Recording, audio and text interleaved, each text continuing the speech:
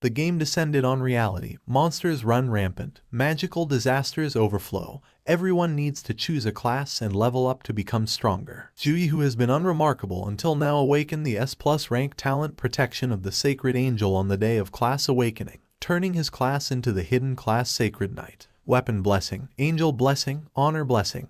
With all sorts of buffs, Jui destroyed the space itself with just his aura. The story starts in the year 2624 from Lijiang's Second City Academy, where the class awakening ceremony is taking place today. The ceremony is going on the same way as before class awakening ceremony. All the students in the academy were standing in a line. In front of them, the headmaster of the second academy, Lu Heng, was also standing, who, looking at all the students, explains to everyone about this ceremony. The first awakening is something that decides the future of a person, in addition to various factors of a person. Do not choose to change your class immediately when you awaken combat classes. Summoners and engineers need large amounts of resources. It's hard for normal people to afford them. Summoners and engineers are some of the abilities that take a lot of resources, so the principal understands them all. All the students get excited after listening to their headmaster because they were all ready for their awakening. One of them wanted to become a berserker so that he could destroy the mash by turning it into a monster, while another wanted to become a pharmacist. Everyone had their own desires as to what they wanted in awakening. And those who wanted weak awakening, some call them cowards, some call them what? Everyone wanted to achieve their desired awakening. Many years ago, a virtual reality game named Eternal appeared in the world. Because of a brand new experience and extreme euphoria from killing that allows people to lose themselves in the game, more and more people entered Eternal. One day, the surface of the world expanded by thousands of times, a large number of secret realm maps descended, and countless monsters and other races surged out. Eternal merged with the real world. Everyone could now level up and change their classes to increase their power and fight back against monsters. And in this world, our MC was transmigrated 1 year ago. His name in this world is Jui. Jui is also standing amidst all these students. He also wants to complete this ceremony and overcome his struggle life, because as soon as he came into this world and before he could understand anything, his mother passed away, and his sister Zhuyun is suddenly affected by a strange disease that cannot be treated by ordinary doctors. He could only barely maintain her life with the low-level priest's help.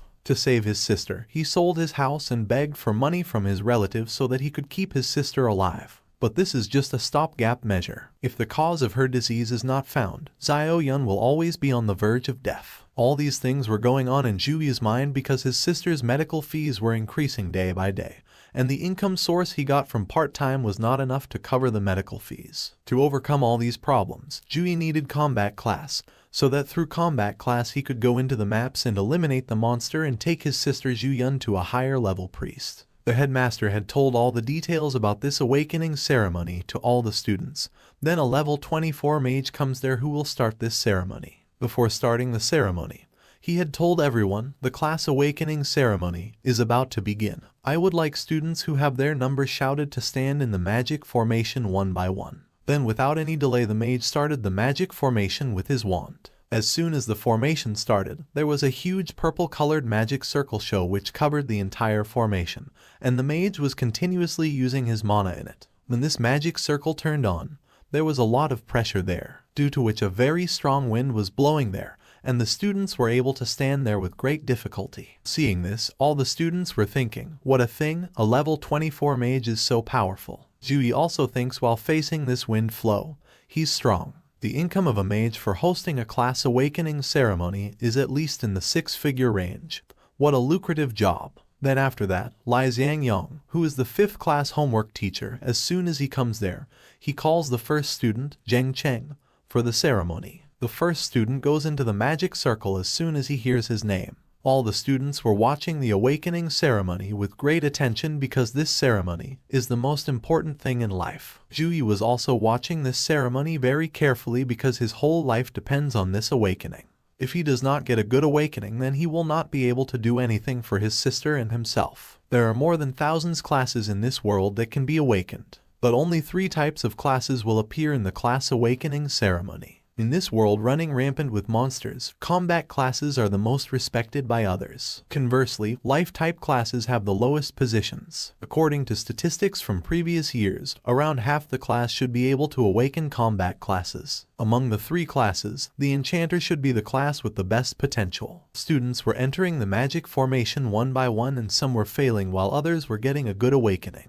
But those who were not getting a good awakening were getting very disappointed because everyone wanted a kind of combat class. 3 types of magical cards were also visible in the magic circle. Pharmacist, Enchanter, and Decomposer were written. Maybe it depends on the awakening of the person. It may also change according to the person. While doing this, many students were called according to their numbers, and finally our MC Jui was called at number 30. Hearing his name, Jui started moving towards the formation. Seeing him, the students of his class were cheering him because he was the representative of the class. It's unfortunate that academic performance and stats are not decisive factors for class awakening.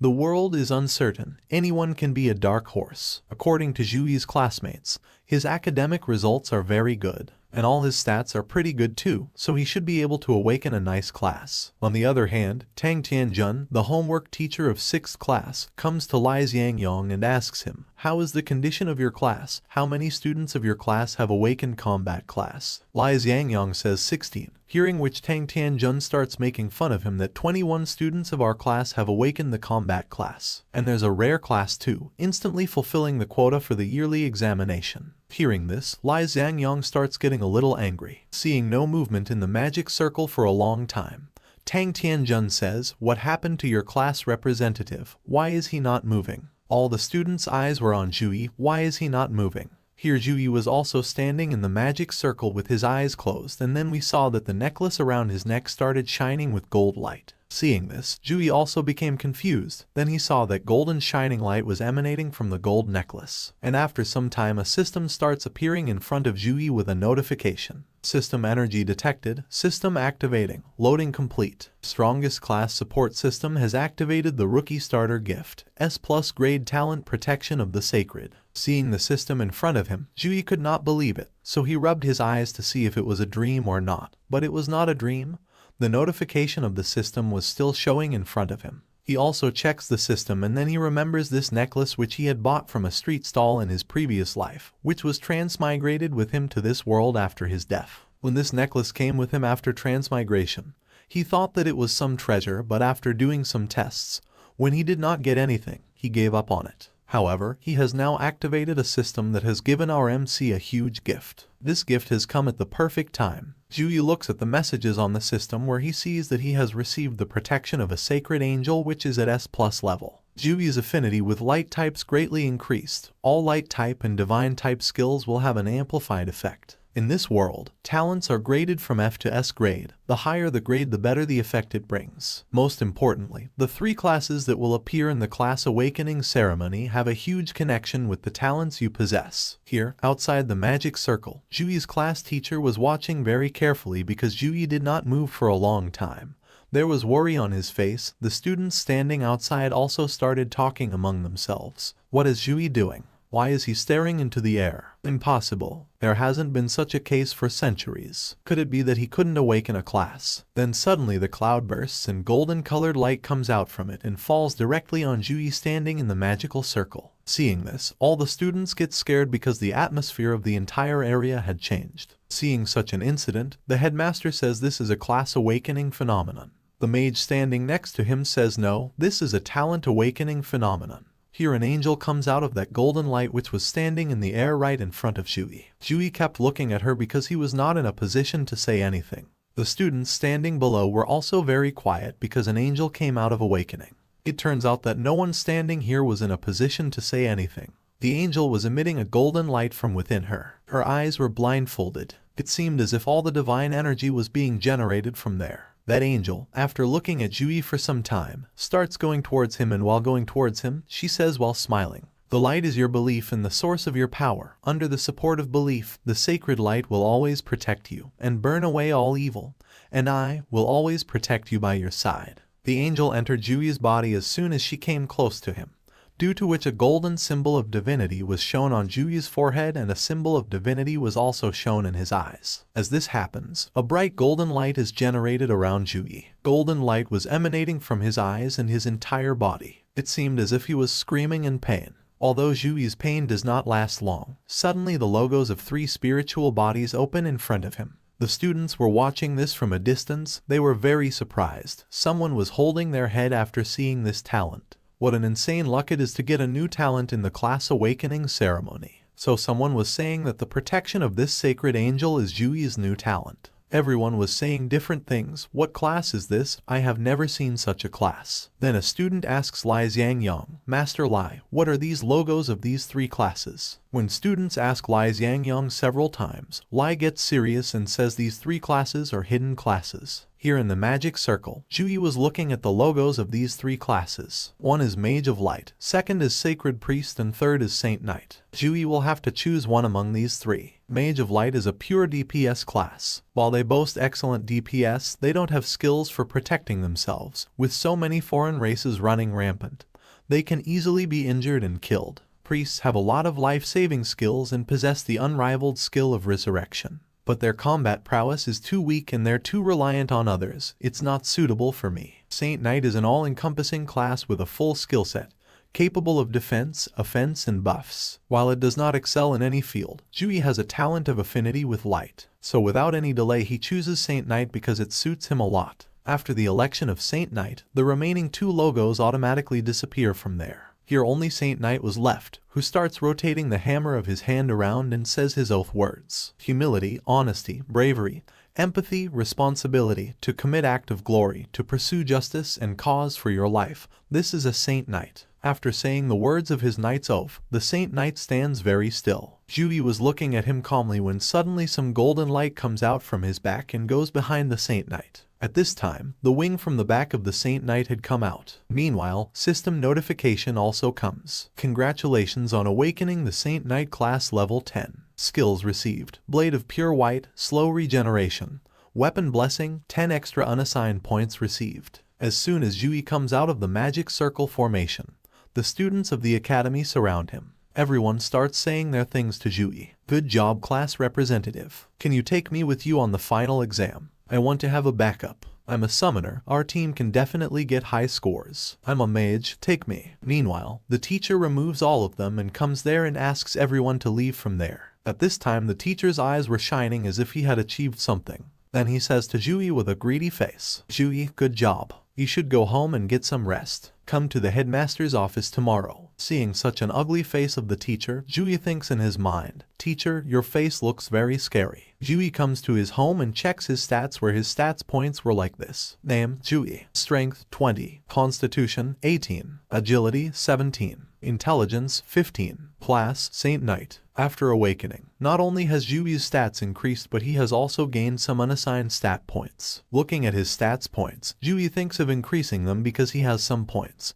So the first option was to increase his strength, the second was constitution, and the remaining in other stats, so that after having enjoy power, he can kill the monster very easily. Juyi quickly uses 6 points in strength, 2 points in constitution, 1 point in agility and 1 point in intelligence. As Juyi's stats increases, energy starts coming out from his body like a steam of golden light. Feeling which Juyi says, I can feel energy boiling within my body. This is the change brought by stat points. It feels great. Due to using the stat point for the first time, Juyi gets a system notification that he has activated the Saint Knight mission. Saint Knight mission activated. Daily mission. Saint Knight's challenge level 1. You can choose 2 of the following rewards by finishing the daily mission for the first time. Reward 1, receive 10 extra stat points. Reward 2, receive Saint Knight skills. Reward 3, receive random Saint Knight equipment. There was also an option of accept and refuse. They could choose either of these. Seeing this mission, Juyi was very curious because from such a mission he will get very high rewards and he could not leave such a good option, so he chooses the accept button.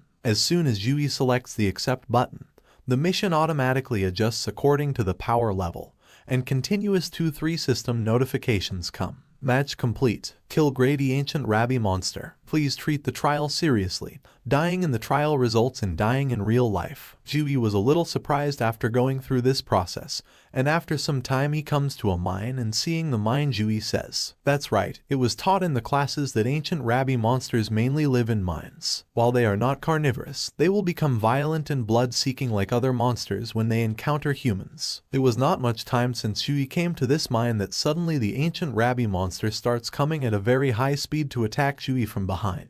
The ancient rabbi monster have low intelligence, their attack method is a roar of rage, and the claws are sharp enough to cut through minerals. Jui had seen the monster coming from behind him. He attacks Jui with his claws. Jui easily escaped from this attack. The attack of the rabbi monster's claws had broken the ground there. Jui escaped the attack of the rabbi monster and went away. Moving away from the monster, Jui thinks that he is facing the monster for the first time, so he will kill this rabbi monster without using any skills. As soon as that monster comes to attack Jui again, he kicks his head and makes him fall on the ground and moves ahead again. Seeing his own power, Jui thinks, "My body is much more agile, and my jumping power is much stronger too because of my increased stats." However, seeing his attacks going waste again and again, the monster had become very angry, and he came near Jui and started attacking him continuously. But Jui dodged each of his attacks and said, "You are so slow, I can see your attack from a long distance." In all this, the monster attacks Jui with his tail, which goes straight into Jui's stomach. Due to this attack, blood starts coming from Jui's stomach. He quickly tries to heal himself. Ding. Slow regeneration level 1 grade C within 30 seconds. Recovers a certain amount of health points of up to 2 teammates in a certain range. Jui says while healing himself, "I got careless. No matter how much I trained in the academy, it's different from real monsters. Even if it's a low-grade monster, I can't look down on it." To destroy this monster, Jui uses Blade of Pure White, which directly hits the monster.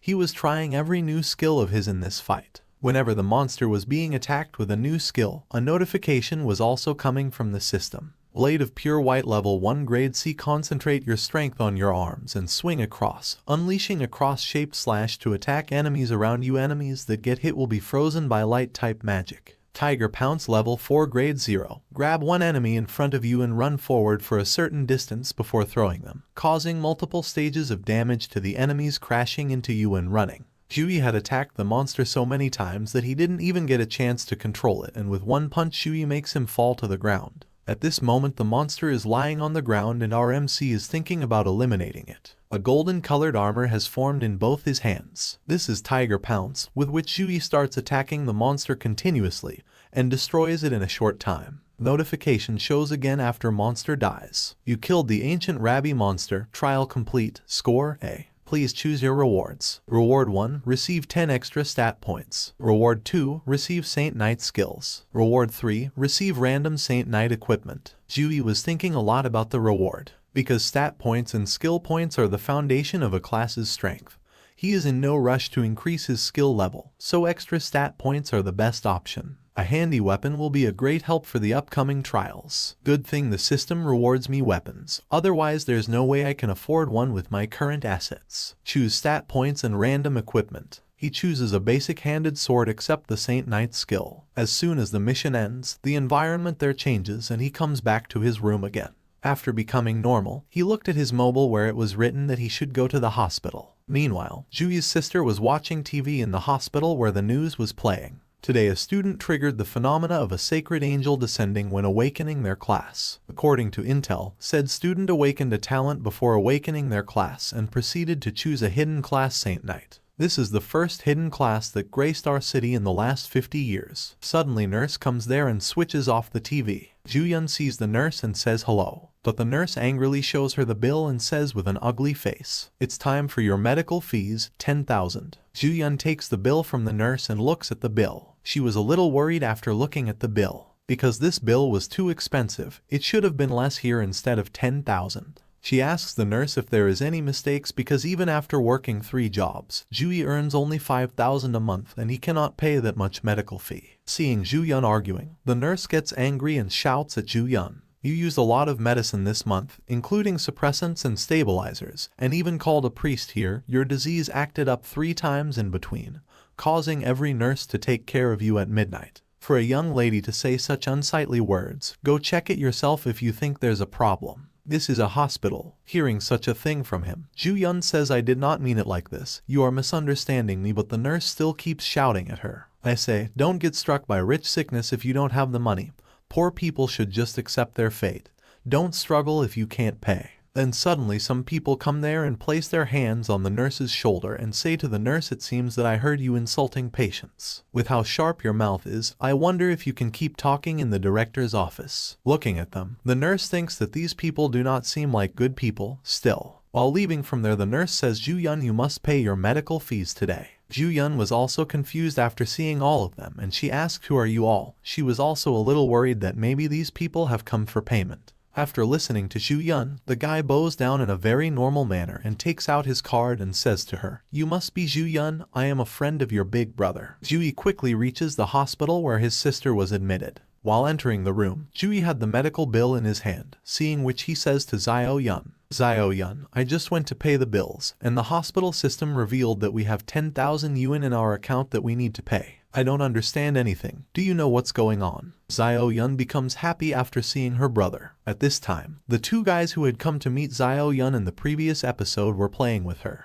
Both of them also turn back and look at Ju-Yi. Looking at both of them, Ju-Yi asks in confusion, who are you guys? Seeing Ju-Yi, one of them stands up and comes to Ju-Yi and introduces himself. Hello, Mr. Ju-Yi. My name is Zhao Wenbing. I am the mayor's secretary, and I would like to discuss some things with you. Zhao Wen moves his hand forward to shake hands with Ju-Yi. Seeing that secretary, Ju-Yi was left wondering, because mayor is the most powerful man in Zhonglai City, and his secretary can sometimes even represent the mayor himself. Ju-Yi thinks to himself, why is someone like him looking for me? Ju-Yi shakes hands with him and says while shaking hands, the patient's room is not suitable for conversation. Let's go somewhere else. Secretary hears this and says, okay. Our hero and Zhao Wen start going out of the room for their further conversation. While going out, Zhao Wen says to the other guy, you stay behind to accompany Miss Zhu. I'm going out with Mr. Zhu for a moment. Hearing this, the other person replies yes. Zio-Yun was playing happily with the other guy. She didn't know that her brother had achieved the hidden class. The news she was watching a while ago was about her brother. Ju-Yi and secretary come out of the hospital and come to a cafe. People were already talking about Ju-Yi in the cafe. A girl sitting in a cafe tells her group friends about it that you saw the news that the hidden class has been revealed in Second Academy. Hearing this, his friends ask who was it.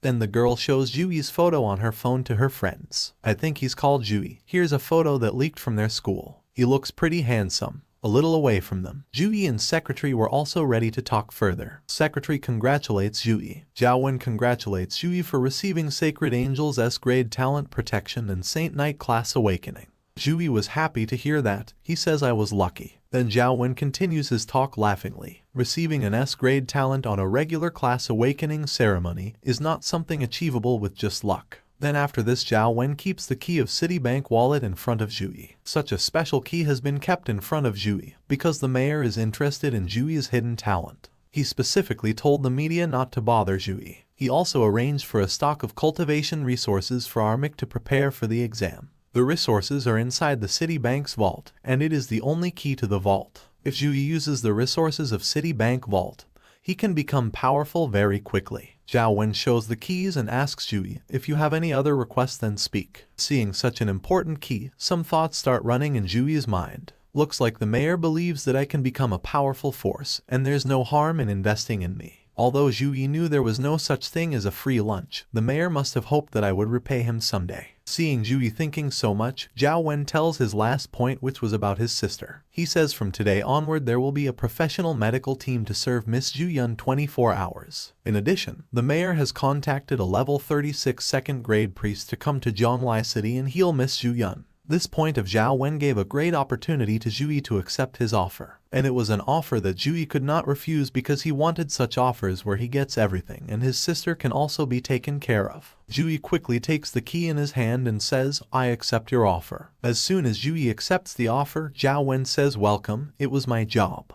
After getting S-grade talent, more opportunities will come to Ju-Yi, but he accepted the first opportunity that came because along with his profit, there was also the profit of his sister in that opportunity which he could not refuse. Then after this, the story shifts to the hospital where Ju-Yi tells his sister about it, hearing which a different happy expression appears on Zio-Yun's face. She happily asks her brother in excitement, bro, you're going to rise to the top. Can I hang on to you like an accessory? Xiao Yun becomes stubborn with Zhuyi, pushing him away. Zhuyi says stop talking nonsense. Focus on your recovery, but Xiao Yun holds him and says that every class has its own exclusive skills. What is your skill, bro? There was a good thing in Xiao Yun's talk, after listening to which Zhuyi starts thinking about his skills. The 3 Saint Knight exclusive skills after I awaken my class are Blade of Pure White for attack, Slow Recovery for healing, and Weapon Blessing for support. Slow recovery can recover life points. I can try it on my sister. Zhuyi starts using slow recovery on Xiao Yun. This makes Xiao Yun feel very good. She feels as if she is receiving a full body massage in a hot spring. After using slow recovery, Zhuyi asks Xiao, are you feeling well? Xiao was very happy to see the change in her body because she was not having pain anywhere at this time. Her hands and legs were moving well. In addition to strength, one of the reasons why Zhuyi chose Saint Knight was Zhu Yun's illness, because Saint Knight counts as a supporter class. It can't heal Zhu Yun, but at least it can reduce her pain. And yes friends, one more thing. At some places Xiao Yun's name is being called Zhu Yun and at other places it is being called Xiao Yun, so don't get confused. It is the same name, just changing it at some places. Zhuyi was also happy to see happiness on his sister's face because he too is doing this only for his family, which is only his sister. Next day Zhuyi is going somewhere in his academy with his headmaster, and the headmaster who is walking with him tells him, a few dozen universities called me yesterday to recruit you. My phone almost exploded. There were even 4 teachers from the top 10 universities. Do your best and try to fight for as many resources as you can. All of these teachers are secondary awakened class holders above level 35. If you are recruited by them, you will receive the best training in the future. Then Zhuyi asks him, which university are those? Headmaster, Rongyang University, Chuannan University,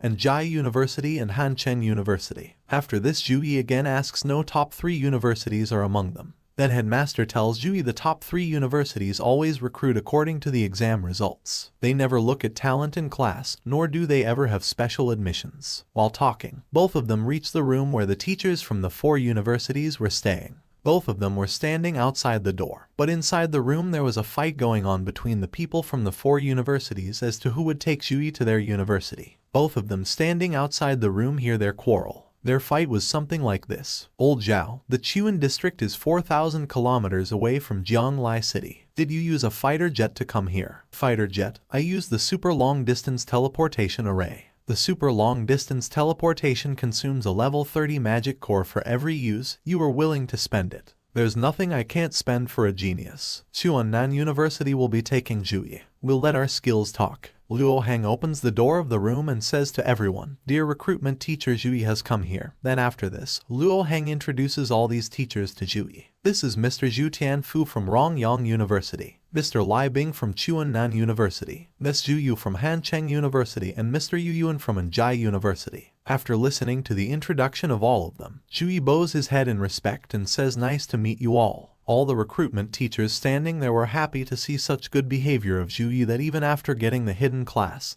there is no arrogant in this boy. This boy is good. However, Zhu Tianfu from Rongyang University says, leave all the other things aside. I will explain about the offer of Rongyang University. Zhu Tian offers Zhuyi that come to our university you will get 2 million yuan and exclusive skill book of 3 Saint Knight classes. This offer of Zhu Tian was so good that it forced Zhuyi to think. He thinks in his own mind. A regular family's monthly income is 6,000 yuan, and Rongyang University offers 2 million yuan in one go, and Saint Knight exclusive skill books that regular people can't even touch. Not even the mayor gave me resources of this level. However, Lai Bing from Chuannan University starts making fun of Zhu Tian on his offer and gives Zhuyi a better offer than Zhu Tian. Mr. Zhuyi, Chuannan University is offering 3 million yuan on admission, 3 Saint Knight skill books a year, with classes instructed by a level 56 tertiary awakened knight. This offer of Lai Bing was better than Zhu Tian's offer, which forced Zhuyi as well as his headmaster to think. Because level 56, that's near the top of the planet, becoming his disciple will bring unparalleled benefits. Both of them were in their thoughts when Zhu Yu also placed her university offer in front of them. Hancheng University does not possess a lot of admission funds, just 2 million. But if you get admitted to our school, I will give you a B-class cultivation resource immediately. As soon as the name of B-class cultivation resource comes, Jui's headmaster quickly looks at Jui and asks him to answer yes because B-class cultivation resources cannot be measured with money. With all those treasures, even pigs can be trained into the strongest of monsters. All the recruitment teachers wanted to hear Jui's decision after making their offer, but Jui refuses special admission to all of them. His headmaster standing next to him had gone completely crazy after hearing what he said. Jui was so angry that she angrily asks why. Then Jui tells her that I would like to take admission in the top 3 universities. Among the top 10 universities, the top 3 are Sukang University, Jingjing University, and Modu University. They are commonly praised as the top 3 universities in the country. They only recruit 1,000 students every year, and their recruitment is not limited to humans. Elves, giants, and other races can enter as well. Other races are naturally stronger than humans, in addition to the countless elites in our country. Entering the top 3 universities is as hard as climbing the heavens. Hearing this from Jui, Jutian starts laughing loudly and then he says angrily, I thought you were a good kid, but you're just an ignorant brat. I've read your profile. You lost too much in your first 18 years and lack the resources to fill them up. You are weak and have low stats. Not only is it difficult for you to enter the top 3 universities with your current strength, but even if you manage to enter, you'll be in the last place, without focused training. That's all you will be for life. While saying this, Jutian was giving the pressure of his internal Kai on Jui. The pressure of his power was so much that Jui was facing a lot of problem in standing. If he had got this pressure yesterday, he would not have been able to stand till now. But he achieved something from yesterday's training, so he is able to stand up to this pressure. Luo Heng quickly comes in front of Jui and he also releases his pressure and says angrily to Jutian, what is the meaning of this, Mr. Zhao? You want to bully my student on my grounds. Zhu Yu, standing at a distance, is watching all this. She sees that Jui is staying in front of Jutian's aura for so long, so she understands that there is something special about this boy. Then after this, Jutian releases his aura and starts leaving from there. Along with him, all the teachers who were there also start leaving, saying their words. Student recruitment not only looks for potential but attitude as well. With such an attitude, he'll become nothing even if he is recruited. I'll leave first. See you next time, Headmaster Luo. I won't prolong my stay since Jui has such high ambitions. Seeing them all leaving, the headmaster stops them and asks them to give this child one more chance. Jui, while leaving from there, also comes in front of Jui and says, you're braced, but Mr. Zhao's words still rang true. There are countless elites in our country, and the other races are stronger than humans innately. Entering the top 3 universities is as hard as climbing the heavens. Jui laughingly answers this, I will prove my power with the result exam. There's 1 more month until the exam. He will definitely be able to raise his strength to a horrifying degree with the help of his system. According to me, he will definitely get into 3 universities. Friends, what do you guys think? Will he be able to get admission in any one of these 3 universities? Write your opinion in the comments. Juyu gets thinking after listening to Jui. It's been a long time since I saw such strong and resolute eyes. It's like I've gone back to the days of fighting in the front line. I've stayed too long in a peaceful place and even my mindset seeks stability. I have a gap with hot-headed young people now. She leaves from there and says her last words to Jui. Very well, I am waiting for your results. We will meet again, Mr. Jui. After this, the story shifts directly after 1 month, where the exam was about to start, and this time the examiner, according to the students, was Demon Yang, and due to the presence of that examiner Yang, all the students were afraid that they would not be able to pass. The students were worried about the examiner because he was the one who had created those dangerous questions 2 years ago, and their district's average score that year was a new low record. Some of them students also talk about Jui, and they all start talking to each other about Jui. Have you heard? Jui rejected special admission. He wants to enter the top 3 universities. No way, that's arrogant. Not even the top genius of a district dares to say they will enter the top 3 universities. How could he? He's going to lose everything because he thinks he's hot shit with a hidden class. An admission fund of millions. I would have said yes. How unfortunate. Suddenly some students look at Jui and they all say to each other, look, Jui has come here. When Jui, who had come to pass this exam, passed among them, a light shining golden color and aura was emanating from his body. Seeing him, some students say it seems that Jui is different from before. He seems powerful. Jui goes and stops right in front of the portal gate. He was very serious because he has to clear the exam and get admission in the top 3 universities. All the students were standing in front of the secret realm portal. Meanwhile, the map of the secret realm opens and it contains all the information about the secret realm. Students must take their exams in the secret realm deep inside the dark forest. Levels are from 10 to 13. Difficulty is easy, hard, and nightmare. In this secret realm, 1 to 5 people are required. Students have also been warned before going into this secret realm because there are cat monsters and minotaurs inside the forest. They are cruel creatures that like eating human flesh. Seeing the details of Secret Realm, there is panic among all the students. They were quite worried after seeing the difficulty of Secret Realm, so they start talking to each other. It's deep inside the dark forest. Will there be a swamp terrain too? Cat monsters are extremely agile, while minotaurs have thick skin. Demon Yang doesn't want us to live. The maximum number of party members allowed represents the difficulty of the map. It was usually 3 people in previous exams, but it's 5 this time. Just then the teacher comes there and shouts to all the students, "Remember to work according to your ability. If you feel any danger in the secret realm, use the return scroll immediately." If these students are killed in the secret realm map, they will be killed in real life too. So the teacher explains to them that you have to save your life even if it means failing the exam. In all these things, 30 seconds time gets finished and the students were ready to leave from here. Hence the teacher says examinee, be ready. And then after this, all the students start getting teleported one by one from there to the secret realm map. While leaving from here, some students had a smile on their face and some had a feeling of fear on their face, but they will have to show their ability by finishing this exam. Within a few minutes, all the students go to the map. Only a few teachers and some students who had come to watch the exam were left outside. Outside, all these people were looking at the people inside the map on the screen. Among them we could see some people whose full details of name and stats were being shown on the screen. First student we see is Sun Kang of class 1 and his role is warrior. He has chosen hard difficulty alone. Second student is also from class 1. Name is Mo King and his role is assassin. He has chosen hard difficulty alone. In the third screen, 3 students are seen who are from class 1 but they have formed a team and have chosen hard difficulty. Their name is Long Fei, Sun Jian, Kang Su and their role is elemental mage and gunsman. And finally the one we were waiting for is our hero whose role we know is Saint Knight but he has chosen the nightmare difficulty alone. And in the last screen some warriors of class 2 are seen whose name was Jiang Wei, Wang Lai, Zhao Tianhong, Yang Erlang. It was a team of 4 people and they have chosen hard difficulty. Their role is archer, fire mage, swordsman, potion master. The students sitting outside were looking at the details of all these. Then we see that a student says to the boy next to him, as accepted of elite class, apart from 2 parties, everyone is giving the exam alone. Solo means you get to hog all the experience and get a higher mark in the E-exam, but risk of death also increases. Only seniors who have an elite class dare to do that. However, suddenly a girl shouts and says, "Look there, it is Jui." They all also see Jui's details on the screen, but at this time, some red-colored eyes were glowing along with Jui's details on the screen. Jui has chosen nightmare difficulty, so they are all very surprised that he alone has chosen the nightmare level. In the midst of all this audience we see Headmaster Luo and Education Director Jan Tao. The education director had his eyes on the screen to see the performance of the students, but what surprised him the most was our MC. Seeing our MC alone in nightmare difficulty,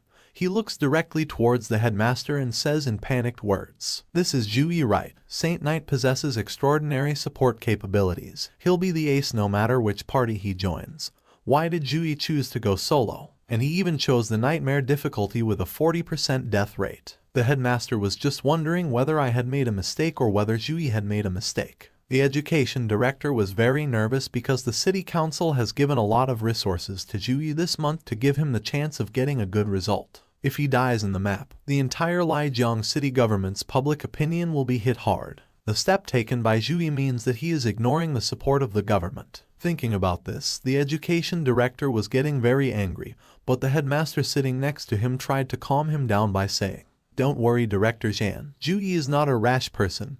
He must have his own trump card." Here inside the map, many bloodthirsty red eyes were simultaneously after our MC. Jui was aware of all of them and to eliminate them, Jui unleashes his weapon. There was no fear in Jui's eyes after seeing so many monsters of nightmare difficulty. It seemed as if he had achieved a lot in this 1 month. However, just then a cat monster reaches full speed to attack Jui. Seeing him, our MC was ready that you have come at the right time. And as soon as the monster comes close to him, he kills the monster right there in 1 attack with his weapon. Our hero's weapon is not a sword but a single blade axe, which was of bronze 2-star. Dual-handed polearm weaponry. It increases strength by 7%, and after equipping it reduces agility by 2%. When our hero was killing this monster, a divine gold-colored aurora was coming out from the sides of his body, and the passion to do something was visible in his eyes. After killing this monster, Jui was standing there with very angry eyes. There was blood on his face, but he wants to go to the best university, so he will have to do more than this. Meanwhile, we see some stats of Jui in which his strength was 45, constitution was 51, agility was 43, and his intelligence was 52. Seeing them, Jui thinks in his mind, "In 1 month I reached level 10,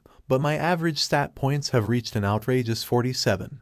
Equal to level 13. Even in the entire Sukang district, I can enter the top rankings of examinees." It had been a long time since this one monster was killed, but we saw that there were many monsters following Jui who were not coming out of fear after the death of one of their companions. Therefore, Jui decides that he will go and kill them himself, and he rushes towards all of them at his full speed. Jui also quickly applies level 4 weapon blessing on his weapon, which was of grade C. Condense holy light increases the attack power and accuracy of weapons for teammates within a certain range. After this, friends, Jui starts cutting all those monsters one by one like carrots and radishes as if he is playing with them. Under the S+ grade talent protection of Sacred Angels effect, the Saint Knight exclusive skill weapon blessing was enhanced too. The strength of a single bladed axe was increased by 21 points. Other students must be jealous of Jui having such a powerful buff, since the university exam limits your weapons to below 3-star bronze, but the axe in Jui's hand has the same effect as 5-star bronze after buffing.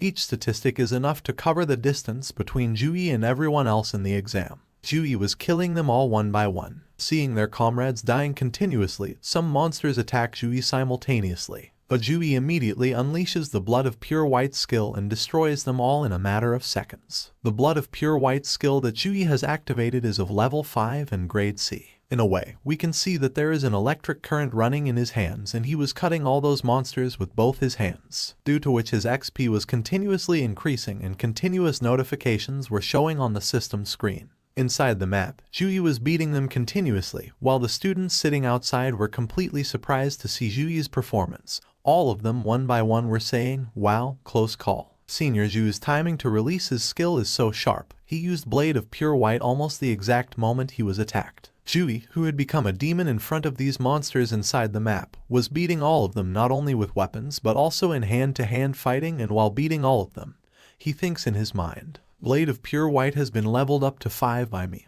It mass powerful light element damage under protection of Sacred Angel buff. It can instantly kill any low-level monsters." Jui destroyed all the monsters that came in this round. Out of them, the one that was left, Jui directly killed it by attacking it with a lightning attack on its stomach. The spectators sitting outside start shouting with joy after seeing the performance of our MC. They all shout out their words one by one. "Incredible. Senior Ju is dominating. I've seen single-bladed axes in trade centers before. It's really heavy, but Senior Ju looks like he's playing with it. Did he add all his free points into strength?" Then a teacher says, "No, look carefully. Jui's speed is more than those cat monsters. Not just speed, he releases his magic rapidly too, and it's powerful as well. His intelligence stat is definitely not low. The angle to unleash his axe, the control of his speed of attack, the strength behind his slashes are all well managed. It's like he's a combat genius." And friends, in this manhwa, the intelligence point shown in the system window is used to increase the magic power. All the students start looking at the screen very attentively after listening to the teacher. Teachers of every class were also watching this performance of the students. We also see the teacher of class 5 who was watching Jui's performance. Looking at his face, it seems that he is a little worried, but a teacher sitting with him was getting very irritated after seeing him.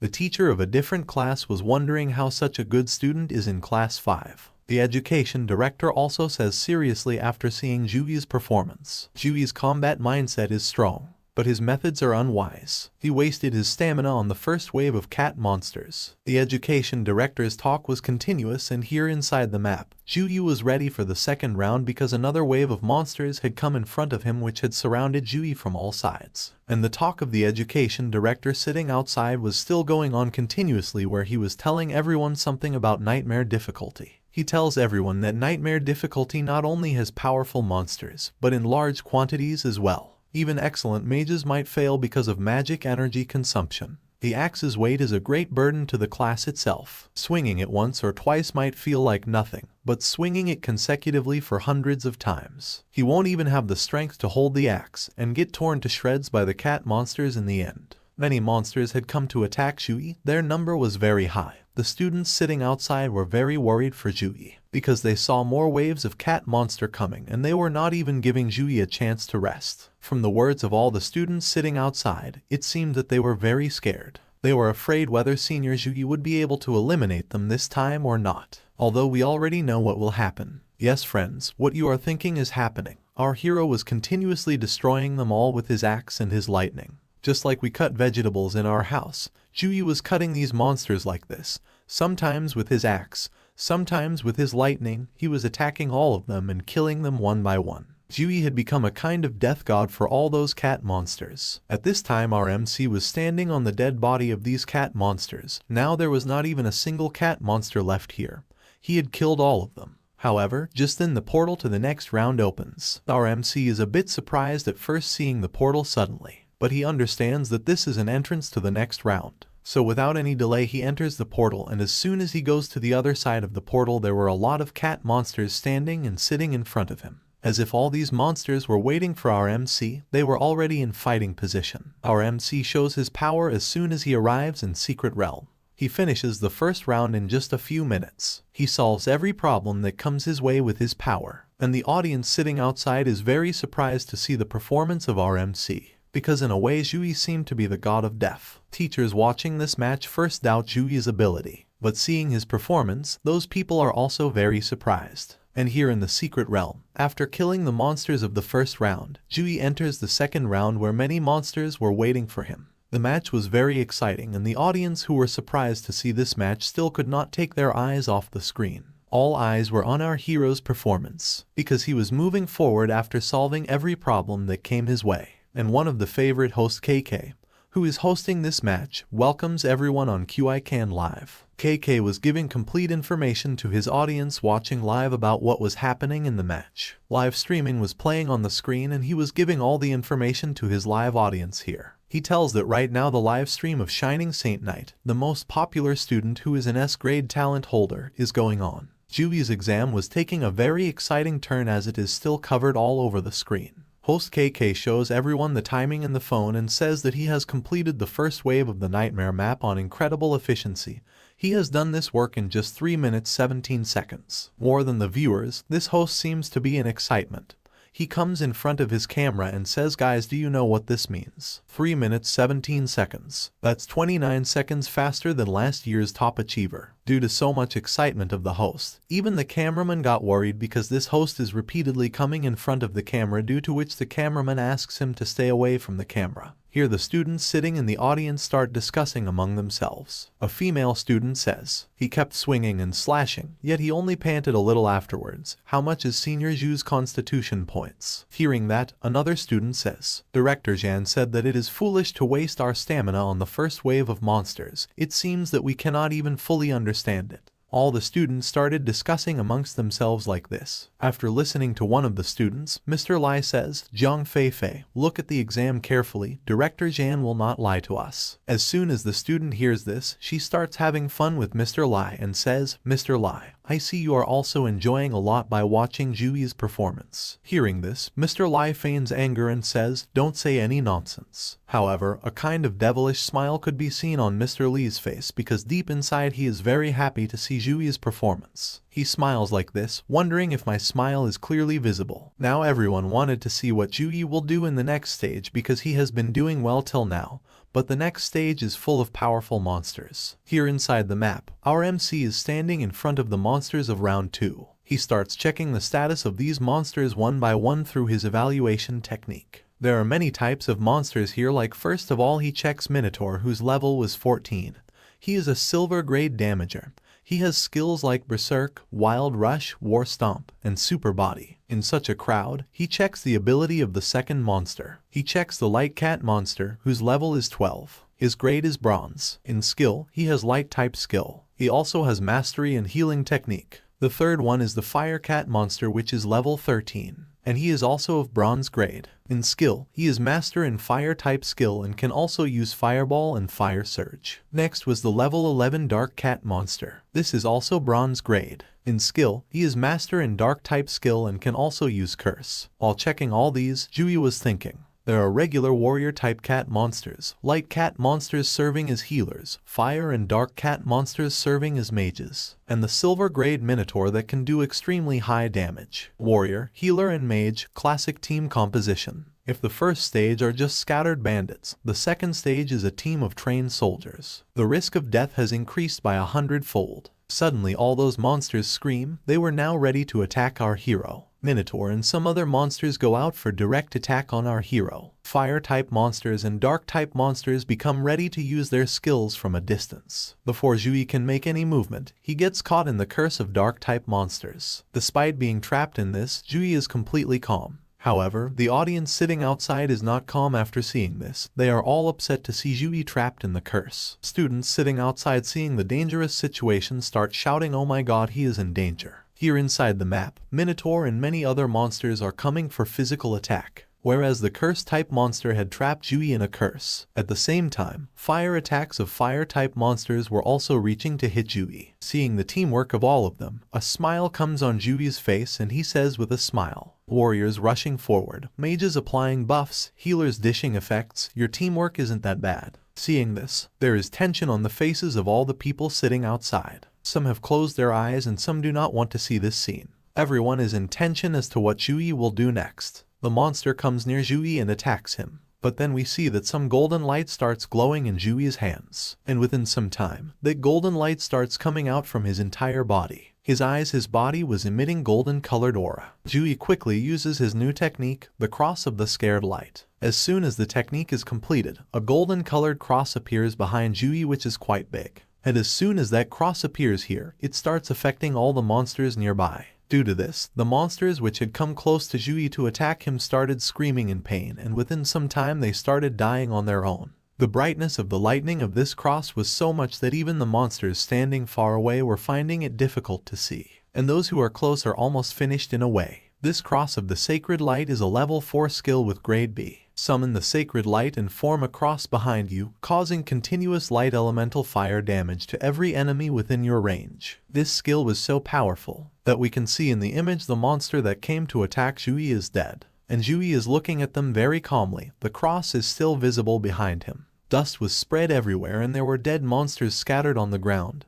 That too without any fight. Jui has destroyed all the monsters that were here, only Minotaur is left. Seeing such a powerful performance of Jui, there is chaos in the audience and they all start discussing among themselves. He's powerful. All the low-level monsters were killed instantly. Who told me Saint Knight is a support class? Education Director Jan is also very surprised to see the performance of our hero because he cannot believe his eyes that Jui has used grade B skills. He says in surprise, it's a grade B area of effect skill. Similar to talent, skills are categorized by grade. From lowest to highest, there are 7 grades in total. The higher the grade, the more powerful the effect, and the harder it is to obtain. Director Jan is more worried about how Jui got this grade B skill, because the resources the government gave him could only provide a grade C skill at best. How did Jui have a grade B skill? He understood that Jui is not as simple as he seems. He has a secret. Here inside the map, after killing everyone, Jui is just looking at a Minotaur monster standing in front of him. Because all the monsters of the second round are dead and only this Minotaur monster is left. Our MC points his axe towards him and says, "You are the only one left." He has a smile on his face while saying this, because our MC gave him an open challenge to come and attack me. Even if he is the only one left, the monster cannot tolerate this insult. He uses all 3 of his skills. He uses Berserk and Superior Body to perform a direct War Stomp attack on the ground. The power of the Minotaur's War Stomp skill was increased by the simultaneous use of Berserk and Superior Body. As soon as such a powerful stump hits the ground gets divided into 2 parts, but our MC easily escapes from it. However, the monster doesn't even want to give our MC a chance to recover. Therefore, he comes very close to our MC by using the Wild Rush skill. Being under Superior Body effect, no attack can interrupt the Minotaur's Wild Rush. However, before the Minotaur can make any attack on our MC uses Air Slash with his axe. This attack of Jui was so powerful that the way the Minotaur came close to him, he was moving back due to the pressure at twice the speed. Before the Minotaur can control himself from the first attack, Jui comes near him and attacks him with the blade of pure light. Till now this monster has been hit by 2 attacks, but due to berserk and superior body effect, those attacks could not do any harm to him. Jui had understood that its body was of thick skin, so he quickly came and attacked the monster with his axe. This attack of Jui was so powerful that even the superior body of the Minotaur could not handle it.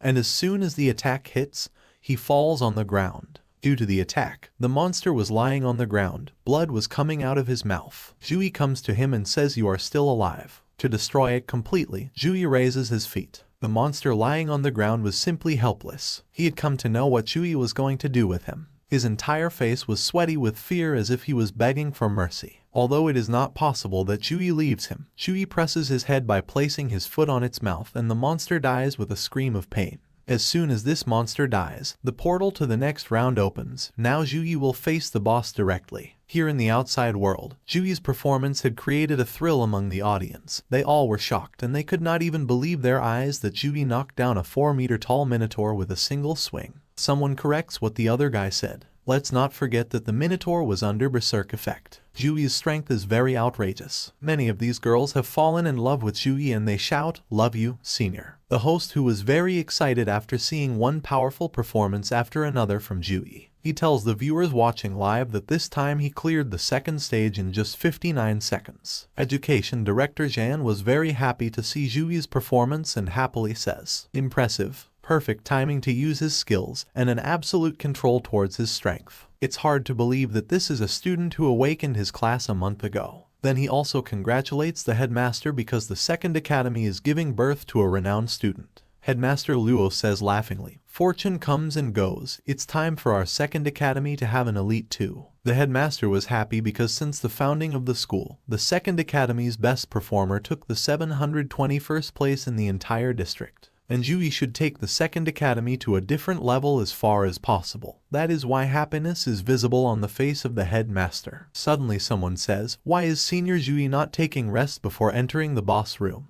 On hearing this, the eyes of the headmaster and education director go to the screen. Seeing Jui entering the boss room, the education director says angrily, "Outrageous. If he lost any advantages because he didn't recover his status properly, that will be a huge loss." Seeing the education director angry, the headmaster tries to calm him down and says that Jui must have some reason for this. Let's be patient. As Sukang district is a heavily populated district brimming with talent, everyone who wants to enter the top 100 will choose the solo nightmare difficulty. Under the same difficulty, to become the top performer. To come into top 100 you must pass within the shortest time. Here inside the map, Jui had reached the boss room. Seeing the humans in front of him, the boss was not very happy. He said angrily, "Humans, how dare you step into my place?" Jui quickly checks the monster's stats by using the evaluation skill, where the status of this monster starts showing.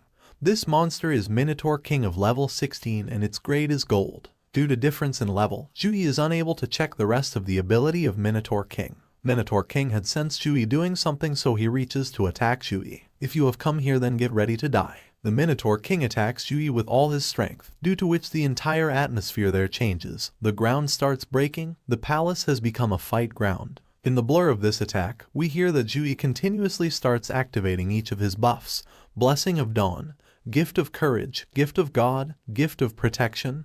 Whatever he had, he activates all the buffs. The Minotaur King tries to find Jui everywhere. Then Jui says, "Little cow, I am here." After activating all the buffs, Jui had come into the initial form of Saint Knight. Jui's form is amazing to look at. Seeing this form of Jui, Minotaur King was very angry. He was grinding his teeth in anger. Then without wasting any time, Jui comes to attack the Minotaur King. Seeing Jui coming, the Minotaur King becomes more angry. His eyes become red with anger, as if he will kill Jui with his stare, and here Jui gets ready to attack with his weapon. With all his might he attacks the Minotaur King with an axe. However, Minotaur King blocks this attack with his hand. At the same time, Jui is giving full force in his attack, but Minotaur King is not harmed by his attacks, rather he is blocking his attacks. While performing such a powerful attack, Jui thinks that even a 4-buffed axe is not able to pierce his flesh. At this time, our MC is very tired because the form he has evolved in is consuming a lot of energy. However, such a long effort pays off for our MC as he manages to pierce a small part of the Minotaur King's body. He gives a slight scratch to the Minotaur King's palm, due to which the Minotaur King screams. He was very fed up with this little game, so he attacks our MC with his weapon so that he can kill our MC as soon as possible and end this game. However, our MC dodges this attack very easily. Every attack of this Minotaur King is very powerful, because wherever its attacks are hitting, the entire area is being destroyed. Due to the attack, there is dust there and Jui is moving backwards after avoiding the attack of the Minotaur King, when suddenly the Minotaur comes with more speed and attacks our MC with full force. This attack is so fast that it doesn't even give our MC a chance to control himself, and it hits him straight in the stomach. As soon as that attack hits him, due to its force he starts going far away. He broke 4-5 pillars and crashed into a wall. This attack was so powerful that it forced our MC to think that it was good that I had Saint armor to protect me. Otherwise this attack would have definitely broken some of my bones. However, our MC is not worried about the damage at this time, because that's what he wanted. He knew what to do after this exchange trading blows. He didn't let this attack hit him without any reason. He immediately uses his next move, Spear of Victory. As soon as it is activated, many divine light spears from the sky are ready to hit the Minotaur King. This move, Spear of Victory of Jui, is level 3 grade C technique. Using this technique you can throw a spear made of condensed divine light. The enemy it hits will receive high damage. All around Jui, spears made of divine light come to attack the Minotaur. The Minotaur standing below is just watching it. And after some time, all the spears start coming to hit the Minotaur King. The Minotaur King started destroying all those spears made of divine light through attack. He knows that if even one attack hits me, then other attacks will also take advantage of this and hit me, so he was not letting even a single attack come near him. Till now, not a single attack of Jui had hit the Minotaur King, seeing which Jui had understood that the Minotaur was more powerful than him. He is above Jui in terms of strength and constitution. It's impossible to overpower it with strength. And Jui does not want to exhaust Minotaur King and eliminate him, because if he does so then it will be impossible for him to get the first position. With such attacks, the Minotaur King can be killed slowly by tiring him, but this process will waste a lot of time. So this option is not beneficial for Jui. He felt that the examiner will not put the students in such a dead end from which it is not possible to get out. There must be multiple ways to get out of this. Even thinking all this, Jui continued his attack and Minotaur King was still undamaged at this time. He hasn't been hit by a single attack yet. Although this fight is going on for a long time, Jui recognizes some weaknesses of Minotaur King. He notices that when he is attacking Minotaur King, his speed has reduced compared to before. Our MC had understood that attacking it rapidly from multiple angles will put it in a tough spot. Therefore he increases the speed of his attacks. He makes some attacks on his knee which hits his knee. Jui has been fighting in this form for a long time. Hence the warning of low mana comes in his system. The system tells him to refill the mana immediately. But Jui doesn't pay attention to this right now, because apart from agility, Jui has also found the second weakness of Minotaur King, and his second weakness is resistance. Our MC takes advantage of these two weaknesses and starts attacking him continuously. Because of those attacks, Minotaur King is brought to his knees. The Minotaur King has higher endurance and life points, but it was more affected by damage and negative effects when it was attacked. So our MC needs to release multiple high damage skills at it in a short period of time. Because this is the time when he can bring this fight in his favor. This is his last chance. Thinking this, Jui attacks Minotaur King simultaneously, and Minotaur King, sitting on his knees on the ground, is just screaming. All the attacks go at full speed and collide with Minotaur King. As the attacks collide, golden-colored explosions start happening there. Only golden-colored light is shining there, and from that light the sound of Minotaur King's screaming is coming. Jui's powerful attacks have again reduced his mana. His mana can end at any time. That's why Jui wants to end this fight as soon as possible, for which he thinks of the last attack. But the last attack will require precise control over the timing of releasing the skill. Thinking this, he started going towards Minotaur King for the last attack. While moving towards him, he had many dilemmas in his mind. If my last attack does not work properly, I will fail the exam because I ran out of mana before I killed the Minotaur King. Our MC was not thinking of using a large attack to eliminate the Minotaur King, but he will have to do so, because this is his last chance. So he quickly takes out his sword and launches a powerful attack on the Minotaur King. Jui attacked with all the strength he had left, due to which the Minotaur King's body was cut into 2 pieces. As soon as the Minotaur King dies, our MC clears this nightmare difficulty dungeon, and at the same time he gets a notification from this world. Congratulations on completing the nightmare difficulty Deep Dark Forest dungeon. In the notification, congratulations are written to our MC for clearing this nightmare difficulty deep dark forest dungeon. Our MC has completed his college entrance exam by clearing this dungeon in 9 minutes 24 seconds. Here our MC is very tired after fighting this fight, and then another notification comes in front of him which is enough to surprise him. It is written in that notification that your clearance has been graded as SSS. Congratulations on becoming the first place of clearing this map. He is very surprised after reading this notification that first place. Is it confirmed that I will become Sukang District's first place? Our MC is very happy after seeing his new record.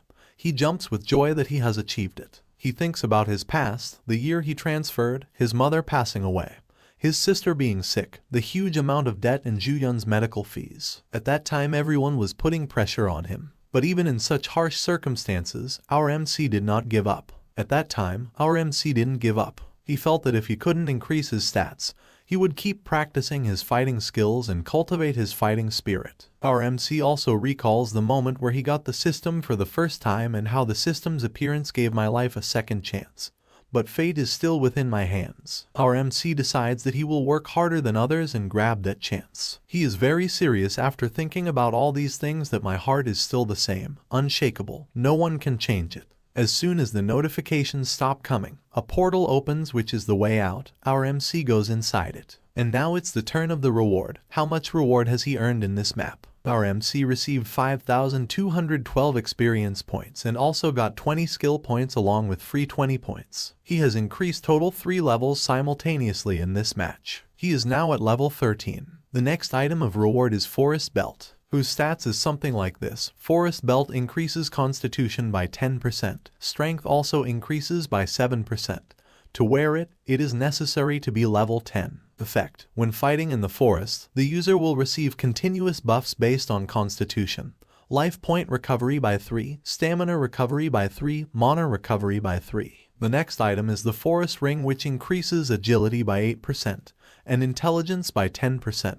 And its level requirement is also level 10. The next item is Wild Strawberries, which recover a small amount of mana after consuming. And the last item is Minotaur King card, which is a gold grade card. This card increases item strength by 20% after enchanting. As soon as Jui comes out of the portal, he hears the audience shouting, who are shouting and welcoming Jui. Girls are telling him I love you. Some have considered Jui as their god, so some are saying that Jui is very amazing. Everyone is saying their own thing. Among these, many people have considered Jui as a god. Seeing all this, Jui was stunned. He could not understand what had happened to all these people. Then he sees some people coming towards him. He looks towards them where the headmaster and the education director were coming towards him smiling. And some people are continuously taking photographs of Jui. These are media people. Then the headmaster laughs and tells Jui, solo clearing the nightmare difficulty within 10 minutes.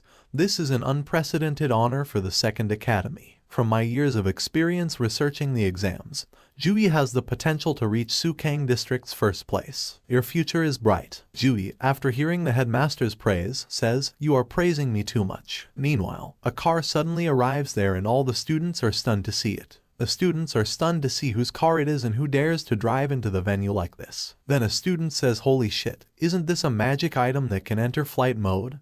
The S400. The car that is worth a house in the capital S400. All the students are shocked to see this car and say that yes, this is the same car. Then the education director invites Jui in the car that it will take minimum 3 days for the result to come.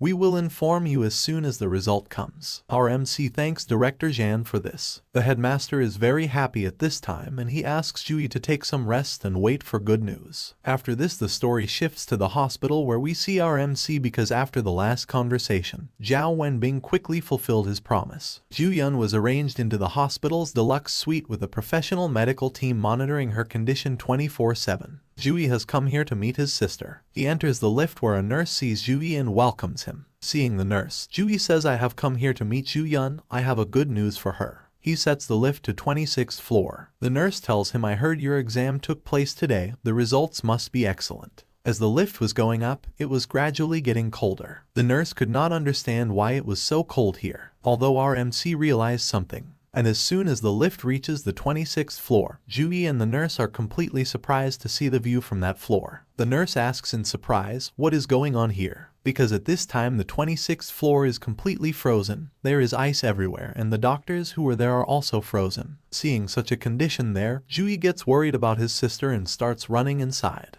The nurses stop Jui, but as soon as she slightly takes her hand out of the lift, she also freezes there. Jui breaks the frozen door and calls out his sister's name, but he is immediately surprised to see the sight inside. Jui sees an ice dragon there. This ice dragon is in spirit form, which is coming out of his sister's body. At this moment, the entire room is frozen and his sister is screaming in pain. A healer doctor nearby is trying her best to heal her. Our MC completes his tasks by defeating the dungeon boss of Nightmare difficulty, and he became the first solo player to defeat the boss of Nightmare difficulty. After completing this mission, our MC silenced those people who were not considering him worthy of 3 best universities. Our MC then goes to the hospital to tell the good news to his sister, but on reaching there he saw that his sister was in a little trouble due to her bloodline. As soon as our MC reaches the room, he sees an ice dragon in front of him, which has come in spirit form from his sister's body. That spirit form dragon has frozen the entire room, and all the doctors present here were also frozen due to it. And his sister is writhing in unconscious pain on the bed. Seeing that spiritual dragon, our MC is unable to control himself. Seeing his sister writhing in pain,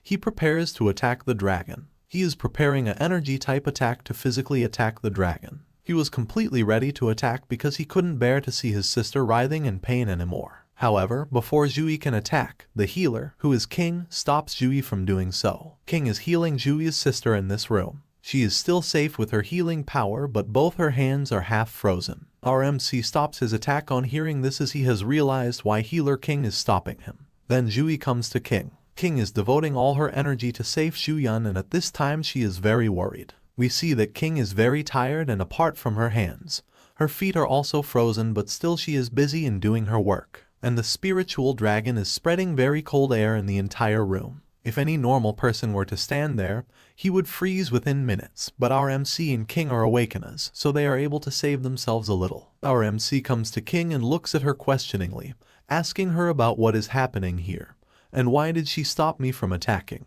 King, who is still busy in her healing, tells our MC that if we attack carelessly, Xuyun's heart will shatter. Then our MC asks why there is a dragon here because he has also seen this dragon for the first time. Then King tells him that Xuyun's cold disease suddenly ignited and froze all the people in ice. At this moment we can see the tiredness on King's face. She has been trying to control Xuyun for a long time, but looking at her it seems that this will not last long. So she tells our MC that the best I can do right now is to stop the cold coming out of this floor. You should hurry up and get out. After listening to her, Jui becomes emotionally serious and says, then what will happen to Xuyun? And yes friends, sometimes our MC's sister's name will be Jui and sometimes it will be Xuyun, so don't get confused. And the name of our MC will also change somewhere, just like his name is Jui now and somewhere else it will be Xuyun. Then King gets disappointed and says, Jui, without a high-level priest, I can do only this much. Seeing King's disappointment, Jui has understood that she will not be able to do much. Therefore he himself moves forward to secure his sister. He uses all his skill points from the system to upgrade slow recovery. As soon as all the skill points of our MC are used to upgrade the slow recovery skill, level 4 slow recovery is instantly enhanced into level 10 slow regeneration.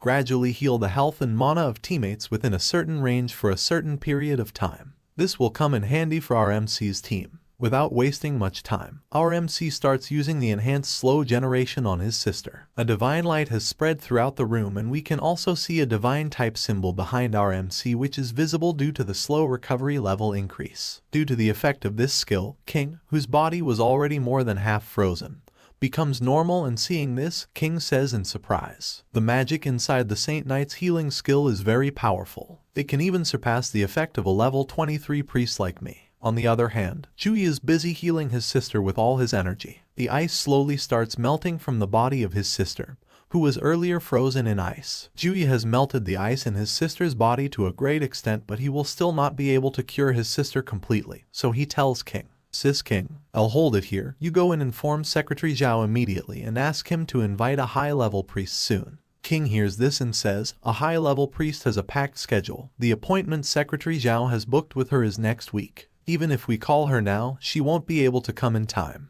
Then our MC looks at her and says in serious words, "All you need to do is tell Secretary Zhao that, if he can call a high-level priest here, I promise to do one thing for him unconditionally in the future." King hesitates at first after hearing this, but later she leaves the room saying, "Okay, I am going." Inside the room, our MC is busy taking care of his sister's safety. The burst of cold is something that Xiao Yun has experienced every night for the past year. Under the influence of the cold aura, she would suffer intense pain across her body. Our MC knew that the cold was becoming more severe recently, but he didn't know that it was enough to influence the outside world. A lot of time has passed since Yui started doing this, and gradually with the onset of darkness the building is also starting to freeze. Inside the room, our MC has also been engulfed by ice. A thin layer of ice has started forming on his body, and it looks as if his power can end at any time. Although he is still saving his sister through slow recovery, and the target of the spiritual ice dragon was only our MC at this time. Looking at it, it seems that it has targeted our MC completely, and because of this, the power of our MC is continuously decreasing. However, suddenly a green energy ball arrives there and attacks the dragon. That energy ball starts attacking that ice dragon continuously, due to which the dragon is getting pain, and the same thing is happening to Zhu Yun too. Because of the dragon getting hurt, Zhu Yun is getting pain from it. Seeing this, Zhu shouts angrily and says, "Stop, don't touch her." However, just then that energy ball hits our MC directly in his stomach, due to which he falls far away from the dragon's range. Then we see a high priest lady who, after driving Zhu away, asks the dragon to come towards her. The ice dragon was very angry because of her attack, so without any delay he comes to attack the high priest. Although the high priest is already ready, she attacks the dragon continuously with her weapon as soon as it arrives. Her attacks seem to be of a spell type. Wherever she is attacking, that area of the dragon is being captured in a spell. The spiritual ice dragon was simply helpless after being captured by that magical spell. It was completely captured by those magical spells and was unable to move. Now only the mouth is left of that dragon, which is also captured by the priest lady. That dragon is trapped in those spells, but its anger can be detected by its eyes. However, she gives her last strong attack on the dragon and sends it back into Zhu Yun's body. As soon as the dragon enters Zhu Yun's body, her condition becomes normal again, and Zhu Yi is also happy to see that she is finally cured. Then the high priest lady uses her power to melt the ice on the entire floor again. Then the high priest looks at Zhu Yi and says, "You must be Zhu Yi, I have heard about you." After fixing everything, the high priest tells her name. "My name is Chui Lainao, King Yun City level 35 secondary awakened priest." Hearing this, Zhu Yi says, "Nice to meet you, Miss Chui." Then Chui says, "Director Zhan specifically asked me to treat your sister in advance." However, some other things were also going on in Chui's mind regarding Chui. That if Director Zhan hadn't told me that this person had a chance to take first place, I wouldn't have broken the rules. Seeing Chui fighting the cold for so long, she had decided that Director Zhan had not lied to me. After this, Chui asks Chui about his sister's disease and also asks whether it is curable or not. Then Chui tells him, cold energy seeps out and solidifies into a form. This is a sign of awakening of the bloodline. On hearing this, our MC gets completely surprised and only 2 words come out of his mouth, bloodline awakening. Then the high priestess tells him about the bloodline awakening. When the Eternal game first appeared, a lot of players chose their characters to be other races such as elves, giants, demons, and more. When the game merged with reality, those players received the traits of those bloodlines. People with elven bloodline have greener eyes and longer ears. Humans with giant bloodlines can grow to a height of 3 to 4 meters. For the past 200 years, those players married humans, and after their blood got diluted over the generations, they gradually lost those traits and power, except for a special condition, bloodline awakening. The High Priest also tells our MC that the bloodline awakening can bring misfortune as well as fortune. A successful awakening means they can control the power of other races, and their level and learning ability will also be multiplied. But if they fail, they will either be paralyzed or die on the spot. After telling all this, the High Priest tells our MC some important things about his sister's awakening. Like Zhuyi's sister is suffering from cold because her body is not able to handle her bloodline. Also, after seeing Zhu Yun's dragon, the High Priest told Zhuyi that his sister's bloodline is a rare freezing bloodline. Therefore, if Zhu Yun wants to carry forward this rare bloodline, she will have to change her constitution. So the High Priest tells our MC about the freezing lotus treasure, which can change the human constitution. However, the treasure she mentioned is a very rare treasure, because the last time that treasure appeared was at an auction 30 years ago, which was bought by an unknown person for 1,300 million. After this, while leaving from here, the high priest tells some last things about Zhu to our MC.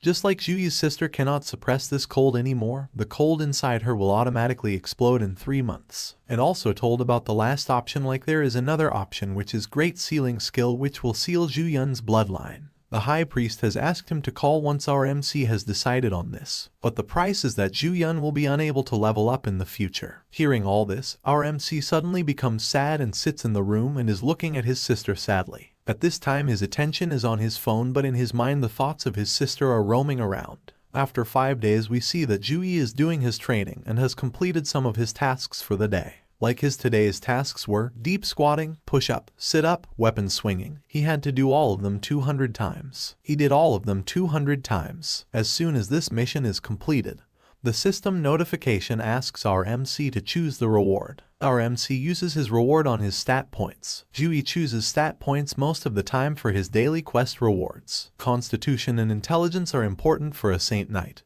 but he cannot ignore other stats either. So he uses the 2-3-3-2 method to distribute his points across 4 stats. Only through balanced development can he reduce his flaws. However, then another notification comes in the system. This notification is exam result announced notification. In this, our MC has got first place in Sukang district exam and the reward will be given as per his result. As soon as this notification comes, our MC starts getting rewards one after the other. Our hero gets a lot of rewards, such as he has got the level S divine skill of God Hand, and also got the S grade divine item, the one-time mystery skill of exorcism, and also the A level rare skill punishment of light. Also got 30 free stat points and 30 skill points. Due to our MC getting the first place, his news is being shown in every news, where the news anchor is telling about the first place winner, and at this time our MC is being called by the name Black Horse. It is being shown in the whole news that Zhonglai City has got the first place. Our MC is also discussed in the headlines of the newspapers because despite being level 10, our MC achieved the first place, which is a shocking news. Because when our MC entered the secret realm,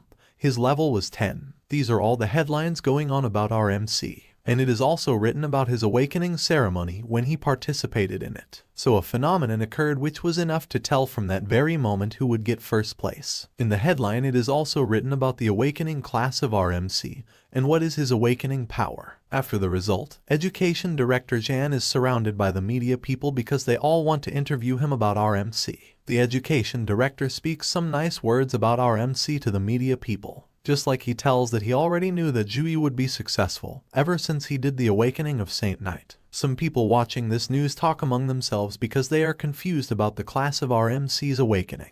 They can't believe that the person who got first place is Saint Knight because they think Saint Knight is a support class, so how did he get first place? The people who are talking among themselves are students who are sitting in a group, and after listening to each other, they are giving their own opinion. The second one, after listening to the first one, says, "Don't lie to me. It takes a long time for a Saint Knight to clear a realm alone." Some other people are also sitting at some other table and they are also talking about our MC. One shouts, "Level 10 alone cleared the Nightmare Realm. Are you kidding me? Did he cheat?" However, at this time a girl takes out her phone and shows them the recording, saying that I have the recording and whatever he has done is real. Seeing the performance of our MC in the recording, everyone gets surprised and starts saying in confusion, "So powerful, why does it feel like the Holy Cross is more powerful than a high-tier mage's fire magic? Weapon blessing, gift of God, blessing of courage. Can someone count how many buffs he has for me?" Meanwhile, we see a young man who is completely red. His hair is also red. His clothes are also red.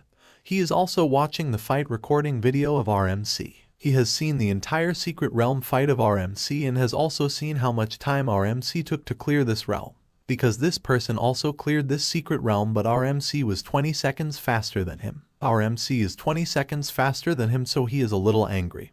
He has already considered our MC as his competitor. He seems to be a fire-type Awakener because while thinking about our MC, flames are coming out from his sides and he is cursing our MC that Zhu Yi dared to take away my honor. And at the same time, as soon as his fire hits a Robert, it explodes and a small explosion occurs in his room, and in this blast, the last words of this person are that Zhu Yi is inviting his death. After this, the story shifts to our MC who is currently walking in the street and he sees some messages on his phone where there were some messages for him. Zhonglai government has transferred 5 million.00 into your account that ends in 7013. Please confirm this transfer. Zhonglai government has transferred 2,000,000 into your account that ends in 7013. Please confirm this transfer. Our MC is looking at this message when his phone rings. He picks up the phone and asks, Secretary Zhao, what's the matter? Is there something wrong? The secretary from the other end says, Mr. Zhu, following your brilliant performance on the exam, the government will reward you with 5 million in cash and a luxurious mansion. Do you have a preferred area for the mansion, or should we choose it for you? Our MC thinks seriously after hearing this from the secretary. It seems they too have received the news of my getting the first place. After thinking it over, our MC says I'll let you choose it for me. However, before hanging up the phone, the secretary tells our MC that recruitment teachers from the top 3 universities are on their way to meet our MC. And then he also asks him, should I send a ride for you? Our MC refuses him after hearing this because by this time some guy had come in front of him, and after seeing him he says they're already here. At this moment the person who has come in front of our MC is the recruitment teacher of Rongyang University. And we all know which university it is. Do you remember that bald old man who spoke ill of our MC earlier when the teachers of 4 universities came to accept our MC? Zhu is also a little surprised to see that the teacher of Rongyang University. Suddenly someone else's voice comes there. As far as I remember, Rongyang University had called Zhu too arrogant. On hearing this strange voice, Zhu and the guy look towards the sky where we see a guy coming down in action from the helicopter. Then the unknown person continues his talk again. And you scolded Zhu for being that arrogant, then why have you come here today? On hearing that person's words, the recruitment teacher of Rongyang University says, watch your words. Zhao Tianfu couldn't see the truth and has been fired from the university. After saying this to that person, he presents another offer to our MC that if you attend our university, we will pay you 4 million. Meanwhile, the guy gets down and says laughingly, whatever conditions Rongyang University gave you, Modu University will give you double of it. Modu University will have Zhu. All of you should leave as soon as you can. The Rongyang University teacher has become a little angry after hearing such things from him because he is repeatedly interrupting him. However, in a flash, a girl comes behind our MC and starts taking him away from there, saying, I am taking him away. And she asks the university teacher standing below, did you take permission from Qingjing University to take Zhu to your university? This girl has held our MC tightly and she is carrying him away in the air. Then she whispers into our hero's ear. Mr. Zhu, Qingjing University has nothing but cultivation resources. For 4 years in Qingjing University, you'll receive great cultivation resources every year. But then they collide with a magic barrier due to which both of them stop there. And the one who created this magic barrier is a teacher from another university who looks at the teacher from Qingjing University and says, recruited first place based on resources, history and fame. Whatever Qingjing University can provide, Sukang University can also do. What's the use of kidnapping? Don't blame me if you don't bring him down. Then after this, the teacher of Modu University also comes there through flying board, and seeing this audacity of the teacher of Qingjing University, he says yes, you can lead a horse to water but you can't make him drink. After saying this he puts his proposal in front of our MC. Mr. Zhu, not only will Modu University provide you with great cultivation resources every year, but we will also provide you with a full set of golden grade equipment for each year as well. Seeing herself trapped from both sides, Qingjing University teacher gets a little angry.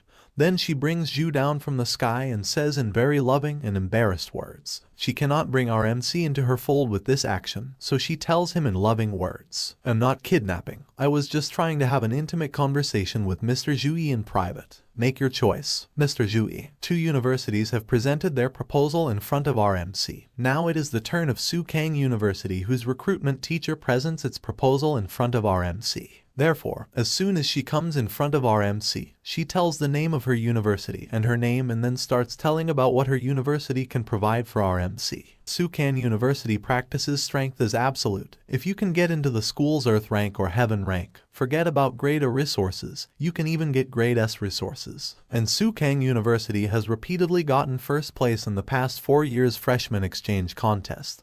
You can see Sukang University's ability to cultivate student from that. As the Sukang University teacher makes her point, the Qingjing University teacher standing next to her says angrily, Sume, what are you talking about? You're getting arrogant after a few wins from some competition. Sume also says after listening to her, you can't refute the fact that Sukang won, Miss Sun should make sure that King Jing's students and teachers work harder. Both of them are fighting about their respective universities, and our hero standing in front is thinking that all the three universities are giving him the same kind of and good conditions. Out of these three universities can give a bright future to our MC, and if our MC wants to go to a good university, then he will have to choose the university as per his convenience. After choosing his favorite university, our MC says that I have decided which university I want to go to. On hearing this, the recruitment teachers of all three universities look at our MC with serious eyes, because this is such an opportunity when our MC will choose one university. The teachers of all three universities had their eyes on our MC. Then our MC says, I choose Sukang University, and as soon as Sukang University comes out of our MC's mouth, the eyes of the teacher of that university shine with happiness. And immediately Su-mei quickly brings out the special requirement contract of Sukang University in front of our MC and asks our MC to look at it once, and if there is no problem then sign it. Due to Jui's choice of Sukang University, King Jing University teacher is a little sad that Sukang University has come ahead again. Then she makes another proposal to our MC that if you are not able to fit in well in Sukang University, then the path to our university is always open for you. On hearing this, Su-mei gets angry and looks at Sun how stubborn she is. On one hand, our MC gets a little surprised about the stuffless casting because only high-tier mages can handle this casting.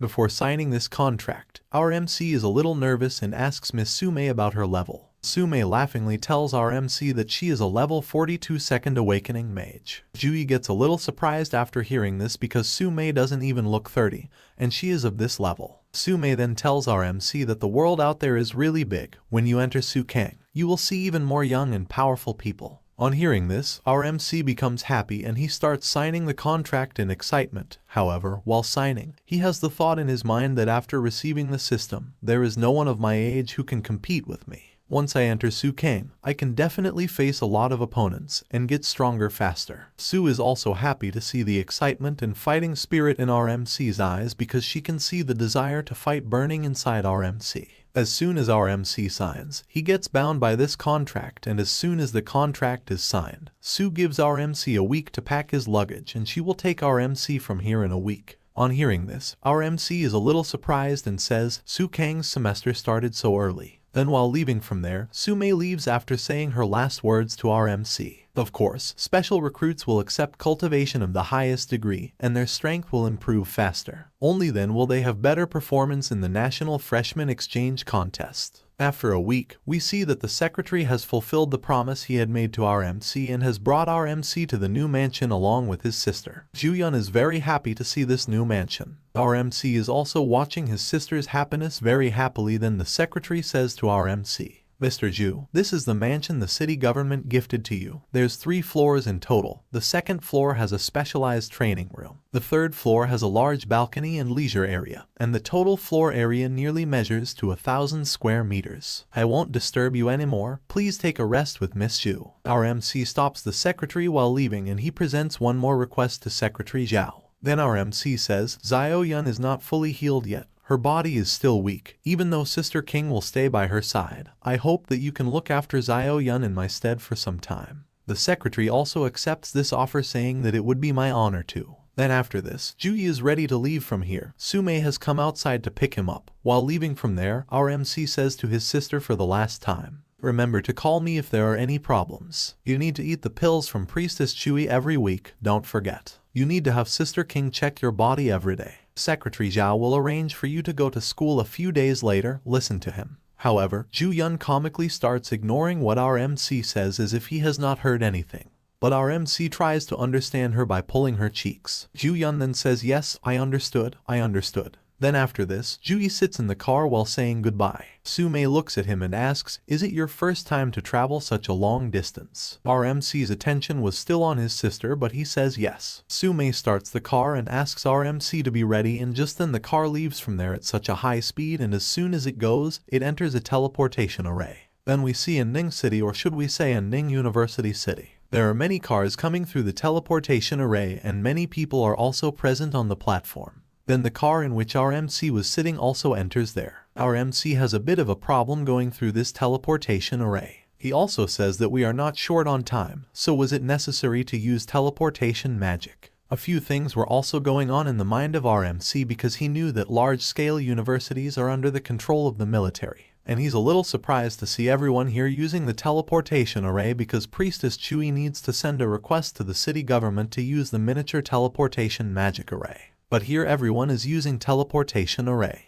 Then Sumei gets out of the car and tells Jui that Sukang University works with the military, so we built a massive teleportation array near the school. It is safe and convenient. And at this time RMC had reached Sukang University. Sumei tells him that we have reached here, and as soon as RMC's eyes fall on Sukang University, he gets surprised. Because the gate of Sukang University is very big, and apart from humans, every type of creature is present there. Whether it is a giant, a big wolf, or any kind of creature, they all come there for admission. And Sukang University is very big. It is also situated on the mountains. There are different types of designing houses everywhere which are showing the beauty of Sukang University. More students have come to Sukang University for admission. Students of every species are present here. Sumei then asks RMC to go inside as RMC will need to check in the university. Then suddenly someone passes quickly by RMC. RMC quickly dodges it and looks back to see who it is. Then we see that this guy was flying away from some attack. And the one who attacks the person is an unknown girl, who had attacked her with a kick, and at this moment she is looking a little angry after the attack. After doing that attack, the girl angrily says, "I told you, I don't want to talk to you." This girl's eyes are purple in color and her eyes are also emitting a purple color aura. After this the girl starts leaving from there saying that this kick is a warning.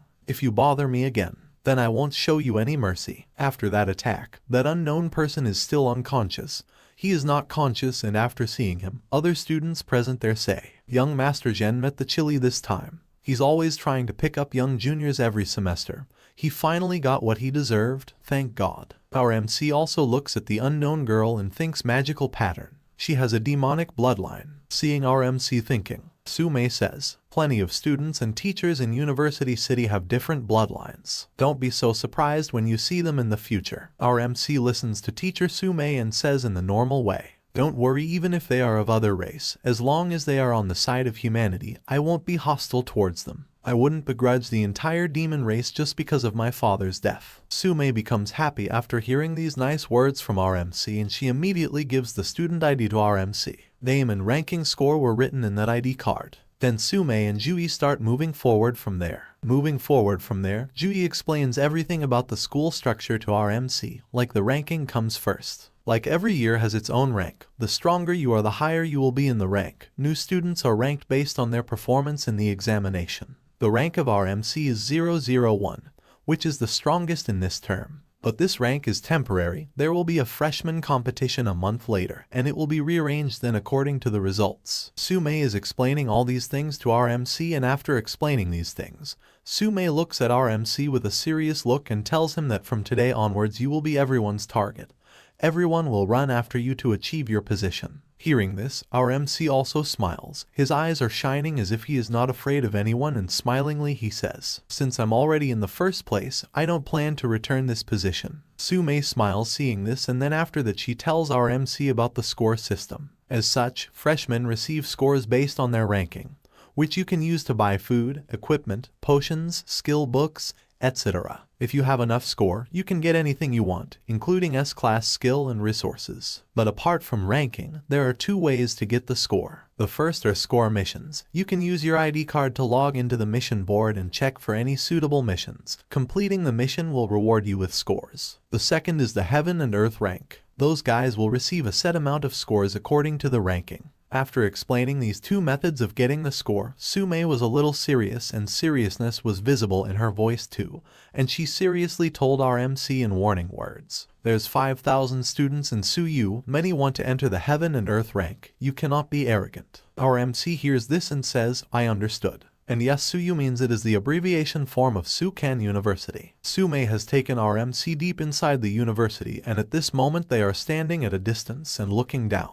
There is a portal to a secret realm below, and many students are present there. Many people are going towards the portal. Sumei and Jui's eyes are also towards the portal. Then Sumei again continues her talk. As she explains, in addition, Suyu has 3 realms. The first realm is the Goblin Dungeon. The entry level is from 17 to 21. Second realm, Distorted Forest. Entry level ranges from 23 to 26. Third realm, Purgatory. Entry level ranges from 28 to 31. Apart from levels, you need to spend a certain amount of score to enter the realm. You can use the training room to practice to increase your level. Your opponent can be both robots or real people. Our MC is visiting every corner of the university while listening to the talks. Right now he is in the training area where he has seen people training, and the training area is not small. It is quite big. A lot of people are training there. Sumei's point continued while showing this area that the strongest has absolute authority, the one with the largest amount of resources. This is the way for us to survive. Our MC becomes very happy after hearing so many specialties of the university. He starts liking these things about the university, due to which a smile is visible on his face. Seeing Sumei, a group of students there say hello to her. Sumei praises all of them and walks ahead with Shuyi. Although there are some girls in his group, they look back at our MC and start talking among themselves. One of the girls whispers and says, "Who is he? The teacher is leading him personally." The other girl hears this and says, "Yes, this is true. We are in a group of 10 while a senior is leading us." So someone says perhaps this is backdoor entry. Then an unknown student whose name is Wang Lai listens to all this foolish talk and says smilingly, "You might not know, special admission students have a specific teacher assigned to handle their admission. Firstly, to familiarize them with the school faster. Secondly, to have an easier time recruiting them for their house." Everyone present in the group gets stunned after hearing this. So he's this term's first place. So someone says, "Suyu informant, what was he made of? Tell us about it." The same girl who was seen fighting with us some time ago is also there in this group. Perhaps she is also excited to hear this. Then the unknown person reveals that he is the first place winner of Sukang District, Jui, who is a level 13 Saint Knight. Here our MC is busy in watching everything in the university, and talks are going on about him behind his back, and such things are said which can surprise everyone. As soon as all these students hear about the first place, everyone gets surprised. Everyone's face is worth seeing. All of them are so stunned that they start discussing among themselves. Everyone is saying their own thing about our MC. Like some can't believe that our MC got first place, because they think that Saint Knight is a support class. So how can this happen? So someone says, "I heard you said rank 002 Shen Lingfeng was a level 14 berserker. How did a heavy support surpass a berserker?" And the girls are in awe of our MC that he is too handsome to be a celebrity. Some people are not believing this. Then Wang Lai says, "What do you mean? You don't believe me? My title as the informant is real." The girl with demon bloodline, after listening to all these things, thinks in her mind that he has the first place among the new people. However, then a red-haired boy sees the girl and he gets very angry after seeing her attracted towards our MC. He starts getting jealous towards our MC and he is unable to control his jealousy and speaks angrily. He angrily shouts, "I think this first place is just a fake." The people standing next to him get a little confused after listening to him. Hearing this, our MC also looked back towards him and he was a little angry seeing our MC. Then he smiles at our MC and tells about himself. This boy tells his name that my name is Liu Jing and I am level 13 Punishment Knight, and my rank is 038. This guy suspects our MC that Jui doesn't have enough strength to be appraised as 001, hence challenging our MC now. The senior student who was leading the new student put his hand on this guy's shoulder and said, "Student, duels count as private matters. Please don't waste everybody's time." Although this senior looked calm on the outside, he was getting angry on the inside. He is thinking angrily while trying to calm down this student. "Dumbass, I'm only earning 1 score for leading freshman. What the fuck are you doing?" However, Liu Jing does not understand this and tells the senior, "Don't worry, senior, I got this." After saying his words, he starts moving towards our MC. Seeing him going, the senior student gets angry and starts thinking angrily, "You got shit." Ranking 001 is unanimously decided by the headmaster and 5 house teachers. It's impossible to be wrong. The people present there could not understand anything after seeing this, but before leaving they wanted to see what was going to happen next. Seeing such an environment, different conversations start there. Liu Jing wants to use 001 as his stepping stone. Saint Knight isn't a strong class. It's not weird to want to step on him. Seeing Liu Jing in front, our MC says, "Why should I accept your challenge?" Liu Jing wants to do this fight, so he offers to give 100 points in this fight. That if you win then you will get it, and if you lose then you do not need to give anything. On hearing this, a smile appears on our MC's face and he thinks, for my future record, I need to accept this challenge, but if I want to make an example, I need to be more cruel. Only then will they remember. After thinking this, our MC asks to fight on 300 score. If you give me 300 score then I will fight. On hearing this, Liu Jing becomes completely stunned. We can clearly see sweat on his face. As soon as the people present there hear about the score of 300, they also start talking among themselves. Everyone was talking different things, so one of them says, I only got 400 scores by ranking at 40. Liu Jing is 38, so his score should be pretty close to mine. That's a heavy price if he loses. He's standing out right when the term begins. Is he a brainless dumbass like in those novels? Liu Jing is still shocked at this moment, but he sees the girl who is currently looking at our MC instead of looking at him. He wants to impress this girl, but 300 score is very high, so he was not able to understand what to do. Seeing Liu Jing not saying anything for a long time, our MC starts leaving from there, saying that if you don't have the courage then I will leave. However, Liu Jing stops him angrily and says, only 300, let's enter the ring. Our MC's eyes sparkle after hearing this. Maybe this is what our MC wanted to hear, and after hearing this he says in an evil manner, so, you got some guts after all. But we don't need a ring. Our MC gets ready for fight right there. At this time a golden colored aura is emanating from his body, and happiness is visible on his face, and he laughs and prepares his hands for fight and says, if you don't fall to your knees in 3 moves, I lose. Judy and Liu Jing have arrived in the arena to fight the battle. At this time both of them are staring at each other. Liu Jing has a big sword in his hand while our MC is still empty-handed. And the referee of this battle is Sume, who explains both of them about the rules and says that the countdown will be of 3 seconds, then both of you can act, but killing moves are not allowed in this fight. A large number of students have gathered there to watch this battle. The counting starts from 3 and ends as soon as it reaches 1. At that very moment Liu Jing sets out to attack at full speed. He is moving towards our MC at high speed, and at this time he is holding a big sword in his hand. Liu Jing's Awakening class is Punishment Knight class, while our MC's class is Saint Knight. There is not much difference between the two, as Punishment Knight is exactly like Saint Knight, as they both are hidden classes branching from the Knight class. The Punishment Knight is excellent at dealing damage. The Saint Knight is excellent at support. All these things are in Liu Jing's mind while moving towards Jui.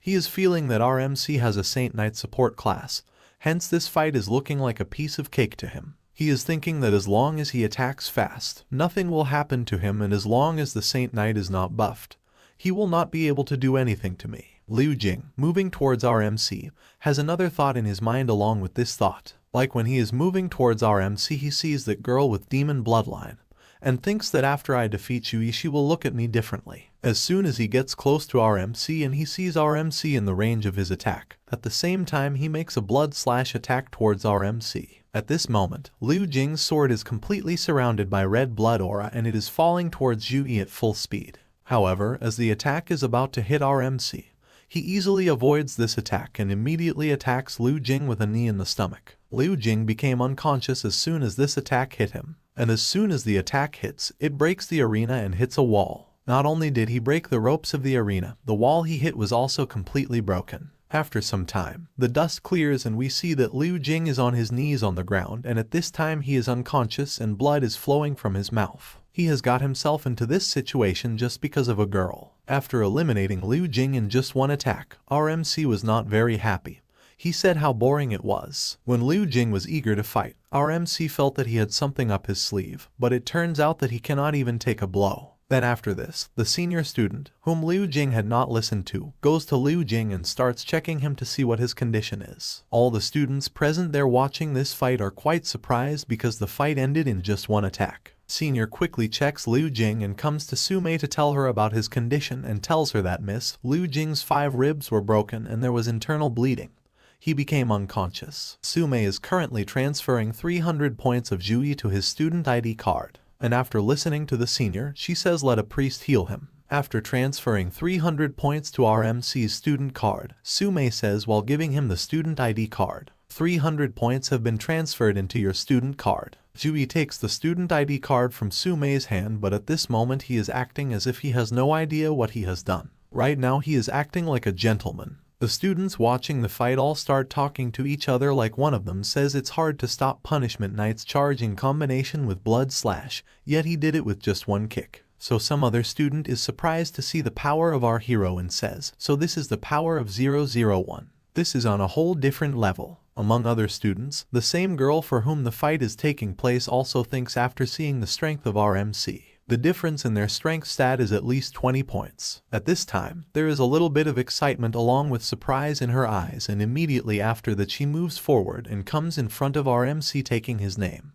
Then the girl appears in front of our MC and says, "Please play a match with me." Seeing this girl, our MC quickly starts looking at her stats with the scale of evaluation technique, and while looking at her stats he thinks, "I was a little rushed back at the gate. Only now did I realize that she not only possesses other bloodlines, but she also has legacy equipment." Legacy is a sort of ranking for weapons. Just think of it as a legendary grade weapon. Our MC, when he is checking her stats, sees about the legacy along with the bloodline, so that a thought arises in his mind that I am seeing such stats for the first time. Hence he wants to test the power of this girl. He also examines the sword on this girl's back, where he sees the name of this weapon, which is Dark Moon Ancient Sword, and its quality is Legacy. Race limitation can only be used by human. Class limitation is Swordsman.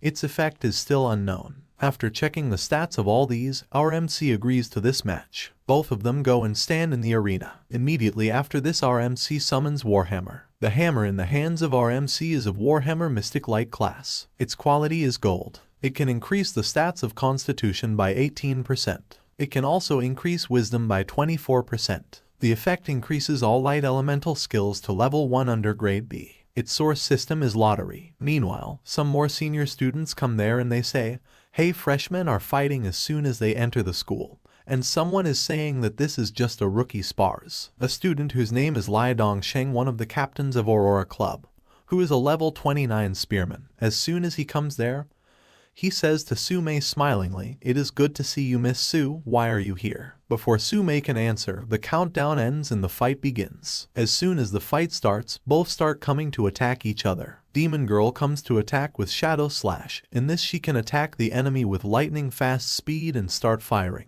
And also our MC is coming to attack with Typhoon Smash. Raise the hammer and swing with power. Cause a huge amount of damage and knock the enemy back. The attacks of both collide with each other, and the power of the collision was so much that pressure is created there. After doing this attack, both move away from each other and are ready to attack again. At this moment, a golden-colored aura is emanating from our MC's body, while on the other hand, a purple-colored aura is emanating from this girl's body. By looking at the aura of their body, one can find out whose power the two represent. After facing our MC's attack, the demon girl thinks to herself, "What a powerful strength he has, he is absolutely a monster." With this in mind, demon girl is currently preparing a demonic slash attack. Demonic Slash, cover the weapon in dark elemental mana and unleash a powerful dark slash at the enemy in front. Our MC also gets very excited after seeing the power of her first attack. A smile starts appearing on his face. He laughs maniacally and rushes towards the girl and says, "Great, finally there is someone who can fight me head on." The demon girl is also ready for our MC, and as soon as both of them get close to each other, they attack again with their weapons. The name of this girl is not known yet, so we are calling her Demon Girl because she has demon bloodline inside her. So we are calling her Demon Girl. The attacks of both then collide again, and the pressure to collide attacks is created again. But this time both of them don't stop. They both start attacking one after the other. They have used a lot of skills in just a few minutes. Let's take a look at what skills these two have used. Uppercut, attack the enemy from below to above, can knock them into the air. Enhance rapid stab, when attacking forward, add one more stab attack. Shockwave slash, use a powerful upper slash to attack the enemy in front and release shockwave. Shockwave will provide multiple attacks and knock the enemy away. Mountain crushing hit, lung forward and use the weapon to smash the ground, counts as a multi-stage attack. Has a chance to make the enemy fall. Probably two of these attacks are of our MC, such as uppercut and mountain crushing hit. Both of these can be. Both of them are still not stopping and are continuously attacking each other. The entire arena is surrounded by the aura of both, and their fight is as if a master is fighting. And the spectators standing outside are not able to even watch the fight properly because their speed is so fast. The senior students who were coming here some time ago and making fun of this fight have also become completely stunned after seeing this fight. They all are wondering whether it is really a fight between two students because the fight between our MC and that girl is so dangerous that it is creating air pressure everywhere. Li Dongsheng, who is watching this fight, says, "Without a trump card, the spiritual swordsman will lose soon." Another senior student standing next to him asks him but how, and he also says that at the moment they are equally matching. Here in the area, Demon Girl uses Enhanced Block to avoid our MC's attacks. Enhanced Block allows one to absorb damage coming from the front. Then Li Dongsheng answers that guy after seeing this attack. Initially, she will only block one swing out of 3, now she needs to block one swing out of 2 with her sword. Heavy weapon users usually fight by defending and retreating, and avoid constant large swings to conserve their stamina. And when their opponent shows an opening, they hit hard immediately. Yet he shows no signs of conserving his stamina. He's either stupid or is absolutely confident in his own strength. From beginning to the end, the Warhammer is limiting the swordsman's movement, forcing them to block the Warhammer. Our MC's performance makes Li Dongsheng wonder what a hot-tempered Saint Knight is, who can fight against such a beauty without holding back. On one hand the talk was continuous, on the other hand the fight in the arena was still continuous, and after such a long fight, the girl finally fell to her knees. This fight has been going on for a long time, and after bringing the girl to her knees, our MC seriously says, "I am done warming up." Immediately after saying this, he uses Gift of God, Gift of Courage, Weapon Blessing, Blessing of Dawn, Gift of Protection, all buffed, due to which golden-colored holy energy is generated there. This holy energy is coming from our MC's body, and its pressure has created a whirlwind of energy there. Demon Girl is under pressure due to this powerful pressure, and she is wondering whether this is Juyi's true strength. Before she can even come out of her thoughts, our MC uses the Spear of Victory skill to end the match quickly. Spears made of energy start coming to hit Demon Girl. To avoid this, Demon Girl quickly uses Phantom Slash skill. The Phantom Slash skill is used to quickly attack an enemy by moving quickly over a short distance. As soon as the girl moves towards our MC using this skill, our MC immediately appears in front of her and says, "I already knew that you would use this." Our MC is smiling after luring her into this trick, while the girl has a surprised expression on her face that "when did you come to me?" Meanwhile, Juyi moves his hammer towards the girl to attack her. Seeing the attack coming towards her, the girl gets completely scared and sits there with her eyes closed.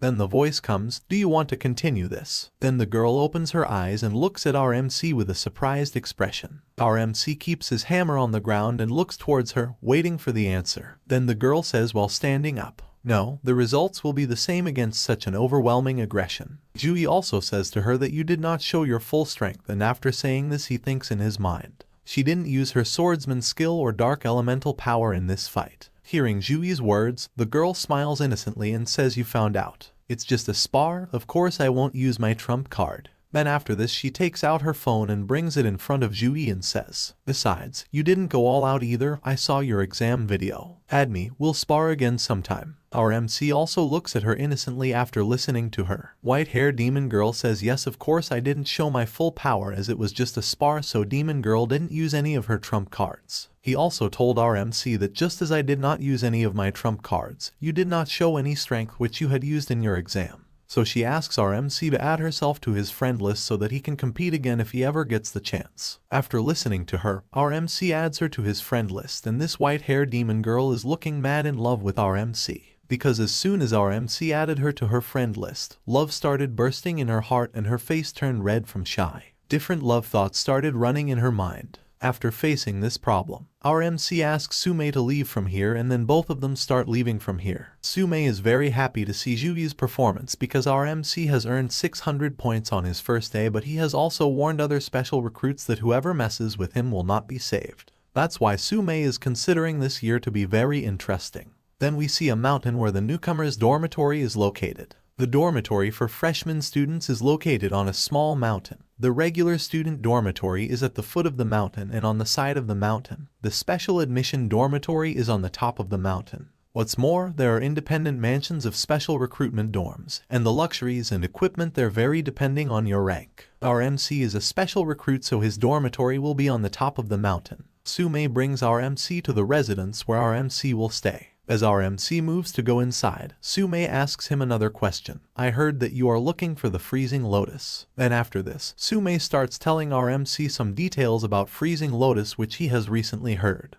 There is a party who saw a frost lotus on the Tempest Mountain range, but they did not think it was good to collect it, so they left it, as it was guarded by high-level demons. But the information that Sume is telling our MC right now is 6 years old information, so she does not give any guarantee to our MC regarding this information whether that flower will still be there or not. Then after this, our MC starts checking every single thing related to this freezing lotus information in every article and news. The Tempest Mountain Range is a mountain range that emerged after the Earth merged into the Eternal Game. It was wide, containing various treasures and exotic flora and fauna. Not even tertiary awakened classes dare to enter it leisurely. With our MC's current strength, he will only run away if he encounters a high-level monster. But the system immediately rewards our MC with a life-saving item after completing the exam, which is Resurrection after death. The Resurrection cross visible behind our MC right now is his reward. Dewey thinks about it for a long time, and then he immediately decides that he will go there without hesitation, and for this he thinks of purchasing some skills and equipment. At this time he has a mouse in his hand, so he immediately starts checking skills and equipment. At this time some results appear in front of him. As if right now in front of him wheel Holy Light Sacred Punch, Holy Light Protection, Holy Light Shield, Sacred Retaliation, Holy Light Ball, Wind of Sacred Healing. All these equipment and skills are visible. All the skills and equipment that are currently visible to our MC are free because of his first rank. Seeing all these, our MC quickly starts buying them. He buys immunity to physical damage and then buys a skill which can be used without a weapon, and along with that he also buys long-range attack skill. Because it's all free, he starts buying it all as quickly as possible. All this is free, but there are some things that our MC will have to purchase, like our MC needs to spend points to collect the forest set rewarded from the exam. After this, our MC comes inside the Tempest Mountain Range, where as soon as he arrives he sees a huge explosion. This explosion is so powerful that despite being so far away, our MC is experiencing its pressure, and our MC thinks of going there to see it. And what Dewey is wearing right now is the forest set equipment which he has bought after spending a lot of points. Then the story shifts to this white-haired demon girl, where at this moment she is feeling a little hesitant and shy after looking at the phone. And at this moment she is waiting for the message from our MC. These two have been talking for a long time. And yes friends, from now on we will not call her white-haired demon girl, because her name is clearly visible in the message, where she has mentioned her name to our MC in the message. Let's see what is written in the message. She told her name. Dewey also told his name, and then this girl asked our MC to go with her to the gym the next day, but our MC refused, saying that he is out at the moment. And in the last message the girl asks, "Where are you going?" Our MC replies to her last message that he is going to Tempest Mountain. This girl is tossing and turning like crazy after reading our MC's message. Looks like Miss has fallen madly in love with our MC. Then she talks to another girl. The girl in front asks Jiang Chu Ran, "What's the matter? Has something wrong happened? This is the 23rd time that you are looking at your phone so carefully." Then Jiang Chu Ran shyly says, "I met a boy today. He is very special." The girl in front asks how special he is. Then Jiang sadly tells that I challenged him yesterday and used some of my charming ability while fighting, but he remained completely unaffected. There wasn't even a hint of him falling for my temptation. Hearing these indifferent words of Jiang, the girl in front says that his willpower must be very terrifyingly strong. Hearing this, Jiang's eyes fill with excitement and she shouts excitedly, "That's it, I'm also going to the Tempest Mountain Range." Here inside Tempest Mountain, we see a vehicle moving at a very high speed, and there is some monster in front of it. The vehicle hits the monster as it approaches. There is not just one monster but many monsters that are probably chasing them. Then we see a girl inside the truck who is Mechanics Zhu Zio, and she throws some explosive bombs out from inside the truck. As soon as those monsters step on those bombs, they immediately start exploding. However, some of them survive and come to attack. But there is not only one girl here, she has come to the team. We see another girl among them who is Summoner Wen Tian Run. She uses spirit summoning iceness after seeing the monster coming. Due to this, the monster stops there and these people start taking their truck forward. Then we see another girl whose profession is gunner, and her name is Ju Dan. She starts firing continuously at the monsters with the machine gun. This gunner girl keeps firing continuously, and she fires so much that she destroys the entire area. She is firing at all the monsters coming in between. The girl stops her firing and immediately gives orders to another girl. "Do it right now." Then we see that at a speed faster than lightning, a girl who is a swordsman and her name is Su King Lion starts attacking those monsters with her sword and destroying them. After killing all these monsters, everyone becomes happy that we did it. But then when Tianrun feels something and asks everyone to move quickly, and she immediately creates an ice shield on the vehicle with her ice skill. And suddenly a very powerful fire attack passes by Su King Lion and hits the vehicle, completely destroying it. Swordman Su King Lion narrowly escaped this, but her vehicle and the people in it were completely injured. The condition of these people is not good. Some are somehow able to stand and some are buried under the vehicle. Seeing them, Su King Lion asks, "Are you okay?" Just then when Tianrun gets scared and says, "Look behind you." And the monsters that are chasing these people are demons, which are one of the 5 other races which are extremely violent,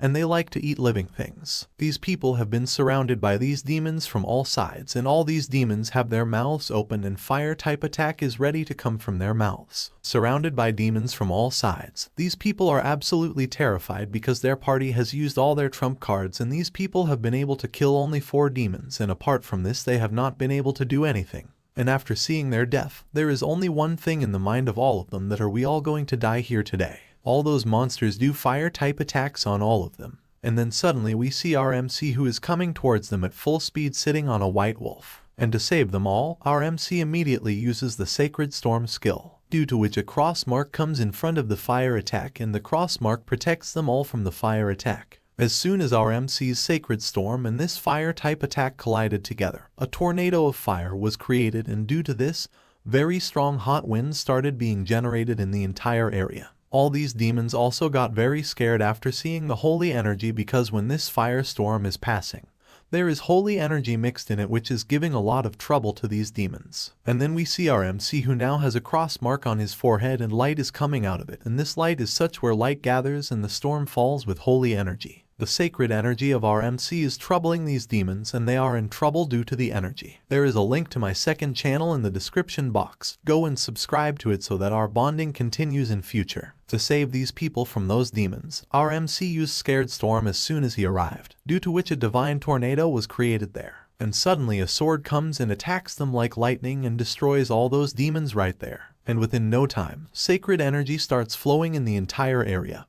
And within a few minutes all the monsters there die. The team standing in front is surprised to see this power of our MC, and when our MC comes in front of them, they become a little cautious. They think that perhaps he is our enemy. After this, our MC starts healing all of them with his slow healing ability. These people recover completely within a few minutes, but perhaps when Tianrun's condition is not very good, so she is still unconscious. All these people are happy after getting the help of our MC. Then Su King Lion thanks our MC for the help. And our MC already knew some of these people, and one of them was Su King Lion, and Su King Lion is also a little surprised to hear that you already know me. Our MC overhears and says that King Luan's team is one of the top 3 teams in the school, so I naturally know about it. Su King Lion laughs and says, "I am feeling even more shy after hearing this." Then Su King Lion gets a little serious and says, "Brother Zhu, although your light attribute skill has a restraining effect on demons, but the devil is too dangerous, why don't you come back to the supply base with us?" Hearing this, our MC starts thinking that in a month I have explored all the outer areas, but there is still no news about the extremely cold ice lotus. There is a competition for new players in 3 days, and Zhu can only wait for the competition to end before coming back to continue his search for the freezing lotus. So Zhu decides to go with them. Then Su King Lion signals Zhu Zio, and as soon as Zhu Zio understands Su King Lion's signal, she summons some GX mechanical spiders made of metal, which are much more fierce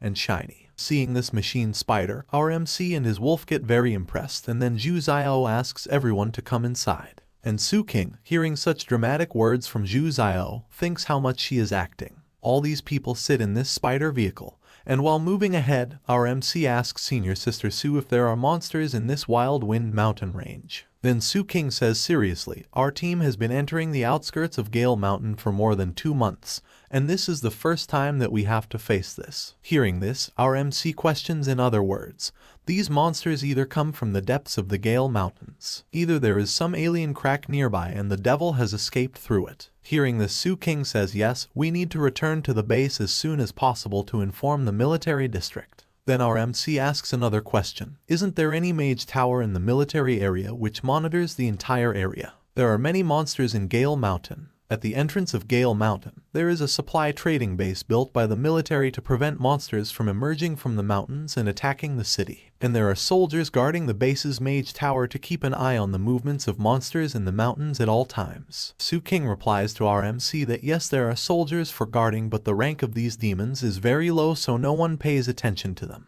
Our MC hears this and says that their rank is very low. Then some questions start rising in his mind that a silver demon of more than level 20 is not considered a low-level demon in any way. The Master Tower mainly monitors the activities of epic and legendary high-level demons in the depths of Gale Mountain. Su King then tells our MC that the alien aura present in it is below the concentration limit set by the Mage Tower, and the Mage Tower cannot detect it. Upon hearing this information, our MC understands why the Mage Tower is unable to detect them. However, Su King is a little tense at this time because she feels that if this rift is in another world also, then why are only low-level demons coming here? As long as the monsters are discovered by the base garrison, they will be immediately wiped out. Cracks in the alien world that can accommodate level 30 monsters can also allow monsters above level 50 to pass through. This wave of operations in another world will not only ruin people's lives, but also expose the location of the cracks. Thinking about all these things, Su King is a little stressed. However, she cannot do anything, so she decides to forget it and thinks of sending this information forward as soon as possible. Then some demons from the sky are going somewhere through the crack at very high speed, and only one word is coming out of their mouth: food, food. Our MC's team also sees this from below, and seeing this, our MC thinks that this is the breath of devils. Just then someone among them says that there are some people there who are surrounded by devils. As soon as our MC hears this, he gets ready to go there and tells them all to go ahead, I will come soon. As soon as Su King listens to our MC, she says, Ju, we don't know how many demons are there. It would be very dangerous to go there. But our MC does not listen to her and sits on his wolf and starts going towards that side at full speed. Seeing him going, Su King calls his name. She was trying to stop him, but our hero did not stop. While going towards that area, our MC is thinking only one thing, that I can never forget this smell. Why has she come here? So this is the thing. Jiang Chu Ran has come here and our MC has sensed her energy, so he is going to help her as soon as possible. Then we see some people who are hiding and discussing among themselves. With more than 20 silver demons, the girl can't last long. So one of them says, should we help her? Hearing this, these people remain silent for some time.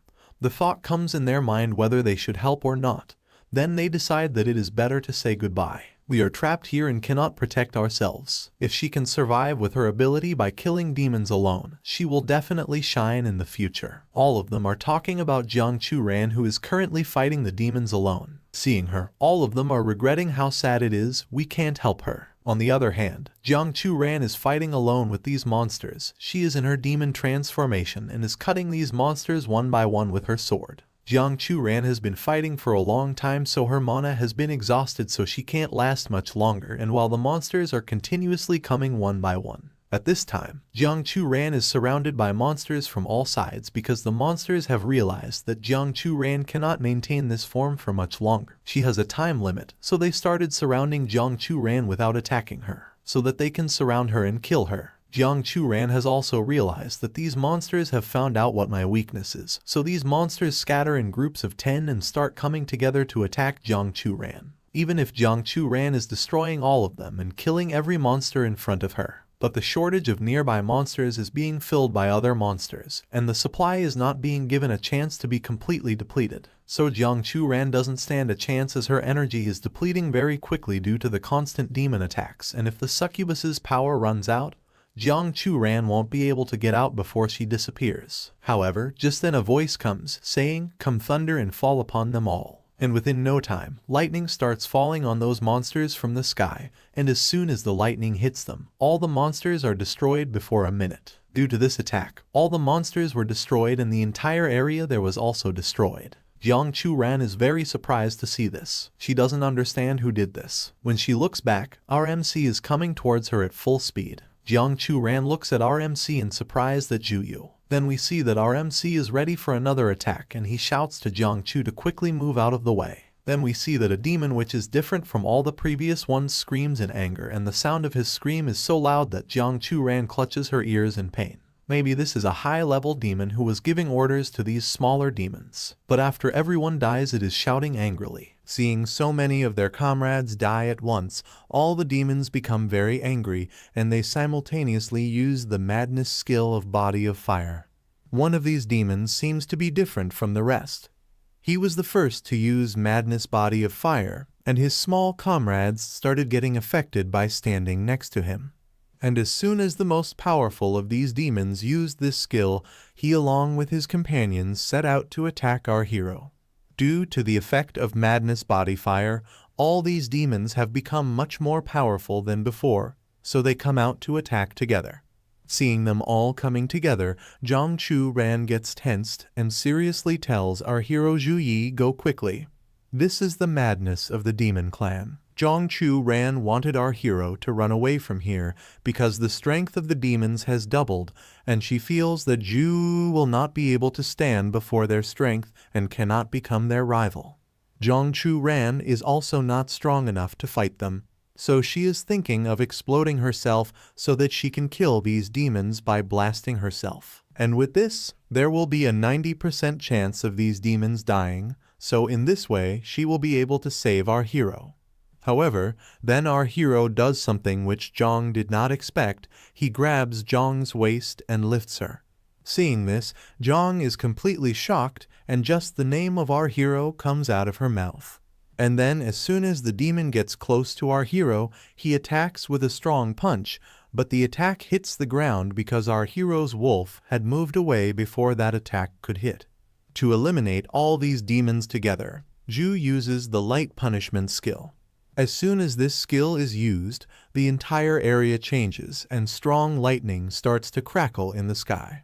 The entire sky of that area starts to crackle with lightning, and within a short time, powerful lightning falls on the demons one after another, causing them to appear in trouble.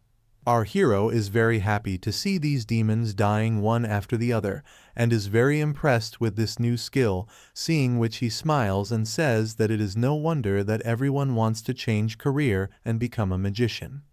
It feels really good to kill monsters from a distance. Zhang is currently in our hero's lap, and she is looking at our hero very lovingly, as if she is in love with our hero. Many monsters died due to that lightning attack of our hero, but their number is very high, hence many of them survived, and those who survived started coming together again towards our hero to attack. At this moment, they all have surrounded Zhu from all sides. Everyone is very angry, and our hero is sitting on the wolf with Zhang in the middle, and he is surrounded by demons from all sides. Seeing all these, Zhu thinks in his mind that there are 180 demons in total. This can be solved with group attack skills, but they are scattered around right now. Seeing so many demons, Zhang is also tensed and thoughts come to her mind. There was a lot of commotion there, and all the demons in the field gathered here. Our hero has a plan to deal with all these demons, so he uses his buff technique on Zhang and says, "Zhang Churen, go and attract the demons on the left, don't fight them." Zhang is unable to understand anything after hearing and seeing this. She is surprised at what Zhu is doing. She just takes our hero's name in surprise. Here our hero first heals Zhang with slow healing and then gives her Death Dawn blessing and also activates the buff of Blessing of Weapon and God gifts on her. Seeing all these buffs activating on her, Zhang thinks that this is the buff of Saint 19. Zhang's power increases significantly due to these buff blessings of our hero. Currently, she is level 16 and her occupation is swordsman. She has the body of succubus in status. Earlier, her strength was 114, which increased by 29, which means she gained 25%. Her speed earlier was 122, which increased by 31, which also means she gained 25%. Physical constitution was 103, in which there was an increase of 26. There was a gain of 25% in this also. Intelligent was earlier 156, increased by 39. There is a profit of 25% in this also. Zhang is very surprised to see her powers increased so much. Then our hero asks her to leave quickly. After saying his words, he sets out to attack those demons with the warhammer. Seeing our hero coming, the demons are ready to attack with energy from their mouths, but before they can attack, our hero attacks them. Our hero is continuously attacking these demons with a hammer and killing them. The demons, which are powerful in the eyes of common people, were getting destroyed with just one attack from our hero. However, some demons which are more powerful than normal are just getting injured. In a way, our hero has become the god of death for all of them, who is killing them all by beating them with a hammer. Wherever Zhu swings the hammer, there is a blast. At this moment, the entire area is in the grip of blast and fire. Zhang, who is watching this fight of our hero, is very impressed. She is very happy to see a gain of 25% in each of her attributes because due to this buff of Zhu, her strength has doubled. The reason for Zhang's surprise is that as far as she knows, neither a level 16 nor a level 25 Saint Knight is capable of fighting these demons. But Zhang is surprised to see that our hero is eliminating all of them very easily. Suddenly, some demons start coming towards Zhang. A demon comes towards Zhang at full speed, which the wolf starts stopping by pressing it with his mouth. Then, on the other hand, some other demons attack Zhang, but she thinks while stopping their attack with her sword. Now is not the time to think about these things. First I will do whatever he says. On the other hand, our hero has continuously killed many demons. As soon as he kills some demons, some more demons from the other side are arriving to attack him. Some demons start coming towards our hero from behind to attack him at full speed, but then a sword comes forward cutting them all. When our hero looks back, there is Zhang in front of him who is collecting demonic energy and hitting the enemies with a whip and causing huge damage to the enemies. The skill that Zhang is using is Shadow Whip. The user of this skill collects the demonic energy and creates a whip shape and whips the enemies, due to which the enemy gets huge damage and their shadow is also damaged. Zhu looks at Zhang and thinks that as expected, professionals with sacred light are the best at attracting demons, and most of the demons in the field have already gathered here. And Zhang can use such tricks. Zhu did not expect this. Currently, sacred energy is coming out from Zhang's body, which is probably due to our hero's buff. Thinking these things, Zhu throws a football-type energy ball towards Zhang which, as soon as it reaches Zhang, creates a shield around her. The skill that our hero just used is named Guardian of the Light, which is of rank B. It encases the team members within a certain range in a holy aura and makes them immune to all physical damage. Its effect lasts for a certain period of time. After bringing Zhang into the Guardian Light, he tells her to remain inside it and immediately uses the Holy Cross. Cross of Holy Light. Summon the Holy Light and condense the Holy Light cross behind you, causing enemies within a certain range to receive continuous light attribute flame damage every second. Level 7. Casting range 200 meters. As soon as the Holy Cross comes there, all the monsters within 200 meters start taking damage due to the Holy Light. The demons are screaming in pain, and Zhang gets very impressed seeing this. Her eyes sparkle seeing the performance of our hero. Many demons are dead due to that attack of our hero, but still there are many left which are very angry and moving towards our hero in anger. Seeing them, our hero says all darkness will be destroyed in the light of Holy Light. Then he speaks a holy word, let the light gather, and the storm come immediately. As soon as our hero speaks these sacred words, a number of crosses begin to fall from the sky. This summons a storm condensed by sacred light at a specified location, causing the light to cause magical damage to all enemies within a certain range. Within no time, crosses fall from the sky in the entire area, and crosses appear all around, and immediately through it, a storm is created which starts destroying these demons by engulfing them. The demons who were present here in large numbers, all of them start dying in the grip of this storm. No matter what level of demons they are, they get trapped in it and are completely destroyed, and the storm is roaming around and destroying them. It goes on like this for a long time. Even the demons who are trying to escape from it, the storm is pulling them inside itself and killing them. Watching this fight from a distance are the same 6 men whom we saw in the previous chapter who were avoiding helping Zhang. They are very surprised to see this because they are feeling very scared. They are not feeling scared of demons, but they are feeling scared of our hero as to whether he is actually a human being or not. Then one of them says, "Boss, should we go over to say hello?" The boss of these people, who is watching this fight and seeing the power of our hero, is very nervous and is thinking nervously. Apart from me, who is at level 26, all the other 5 people on our team are at level 24. Forget about 10 against 1, we cannot even do 6 against 10.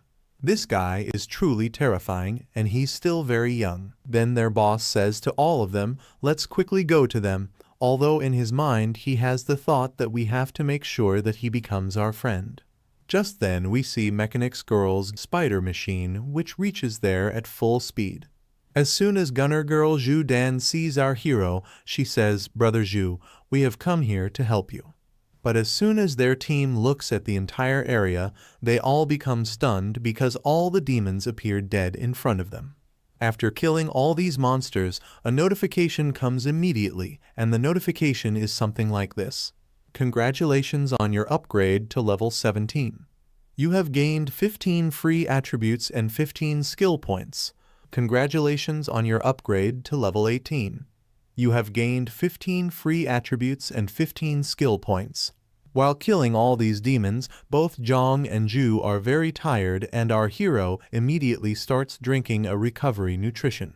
Our hero has killed a total of 180 demons along with Zhang Du, to which he has got an experience point of 60,000. His level is now 18, his strength is 160, physique is 171, agility is 162, and wisdom is 172. Looking at his stats, Zhu starts thinking, "It's a pity that there is a level limit for professionals to gain experience points, otherwise they could have achieved more after this fight."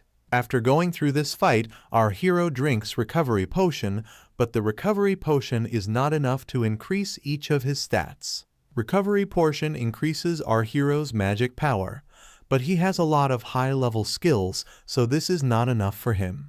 And this fight was very dangerous, not only for our hero, but for Zhang Churen, and she has not yet recovered from fatigue.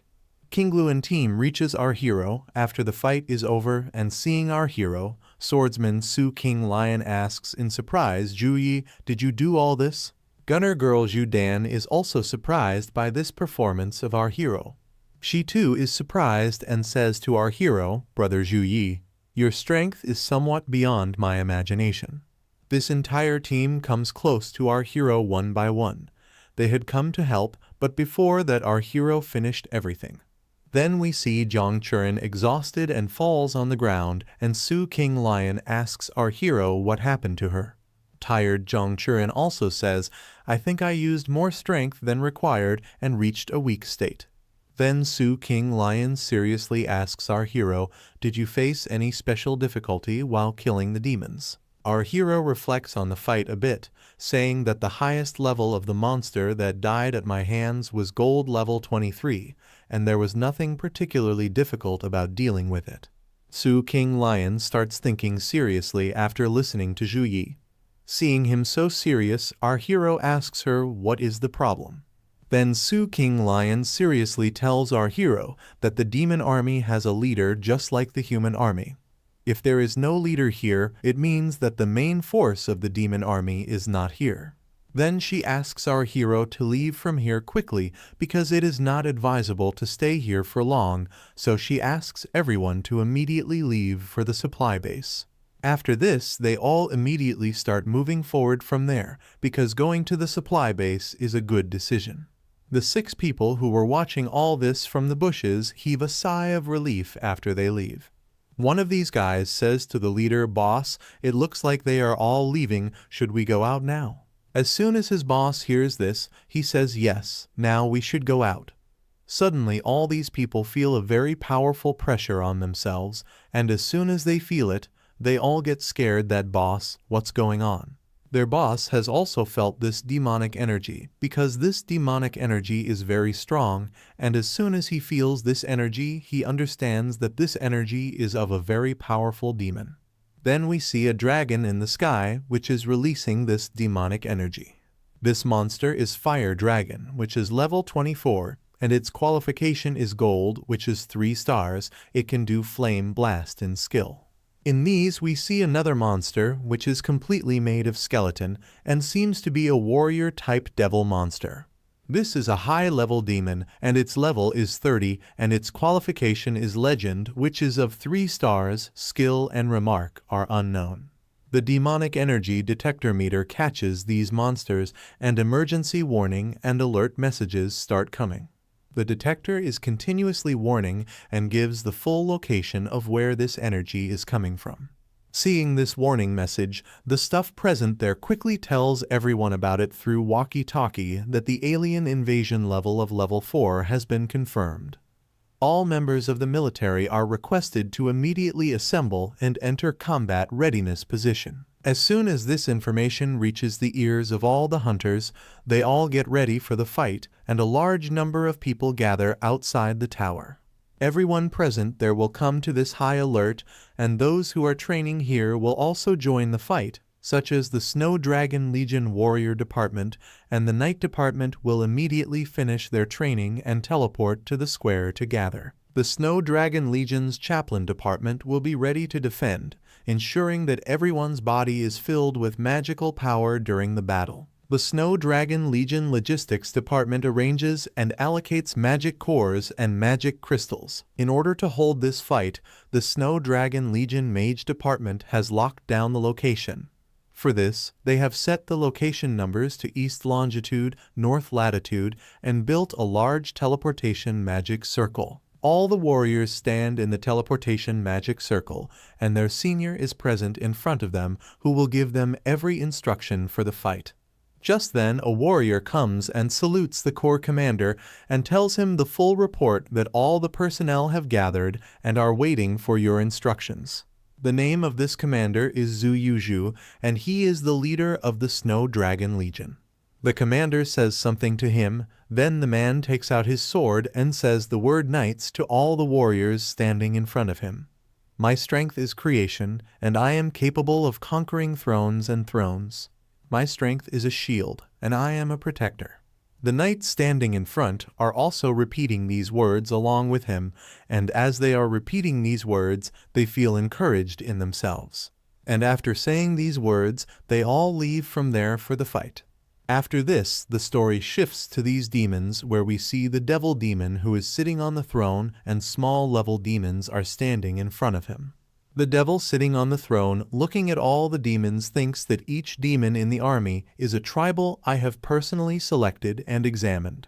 I have only lost 10 birds in the 6 months since coming to Blue Star. But at the final carnival moment, when he is about to return to the sacred world, literally hundreds of tribals are killed. Then he tells all the demons standing in front we can return to the sacred area in half a day, and before leaving you are allowed to go wild. As soon as these demons listen to the words of the demon sitting on the throne, they all get excited and start shouting, "Thank you, Your Highness, for this." This scene of demons that we have just seen is from a few minutes ago when the demons went wild and attacked Zhongchuan. Seeing so many of his soldiers dead, their leader comes in front of our hero and angrily says, "I will never forgive you for this." The dragon lands in front of our hero, and on top of him stands the same devil demon, such a dangerous dragon, and that too is the mount of this devil demon. Then the dragon also looks at our hero's team and says angrily, "I will take out your souls and burn them in the fire of hell." Then after this, Satan's son Olamas uses the summoning skill. As soon as he uses the summoning skill, a large number of golden level devils and silver level demons are summoned. A large number of demons come there. Their number is so much that nothing else can be seen far and wide. Then Su King Lion quickly checks these demons with detection skill. Where she sees all types of demons, she sees that the legendary devil has also come. Gold level demon knight, silver level demon spellcaster is also here, and many more demons are present here. After seeing these, Su King Lion quickly takes out her sword and comes in front of our hero and says to him seriously, "Zhu Yi, the Kingluan team will protect you later. If you get a chance, quickly get out and leave." Gunner girl Zhu Dan also laughs and says, "Yes, Zhu Yi, you must survive." Their entire team comes in front of our hero so that our hero can get out of here. Su King wants to save our hero because our hero is, in her eyes, a genius like no other she has ever seen. That's why everyone considers protecting Zhu Yi more valuable than their own lives. Then suddenly the teleportation circle opens in the sky and all the warriors of the Snow Dragon Legion come out from it. At first, everyone is surprised to see the gate in the sky because gates are opening everywhere. But as soon as Su King and her team see the people coming through that gate, they become very happy and shout in excitement saying, "That's the Snow Dragon Legion." All of the Snow Dragon Legion are second-tier professionals at level 30 and above, and the Legion leader is a third-tier warrior at level 51. We survived. Our hero also starts thinking after seeing the teleported people, since they have been teleported, then why was it not detected directly, and why were these people not teleported here? Seeing all those people and seeing the excitement of the people present with our hero, the demon starts laughing and says laughingly, "Humans, don't worry, your army cannot come under the cover of my magical circle." As soon as Su King hears this, panic appears on her face because she cannot believe what this demon is saying that this can happen. Here, all those knights are far away from our hero's team because a magic shield is preventing them from getting closer, so they have been teleported to a distant location. Seeing everyone teleported away from the location, a knight asks what's going on. Why is the teleportation point so far away? Then the second knight moves his hand forward and feels the energy shield, saying this is the demon clan's largely forbidden spell-level magic circle. Dark Wall of Flame. Once deployed, the internal area cannot be transmitted, and external attacks will also be blocked. Then the knight looks at Zhu Yuzhu and tells him that it will take the strength of at least 2 armies to destroy it. Otherwise, you can just wait for it to automatically time out. Then Zhu Yuzhu also touches the energy shield and asks the second knight how much time will it take to wait for the magic circle to disappear. The second knight says in a slightly serious tone, "At least 5 minutes." Hearing his words, Zhu Yuzhu feels very regretful because in that time, those demons will kill the people standing below. Hence he says in a sad voice, "You collect all the information about those people and keep good records. After the fight is over, inform their families to claim their bodies." Hearing the commander's words, the companion says yes. Here below, a new task is issued to our hero with the appearance of the legendary demon. Achievement Mission. In this mission, the host is asked to kill the devil. Failure penalty none. Reward is plus level talent, fueling potion. Our hero becomes very happy after seeing this new achievement quests because he was waiting for this moment. Our hero starts moving towards that demon. At this time, holy aura is coming out from his body. Su King and her team are shocked to see our hero moving forward and try to stop him. But our hero is slowly moving forward without listening to them. Demon Lord also sees the holy energy coming from inside our hero and looks at him and says, "With such strong holy energy, it seems as if you are the one who has killed my people. To show my respect for you, let me break your bones with my bare hands." Then the dragon flies into the sky again, and the demon sitting on it tells our hero to let himself end in endless suffering. Our hero is also ready to fight him, and the dragon goes into the air and starts creating a fire-type attack. And in a few seconds the attack is ready, and the dragon makes a fire-type attack on our hero. Su King, standing at a distance, gets scared after seeing this and shouts the name of our hero. But our hero attacks that attack from a distance with his warhammer. Dragon attacks Zhu Yi with fire and Zhu Yi attacks with his hammer. Both their attacks collide with each other. However, our hero's attack destroys the dragon's fire attack and moves forward, cutting one of the dragon's wings from the middle. Due to the attack of our hero, along with the dragon, the devil demon sitting on it also loses its control, whereas as soon as one of the dragon's wings gets cut, it starts falling down uncontrollably. In a few seconds, such a huge dragon falls on the ground, due to which the ground there also breaks and the devil somehow manages to stand up. Before the devil demon can properly recover from our hero's previous attack, we see our hero coming from behind to attack it. But this demon has caught sight of our hero coming from behind, so he quickly takes out his sword and directly attacks our hero. Its attack was so powerful that the energy of the sword moved forward and ripped through the ground. But our hero is successful in saving himself from this attack, because after doing his attack, this demon also notices that the boy is not there. This demon looks around to find our hero, but suddenly our hero comes very close to that demon and with one blow attacks him with full force. To stop this attack of our hero, the devil moves his sword forward so that the hammer attack of our hero hits his sword. Our hero's attack collides with the sword, due to which a terrible concussion is created and the entire ground starts shaking. And as soon as the demon moves back, our hero's attack hits the ground and there is a terrible explosion. After doing their respective attacks, both of them move back. Devil goes a little behind our hero and gets surprised and wonders how this could happen. This human is only level 18, how could he have the power to rival me? Our hero standing in front of him also releases a very majestic holy aura and says this while placing his hammer on the ground like a knight. Quite resistant to beatings, I want to tell you something. You are the first legendary monster I have ever encountered. The demon gets very angry after listening to our hero and starts cursing our hero and starts coming towards him to attack.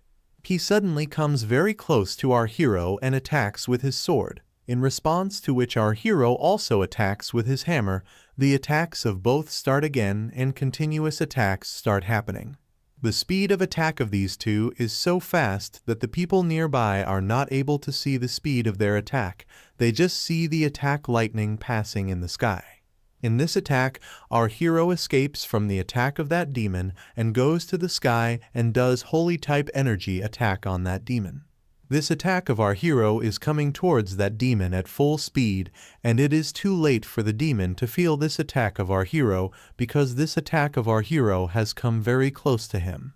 Our hero has used pure white blade on that demon, which will successfully judge this demon, and with this our hero prepares another attack and gets ready to perform his next attack punishment of light on that demon. Seeing this attack of Zhu, there was fear in the eyes of that demon, because he had realized that this attack which is going to happen is very dangerous, so to avoid this attack, he calls Balrog's shield. Lightning comes roaring from the sky and falls straight on the devil demon, but the lightning attack hits Balrog's shield directly, which manages to save the demon. But even while protecting himself from this lightning attack with the help of this shield, he could still feel the power of this lightning. Our hero is very surprised to see that the demon has not been harmed by the lightning attack, and he says in surprise that even the punishment of light cannot do any harm to him. It seems that this legendary monster with thick skin and strong attack power is impossible to kill by conventional means. Seeing that this lightning attack does nothing to this demon, our hero realizes that after several days of testing, this demon can be killed by using the reward skills given by the system. After surviving that lightning attack, Devil Demon looks at our hero very angrily and shouts and calls all his generals. As soon as all the generals hear His Highness's voice, they start shouting in anger, after which the demon orders them all to eliminate this boy. All the demon generals and all the small monsters are going towards our hero to attack. The only word coming out of their mouth is to finish it. And on the other hand, our hero is preparing to perform a different type of attack in the sky. In the sky, he is preparing to attack by moving both his hands in a different way. By doing this, a strong holy wind starts flowing in the sky. The entire sky lights up when our hero does this, and a strong wind starts blowing there. Everyone's eyes were on this attack of our hero, be it the people with our hero, or the dragon team standing outside that barrier, or the demons. Everyone is looking at our hero as the entire sky is glowing with golden light and sacred energy is flowing continuously. As our hero's attack is getting ready, a different type of portal starts opening in the sky, and within no time a big hand appears there which is absolutely huge and completely surrounded by sacred energy. Seeing such huge giant hands in the sky, Devil Demon gets scared and says, "Why do I feel that something terrible is going to happen?" And as soon as our hero's attack is completely ready, he makes his attack like those demons. That huge palm comes and hits the ground, due to which all the demons present there are destroyed. And the entire ground there also breaks, and due to the collision with the hand, a very strong pressure is created. This pressure is such that the small monsters nearby die due to the air itself. This attack of our hero is so powerful that Su King Lion, who was standing far away, controls herself along with everyone, and is surprised and says, "Am I not living in a dream? Is this a skill released by Zhu Yi?" A huge amount of sacred energy is coming out from our hero's attack, due to which Zhang is having a little trouble standing there because her succubus blood is afraid of this energy. The dragon team is also very surprised by the power of our hero and says in surprise that this power is equal to an ordinary magical crystal cannon. They all have expressions of surprise on their faces. Then Leader Zhu asks his companion that, "Did you find out who are the people trapped inside?" Then the soldier next to him says that they are all students of Suhang University, and the person who just demonstrated the skill is this year's #1 special recruit Paladin Zhu Yi. After listening to him, Leader Zhu regretfully says that the new players are #1, but it is a pity that the difference in level between the two sides is very big. If Zhu Yi is given some development time, that skill of his could single-handedly kill the devil. Here inside the barrier, many demons have died due to that attack of our hero, but the devil is still not killed, although his condition has become very bad and blood is coming out of his mouth, but he is just injured and not killed. Somehow, controlling himself, the demon says angrily, how dare you insult Olamas, who is a great being." Olamas is so angry that demonic energy is emanating from all around him. He is so angry because someone of a lower rank than him has injured him so much, so he angrily says to his demon soldiers, "Demon army, move forward and use flame curse army magic." As soon as those demons hear this, both the mage demons and fire demon armies get ready for their respective attacks, and small monsters also get ready to attack. As soon as they hear the order of His Highness, all the demons start moving towards our hero to attack. There are many demons who have different skills. Some have magic skills, some can use curse skills, some can use physical attacks. There is some shadow monster. Everyone is ready to attack towards our hero, and our hero is standing very still and watching them coming towards him. Here Devil Demon is getting himself healed by a healer. While getting himself healed, he says that he is pretending to be calm, but he is only a level 18 warrior. The healer who is healing him also listens to His Highness and says that yes, after many battles, the magical power of his body must have been exhausted long ago. Without magical power, facing our army of 300 tribals, numbering in the millions, he might be killed alive. The devil is happy that yes, you are right, because he also feels that our hero will not be able to survive anymore. He cannot defeat such a large army. Seeing so many demons coming, our hero is still calm, but he has some thoughts in his mind, like the hand of God has depleted all the magical power of his body, and the equipments are restoring his magical power very slowly, which is not enough. Seeing that, our hero has realized that you can only rely on yourself for everything. Trusting anyone else is bad at times like these. Meanwhile, a window notification appears in front of our hero, where there is a skill named Shenjing for help for our hero.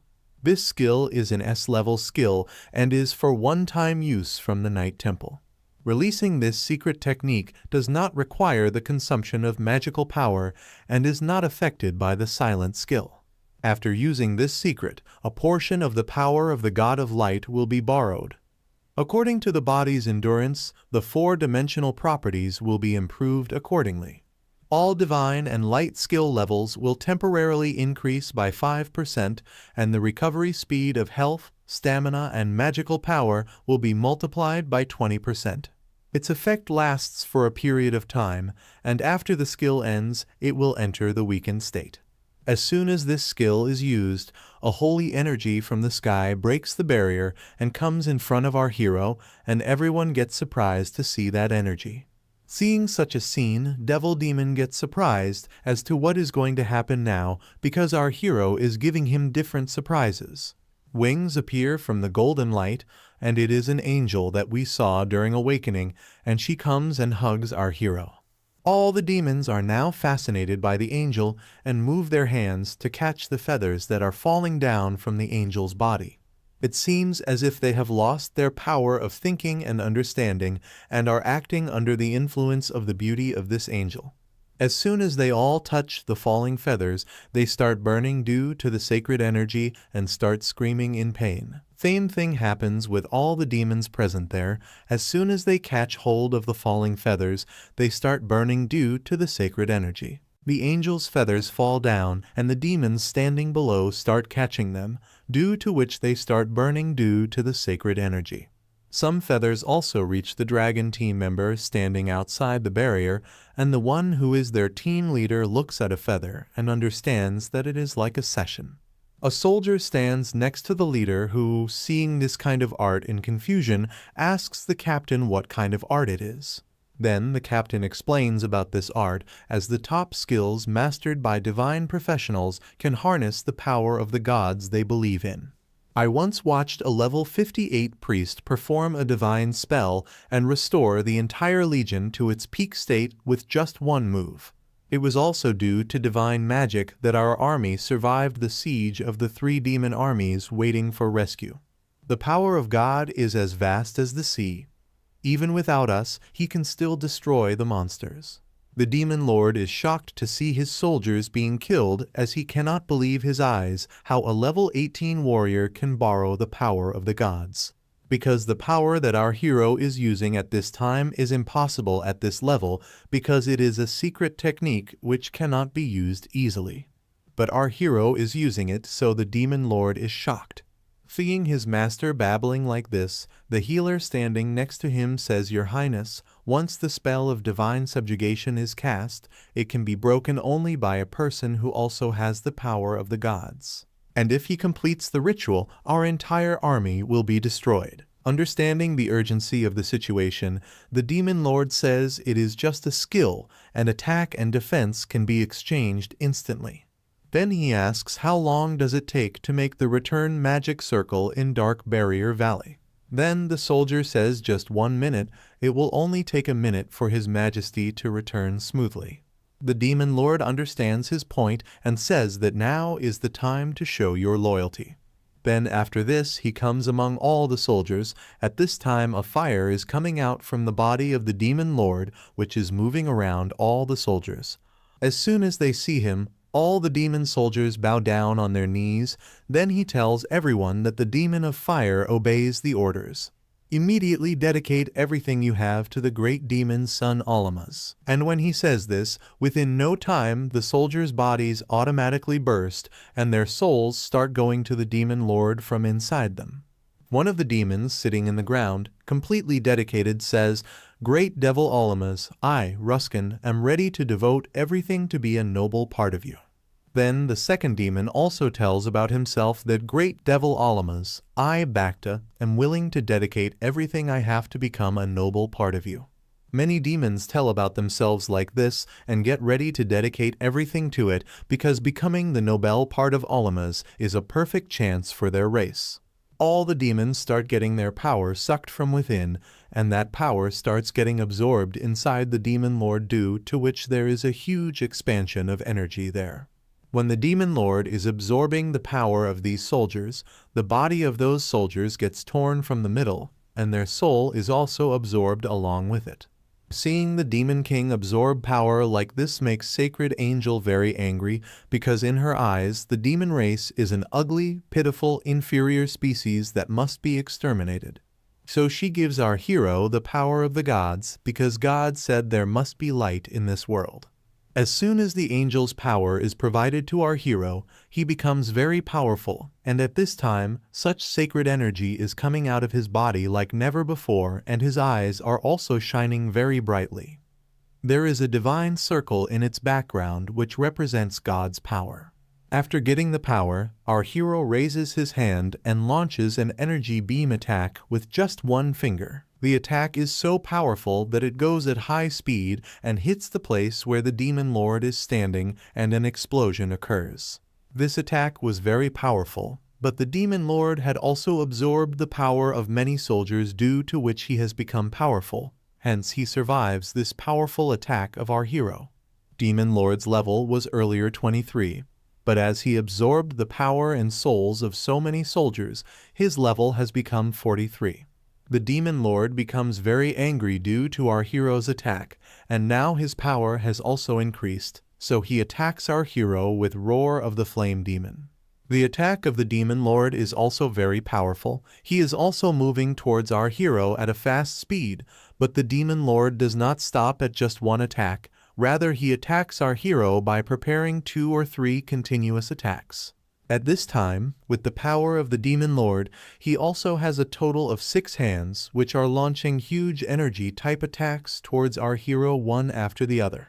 At this time, different energies are flowing on both sides. Where our hero is present, there is holy, and where the demon lord is present, demonic energy is flowing. However, the demonic energy of the demon lord is enough to pollute the environment there. And at this time, the demon lord is using his full power to create a very powerful energy ball, due to which the entire area is getting destroyed, because the power of that energy ball is very powerful.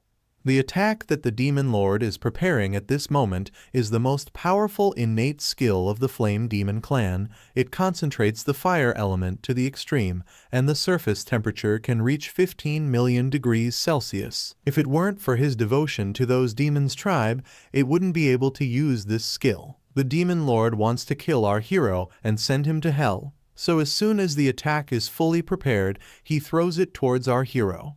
That big energy ball reaches our hero at high speed, and as soon as it gets close to him, it collides with him and explodes.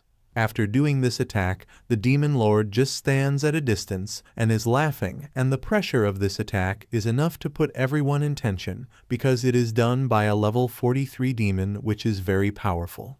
However, as soon as the scene clears, we see our hero completely safe, but he is also angry at this time. He did not move even an inch from such a powerful attack of the demon lord. As soon as the demon lord sees our hero, he gets scared and starts running away from there, because he understands that their power level is not at the same level. He gets scared and starts running towards the magic circle, because after 1 minute the magic circle will be set up. All he has to do is enter inside it, and he will be saved from here. Our hero sees the demon lord running away and says, "Demon, in the name of God, I condemn you and sentence you to death." And then immediately after this, he makes an attack with his hand, which is like a sword type attack. That attack cuts through the ground and hits the demon lord as well, and due to this attack, the place is reduced to dust. Due to that attack of our hero, a huge hole has been formed on the back of the demon lord, and he is currently very injured, and he is crawling towards the return circle so that he can somehow escape from here. He wants to return from here and complete his returning task. At this time he has only one thought: that my holy world, I have to return from here. The remaining monsters standing at a distance do not understand how this happened, and the return magic circle is also damaged, so they cannot return to the holy world. Here our hero is also very tired after doing that attack, because all the mana inside him has been exhausted, and his last words before he fainted were that finally it is over, and as soon as he utters these words he starts falling from the sky to the ground. Seeing Zhu lying unconscious on the ground, everyone runs towards him. Some are calling the name of our hero, and some are asking to quickly check his physical condition. Dragon Team is also standing close to our heroes after the barrier is breached, and they tell them to quickly search the entire area. The team leader tells Team 1 and Team 2 to quickly search for any surviving professionals near the mountains, and he asks all the remaining Legion members to charge the remaining demons with him. Here our hero is lying unconscious on a bed after that fight, and in unconsciousness he is muttering that it is too much, I can't breathe. Perhaps he is slowly regaining consciousness, but while regaining consciousness he is feeling as if someone is pressing his chest. He is unable to move at this moment, so he feels as if some ghost is pressing the bed. Our hero is currently feeling as if he is going to die, and as soon as this thought comes to his mind, he quickly gets up screaming. Hearing our hero's scream, Jong also wakes up and looking at our hero, she says, "You woke up. You have been sleeping for 2 days and 2 nights. I quickly tell everyone about it." Looking at Jong, Zhu thinks in his mind, "If I had woken up late, I would have been crushed to death due to your pressure." And Jong comes very close to our hero and kisses him on the cheek and says, "Thanks for saving me." Our hero is completely shocked by her doing this and is just shocked. We see a girl walking out of the room very fast, seeing which our hero thinks with his hand on his mouth. This girl. Thinking this, he sees his daily mission window screen, seeing which he gets surprised and thinks, "I slept for 2 days, too bad I lost the daily rewards for them. Let's see if the achievement mission will make it worth it." A talent that heals wounds. There's a lot of classes with similar talent, but their effects are all different. But since it's an S+ grade talent and called Death Resistance, there must be something special about it. As soon as he thinks this, a knife comes in his hand, and the next moment he attacks his stomach with it, and within a few seconds it gets resolved. Seeing himself getting resolved so quickly, he says smilingly, "Healed in 2 seconds. Amazing. Looks like I won't be affected by regular wounds in fights now. My survival rate has increased by a lot. If it's severe limb damage. Never mind, you didn't know, but we almost lost each other. Lucky? How lucky? Stumbling upon a legendary weapon going out? A grandma I helped across the road is a tertiary turned class. Buying a treasure item at a roadside stall? A bottle full of possibilities, I'll keep it for later." Thinking this, he was scrolling his screen when suddenly he sees Holy Flame Halo Divine Skill in front of him, and seeing it he gets very surprised and thinks, Holy Flame Halo is a light type skill, so it can be buffed by protection of the Sacred Angel. After buffing, activating Holy Flame Halo increases light and flame type damage by 40%. Does that mean that when I have Holy Flame Halo active and use Punishment of Light at the same time, I can become a light and flame dual element mage? Thinking this, our hero starts going out of his room, and then he sees someone sitting on the sofa in front. Then that unknown person sees our hero and says to him, "I am the vice captain of the Snow Dragon Legion, Mage Wang Liang. Mr. Zhu Yi, thanks to your timely killing of the demonic sun and destroying the return portal, we have captured many demons as prisoners." Hearing his words, our hero puts his hand on his head and tells him, "You're welcome. It's no big deal. Do you have any business with me?" After listening to our hero talking about business, the guy shows our hero ball and says to him, "Captain Zhu should be thanking you himself, but he has urgent business, so I am here in his place. Your final strike destroyed half of Dark Shadow Valley, but the traces of a demonic descent were kept intact. The Legion found out the demon's secrets, and Captain Zhu is reporting it to the higher-ups." Saying this, the unknown guy suddenly changes the whole room, seeing which our hero gets very surprised. Then that unknown guy starts showing different equipments to our hero and tells him, "These are resources accumulated by the Snow Dragon Legion across centuries. Don't be shy and tell me what you want." Our hero becomes very happy after listening to his words. Then he points his finger towards an equipment and tells him, "There's S-grade treasures here." Vice Captain Wang, does the Snow Dragon Legion warehouse have S-grade treasure Frozen Lotus? Hearing our hero's words, the unknown person smiles and says to him, "Wait, let me check." After saying this, the next moment the guy shows the equipment and says to our hero, "This thing." Looking at the equipment, our hero says yes. After listening to our hero, he smiles and tells him, "All right. 100 million points, that's 3 years of my salary, I gotta claim it from the captain." And saying this, the unknown person starts making the room normal again. After normalizing the room, the guy tells our hero, "The Frozen Lotus is in our headquarters warehouse. You need to stay here for a few more days. If you're bored, I can have someone help you to hunt monsters in the valley." As soon as he said this, he thought to himself laughingly, I'll let Zhu Yi hunt monsters with kids his age in the Legion and get closer.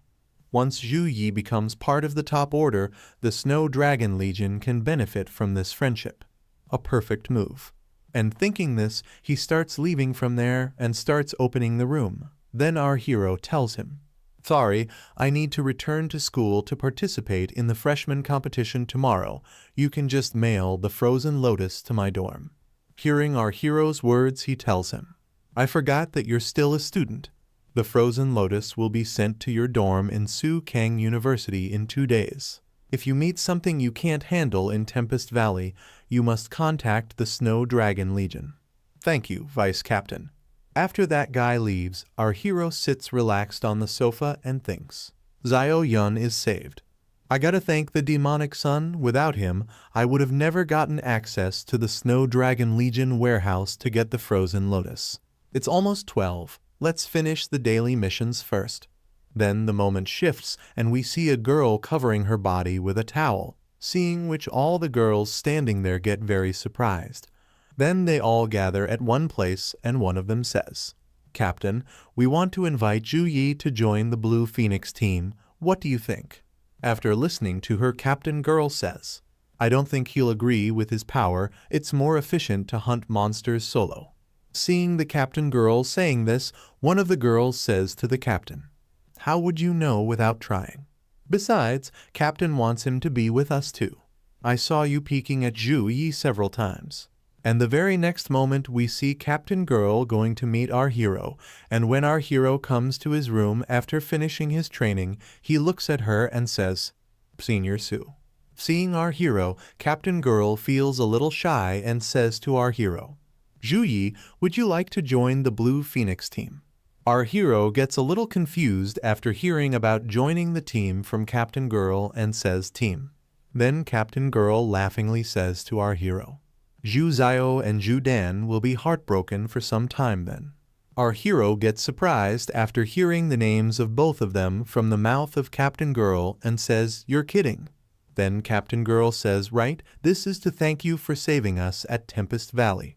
And after saying this, she starts kissing our hero and says, "Your special thank you." And immediately after kissing, the Captain Girl leaves from there. After she leaves, our hero thinks, blushing a little and placing his hand on his cheek. A special reward, a special thank you. Girls these days are really daring. Then the moment shifts and we see that a meeting is going on and one of them says to all of them, "According to our investigation, the demons invaded half a year ago and have been hiding in Tempest Valley since then. Our investigation shows that demons have learned how to travel across the world through medium-sized cracks." Hearing his words, one of them tells him, "Are you sure? Do you know what this means?" Then the man in black shirt answers him and says, "For the longest time, other world creatures could only invade our planet through large dimensional cracks. Since large cracks cannot exist for long, the invasion from other worlds weren't a big threat. But there are countless medium-sized cracks on our planet. If other world creatures can travel through those portals, our planet will be in danger of extinction. That's why the current results have been verified repeatedly. Fortunately, we found out that only monsters under level 30 can pass through the medium-sized crack." After listening to his words again, the Lion Man tells him, "If that's the case, we need to take action as soon as possible. Senator Yang, inform all major legions in our country and immediately assign guards for all medium-sized cracks. Senator Zhang, you will attend the international meeting and report these findings and observe the reaction of other countries." After listening to his words, the man again tells them, "Yes, the name of this boy hero is Zhu Yi, new Saint Knight, first place of Su Kang District and a Su Kang University freshman. He used a divine summoning technique in Tempest Valley to defeat the demonic sun and destroyed their returning formation and contributed greatly to our operation." Then the moment shifts and we see an announcement being made in Su Kang University. "Attention all students, attention all students. The freshman competition will begin at 10 o'clock in the morning. All students are advised to gather at the field in time." At the beginning of the chapter, we see all the housemasters of Su Kang University standing at one place. Then Housemaster Wu Mang introduces himself to everyone and announces, "I am the housemaster of the War House, Wu Mang. I welcome everyone for choosing Su Kang University. The freshman competition will be held in 2 phases. The first phase is the Secret Realm Challenge. Your ranking will be decided by the difficulty and clearance time. The second phase is Free Challenge. Everyone will have 3 chances to challenge someone ranked higher than them, and they will switch ranks if they win." While the housemaster is doing this, a girl standing there is a little worried and thinks to herself, "Where are Zhu Yi and Zhang Churen? They will lose their qualifications for the freshman competition if they don't show up soon. I shouldn't have told him about the unverified frozen lotus. This is bad news." And all the other people standing there also talk to each other and say, "HM, have you seen Zhu Yi? No. Did he forget about the freshman competition? It's possible he hasn't returned for a month. Good news, that's 1 powerful competitor less." While all those people were talking among themselves, the red-haired boy standing there was smiling and thinking to himself, "Zhu Yi, you wasted a month of time instead of training, and now you don't even have the courage to come to the freshman competition. You can't even catch the opportunity dangling in front of you. How pathetic." Then we see yellow aura start coming out of the housemaster's hands, and he says to everyone, "Now beginning the first phase of the freshman competition's Secret Realm Challenge." And as soon as the housemaster says this, the silver secret realm opens. This year's freshmen are the strongest and the largest in scale in our history, to let all of you unleash your strength to your fullest. Other than easy, hard, and nightmare difficulty, we have specially added the abyss difficulty. As soon as the portal opens, all the challengers standing there start talking among themselves and say, "They unlocked the abyss difficulty. No wonder there are weird flames burning at the secret realm portal. Ridiculous. I remember abyss difficulty being dozens of times harder than nightmare difficulty. This is going to be fun. I shall sweep the abyss difficulty clean." Then the housemaster shouts and say to everyone, "Bring all of your best potions, equipment, and weapons. Go." After the housemaster says this, all the challengers standing there start entering the portal and shown on the screen about all the people who were going inside, seeing which the housemaster thinks in his mind, "Not bad, they are all ambitious kids." Then the housemaster suddenly notices and says, "Where are numbers Z1 and Z3? After listening to the housemaster, the girl says to him, "Reportings in 1 and 03 have gone to the Tempest Mountain Range to gain experience and have yet to return." The housemaster gets very angry after hearing what the girl said, and in anger he tells the girl, "Ridiculous! The freshman competition decides the future direction and resources of their training. How can they be late for such an important event? They're taking things for granted because of their high ranking and young age." Then the girl says to the housemaster, "Housemaster, Zhu Yi isn't like that, he." By the time the girl finished speaking, the housemaster showed his hand and said, "Students like them need to practice their fortitude.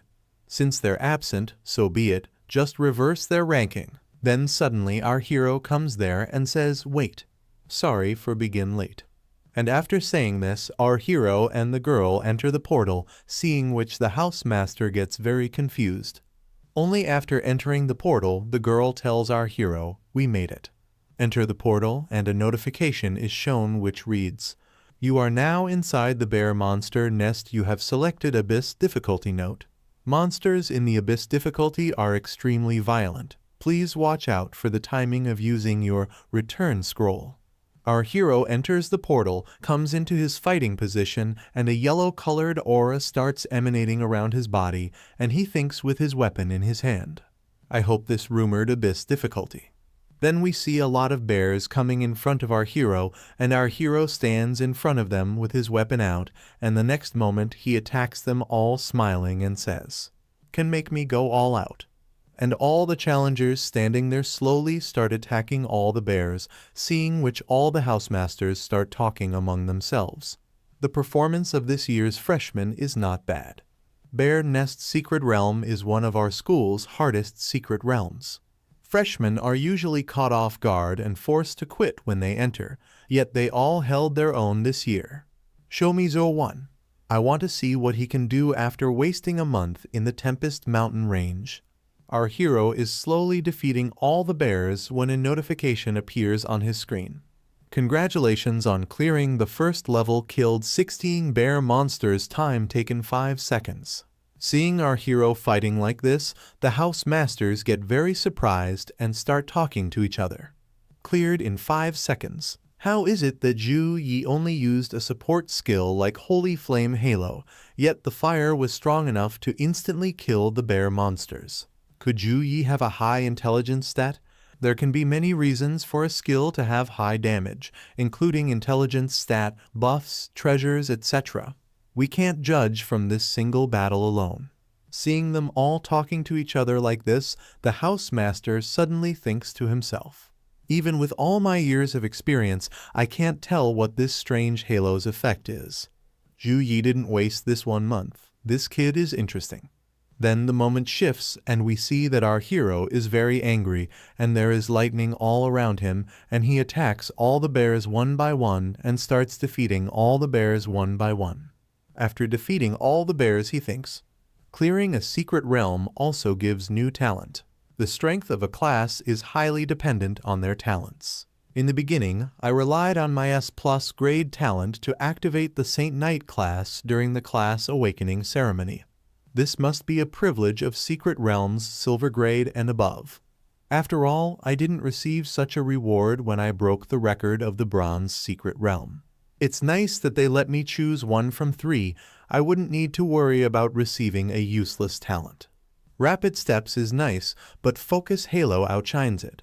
In real combat, you need time to react after seeing your enemy's action. The stronger the enemy, the faster their attacks, and the more important reaction speed becomes.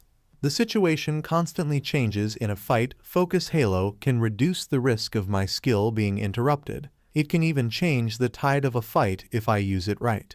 Then we see a notification shows up above the portal which reads, "You have cleared the Abyss level secret realm. Would you like to open additional levels?" Our hero thinks while smiling after reading the notification. I hope the additional level will provide me with some fun. Seeing our hero completing the level so quickly, all the housemasters start talking among themselves. What a powerful combat style, impeccable elemental control. He thinks fast and is highly adaptable. The Abyss difficulty wasn't wasted. Zhu Yi is very all-rounded. He not only has powerful magic attacks, but also has buff skills and incredible close combat skills. But Zhu Yi's Saint Knight class is too all-rounded. As his level rises, he will need more points, and his result might be ordinary. That's true. Once the freshman competition ends, I'll have a talk with him. Housemaster Wu, Zhu Yi has yet to decide which house he'll join. We should let him choose first before letting the housemaster talk to him. That's right, let's wait until Zhu Yi chooses his house. Zhu Yi is very accomplished on elemental magic. He's suitable for the elemental house. The recruiting has started already. Looks like you're all very satisfied with Zhu Yi. Too bad I came late and couldn't witness his power. Then the moment shifts and our hero reaches the next level. After reaching the next level, he thinks, this was a cult ritual held here. If there are benevolent gods, there must also be evil gods. Evil God doesn't just refer to the god of darkness, but gods that are insane and chaotic. There's a huge difference between the two. Having faith in the god of light or darkness only requires your pure and true faith, but praying to evil gods requires fresh life and souls. The infamous Bloody Abyss incident from decades ago was caused by a tertiary awakened class holder who believed in evil gods. He secretly planned to sacrifice a middle-sized city. Millions of lives were lost in an instant, and his level instantly rose from 54 to 89. Even though he was exterminated by the Patrol Legion and Army, the millions of souls the evil god consumed couldn't be brought back. Since then, our country has banned praying to evil gods, and anyone found doing so will be executed immediately. But believing in evil gods provides rapid gain, and many still take the risk. It's not only humans that pray to evil gods. Some beastmen, elves, and angels also pray to evil gods.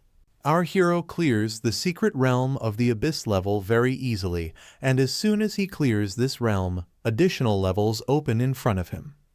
As soon as the portal of additional level opens, our hero enters it where he feels the smell of evil god. Then the bear monster comes there who had become a ghost bear due to the evil god's ritual, and his power is also very high. The monster standing in front of our hero at this moment is an undead monster that is immune from physical attacks. However, seeing this monster brings a big smile to our hero's face, and a thought comes to his mind that if martial artists see this final boss, they will be very surprised. Seeing the monster, our hero smiles and asks him to come to him, and as he says this, a divine tornado awakens there. Due to this attack of our hero, the whole area is surrounded by divine energy, and the ghost bear struggling with this attack of our hero calls this attack a useless attack. But our hero's attack engulfs the bear and destroys it. But even after the monster is destroyed, there is no smile on our hero's face. Because even after the death of that bear, the energy of the evil god is still present there, and it slowly starts accumulating again, which our hero senses, and because of this he becomes serious.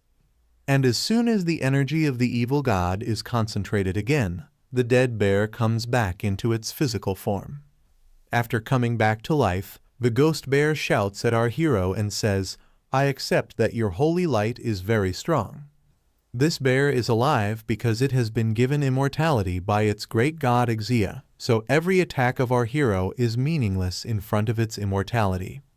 That ghost bear tries to suppress our hero with his dark energy, but our hero also presents his sacred energy in front of him, which makes the bear scream.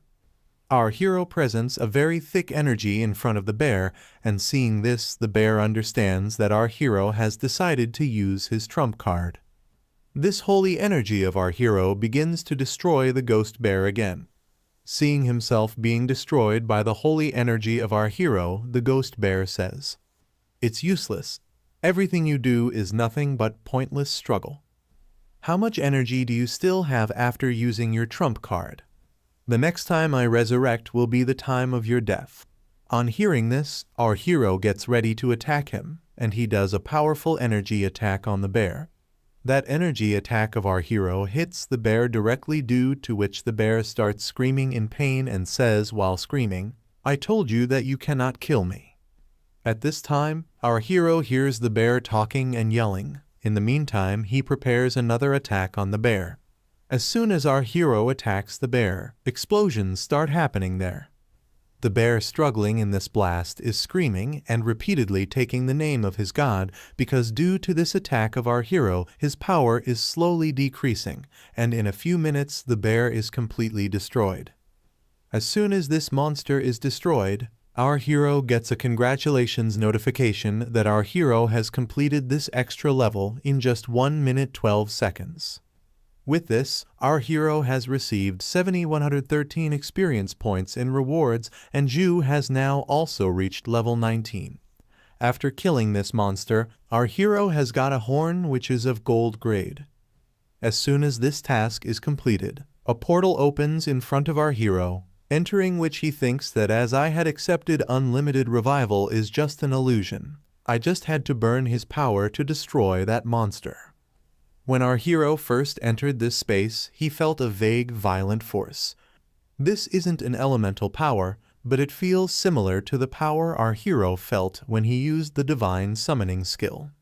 Seeing all these facts, our hero guessed that it was the remains of some evil god's power. Because when the bear monster was revived for the first time, that power became a little weak. So Ju concluded that there was a limit to the number of revivals of the bear monster. The correct way to pass this level is to kill the bear monster again and again, forcing it to keep taking the evil god's energy until it's used up. The performance of all the students is being shown on a big screen where everyone crosses the level and reaches the additional level and fights with the ghost bear. Many people have not been able to reach that level, while many people have reached it. In these, we see the fire-type boy who is fighting the ghost bear and is very tired of fighting them. because the extra level is actually the hardest part of a secret area. You'll have to kill the bear ghost 10 times to finish it. This boy is still fighting with these ghost bears, and the ghost bear in front of him revives again, seeing which he thinks that the good thing is that I have already raised 2 levels, and this boy is thinking of finishing this extra level in 8 minutes. Here our hero has come out of the portal after completing his task, and everyone is surprised to see him. Someone says that Divine Hand Ju has used S rank skill. Teachers of all classes standing there are saying different things after seeing our hero. Someone says, "Do you want other freshmen to also try this shortcut?" Hearing the conversation of the person next to him, the headmaster says that it seems that our Saint Knight has some secret of his. Then another teacher says that S rank skills are not something that a barren area student can come into contact with. As soon as the headmaster listens to what the teacher is saying, he then looks at the teacher a little angrily. The teacher gets a little nervous because of the headmaster being so angry. Seeing such behavior of the headmaster, all the teachers nearby are puzzled as to why the headmaster is helping a student. Su Mei is also standing with all these teachers, who after seeing the level of our hero says that his level is wrong. When she looks closely, she sees that our hero's level is 19. On hearing this, everyone starts looking at our hero and says that yes, he is really of level 19. Everyone starts saying different things. Back when the university entrance exam results came out, Ju Yi was just level 13. Not even an abyss-level secret realm should be able to let him raise 6 levels. This child is terrifying after all. Then the headmaster also looks at our hero and smilingly tells everyone, "I know a little about this." Ju Yi left to hunt monsters and level up after his admittance. Ju Yi's trip to the Tempest Mountain yielded great results. He was already level 18 before entering the secret realm. For someone who can annihilate the Flame Demon army alone, the freshman competition is a piece of cake after all. If the freshman competition didn't dictate their resource allocation, he probably wouldn't even attend. Then the same fire-type boy comes there from the portal, and as soon as he comes out, his eyes fall on our hero. Seeing Ju here before him, this boy is a little surprised that how come he cleared the realm before me. At this time, this boy is very angry. He cannot believe that Ju is present here earlier than him. In anger, he is thinking to himself that maybe he failed to cross the extra level. That is why he came here early. However, he controls his anger and starts leaving from there and thinks in his mind, as someone carrying the glory of one of the 8 great families of Zhongning, it's impossible for me to lose to someone from the barren north. Our hero is also confused seeing this student so angry, and he also starts thinking that this boy is so full of anger. Did he fail to clear the realm? Then after this we see Zhang, who is taken out of the portal and falling down. Hearing her voice, our hero catches her. Seeing our hero, Zhang smiles and says, "Brother Zhu, after all you have already cleared it before me." Our hero gets a little shocked after hearing brother from her mouth. Then Zhang says, "You are few months older than me, so should I not call you brother?" Our hero hears this and says, "Why not?" After this, the portal starts opening automatically, and everyone starts falling down from the portal. Everyone is in pain and asking for help. The medical team quickly starts going towards them. After 1 hour, all students stand at one place and all teachers stand at one place. Then the teacher says that the first phase of freshman competition is officially over, and it is time to announce the ranks. As the result time comes, we see the fire-type boy who is laughing evilly that finally the time of the result has come, and I am getting impatient to hear it. And as soon as the result is shown, this boy's face turns pale because our hero has cleared all the levels before this boy.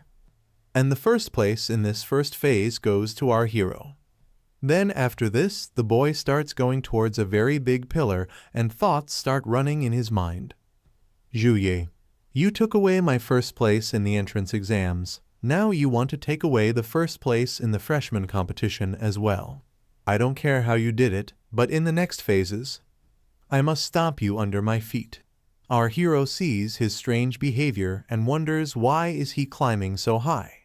As soon as the result of the first round is announced, Wu Mang announces the second phase of the competition that the freshman free challenge starts now, and you can challenge anyone. Everyone has 3 opportunities to challenge, and there will be a 5-minute rest time after each challenge. As soon as the second phase of the competition is announced, the students start challenging each other, and then suddenly someone challenges our hero. The one who has challenged our hero is none other than a fire-type boy who calls our hero to the arena saying, "Zhu Yi, come, let's see who among us two is stronger." As soon as the second round is announced, the red-haired boy challenges our hero. As soon as our hero hears his name, he looks towards the boy standing in the arena. At this time, Zhang is also standing next to our hero. Our hero is looking at that boy because our hero does not know who he is. Then Zhang, standing next to him, tells him that this is Shen Lingfeng, who got second place, and he belongs to one of the great families of Jiangning City, and he has a rare bloodline of fire dragon. Due to Zhu's sudden debut, his wish to get first place in Sukang district was thwarted, so he holds a grudge against Zhu. Our hero is looking at Shen with astonished eyes because Shen is unable to see his weakness due to his anger. Everyone is going to different arenas from where they have received challenges. Our hero also, without wasting any time, sets out to fight with Shen, and while going towards him he says, "I hope you will give me a chance to show my full power." Here Shen, standing in the arena, unleashes his flame power and excitement and says, "Come on, Zhu Yi, Saint Knight versus Berserker. Let's see who's stronger." At this time, the entire arena is surrounded by flames, and as soon as both are ready, a signal is received to start the fight, and as soon as the signal is received, Shen starts coming towards our hero at high speed to attack with Fire Punch. Along with Fire Punch, he has also used Blood Berserk. Different fights are taking place in each arena, but everyone's eyes are on the fight between Zhu and Shen. Along with the students, all the teachers also have their eyes on this fight. Meanwhile, a teacher says it's Berserker's titular skill. Shen Lingfeng wants to end this quickly. He immediately used Blood Berserk to buff his Fire Punch and attacked first, cutting away any chances of Zhu Yi using his own buffs. As expected of the descendant of a great family, Shen Lingfeng's combat intellect is decisive. Here in the arena, Shen starts attacking our hero with fire punches, but his attacks collide with our hero's holy shield and get destroyed. Shen is shocked to see this because he had not seen Zhu release this holy protection. A B+ grade skill protection of the holy light. It can partially block physical damage. Shen was hoping that he would not be able to use it, but he was too slow to attack. Seeing his attack in vain, Shen retreats, and as he retreats, our hero summons his hammer and says with a smile, "Your decision was good. Your attacks are fast, but I only need 0.1 seconds to activate protection of the holy light. I was hoping that you'd put up a decent fight, so I refrained from striking first. But I am sorry, I am not interested in you after seeing your performance." While saying this, Zhu attacks Shen with a warhammer. Shen has sensed the power of this attack of our hero, so he creates a fire shield around himself. But as soon as our hero's attack hits him, his shield breaks and he starts moving far away due to the hit of the attack. After seeing the power of this attack of our hero, Shen is completely shocked. He could not understand how it is so powerful. It instantly shattered my fire shield. After doing one of his attacks, Zhu immediately comes near him to do another attack. Seeing him attack again, Shen gets completely shocked because our hero was very close to him, so he will not be able to dodge this attack. However, he cannot let our hero succeed again, so this time he becomes a little angry and says, "No, I cannot let myself be attacked."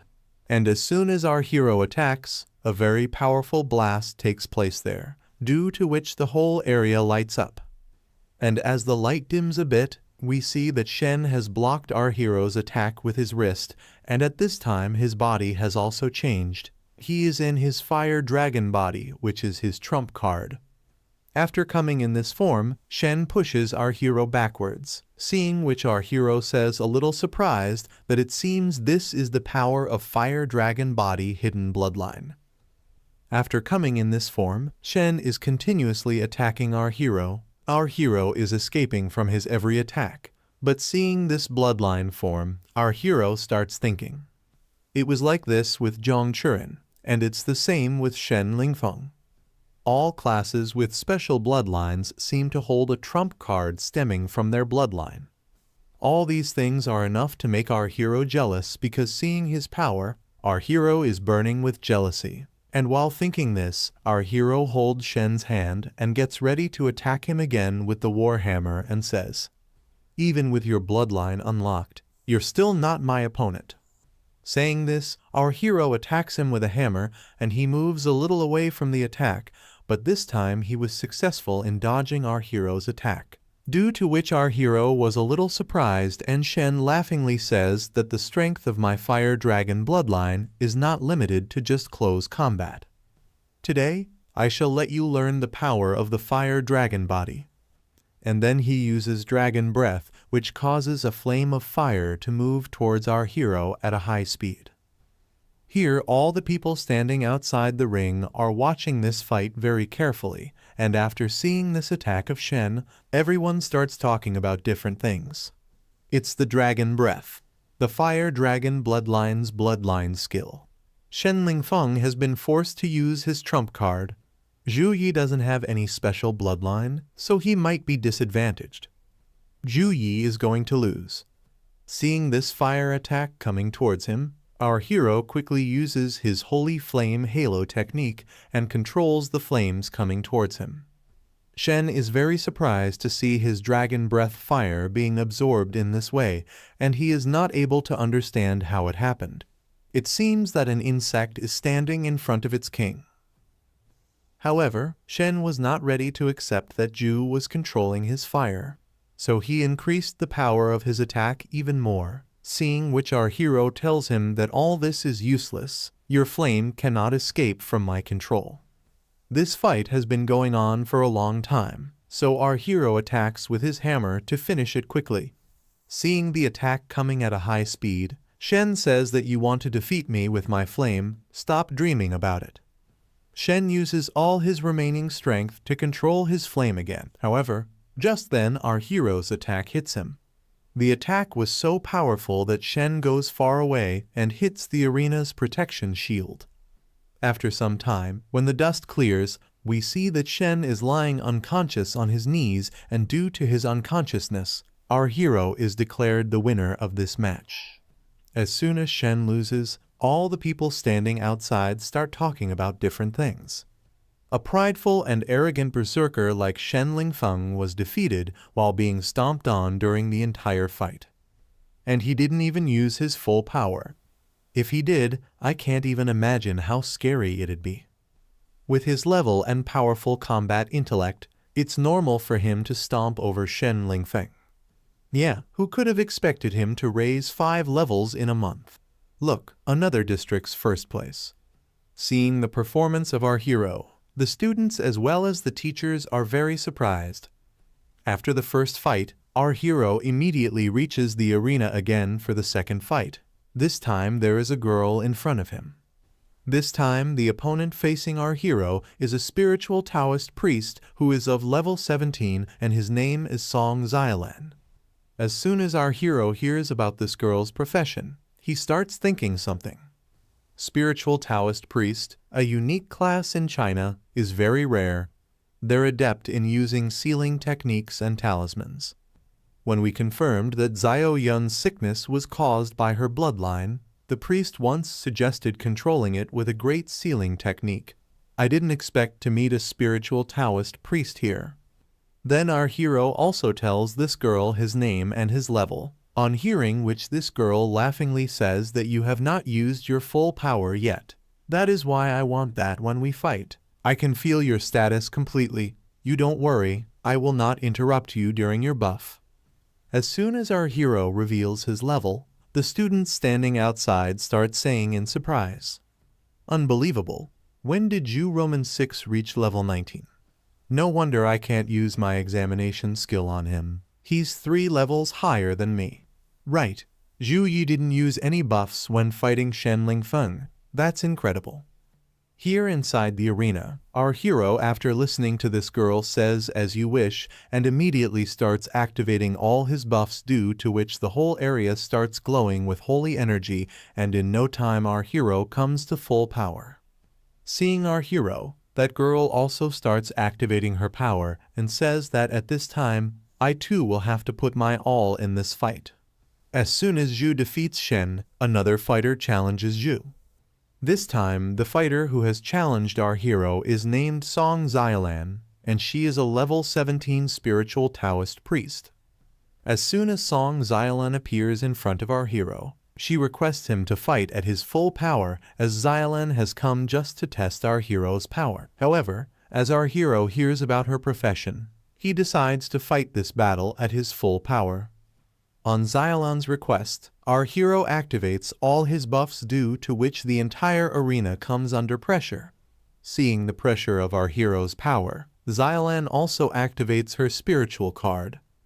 And as soon as our hero activates all his buffs and comes into his final form, he immediately attacks Xiaolan with a warhammer filled with heavenly power. Our hero's attack is moving towards Xiaolan in full speed, and Xiaolan also starts activating talisman cards with her spiritual power, and in a way to activate them, she repeats godly words. Xiaolan's spiritual cards reveal her destiny in a way, and God himself shows her the path. As soon as Xiaolan activates her card, she orders the cards to follow her orders and throws a card towards our hero, due to which it explodes there. The explosion is so big that the entire arena is surrounded by smoke, and Xiaolan is searching for our hero in it.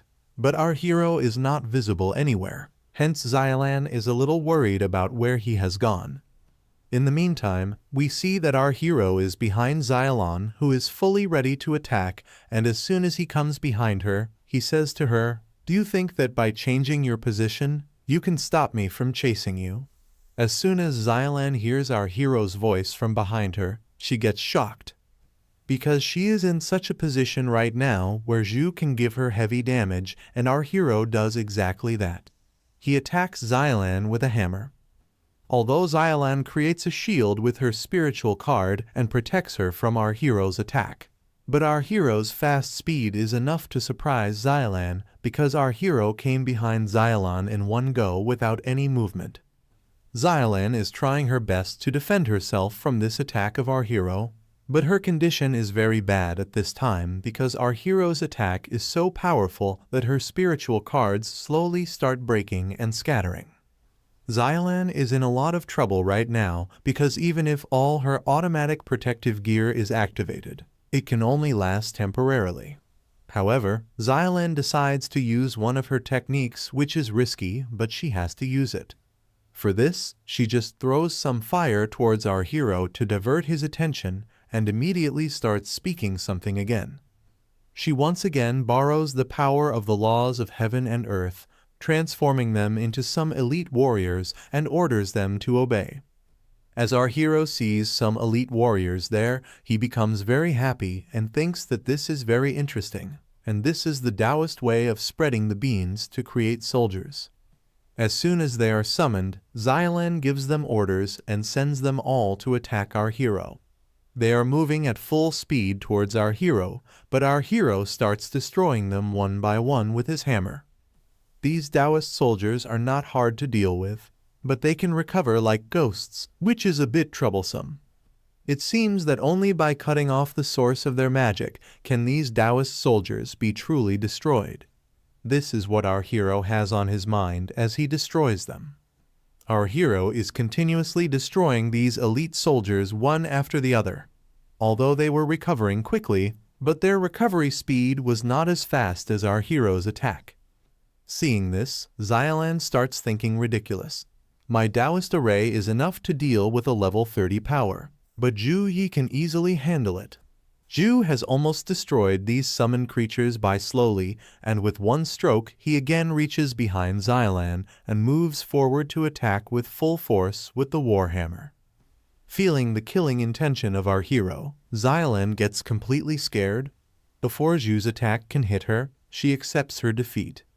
Seeing Xylan accepting defeat like this, our hero gets a little confused because it was Xylan who first asked our hero to fight with full power, and she herself accepted defeat. So our hero asks this question to Xylan.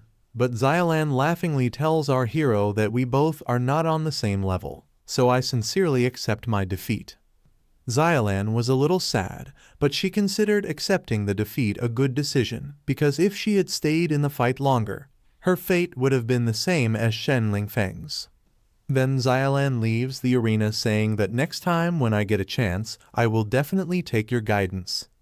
After her departure, our hero immediately stands in the arena and tells all the students present there that if anyone is still not convinced with my power, then I am waiting for your challenge, come and challenge me. On hearing our hero's words, all the challengers present there start leaving the place making excuses.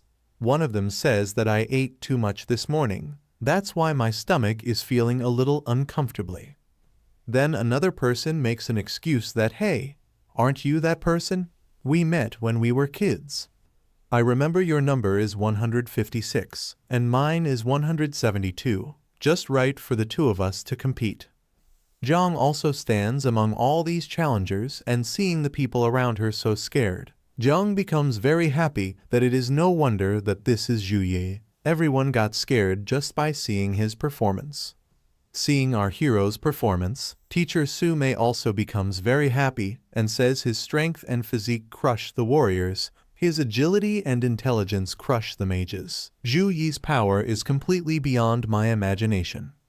Some other seniors also start talking to each other after seeing the performance of our hero. One of them says, is he really from an ordinary poor family in the north and not from a prestigious family? Hearing this, the other person standing next to him says he's the new top student. Genius no longer suffices to describe him. He's truly a monster.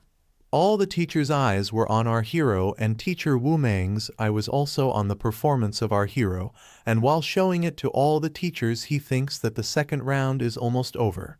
It's time for the academies to recruit new students. It's obvious Zhu Yi will definitely be the target of the academy's competition. Then Su Mei sees Wu Meng and gives him some hints. After listening to Su Mei, Wu Meng says smilingly, "Don't worry, I am preparing. I will definitely get Zhu Yi." At this time, the fight was continuing in many arenas, and we see that in one of these arenas, Shen Lingfeng is getting beaten by an unknown person. That person continuously attacks Shen with his fist and knee and injures him badly. Due to some attacks, Shen is lying on the ground. In a few seconds, that unknown person defeats Shen, and the winner of this match is that unknown person whose name is Wang Lai, and after defeating Shen, his rank has become 10 and Shen's rank has now been lowered to 16. Shen is in such a bad condition after being beaten by our hero, because as soon as he was defeated by our hero, he could not even recover before this. Different challengers kept challenging him for a fight, so he is getting beaten by everyone, and everyone is thinking of stepping on him and moving ahead. After 30 minutes, the free competition is declared over, and the entire freshman competition is over with this. And in this competition, number 1 is Zhu Yi, number 2 is Zhang, and number 3 is Xylan. As soon as this competition is over, the teacher tells all the students, now, everyone's rankings have been rearranged, and accommodations and credits will also be redistributed afterwards. Even if you are ranked lower and have fewer credits, there is no need to worry. There are many ways for schools to earn credits as long as everyone studies hard. Next is the time to divide the academies. First, our 5 deans will introduce the teaching philosophies of the 5 academies. The first Warhouse Master explains his teaching philosophies. Although the dark period of the large-scale alien invasion is over, a large number of skilled warriors still sacrifice their lives on the battlefield every year. The mission of the War Academy is to train students with stronger practical abilities to increase their survival chances on the battlefield. Borders, harshness, synonymous with the name of our War Academy.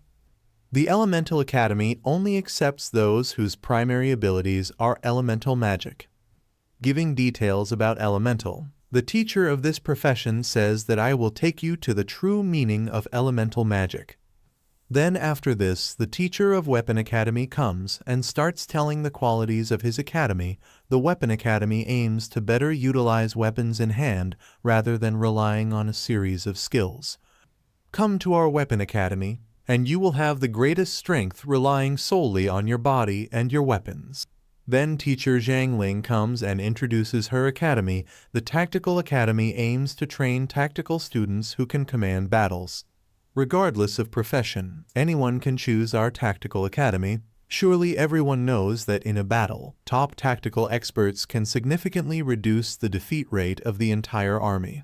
Then the last academy tells about itself. A strong logistics system is the foundation for the success of any operation.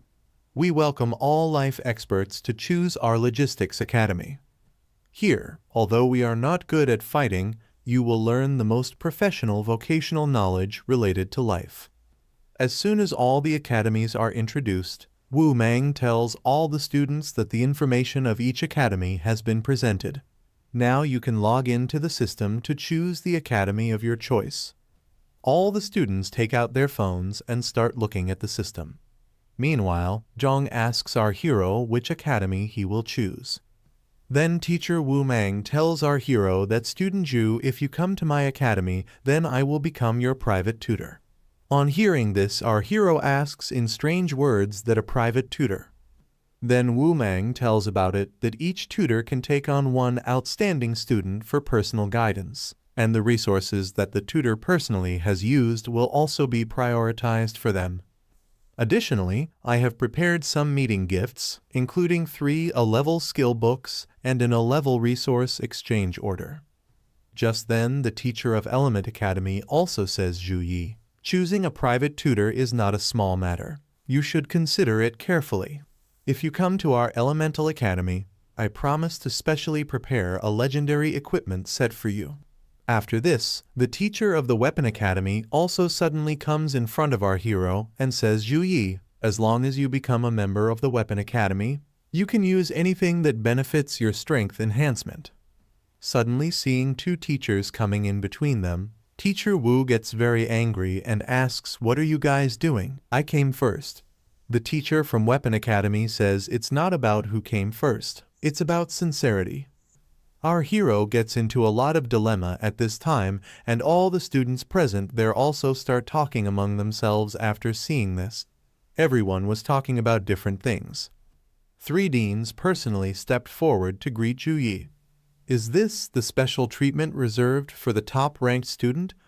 The status of an exclusive student of a tutor is equivalent to that of a direct disciple within the family, and they also have the privilege of using the tutor's resources beforehand. But having said that, the conditions that the 3 deans put forward are also incredibly generous. The A-level skill books are very rare, but the legendary equipment crafted by Dean Chao of the Elemental Academy is even cooler. Just then, the headmaster arrives there and directly asks our hero to become his personal disciple. All the teachers get surprised to hear this from the headmaster. Then the headmaster says to our hero, I will display the bloodline fusion technique once for you. After listening to the headmaster, our hero asks him, what is this bloodline fusion technique? Headmaster starts explaining about bloodline fusion technique. The bloodline fusion technique is a forbidden level technique that needs to be performed using the blood of an alien race to fulfill a special mission for you. This technique will significantly improve your physical strength and allow you to receive more attributes and free skill points each time you level up. As soon as the headmaster makes a special offer to provide our hero with a bloodline spell, the other students standing there look very surprised because a forbidden grade spell, that too directly, is an outrageous offer. The headmaster has many other students whom every student knows about, and one of these students is Wang Hui, who is at the top of the associations in China, president of Tianyu Association. If Zhu Yi becomes headmaster Wang's disciple, he'll have the support of Wang Hui's extensive network and rise to the top. Shen also stands among other students, and as soon as he hears these words of the headmaster, he angrily starts thinking in his mind, "This guy has a stroke of fortune. If it weren't for Zhu Yi, I'd be in first place. I'd also have powerful support from Headmaster Wang Hui." Zhang is standing next to our hero at this time. She is also very surprised to hear the headmaster's offer because changing the bloodline will make our hero even stronger. So this thought is present in Zhang's mind at this time. The teacher of Element Academy also smiles after listening to the headmaster and says that I never thought that Zhu is so charming that even the headmaster wants to get him. Meanwhile, the headmaster summons some stuff and says that there are many surprising things about Zhu. The headmaster gives our hero a reward which the Snow Dragon Legion captain asked him to hand over to our hero. As soon as all the students see this award, they get very surprised. Shen too is very surprised to see this gold medal.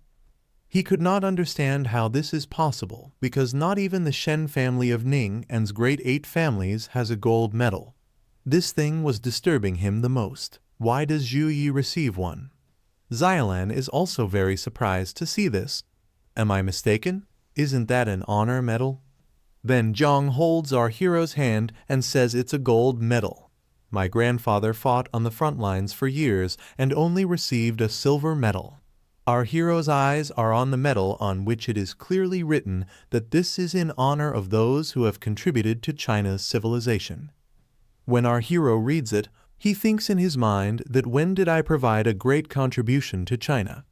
Seeing Zhu hesitating a bit, the headmaster says, I know about your action in Tempest Valley and you deserve this outstanding achievement gold medal.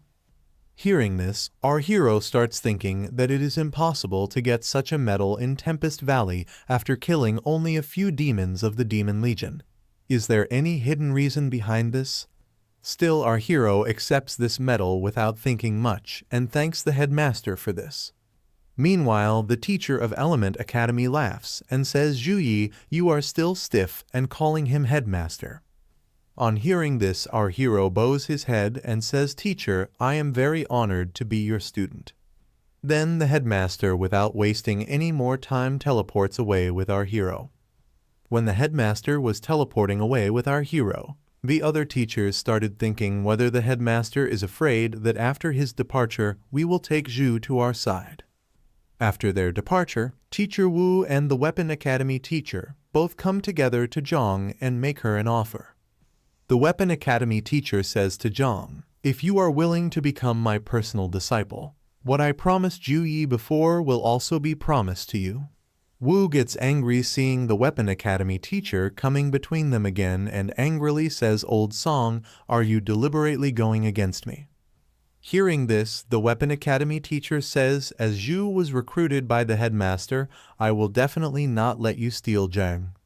Here our hero had teleported with the headmaster to some other place. It is like a lab where a lot of items are kept. Our hero looks at these things here and there with surprise. Then the headmaster tells him that this is my private mansion, mainly used to store some valuable items. If you ever want to find me in the future, you can come and find me here. After this, the headmaster starts taking our hero to find material for the bloodline forging technique. Zhu listens to the headmaster very attentively and thinks in his mind that this mansion is Headmaster Wang's personal treasury. Entering and leaving requires instant teleportation. It can be outside Sukang district or even outside China. After walking for some time, the headmaster brings our hero to a place where 3 types of bloodlines are present, and they are present in a formation. Our hero starts looking at this. Then the headmaster tells our hero that using the bloodline forging technique will allow your bloodline to undergo qualitative change. But most people are attracted by the forbidden grade spell and ignore the core of the bloodline metamorphosis's source blood. A regular human's bloodline potential is extremely limited. As our level increases, the stat gains from each level up gradually weaken. So when most classes can no longer level up, they will choose to merge with other race bloods to increase their power. As soon as Zhu hears this, He asks in surprise whether the teacher is still worried about leveling up his level. Then the headmaster says, of course, once classes enter tertiary awakening, every level needs an enormous amount of experience. I am currently level 64, and usually, otherworld monsters of this level are leader-level bosses that cannot be easily defeated. The headmaster has prepared 3 source blood for Zhu, each from the angel race, titan race, and dragon race. They are all divine races. The bloodline forging technique could only provide Zhu with a unique bloodline, so he could only choose one of these 3. This angel source blood is extracted from the corpse of an angel. The angel race are divine races of the god of light, so merging with the angel bloodline will give you an extremely high affinity for the light element. The titans who prayed to the god of thunder were born with the ability to control lightning. You will increase the power of any lightning-type ability multiple times by merging with it. The dragon race are direct descendants of the dragon god and carry the purest dragon bloodline. You will exert natural pressure against all beast races after merging with it. Our hero was very surprised to hear all these details about them because these races, Titan and Dragon, are all high-tier races which are above 60 level at the list.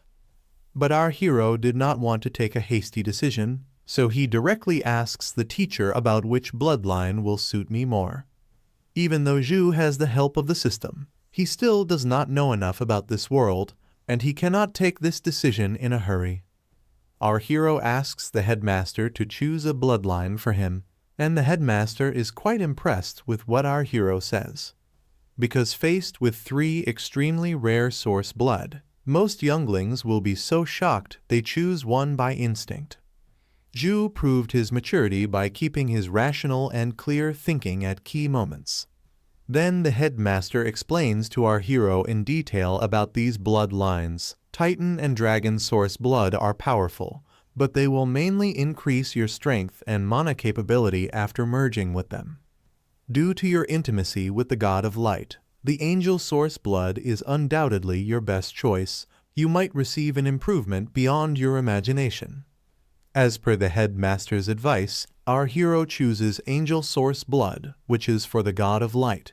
As soon as he chooses it, the headmaster praises him and says, "It seems that angel source blood is very compatible with you." Zhu is the 5th student of the headmaster, and there are 4 senior students ahead of him. The headmaster will introduce Zhu to them when he gets a chance. After this, our hero asks the headmaster, "I have a question. Why would this gold medal be awarded to me? It's impossible to receive one just by eliminating a demon legion." Then the headmaster seriously says, "Then I won't keep it from you." Your actions at Tempest Valley exposed their plan. The military discovered that other-world creatures can travel through middle-sized cracks. Zhu is shocked to hear this and asks in surprise, "Doesn't that mean there are already plenty of otherworld creatures hiding throughout China?" Headmaster further says that's right. Initial investigations have discovered signs of their arrival through hundreds of middle-sized cracks within the borders. Fortunately, their level is low, so the Legion can handle them. There's many legions across the country that have received orders to wipe out the otherworld creatures, and the school's mission system will provide related missions in the future. As my student, I hope that you can grow as strong as your seniors and contribute your power to the nation. Our hero replies yes to the headmaster's question. Then the headmaster gives him a teleportation device and asks him to come tomorrow morning because some preparation is needed for the bloodline forging technique which has not been done yet. So the headmaster asks him to leave from here and take rest. Here, coming to his room, Zhu is reading the message in the system and thinks, "What should I do?" Then he remembers the words of the headmaster. Teacher mentioned that the final result of bloodline forging depends on constitution, as well as luck. I hope the S-grade potion I obtained after killing the demonic prince will be of use. Then he takes out his level lucky potion from his inventory. This lucky potion will work for 12 hours for whoever drinks it, and as soon as our hero drinks this lucky potion, he opens a random chest to know the effect of lucky potion. Our hero opened a random chest to find out the effect of his lucky nutrition and found an S-grade treasure. It is long ning fruit. Long ning fruit, a fruit grown from the corpse of a dragon, greatly improves constitution and spell damage after consumption. Zhu gets very happy after seeing this S-grade treasure because whenever he opened random chests before, he only got trash, but as soon as he drank the lucky potion, he instantly hit the jackpot. Then after this our hero takes out the teleportation device because now it was time to go to the headmaster. And in a short time he reaches the headmaster's mansion through teleportation where the element teacher is talking to the headmaster that "Headmaster, you are very generous. The corpse of an angel is extremely rare, and obtaining angel source blood is no easy feat. This single source blood can cause several legions to war with each other." Hearing this, the headmaster says, "I have been waiting for someone I am willing to give this source blood to, and Zhu Yi is my choice. I am very satisfied with him. Naturally, there's nothing to hesitate about." Then our hero interrupts both of them and greets them. As soon as the headmaster hears Zhu's voice, he looks back and is very happy to see his body condition because our hero had come here after adjusting his body in prime condition. Then the headmaster asks our hero to come into the formation which he had prepared for the bloodline forging technique, and he also asks our hero to take off all his clothes and sit in the middle of the formation. Zhu does the same. He takes off his clothes and sits in the middle of the formation and starts activating that angel bloodline. Then the headmaster asks the element teacher to activate the formation and himself talks about protecting our hero from the other side. The element teacher listens to the headmaster and says okay and activates the bloodline forging technique. As soon as he activates it, the bloodline that our hero has starts merging with it, due to which the whole room starts glowing. The bloodline of the god of light is merging with our hero, but then another blue-colored aura comes out of his body which is frost energy, and that energy starts clashing with that angel bloodline. Seeing such powerful energy, both the element teacher and the headmaster are surprised. The element teacher says in surprise, "What a powerful freeze. It seems Zhu Yi possesses a special bloodline to begin with." The bloodline of the god of light is merging with our hero, but then another blue-colored aura comes out of his body which is frost energy, and that energy starts clashing with that angel bloodline. Seeing such powerful energy, both the element teacher and the headmaster are surprised. The element teacher says in surprise, "What a powerful freeze. It seems Zhu Yi possesses a special bloodline to begin with." This frost energy of our hero was not any ordinary energy, but it was competing with a unique bloodline like the angel bloodline. And this energy of our hero was enough to completely impress the headmaster and element master. If they were not powerful teachers, they would have frozen to death at that moment. As soon as our hero starts fusion with the angel bloodline, the other frost bloodlines and angel bloodlines already present inside his body start clashing with each other. In a way, the previous bloodline present inside Zhu is refusing to accept the angel bloodline, and the frost energy is continuously flowing out from within him. The entire room freezes due to the cold energy oozing out from Zhu, and the element teacher is also very surprised to see this frost power of our hero because he is constantly protecting himself with his magic power, but some parts of his body also freeze. While protecting himself from our hero's frost energy, the element teacher gets a greedy feeling that if Zhu changes his class and becomes a mage, then he can become one of the top ice mages with his terrifying frost energy. The headmaster is also protecting himself from this cold energy with his Kai, and seeing this he says, "I know Zhu Yi's sister is awakening a frost bloodline, so I guess that Zhu Yi might be the same."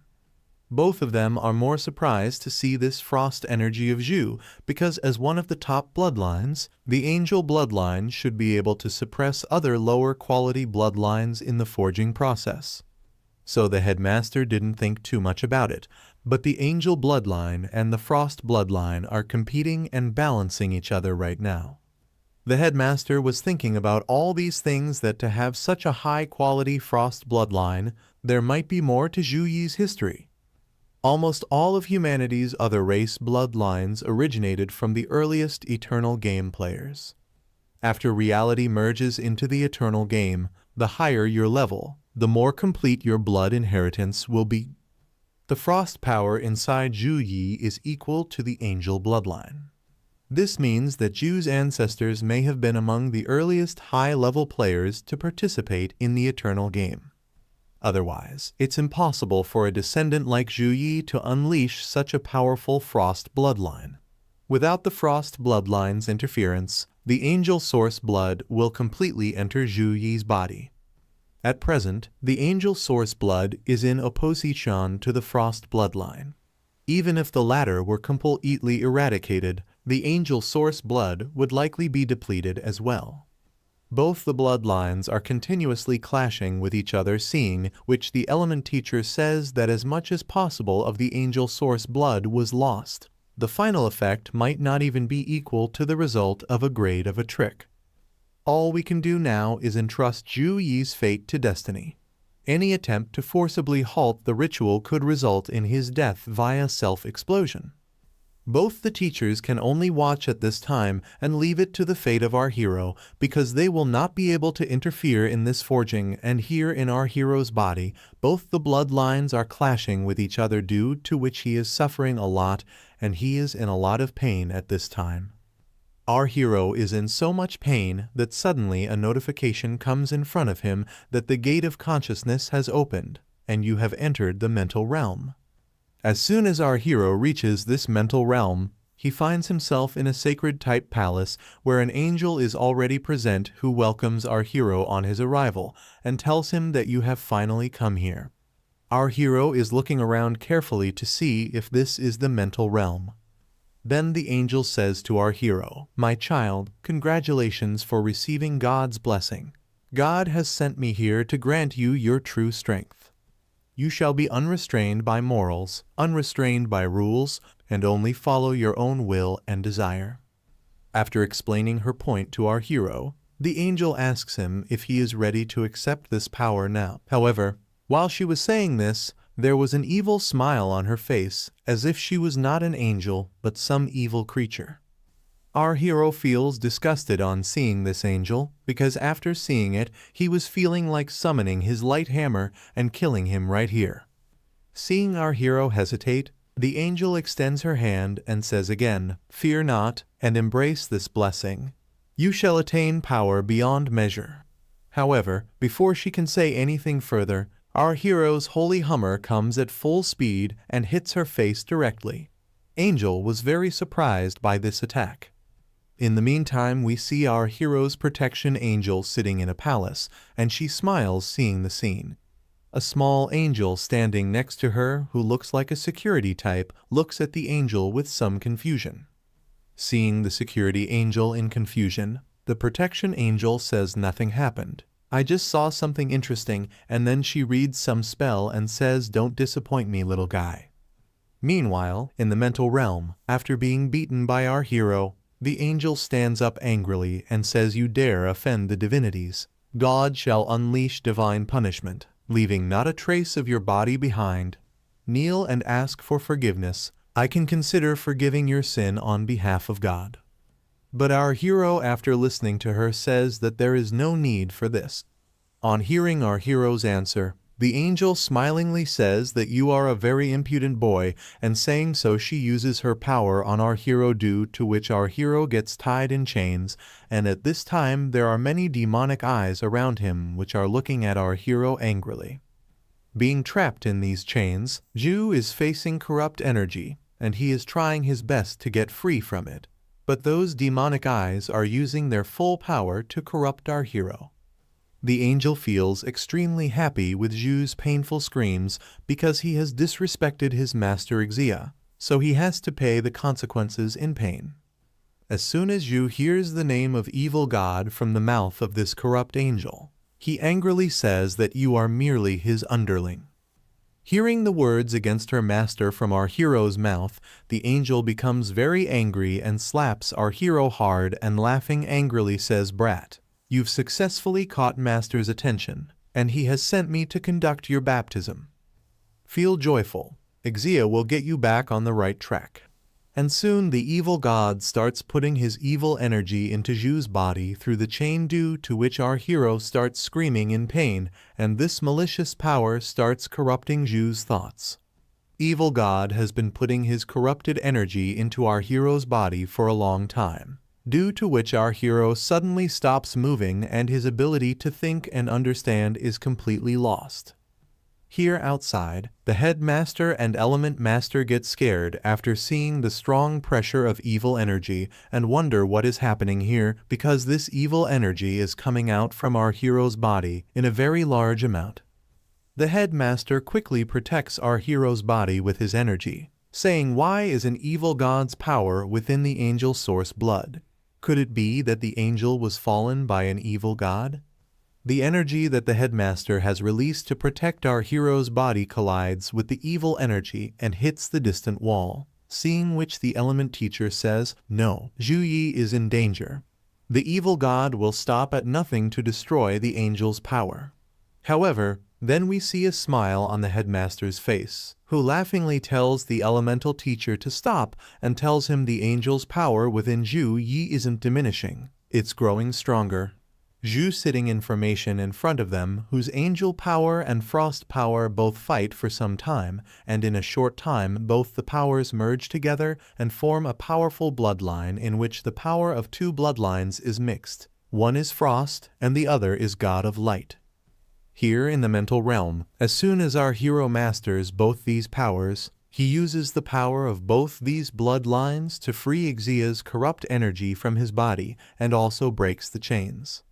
Both bloodlines mix and become absorbed in our hero's body. On one side his freezing power, and on the other side his holy energy, the power of the god of light. Both mix and provide a symbol of our hero.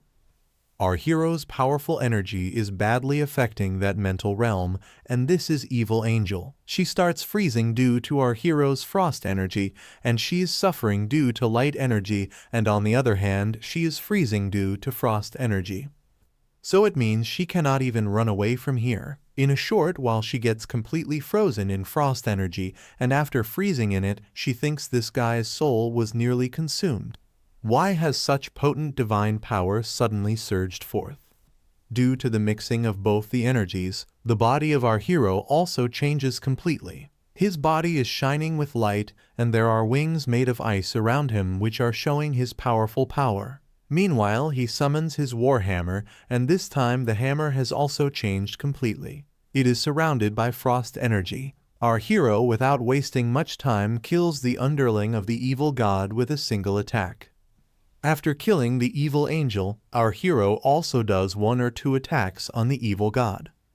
After the death of his underling, evil god Exia immediately presents his full form in that mental realm, and with his arrival, that mental realm is completely surrounded by corrupt energy. While Zhu is merging the angel bloodline with himself, he enters the mental realm where an angel is waiting for him, but this angel is the servant of the evil god Exia. That evil angel tries to trap our hero in her trap, but our hero, instead of getting trapped in her trap, attacks her. However, our hero cannot escape from the energy of the evil god and gets trapped in her clutches. After this, the evil energy starts corrupting Zhu. However, the lucky potion that our hero drank works for him, and the two bloodlines fighting inside him mix together, due to which the power of our hero increases, and he kills the servant of that evil god first. This servant of Exia is almost killed by the attack of our hero. But Exia gives some percentage of his power to his servant, and that servant completely evolves into a kind of monster, which seems to be much more powerful than before. Seeing Zhu fighting, the evil servant starts laughing because Zhu's resistance is just a small inconvenience to her grand plan.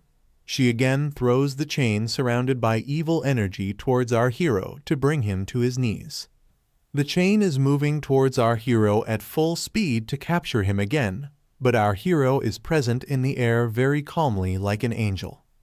His body is shining like gold light, and his wings made of frozen energy are helping him to fly. Both the bloodlines have mixed and have given a different form to our hero. As soon as the demonic chains of evil reach our hero, they attack him, which is why we see that our hero's ice wings break. However, even after the attack, the face of evil was different. She didn't look happy, as if she was scared. Then suddenly our hero reaches the evil believer faster than lightning. Seeing whom the evil believer gets scared because our hero was so fast that she did not even get a chance to move, and as soon as our hero reaches her, he activates the formation.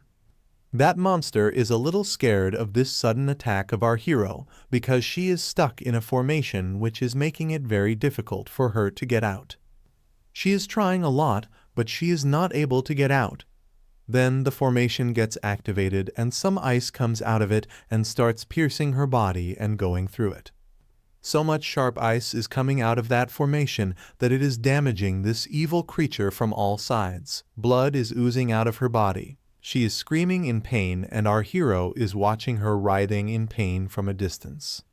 Due to being trapped in this formation, this evil servant is in a lot of pain, but she laughs and says, "I will accept this present of yours." Then we see that some evil power starts entering her again and her power starts increasing, and she laughingly says, "What you humans call power is merely a remnant of light granted by God." When the evil power inside her increases, her damaged body recovers completely, and this time she becomes bigger than before and her appearance changes, and she looks more scary and powerful. According to this evil God servant, as Master Xia's most devout believer, the power she possesses is beyond mortal imagination. After coming in this new form, more eyes appear on the body of this evil servant, and with those eyes, she starts attacking our hero with laser beam type chains. Our hero is able to dodge these attacks very easily. She attacks our hero a lot, but not a single attack hits our hero because none of her corrupt chains could touch our hero's body, seeing which she says that worms only know how to run away. As soon as she says this, she creates a very powerful energy type attack and launches it towards our hero. That attack looked very powerful and was moving very fast towards our hero. But our hero stands there even after seeing the attack coming. And as soon as the attack reaches very close to our hero, he activates a shield due to which the evil energy attack gets destroyed after hitting the shield.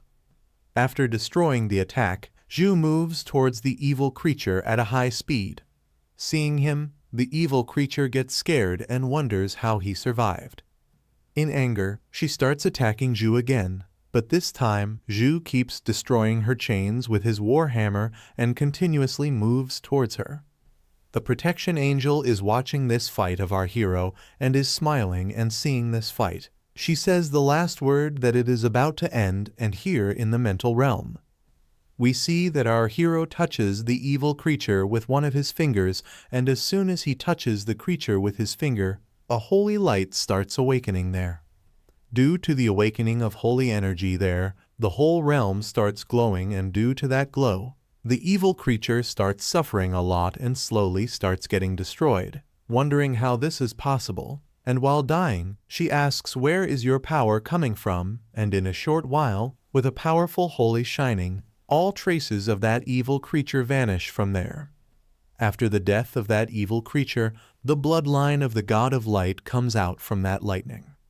Perhaps when that angel died, the evil god must have left some of his parts inside him. That is why that bloodline got corrupted.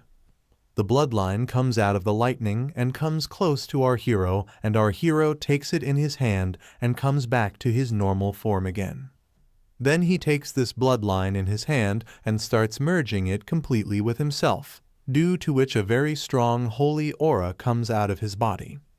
Here outside, as soon as the sacred energy starts flowing from within our hero again, the element teacher says in surprise, "This is the power of an angel that completely fraticated the power of the evil god." The headmaster, who was very scared earlier, also smiles and says the angel bloodline and frost bloodline seem to have fused together in a very interesting way.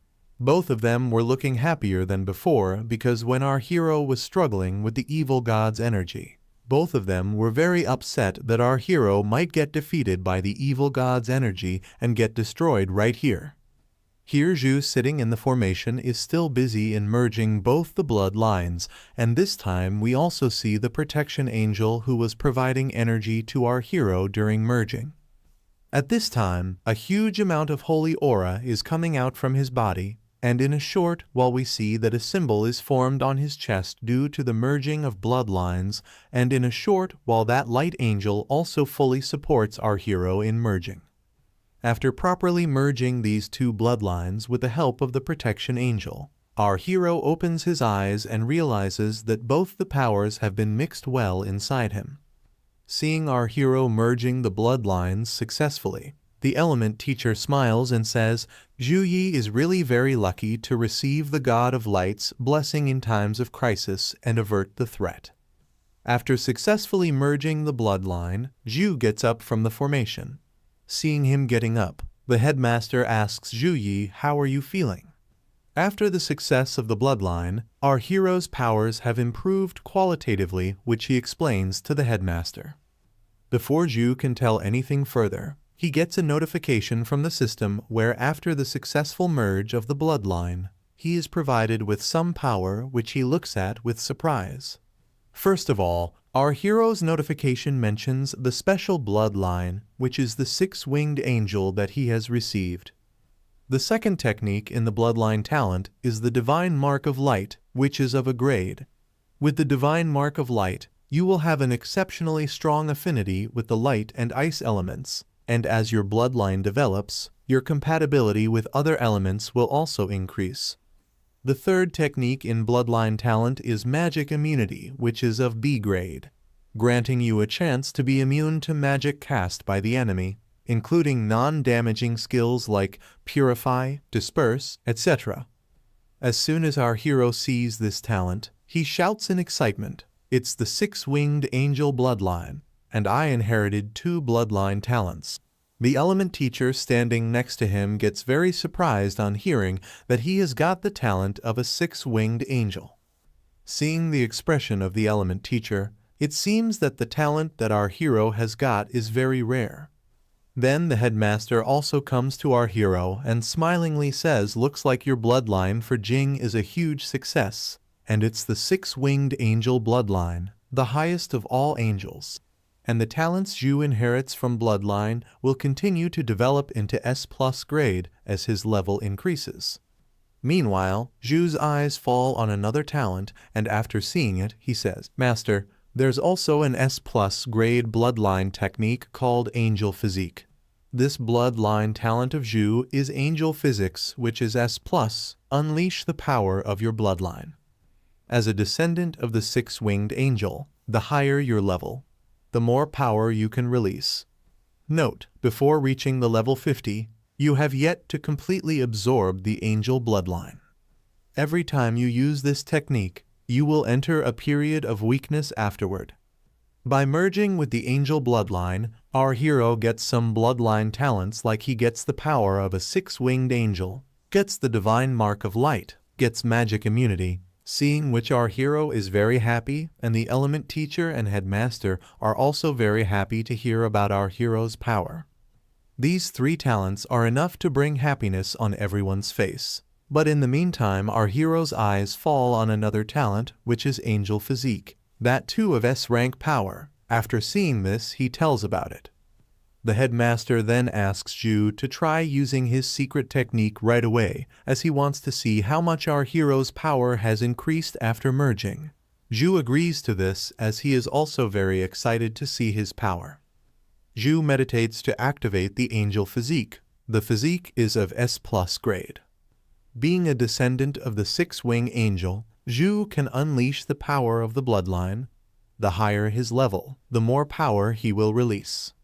After focusing for a while, Zhu activates Angel Physique, and as soon as he activates it, golden color element energy starts appearing all around him. All the energy gets created there like a small ball, and in a short while a very big energy ball is formed as if some explosion has taken place there and holy energy starts flowing all around.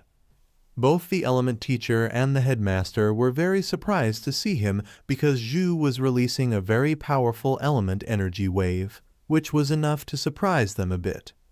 And our hero present in front of them was surrounded by that sacred energy, and in a few moments his angel physique gets activated as we saw him while fighting with the servant of that demon god. But this time he is not surrounded by frozen energy. He has just activated his angel physique, and by doing so, golden color light is completely visible there, and his body is shining completely golden. As soon as our hero comes in this form, the headmaster is very happy to see this because due to the use of the secret technique of bloodline, the power of our hero has increased at least 5 times, seeing which the headmaster is very happy, and in excitement calls it very excellent. Then he asks Zhu how he is feeling after coming to this secret physique. Zhu was feeling very incredible after getting this angel physique, about which he tells the headmaster that right now I am filled with such power which I never had before, and I am feeling incredible right now. Then he activates the frost energy present inside him, and both the energies are coming out in the form of aura from each of his hands, and after feeling both these energies he says the light element and ice element are like my loyal companions. I can use them however I want. At this time, the aura of both the element energies is coming out of Zhu's body and is spreading in the whole room, and as soon as the aura of both these element energies comes in the range of the room's defense system, the room's defensive system alarm turns on and warning messages start coming in the whole room that high-level element energy has been detected, and due to Zhu's element energy, the room's 3 status defense gets activated. Seeing the detected system of the room activated, the headmaster says 6 winged angels are elemental energy's favorite child after all. Deactivate the secret technique or the room's defense system will attack you soon. On hearing this, Zhu comes back to his normal form because he is also not in a mood to fight, and as soon as he comes back to his normal form, he feels some pain inside him which he is observing very carefully. Seeing his attention somewhere else, the element teacher asks him what is the matter, has something wrong happened? Then Zhu explains about it in confusion. The secret technique drastically improved my strength, but even though I didn't fight with it or use it for too long, my entire body feels sore and bloated. The bloodline secret technique can increase Zhu's strength rapidly, but the 6-winged angel's bloodline is too powerful. Right now it is taking away a lot from Zhu, so he should keep it as his last trump card. The headmaster explains all this to him.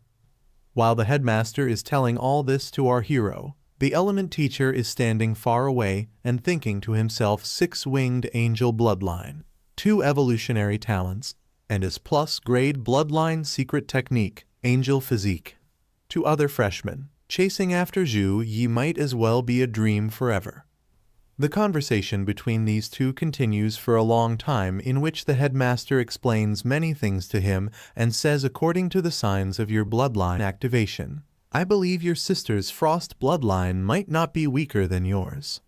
If you want to have her awaken her bloodline in the best condition, you should turn the frozen lotus into a frost pill for her to consume.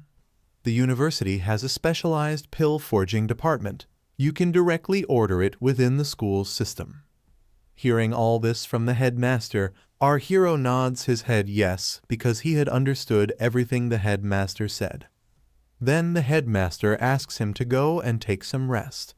Our hero teleports from there after listening to the headmaster. As Zhu teleports away from their element teacher asks headmaster in confusion, Headmaster, how did Zhu Yi get caught by the power of an evil god? If he faced any accidents, it would be a great loss to Su Hang University and even to our entire country. Hearing this, the headmaster says it's thanks to the god of light's protection that Zhu Yi managed to survive this time. Our hero got saved from the evil god this time, so the headmaster himself decides to start an investigation about it so that not even a single clue can go unnoticed and the person who did this can't escape. After teleporting from there, our hero is thinking about what the headmaster said on the pill. To create frost pill, besides the main ingredient, frozen lotus, Zhu needs another grade, a treasure, icicle grass. The Snow Dragon Legion will deliver the frozen lotus soon, but who will bring the icicle grass? This is what is worrying Zhu, because unless these two ingredients are present, the pill cannot be made. Our hero then starts looking at the items in his inventory so that he can sell some of the items in his inventory and buy grass. He starts calculating the inventory items, like a bronze medal might cost 500 points, a silver medal might cost 1,000, and the most expensive gold medal might cost 2,000 points. With his current points, it should be easy to purchase it at the school market. While he is calculating all this, someone knocks on his door. Zhu wonders who has come to meet him at this time. Zhu quickly goes and opens the door, and as soon as he opens the door, Teacher Su is standing in front of him. Seeing her, our hero gets very confused and asks in confusion, "Do you have any work with me?" After opening the door, Zhu is going inside and Su is following him, and after seeing our hero, she thinks in her mind, "I don't know how, but I haven't seen Zhu Yi for a day, and he has become much stronger." This pressure does not come from the increase of levels, but the nobility of bloodlines. Su then explains the reason for her coming here, because Housemaster Wu has asked Su to provide Zhu with the resources that Warhouse had promised Zhu. Zhu gets a little confused on hearing this from Su and says to her, "Did not I choose Wang Hui as my teacher? Why is Housemaster Wu gifting resources?" After that, Su explains in full detail to Zhu that Headmaster Wang Hui will be your personal mentor, but your regular courses will be at our Warhouse. And these resources are distributed by the Warhouse together. All students with high rankings can enjoy them. Zhu has understood what Su said, but when Su was calling the Warhouse her own, the same thing was confusing Zhu because Su belongs to the mage class. So in confusion he asks Su about it. Su on hearing this says, "Can't the mage study in the Warhouse?" Zhu on hearing this says, "Of course you can." After this, Su provides our hero with the resources which she has received from the Warhouse. She summons many chests in our hero's room with her inverter, which have resources for Zhu. As soon as all these resources are provided for Zhu, a message immediately appears in which it is written about all the chests and what they contain. Grade a treasure, 1,000 mountain dragon root. Grade a treasure, icicle grass. Grade a weapon, chaos short sword. Grade B equipment, Python gauntlet. Grade B equipment, hang ape's white chest armor. Grade B enchantment material, wind chasing tendon. Grade B enchantment material, blood of earth dragon. Grade C skill book, touch of ice. Grade C skill book, icicle protection. Grade C skill book, blade of light. Inside all these resources there is also icicle grass, which Zhu was searching for. He drank the lucky potion some time ago, and as can be expected from a lucky potion, it did its job. Once Zhu gets the frozen lotus and buys some more ingredients, he can start making the frozen pill. Our hero quickly takes all the ingredients and signs the message. Then Su looks at our hero, a little angry, and says, "Well, now that everything is over, I need to educate you properly." Su stands up angrily and starts scolding our hero, "You're powerful, and there's no problem with you entering Tempest Valley to train, but entering the deeper area is essentially a lack of fear from ignorance. You need to ensure you have the power to protect yourself before taking any action, anytime." Zhu, while being scolded by Su, could not tell her clearly that he had protection from the system, and that the threat level inside the Storm Valley was under his control. After shouting at Zhu for a bit, Su says in disappointment that there are plenty of geniuses who graduate from Su Hang University every year, but only a fraction truly become the top elites. Understand, there are plenty of geniuses who faced unfortunate accidents or fall midway. After saying all this, Su says to Zhu that don't think that I am nagging you, but it is always better to be careful. Our hero, after hearing this, says, "I understand, Miss Su, I will take care of it." Then our hero asks Su that my strength has increased again. Can you recommend some safe training grounds to provide real combat experience? Hearing this, Sue says that you are such a big monster. After this, Sue brings our hero to a training ground and explains in full detail about this training ground that you can control the robots to conduct real combat training and set different difficulties. The training bots are set from level 1 to 10 combat forms. The more robots there are, the higher the combat power. And under level 10 combat form, a robot can fight a level 20 class. Then some camera orbs come and start recording our hero's entire body. Our hero was unaware of what they were doing. Then Sue tells him your entire challenge will be recorded in detail at the same time by the camera orbs around you. They will also record all kinds of data during Zhu's challenge and prepare a detailed report after Zhu completes the challenge.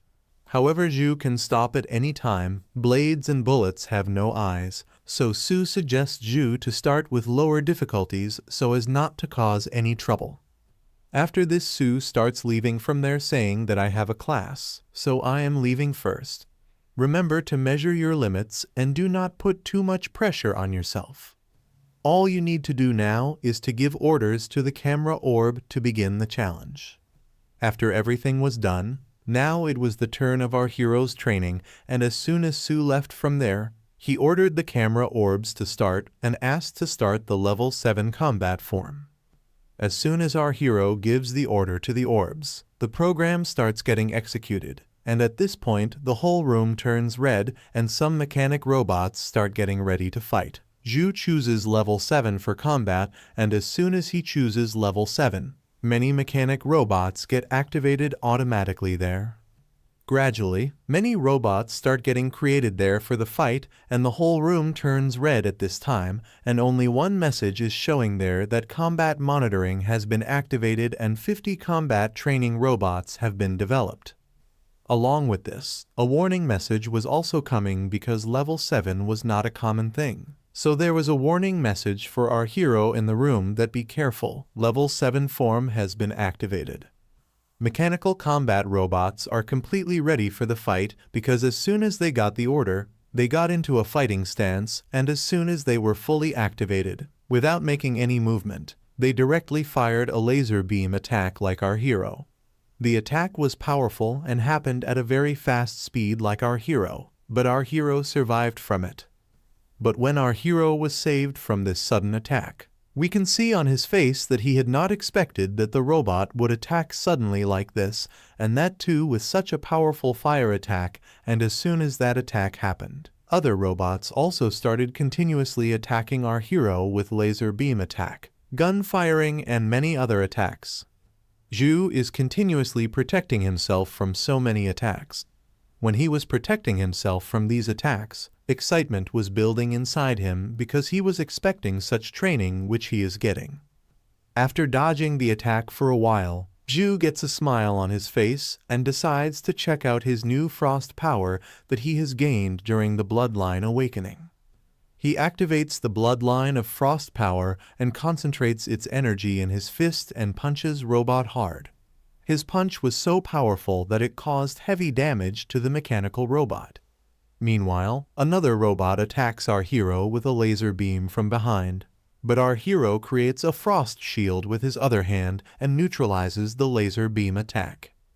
With one hand he has frozen a robot, and with the other hand he is dodging a powerful laser beam attack through ice. When he defeats both of them badly, he is very happy to see his frost power because the frost power is becoming very useful for him.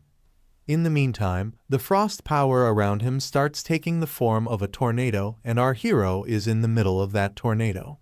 This tornado is still small and is moving around him, and our hero standing in the middle of that tornado calmly and focusedly says that now is the time for wind, and as soon as he says this, the snow tornado starts moving around the whole room.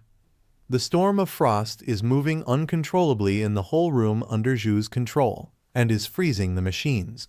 The combat machines that came to fight our hero get frozen due to the frost, and everyone knows how powerful Zhu's frost energy is. It is enough to freeze even the best of the best.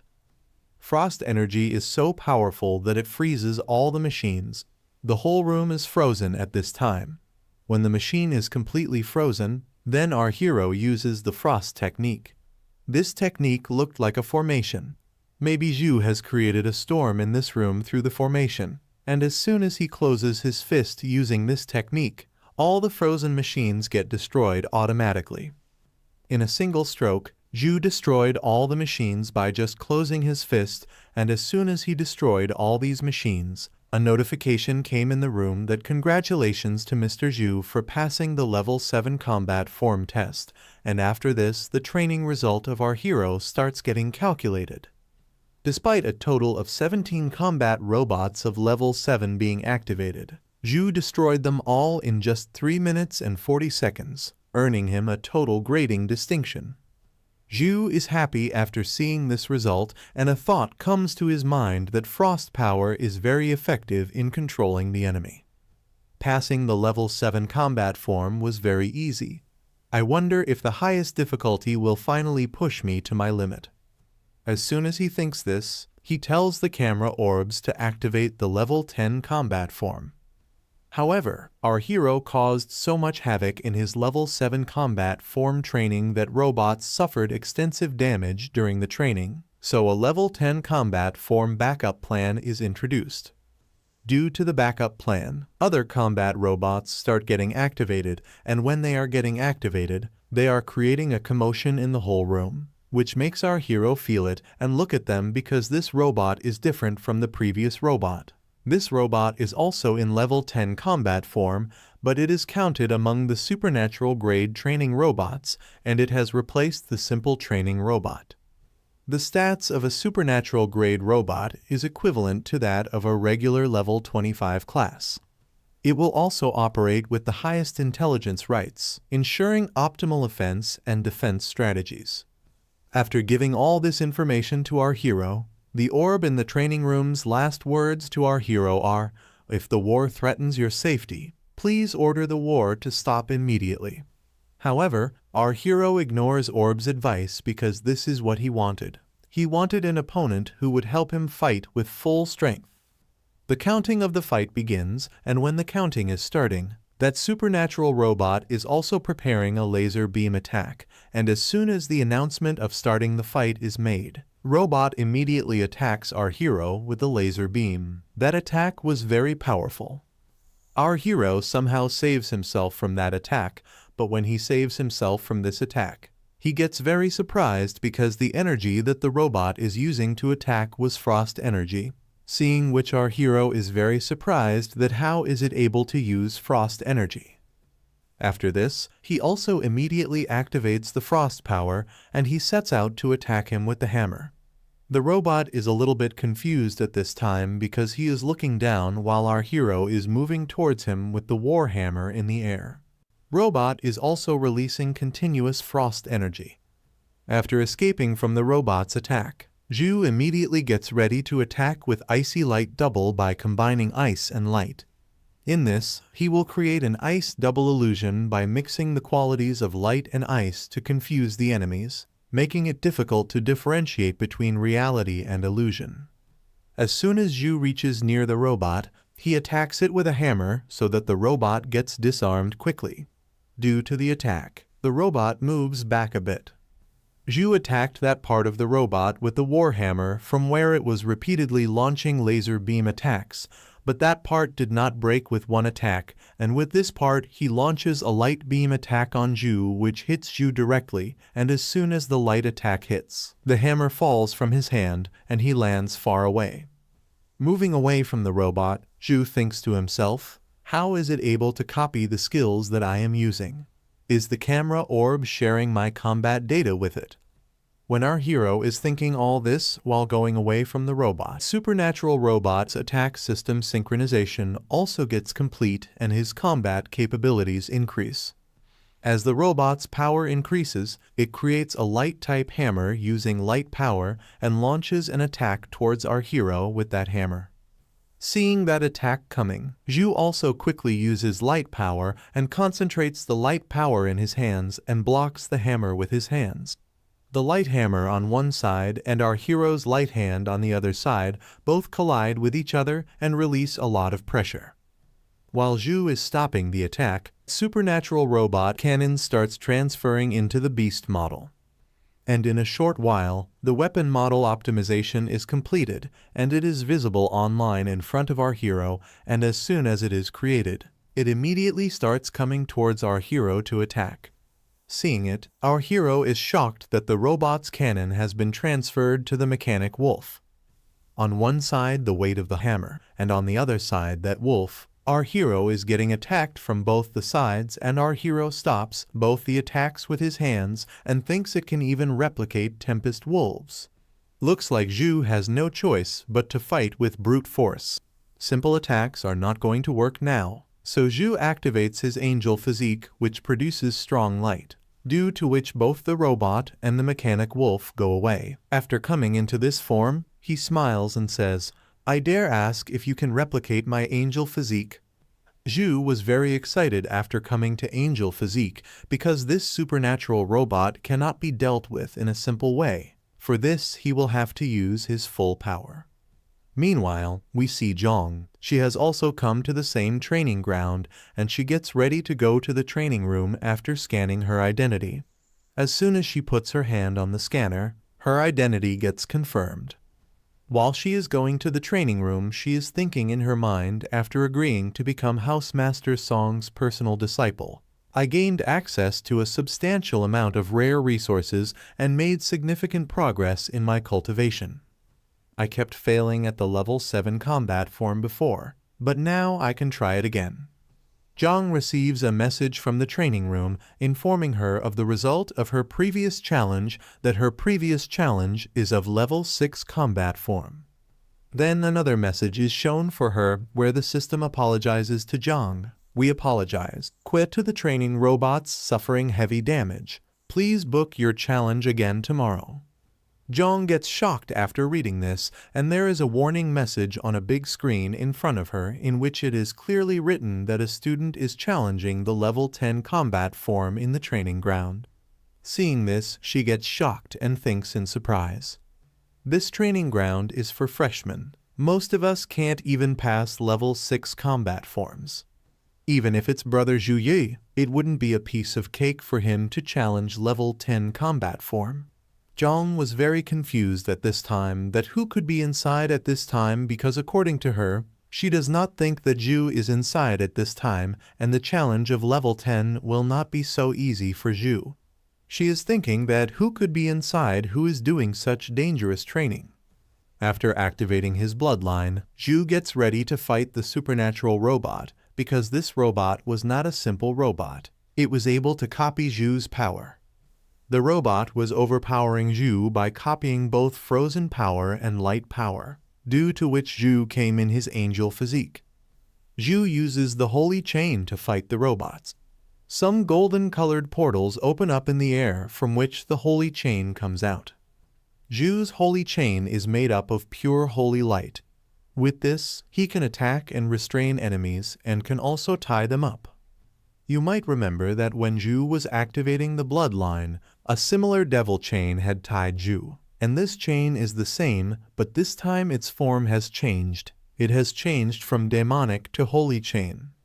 At that time, this chain had made him completely powerless, and he is thinking of sharing this pain with this robot, that how it feels to be trapped in this chain. Zhu points the holy chain towards the robot. The chain moves towards the mechanical beast at full speed, and as soon as the sharp pattern of holy chain hits the mechanical beast, it breaks it into pieces. After destroying the mechanical beast, a lot of chains start moving towards the supernatural robot, and after reaching it, they completely grab it. After getting trapped in the sacred chains, Robot tries very hard to free himself. His database starts searching for our hero's technique in the system so that it can copy it or find any weakness in it. But as soon as the robot analyzes it, its current database is unable to match it because this skill of our hero was being detected as anomaly in the system. Along with using these sacred chains, Zhu has also used the Vision of Light. The Vision of Light can check the enemy's weak points and hidden abilities. It can also provide guidance for the next attack. Zhu was watching Robot through the Vision of Light, and at the same time, he could see every weak point of the robot. When he sees the weak point of the robot using the light of vision, he becomes very happy and starts laughing and creates a powerful punch because he has seen the weak point of this robot using vision, and the power source of that robot is in its chest, and that is its weak point. After this, our hero, without wasting any time, sets out to attack the robot, and as soon as he reaches the robot, he hits a strong light punch. Our hero's attack is very powerful because as soon as the attack hit the robot, its surrounding area got surrounded by light energy. Due to this attack, electricity spreads in robot's mechanical parts and his body stops working.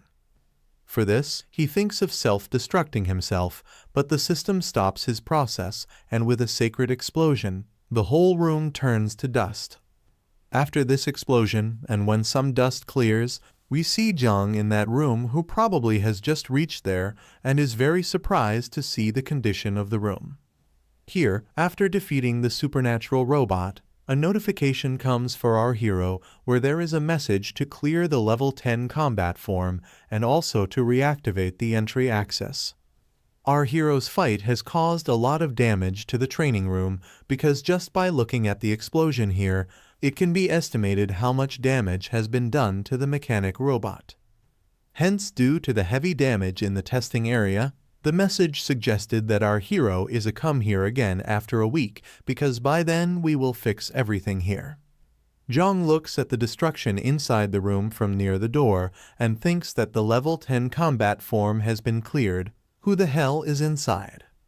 There is a surprise on her face as to who is inside, so she calmly enters the room, controlling her curiosity. When she reaches the room, she is shocked to see a person standing inside the room because on seeing Zhu inside, she is surprised as to what is happening here because the whole room has been destroyed, so she said this in surprise. Here our hero is very tired due to fighting with that robot and he is not able to stand properly. Meanwhile, the camera orb comes and starts scanning him again. Then the message of the trial room comes again, which congratulates our hero for clearing the level 10 combat form in 8 minutes 32 seconds. After that, our hero's final appraisal is shown in which his excellence is beyond limits. His single greatest physical damage is 27,304. Single greatest magic damage is 56 in 21 and single combined skill highest damage is 106021. Our hero was barely able to stand up properly at this point as this fight was too powerful for him. Without Robot Wolf's surprise attack, he should be able to win this fight easily. Our hero was at a slight disadvantage due to the mechanical wolf's sudden attack, so he thinks he needs to contract a magical pet that can fight alongside him on such occasions. Just then Jung comes running from behind him calling his name and coming very close to him asks him, "Brother Zhu, did you finish your bloodline forging and how did you become so powerful after just one day?"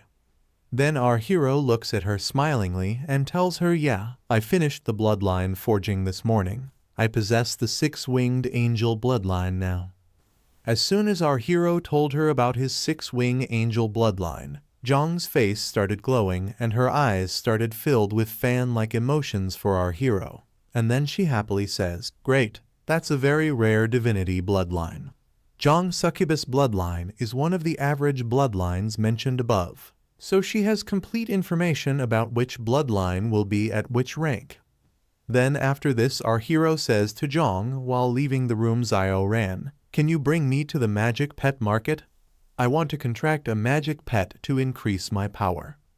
Hearing this, Jung becomes very happy and laughingly comes behind our hero and says, "Of course, the magic pet market isn't far away. I'll take you there now." After this, Jung takes our hero to the magic pet market in Fantasy Alley where people are bidding for different pet animals. The silver tier fire tiger, which is capable of growing the highest at level 20, is present at 110 points. Adult dragon horn rhino with level 19 draconic bloodline. One is selling it for 210 points. It's the only one available. First come, first served. Jung is taking our hero to the market by holding his hand and smilingly asks him, "Brother Zhu, Do you have any magic pet in your mind which you want to buy? Magic pets are being sold everywhere in the market. Someone is selling silver tier golden clawed green hawk egg, and that too he is selling it at a bargain price. Then Ju stops and tells her, I tamed a tempest wolf when I was at Tempest Valley, but I fell into a coma after defeating the demonic sun and lost the chance to contract it. I wish to find a tempest wolf cub with wind elemental skill talents to contract with. When our hero was telling about the tempest wolf cub, there was a student standing there who on hearing this came to our hero and said, I have the tempest wolf cub here. The student shows our hero the wolf cub that is currently in the cage, and he wants to sell it to our hero, so he introduces himself. Hello, students. I'm Liu Zhaizu, a third-year student from the Logistic House and a level 22 trainer. I have a tempest wolf cub that I cultivated myself right here. Would you like to take a look? Then Zhang looks at Ju and says trainers belong to life skill classes, and this student is also a student of Su Kang University. Compared to stalls opened by other civilians, his pets might have a higher quality. Our hero listens to Zhang and says okay, because as Zhang told that the pet of this student is of high quality, hence our hero is thinking of getting it. Then that student takes out that cub and looking at that pet, it seems that he is very weak. Then the student shows this to our hero and says this tempest cub is around 10 days old, and its mother is a silver tier tempest wolf. I used an examination skill to confirm its talent is silver tier. You can have it for 60 points. When our hero hears silver tiers, he asks the student whether there is no gold tier magical pet here. On hearing this, the student is surprised and says gold tier, never mind me. There's not that many in the entire magic pet market. If you really want it, I can notify you if there's any news about a gold tier tempest wolf cub, but it will definitely be much more expensive. Hearing this, our hero takes the cub and starts looking at it. When Zhang also looks at the cub, she tells our hero that there is something wrong with this cub. It is too small, and it is obviously malnourished. Hearing this, the student panics and starts convincing Ju that tempest wolves are usually smaller than other big monsters, and their cubs are also of the same size. Before the student could say anything further, our hero tells him that it's okay, I am buying this pet.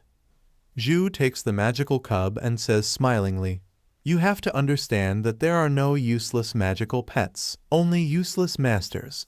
I have great hopes for its future. Zhang gets happy with our hero's decision and says okay because when our hero has decided to take it, then it must be a good thing. Then the student comes to Ju and quickly gives him the magic pet contract scroll for free. For just 60 points, our hero can make a contract with this tempest wolf cub using this contract scroll. He just has to place it on his contract space. Quickly both of them share the points, and as soon as our hero shares the points, both the contract scroll and the magical beast become our heroes, and our hero opens the contract scroll and sees it and finds it very good because with this scroll it will be easy for him to control the beast. The student who was selling this beast, after selling it to our hero, starts leaving from there, but there was a different evil smile on his face as if he has cheated our hero. And while leaving from there he thinks in a nest of tempest wolf cubs. This one's condition was the worst. I was at a loss on how to sell it, but this rookie came as a surprise. Fortunately, he paid his score first. Otherwise, it would be tricky if this dysplastic wolf dropped a tear during contracting. Here our hero thinks of contracting that magical beast through that scroll. For this, he opens the scroll. As soon as he activates the scroll, a formation is formed there, and he places the cub in that formation, and perhaps through this contract this cub will become strong. As soon as our hero places it in the formation, a purple-colored light starts showing there. Seeing the purple-colored light, the person who had sold this beast to our hero gets very surprised. Here, the small cub in the formation takes the form of a big monster, and a purple-colored aura starts hovering around it. In the process had become more powerful than before and also bigger. Seeing the purple-colored aura, all the people's attention is drawn towards it. And after seeing it, they all start talking amongst themselves. Doesn't this dark purple light mean a legendary tier magic pet has been born? How lucky you must be to find a legendary tier pet on this market. Then someone asks our hero if he wants to sell this Tempest Wolf, and I will pay 1,000 points for it. Zhang comes to our hero and holding his hand says, "Brother Zhu Yi, you got a good eye. It looks like this cub is actually a devolved legendary magic pet. After receiving nourishment from your magic, it immediately restored its original tier." Zhu was also unaware that this wolf would be a legendary type wolf. Looks like Zhu is still underestimating the effect of the luck potion. The student standing at a distance who had sold this beast gets very angry that I sold a legendary magic pet to a freshman at a very low price. After the process is complete, the magical creature comes back to its normal form and sits on our hero's lap. Zhang looks at it and says, "Brother Zhu, you haven't given it a name yet." Then our hero, after seeing it, calls it by the name Gray. On hearing this name, Zhang takes the beast and starts caressing it and says that you have given such a bad name, but still it is looking more cute. Meanwhile, the student who sold this beast comes to our hero and says that I am sorry, due to my mistake. I sold this cub to you at the price of silver tier. If you want to keep it, then please give me 1,500 more points. You can also remove the contract and return the magic pet, and I'll refund you 300 points. You better decide fast. If you refuse to cooperate, don't blame me for my actions. Other sellers present there also started saying. One of them said it's clear that Liu Zhaizu didn't properly check the cub's tier. Otherwise, how could he sell it so easily? A lady seller is also standing nearby, and on hearing this, she says Liu Zhaizu is supported by the Liu family from behind, who have a close relationship with the headmaster. They're in trouble now. No matter what, I'm afraid he couldn't keep the legendary magic pet he just received. Our hero gets a little angry on hearing this, and in this we see that a golden aura is coming out of his body. And he looks at the seller and asks that I have never heard of such a thing before. After selling the item, you forcefully ask for more money. That student gets scared as soon as he feels this power of our hero. Then our hero puts a lot of pressure on him and says stop dreaming and get out of here. Our hero is putting so much pressure on him that he is not able to stand properly. Struggling with this pressure, he thinks I felt the warning of death from a simple glare. He's just a freshman. How can he exude such power just from his presence alone? He was lying on the ground like an insect, and quickly understanding the situation he panics and says in fear, "Bro, it's my bad. It's all a misunderstanding. It's all a misunderstanding. You can take the Tempest Wolf magic cub." Zhu had already removed the pressure from this student, and then while leaving from there he turns back and looks at him and says that it would be better if you take care of yourself and stay away from my sight, otherwise the result will be very bad. Zhang also looks at him angrily with a side glance, and the wolf also looks at him angrily, and saying this all three of them start leaving from there. So friends, chapter ends here. Now what will happen next? We will know in the next chapter. And don't forget to give number out of 100 to the chapter, and we will meet in another video. Till then, goodbye. And don't forget to subscribe the channel and like the video too. While Zhu is merging the angel bloodline with himself, he enters the mental realm where an angel is waiting for him, but this angel is the servant of the evil god Xia. That evil angel tries to trap our hero in her trap, but our hero, instead of getting trapped in her trap, attacks her. However, our hero cannot escape from the energy of the evil god and gets trapped in her clutches.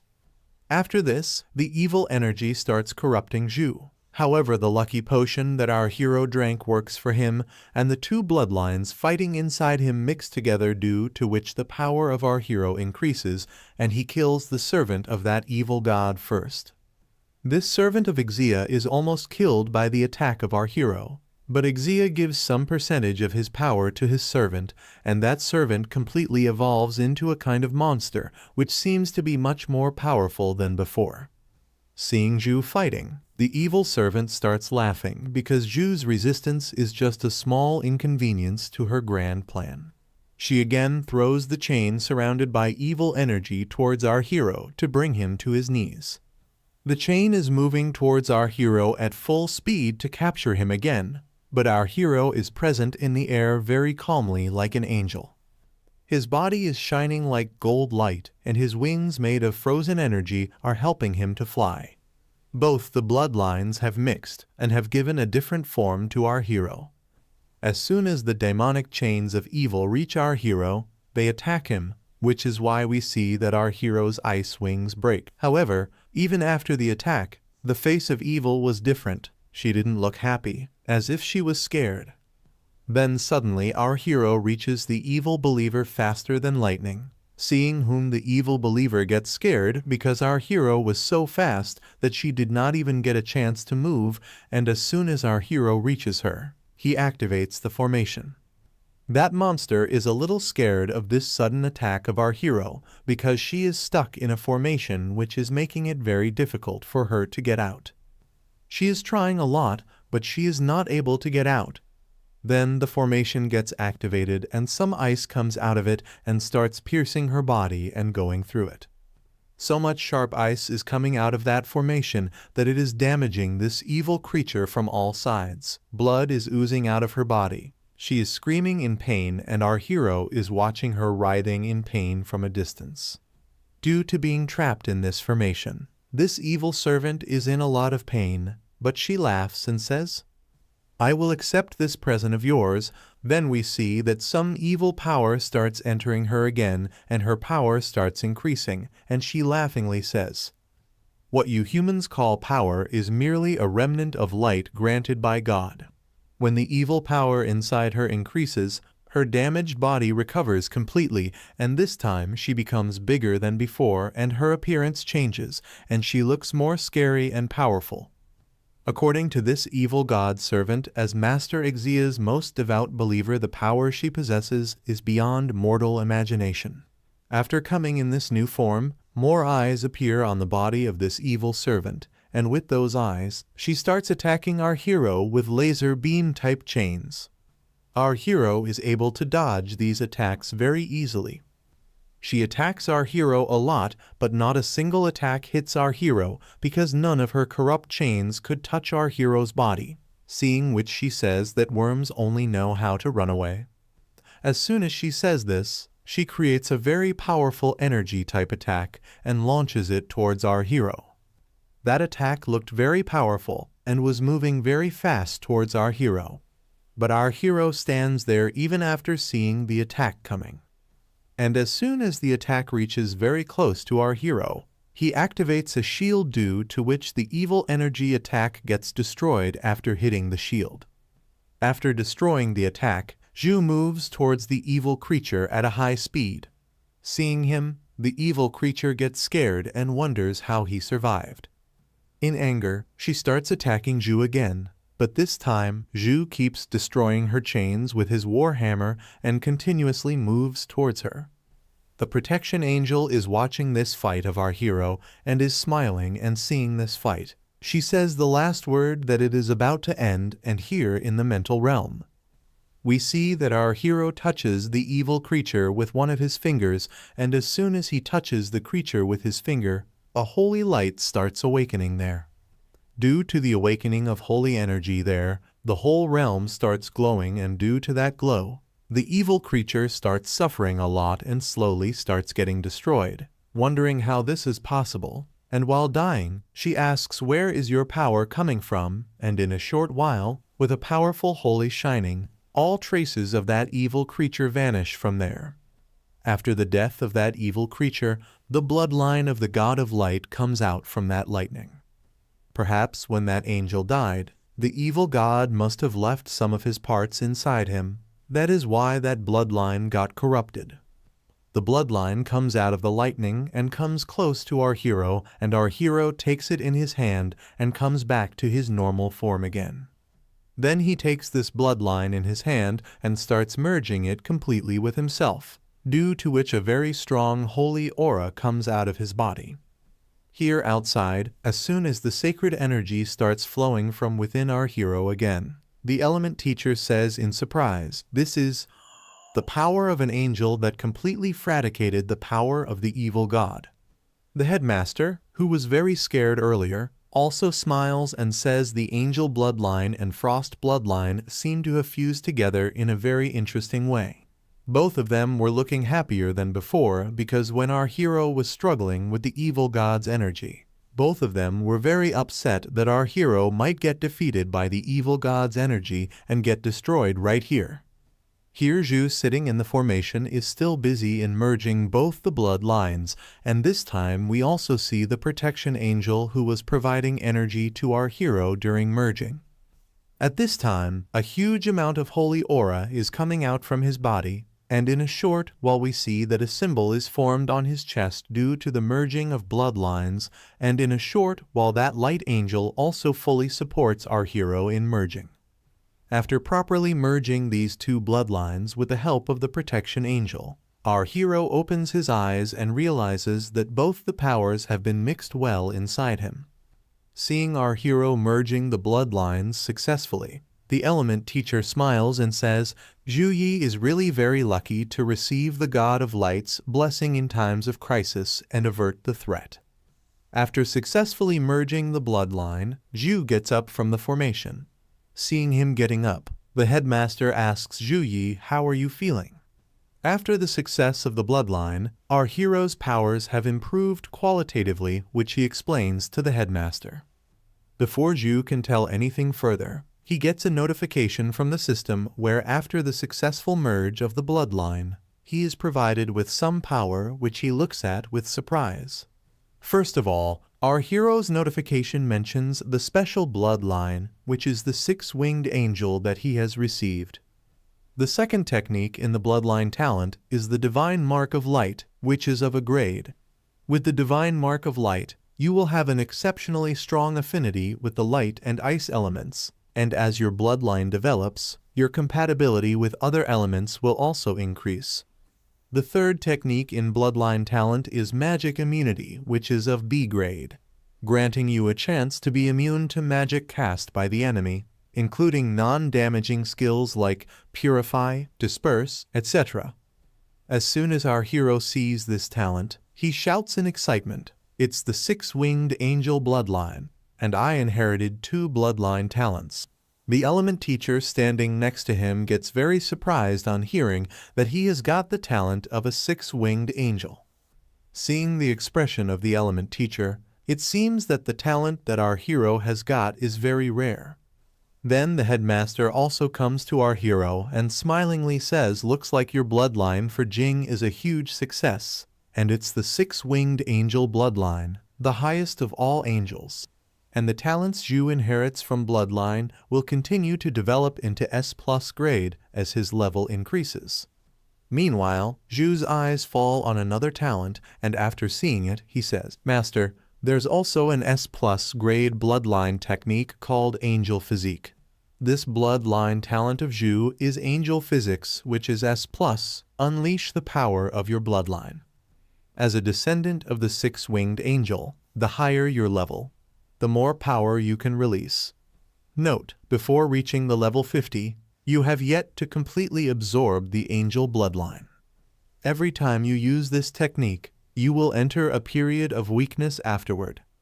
By merging with the angel bloodline, our hero gets some bloodline talents like he gets the power of a six-winged angel, gets the divine mark of light, gets magic immunity, seeing which our hero is very happy, and the element teacher and headmaster are also very happy to hear about our hero's power.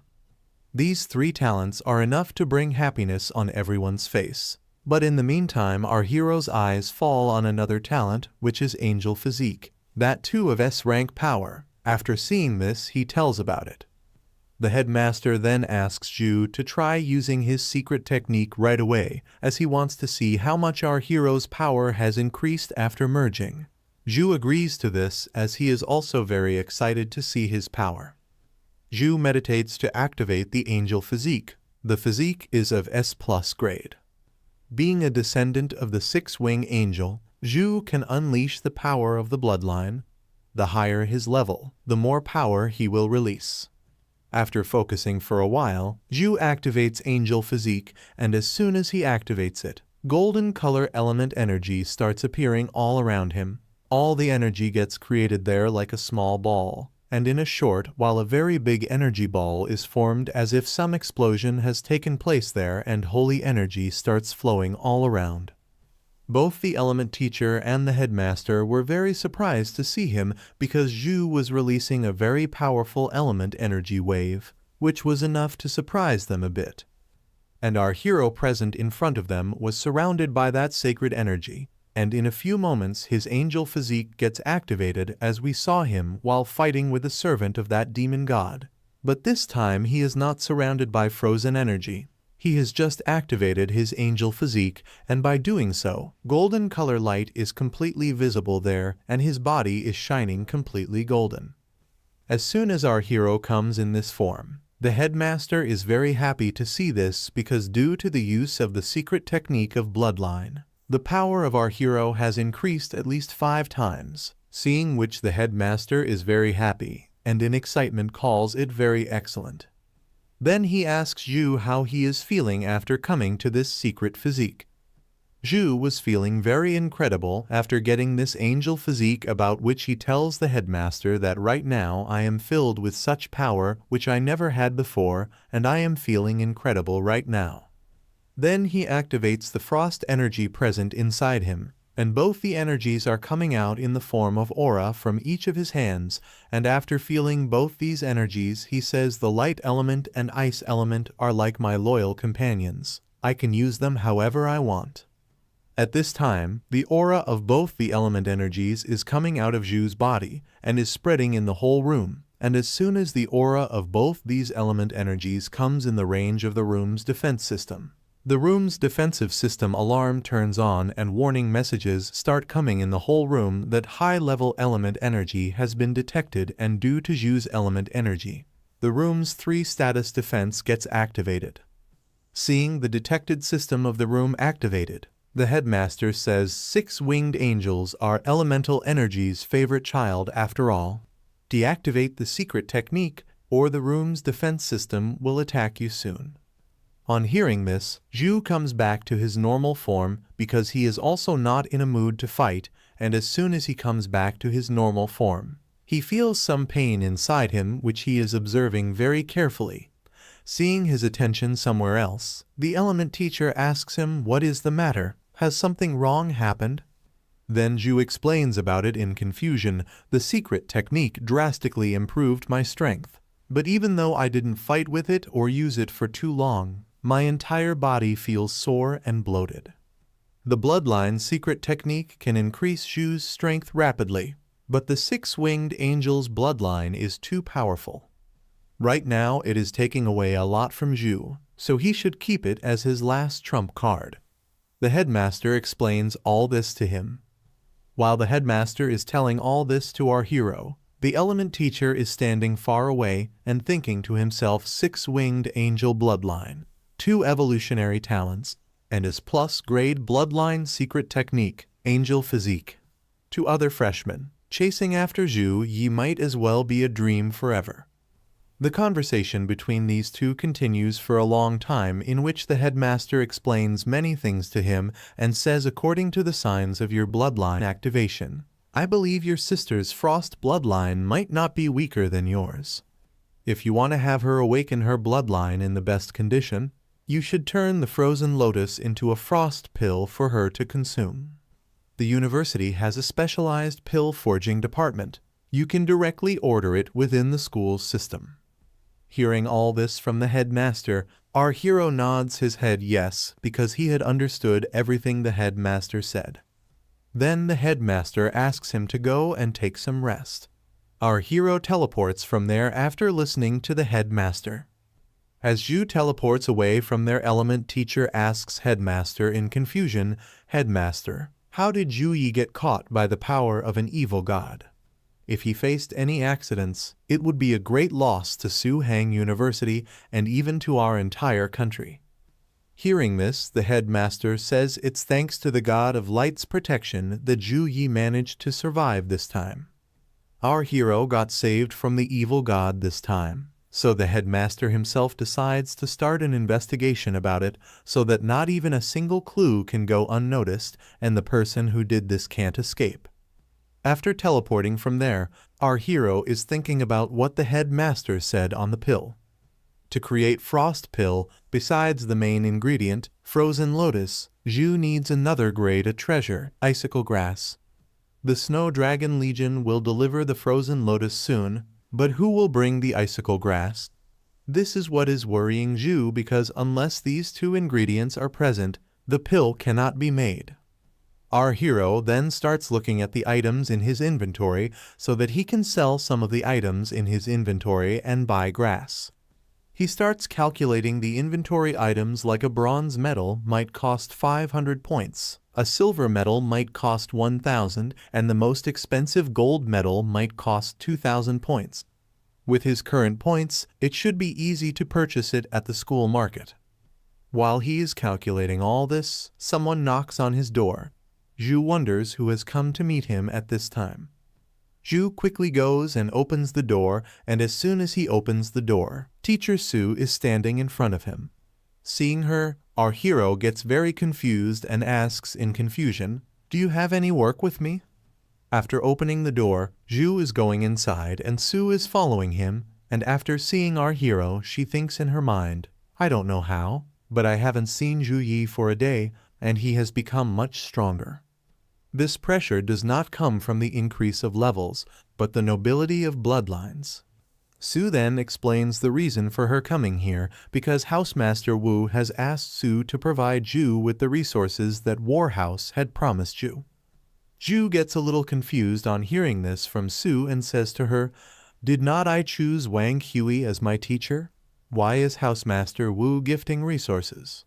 After that, Su explains in full detail to Zhu that Headmaster Wang Hui will be your personal mentor, but your regular courses will be at our Warhouse. And these resources are distributed by the Warhouse together. All students with high rankings can enjoy them. Zhu has understood what Su said, but when Su was calling the Warhouse her own, the same thing was confusing Zhu because Su belongs to the mage class. So in confusion he asks Su about it. Su on hearing this says, "Can't the mage study in the Warhouse?" Zhu on hearing this says, "Of course you can." After this, Su provides our hero with the resources which she has received from the Warhouse. She summons many chests in our hero's room with her inverter, which have resources for Zhu. As soon as all these resources are provided for Zhu, a message immediately appears in which it is written about all the chests and what they contain. Grade a treasure, 1,000 mountain dragon root. Grade a treasure, icicle grass. Grade a weapon, chaos short sword. Grade B equipment, Python gauntlet. Grade B equipment, hang ape's white chest armor. Grade B enchantment material, wind chasing tendon. Grade B enchantment material, blood of earth dragon. Grade C skill book, touch of ice. Grade C skill book, icicle protection. Grade C skill book, blade of light. Inside all these resources there is also icicle grass, which Zhu was searching for. He drank the lucky potion some time ago, and as can be expected from a lucky potion, it did its job. Once Zhu gets the frozen lotus and buys some more ingredients, he can start making the frozen pill. Our hero quickly takes all the ingredients and signs the message. Then Su looks at our hero, a little angry, and says, "Well, now that everything is over, I need to educate you properly." Su stands up angrily and starts scolding our hero, "You're powerful, and there's no problem with you entering Tempest Valley to train, but entering the deeper area is essentially a lack of fear from ignorance. You need to ensure you have the power to protect yourself before taking any action, anytime." Zhu, while being scolded by Su, could not tell her clearly that he had protection from the system, and that the threat level inside the Storm Valley was under his control. After shouting at Zhu for a bit, Su says in disappointment that there are plenty of geniuses who graduate from Su Hang University every year, but only a fraction truly become the top elites. Understand, there are plenty of geniuses who faced unfortunate accidents or fall midway. After saying all this, Sue says to Ju that don't think that I am nagging you, but it is always better to be careful. Our hero, after hearing this, says, I understand, Miss Sue, I will take care of it. Then our hero asks Sue that my strength has increased again. Can you recommend some safe training grounds to provide real combat experience? Hearing this, Sue says that you are such a big monster. After this, Sue brings our hero to a training ground and explains in full detail about this training ground that you can control the robots to conduct real combat training and set different difficulties. The training bots are set from level 1 to 10 combat forms. The more robots there are, the higher the combat power. And under level 10 combat form, a robot can fight a level 20 class. Then some camera orbs come and start recording our hero's entire body. Our hero was unaware of what they were doing. Then Sue tells him your entire challenge will be recorded in detail at the same time by the camera orbs around you. They will also record all kinds of data during Ju's challenge and prepare a detailed report after Ju completes the challenge. However, Ju can stop at any time. Blades and bullets have no eyes, so Sue suggests Ju to start with lower difficulties so as not to cause any trouble.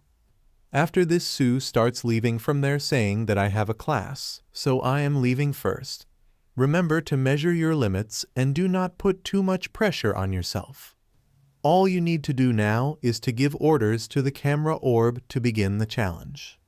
After everything was done, now it was the turn of our hero's training, and as soon as Sue left from there, he ordered the camera orbs to start and asked to start the level 7 combat form.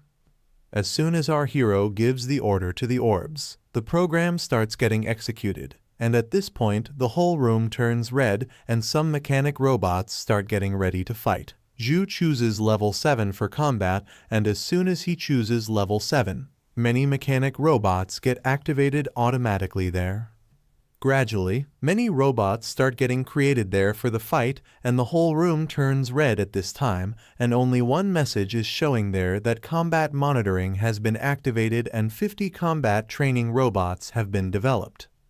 Along with this, a warning message was also coming because level 7 was not a common thing. So there was a warning message for our hero in the room that be careful, level 7 form has been activated. Mechanical combat robots are completely ready for the fight because as soon as they got the order, they got into a fighting stance, and as soon as they were fully activated, without making any movement, they directly fired a laser beam attack like our hero. The attack was powerful and happened at a very fast speed like our hero, but our hero survived from it. But when our hero was saved from this sudden attack, we can see on his face that he had not expected that the robot would attack suddenly like this, and that too with such a powerful fire attack, and as soon as that attack happened, other robots also started continuously attacking our hero with laser beam attack, gun firing, and many other attacks. Ju is continuously protecting himself from so many attacks. When he was protecting himself from these attacks, excitement was building inside him because he was expecting such training which he is getting. After dodging the attack for a while, Ju gets a smile on his face and decides to check out his new frost power that he has gained during the bloodline awakening. He activates the bloodline of frost power and concentrates its energy in his fist and punches robot hard. His punch was so powerful that it caused heavy damage to the mechanical robot. Meanwhile, another robot attacks our hero with a laser beam from behind, but our hero creates a frost shield with his other hand and neutralizes the laser beam attack. With one hand he has frozen a robot, and with the other hand he is dodging a powerful laser beam attack through ice. When he defeats both of them badly, he is very happy to see his frost power because the frost power is becoming very useful for him. In the meantime, the frost power around him starts taking the form of a tornado, and our hero is in the middle of that tornado. This tornado is still small and is moving around him, and our hero standing in the middle of that tornado calmly and focusedly says that now is the time for wind, and as soon as he says this, the snow tornado starts moving around the whole room. The storm of frost is moving uncontrollably in the whole room under Ju's control, and is freezing the machines. The combat machines that came to fight our hero get frozen due to the frost, and everyone knows how powerful Zhu's frost energy is. It is enough to freeze even the best of the best. Frost energy is so powerful that it freezes all the machines. The whole room is frozen at this time. When the machine is completely frozen, then our hero uses the frost technique. This technique looked like a formation. Maybe Zhu has created a storm in this room through the formation, and as soon as he closes his fist using this technique, all the frozen machines get destroyed automatically. In a single stroke, Zhu destroyed all the machines by just closing his fist, and as soon as he destroyed all these machines, a notification came in the room that congratulations to Mr. Zhu for passing the level 7 combat form test, and after this the training result of our hero starts getting calculated. Despite a total of 17 combat robots of level 7 being activated, Zhu destroyed them all in just 3 minutes and 40 seconds, earning him a total grading distinction. Zhu is happy after seeing this result, and a thought comes to his mind that frost power is very effective in controlling the enemy. Passing the level 7 combat form was very easy. I wonder if the highest difficulty will finally push me to my limit. As soon as he thinks this, he tells the camera orbs to activate the level 10 combat form. However, our hero caused so much havoc in his level 7 combat form training that robots suffered extensive damage during the training, so a level 10 combat form backup plan is introduced. Due to the backup plan, other combat robots start getting activated, and when they are getting activated, they are creating a commotion in the whole room, which makes our hero feel it and look at them because this robot is different from the previous robot. This robot is also in level 10 combat form, but it is counted among the supernatural grade training robots, and it has replaced the simple training robot. The stats of a supernatural grade robot is equivalent to that of a regular level 25 class. It will also operate with the highest intelligence rights, ensuring optimal offense and defense strategies. After giving all this information to our hero, the orb in the training room's last words to our hero are, "If the war threatens your safety, please order the war to stop immediately." However, our hero ignores Orb's advice because this is what he wanted. He wanted an opponent who would help him fight with full strength. The counting of the fight begins, and when the counting is starting, that supernatural robot is also preparing a laser beam attack, and as soon as the announcement of starting the fight is made, Robot immediately attacks our hero with a laser beam. That attack was very powerful. Our hero somehow saves himself from that attack, but when he saves himself from this attack, he gets very surprised because the energy that the robot is using to attack was frost energy. Seeing which our hero is very surprised that how is it able to use frost energy. After this, he also immediately activates the frost power and he sets out to attack him with the hammer. The robot is a little bit confused at this time because he is looking down while our hero is moving towards him with the war hammer in the air. Robot is also releasing continuous frost energy. After escaping from the robot's attack, Zhu immediately gets ready to attack with Icy Light Double by combining ice and light. In this, he will create an ice double illusion by mixing the qualities of light and ice to confuse the enemies, making it difficult to differentiate between reality and illusion.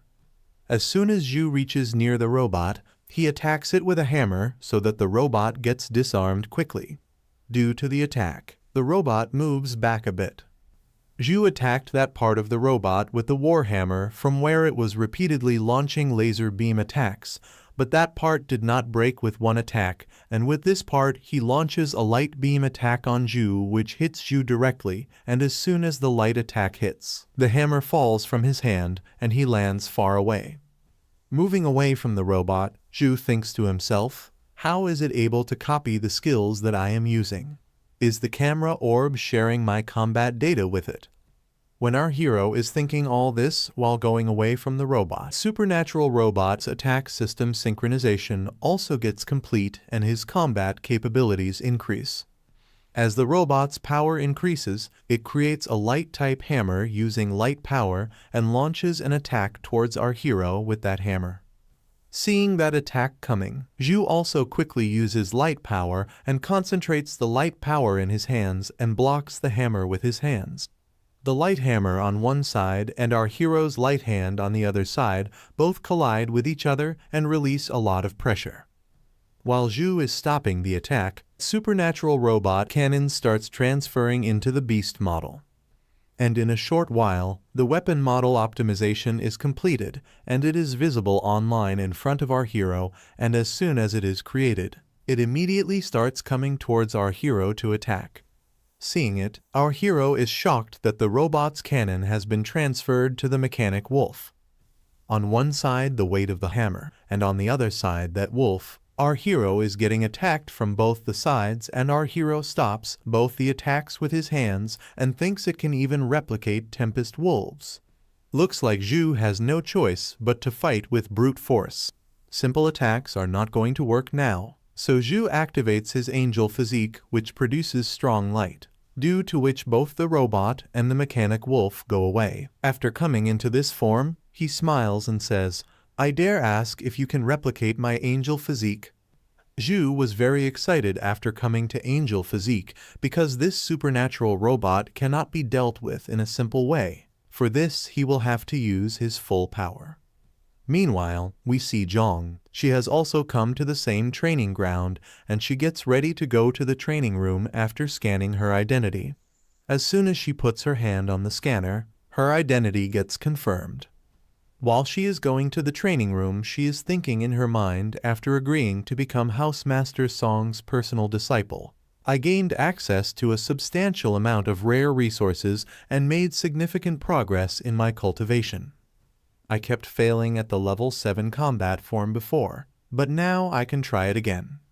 Zhang receives a message from the training room informing her of the result of her previous challenge, that her previous challenge is of level 6 combat form.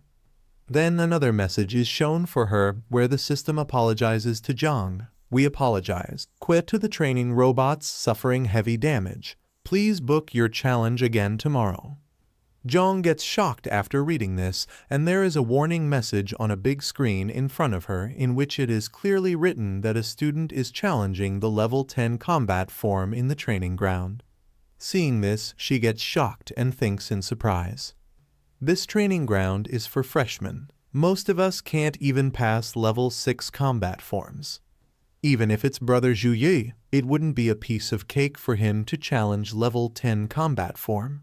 Zhang was very confused at this time that who could be inside at this time, because according to her, she does not think that Zhu is inside at this time and the challenge of level 10 will not be so easy for Zhu. She is thinking that who could be inside who is doing such dangerous training. After activating his bloodline, Zhu gets ready to fight the supernatural robot because this robot was not a simple robot. It was able to copy Zhu's power. The robot was overpowering Zhu by copying both frozen power and light power, due to which Zhu came in his angel physique. Zhu uses the holy chain to fight the robots.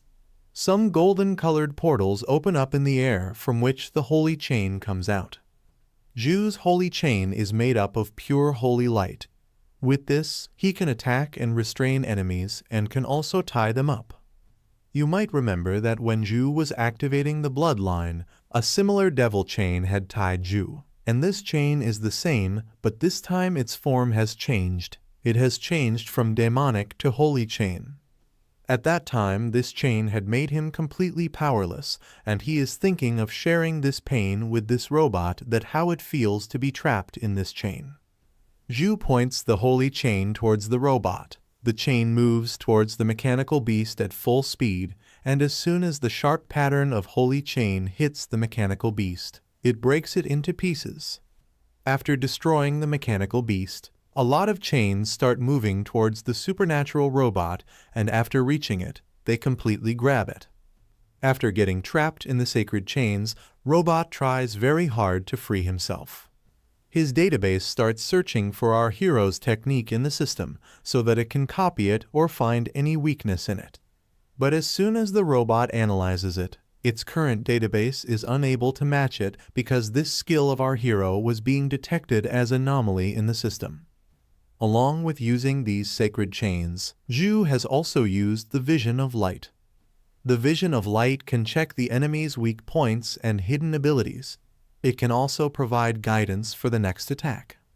Zhu was watching Robot through the Vision of Light, and at the same time, he could see every weak point of the robot. When he sees the weak point of the robot using the light of vision, he becomes very happy and starts laughing and creates a powerful punch because he has seen the weak point of this robot using vision, and the power source of that robot is in its chest, and that is its weak point. After this, our hero, without wasting any time, sets out to attack the robot, and as soon as he reaches the robot, he hits a strong light punch. Our hero's attack is very powerful because as soon as the attack hit the robot, its surrounding area got surrounded by light energy. Due to this attack, electricity spreads in Robot's mechanical parts and his body stops working. For this, he thinks of self-destructing himself, but the system stops his process, and with a sacred explosion, the whole room turns to dust. After this explosion, and when some dust clears, we see Zhang in that room, who probably has just reached there and is very surprised to see the condition of the room. Here, after defeating the supernatural robot, a notification comes for our hero where there is a message to clear the level 10 combat form and also to reactivate the entry access. Our hero's fight has caused a lot of damage to the training room because just by looking at the explosion here, it can be estimated how much damage has been done to the mechanic robot. Hence, due to the heavy damage in the testing area, the message suggested that our hero is to come here again after a week because by then we will fix everything here. Zhang looks at the destruction inside the room from near the door and thinks that the level 10 combat form has been cleared. Who the hell is inside? There is a surprise on her face as to who is inside, so she calmly enters the room, controlling her curiosity. When she reaches the room, she is shocked to see a person standing inside the room because on seeing Zhu inside, she is surprised as to what is happening here because the whole room has been destroyed, so she said this in surprise. Here our hero is very tired due to fighting with that robot and he is not able to stand properly. Meanwhile, the camera orb comes and starts scanning him again. Then the message of the trial room comes again, which congratulates our hero for clearing the level 10 combat form in 8 minutes 32 seconds. After that, our hero's final appraisal is shown in which his excellence is beyond limits. His single greatest physical damage is 27,304. Single greatest magic damage is 56,021 and single combined skill highest damage is 106021. Our hero was barely able to stand up properly at this point as this fight was too powerful for him. Without Robot Wolf's surprise attack, he should be able to win this fight easily. Our hero was at a slight disadvantage due to the mechanical wolf's sudden attack, so he thinks he needs to contract a magical pet that can fight alongside him on such occasions. Just then Zhang comes running from behind him calling his name and coming very close to him asks him, "Brother Zhu, did you finish your bloodline forging and how did you become so powerful after just one day?" Then our hero looks at her smilingly and tells her, "Yeah, I finished the bloodline forging this morning. I possess the 6-winged angel bloodline now."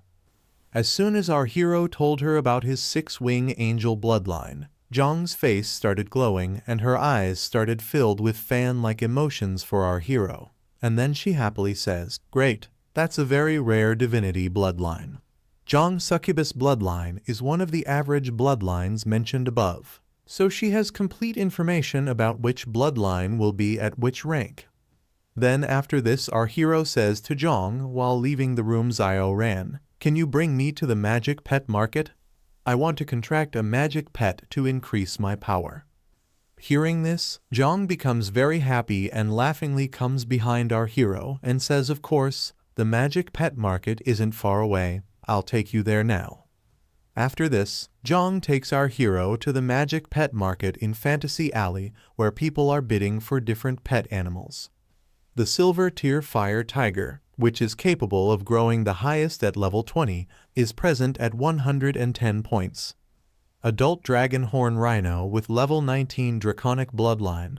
One is selling it for 210 points. It's the only one available. First come, first served. Yang is taking our hero to the market by holding his hand and smilingly asks him, Brother Zhu, do you have any magic pet in your mind which you want to buy?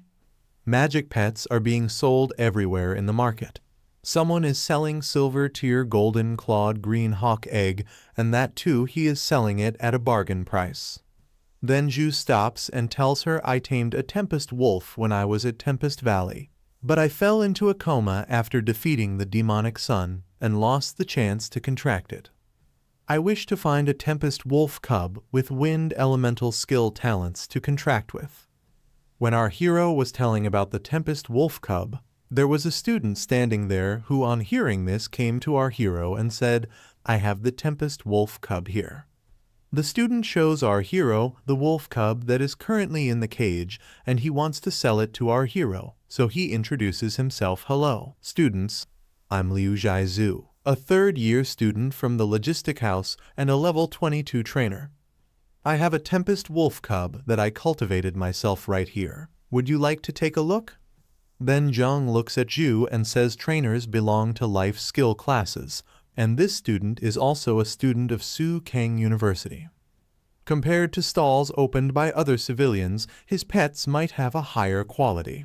Our hero listens to Zhang and says okay, because as Zhang told that the pet of this student is of high quality, hence our hero is thinking of getting it.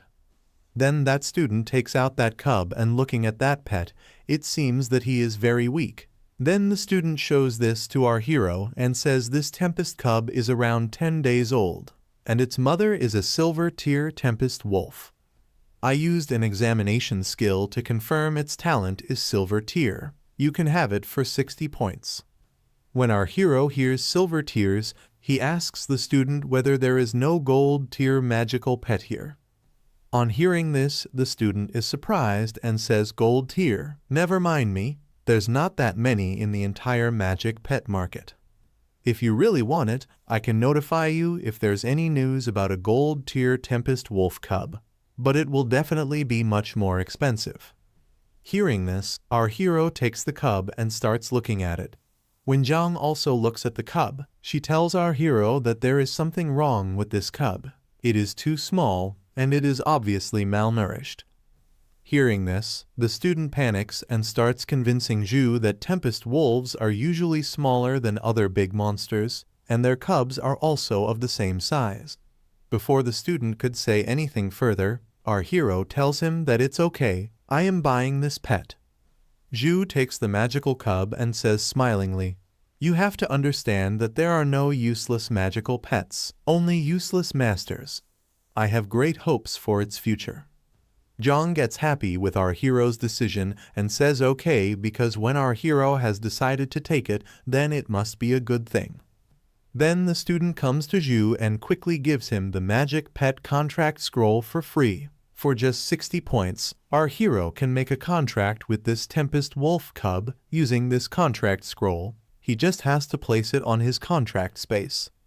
Quickly both of them share the points, and as soon as our hero shares the points, both the contract scroll and the magical beast become our heroes, and our hero opens the contract scroll and sees it and finds it very good because with this scroll it will be easy for him to control the beast. The student who was selling this beast, after selling it to our hero, starts leaving from there, but there was a different evil smile on his face as if he has cheated our hero. And while leaving from there he thinks in a nest of tempest wolf cubs. This one's condition was the worst. I was at a loss on how to sell it, but this rookie came as a surprise. Fortunately, he paid his score first. Otherwise, it would be tricky if this dysplastic wolf dropped a tear during contracting. Here our hero thinks of contracting that magical beast through that scroll. For this, he opens the scroll. As soon as he activates the scroll, a formation is formed there, and he places the cub in that formation, and perhaps through this contract this cub will become strong. As soon as our hero places it in the formation, a purple-colored light starts showing there. Seeing the purple-colored light, the person who had sold this beast to our hero gets very surprised. Here, the small cub in the formation takes the form of a big monster, and a purple-colored aura starts hovering around it. In the process, had become more powerful than before, and also bigger. Seeing the purple-colored aura, all the people's attention is drawn towards it, and after seeing it, they all start talking amongst themselves. Doesn't this dark purple light mean a legendary tier magic pet has been born? How lucky you must be to find a legendary tier pet on this market. Then someone asks our hero if he wants to sell this Tempest Wolf, and I will pay 1,000 points for it. Zhang comes to our hero and holding his hand says, "Brother Zhu Yi, you got a good eye. It looks like this cub is actually a devolved legendary magic pet. After receiving nourishment from your magic, it immediately restored its original tier." Zhu was also unaware that this wolf would be a legendary type wolf. Looks like Zhu is still underestimating the effect of the luck potion. The student standing at a distance who had sold this beast gets very angry that I sold a legendary magic pet to a freshman at a very low price. After the process is complete, the magical creature comes back to its normal form and sits on our hero's lap. Zhang looks at it and says, "Brother Zhu, you haven't given it a name yet." Then our hero, after seeing it, calls it by the name Gray. On hearing this name, Zhang takes the beast and starts caressing it and says that you have given such a bad name, but still it is looking more cute. Meanwhile, the student who sold this beast comes to our hero and says that I am sorry due to my mistake. I sold this cub to you at the price of silver tier. If you want to keep it, then please give me 1,500 more points. You can also remove the contract and return the magic pet, and I'll refund you 300 points. You better decide fast. If you refuse to cooperate, don't blame me for my actions. Other sellers present there also started saying. One of them said it's clear that Liu Zhaizu didn't properly check the cub's tier. Otherwise, how could he sell it so easily? A lady seller is also standing nearby, and on hearing this, she says Liu Zhaizu is supported by the Liu family from behind, who have a close relationship with the headmaster. They're in trouble now. No matter what, I'm afraid he couldn't keep the legendary magic pet he just received. Our hero gets a little angry on hearing this, and in this we see that a golden aura is coming out of his body. And he looks at the seller and asks that I have never heard of such a thing before. After selling the item, you forcefully ask for more money. That student gets scared as soon as he feels this power of our hero. Then our hero puts a lot of pressure on him and says stop dreaming and get out of here. Our hero is putting so much pressure on him that he is not able to stand properly. Struggling with this pressure, he thinks I felt the warning of death from a simple glare. He's just a freshman. How can he exude such power just from his presence alone? He was lying on the ground like an insect, and quickly understanding the situation he panics and says in fear, "Bro, it's my bad. It's all a misunderstanding. It's all a misunderstanding. You can take the Tempest Wolf magic cub." Zhu had already removed the pressure from this student, and then while leaving from there he turns back and looks at him and says that it would be better if you take care of yourself and stay away from my sight, otherwise the result will be very bad. Zhang also looks at him angrily with a side glance, and the wolf also looks at him angrily, and saying this all three of them start leaving from there. After teaching a lesson to Liu Jixu, Lin and Zhang start leaving from there, and behind them Liu is lying on his knees on the ground and is trembling with fear. While leaving from there, Zhang says to our hero that "Brother Zhu, can I come later to play with Gray?" Hearing this, our hero laughingly tells Zhang that you can come to play with him anytime. Then the sellers here recognize our hero that he is Zhu Yi, who is number 1.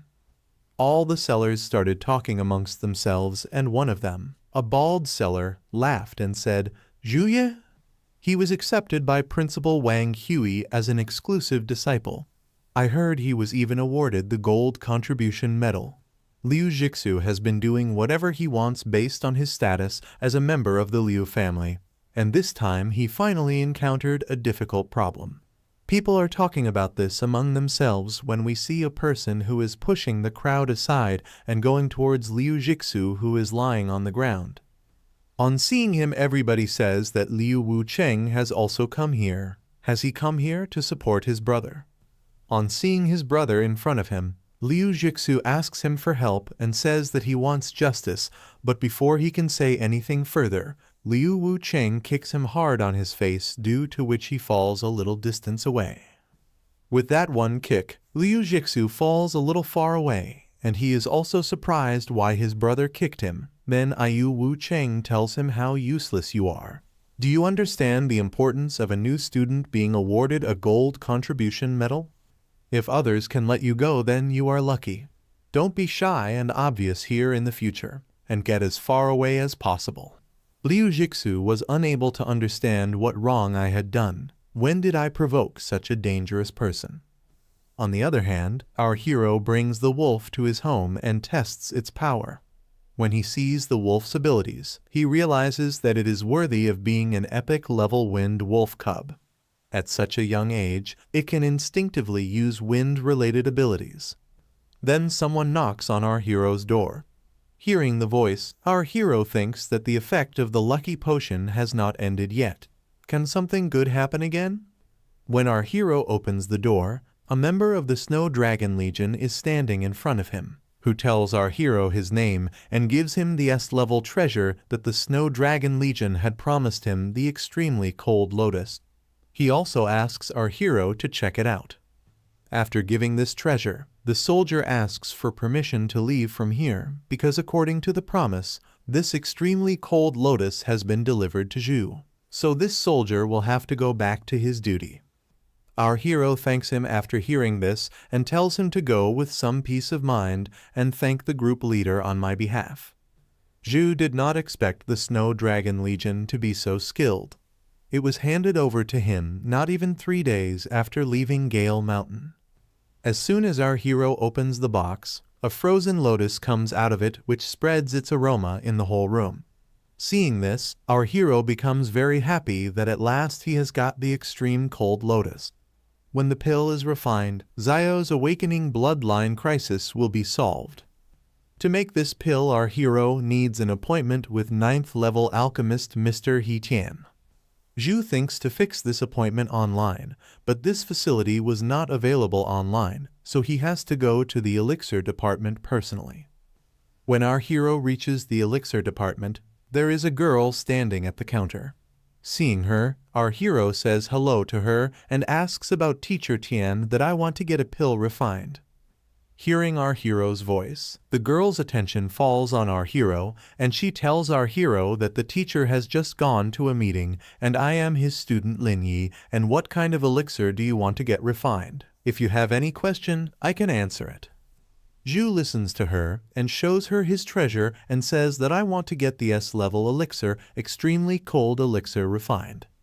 Seeing the 2 treasures in front of her, the girl is shocked that this is S-level natural treasure, the extremely cold ice, and along with it a level ice grass. The girl is surprised to see such a rare natural treasure, so she asks our hero that you are a new student and how can you have such rare treasures. Our hero laughs and tells her that it is just by luck.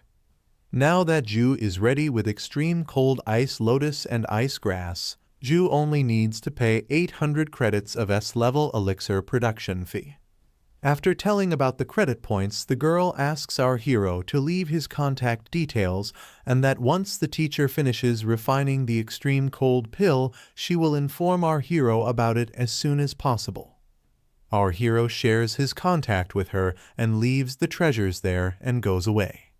After coming out from there, we see our hero in the academy who has probably come to take his first class, and when he is passing by, he hears some students talking among themselves that do you know that alien creatures have been discovered recently in many places? And after listening to him, the student says yes, I have also heard about it. When he reaches the class, the students are still talking among themselves. Have you heard? Many armies and associations have recently been transferred back from the front line. So another student hears this and says, yes, my friends in the army revealed that this was because traces of alien creatures were discovered all over the Jiangxia Empire. Our hero listens to their discussion and sits at his desk and thinks that it seems that the news of alien invasion has spread widely everywhere. Just as he is about to sit at his desk, someone taps his shoulder from behind and calls out his name. Our hero turns back and says in surprise, "Song Xialan, you are also in this class." Song says on hearing this that of course my special teacher is Dean Wu Mang. It seems that we will be classmates in the future. Then she extends her hand and says to our hero that classmate Ju Yi please take good care of me in the future. Our hero also shakes hands with her and says that in the future you also give me good advice. Song laughs at this. You are so powerful that it is almost impossible to expect me to teach you. But if you need my help with anything in the future, just ask. Then Sue comes into the room, who stands directly in front of all the students and introduces herself that my name is Sue Mei, and I will be responsible for teaching you a detailed explanation of World of Warcraft. But before the official class starts, Sue Mei is going to make some important announcement to everyone. She tells everyone that as you all heard the rumors, there was indeed a massive invasion of alien creatures in the Jiangxia Empire. Although these alien creatures are not very powerful, the country still attaches great importance to their presence. Facing potential threats, the Central Xia National Army has entered the third level of combat readiness. At the same time, the resource investment of major universities will also double. Therefore, the resources distributed to students at Suheng University, according to their monthly rankings, will be increased by 70%. After completing the tasks issued by the school at the same time, students will receive richer credit rewards than before. Abyss mode permissions will be open for the 3 major dungeons in the school, but all students will need to use their credits to purchase an Abyss magic stone to unlock it. The country distributes huge amounts of resources because it is committed to creating strong people at all costs. As all the students get very happy hearing about this, that finally Abyss mode has been turned on so that I can gain more experience. Another student is saying that even the credits given for the missions have been increased. Looks like the school is taking a big step.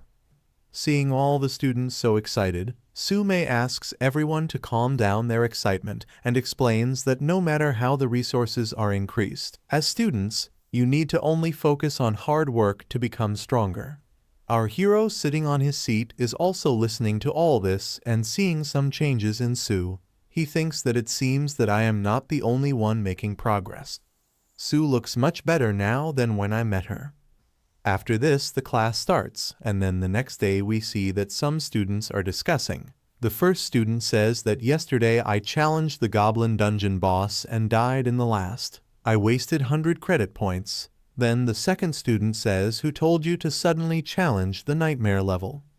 After listening to those two students, Zhu thinks that now that I am at the 19th level and have found the extremely cold ice lotus, there is no need to go to Gale Mountain again.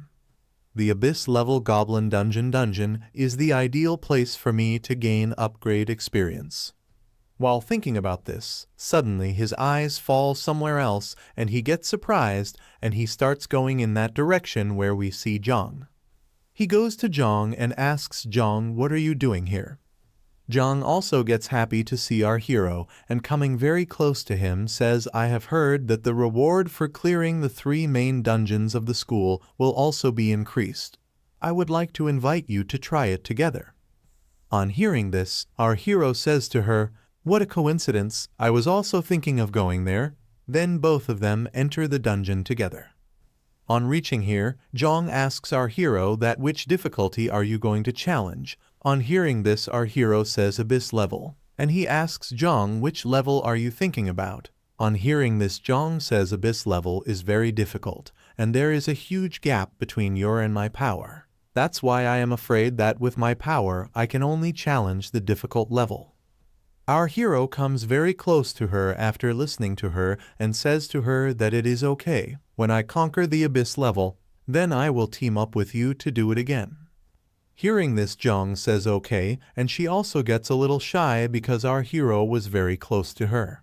Then she frees her hand, and while going from there says, "Brother Zhu, I am going to challenge a difficult level. please take care of yourself. Our hero, also looking at her, says, you also take care of your safety.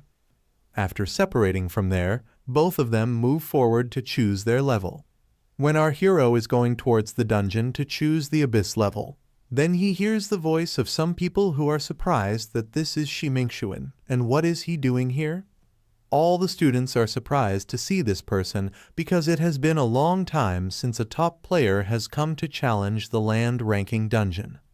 Seeing this top student, there was an uproar among all the students. Then one of them said, don't you know that you can get the Achievement Talent Award by refreshing the clearance record of the Abyss level dungeon? This is actually true. Without special opportunities, it is impossible to obtain additional achievement talents, so it's no surprise that Shimingxuan arrived there so quickly.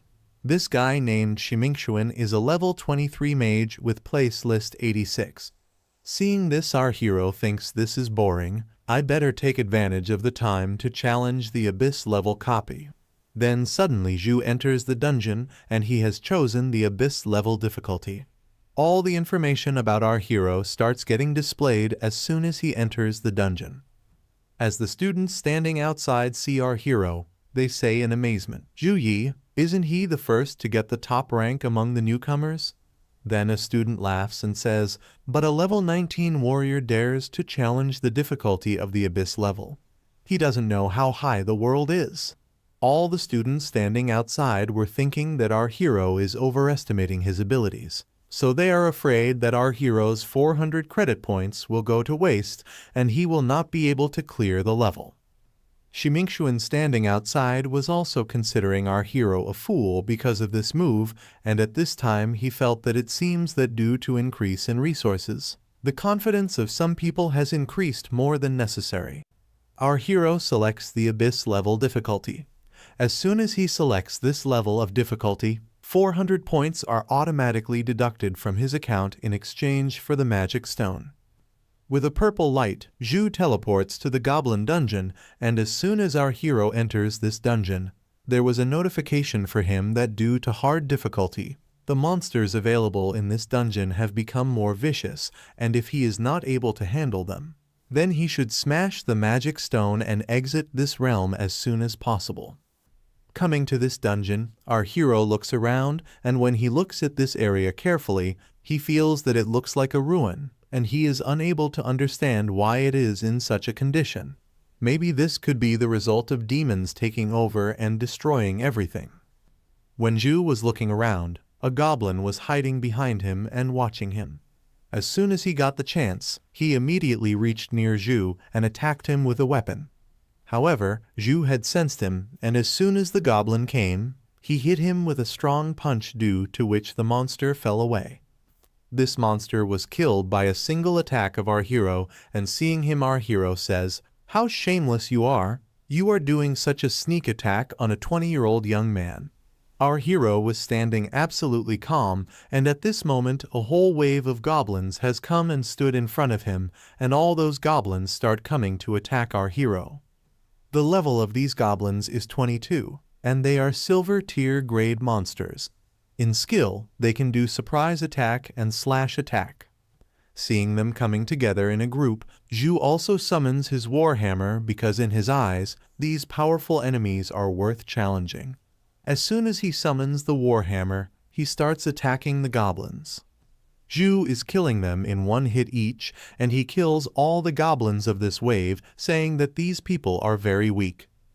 As soon as he takes a sigh of relief after killing them, more goblins start coming from behind him. They come in large numbers to attack. Seeing these goblins coming in such large numbers, Zhu realizes that it seems the problem in this area is the large number of goblin grunts launching suicide attacks, which easily cause a massive drain on mana. So Zhu needs to protect his mana as much as possible so that he can use powerful skills against the boss. To kill all these goblins, Zhu was continuously using Shining Phantom slash attack, in which he was continuously attacking against these goblins by spinning his weapon at a high speed and producing a series of rapid motion slashes, and due to his attack these goblins were getting continuously killed. In a short while, our hero kills all these goblin hordes, and after killing them, he got a exp of 11,236, although his level did not increase. After killing them, our hero takes a sigh of relief that finally all of them were killed. After finishing these, he smiles and thinks as expected, the higher my level is, the harder it is to level up. Even though I defeated so many goblins, I'm still so far away from reaching level 20. I hope the rewards from killing the boss can help me level up faster. Our hero, after killing these goblins, started towards the boss, and after some time he reaches the boss's place. This boss is a level 24 Goblin King, and he is a legendary tier grade monster.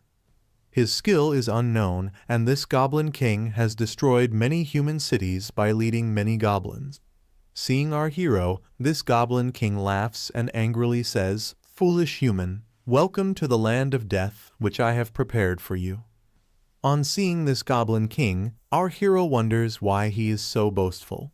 On one hand, the Goblin King is very angry with our hero because he has killed so many of his people so carelessly and continuously, so he attacks our hero fiercely. Our hero escapes from his attack and starts coming to attack him. Zhu quickly launches a powerful attack on the Goblin King, but the Goblin King senses the power of the attack and immediately uses Dominant Body. Using this skill, he can reflect any physical attack through his shield. Seeing this attack of Zhu, the Goblin King laughs loudly and says, "Human, are you giving me scratches?"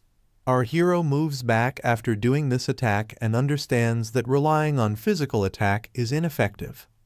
Just then, an angel chain comes ripping through Goblin King's stomach and entangles him from all sides. Goblin King is very shocked to see this. He tries very hard to get free from it, but due to being trapped in this angel chain, his body was not following his command, and he was very shocked to see this.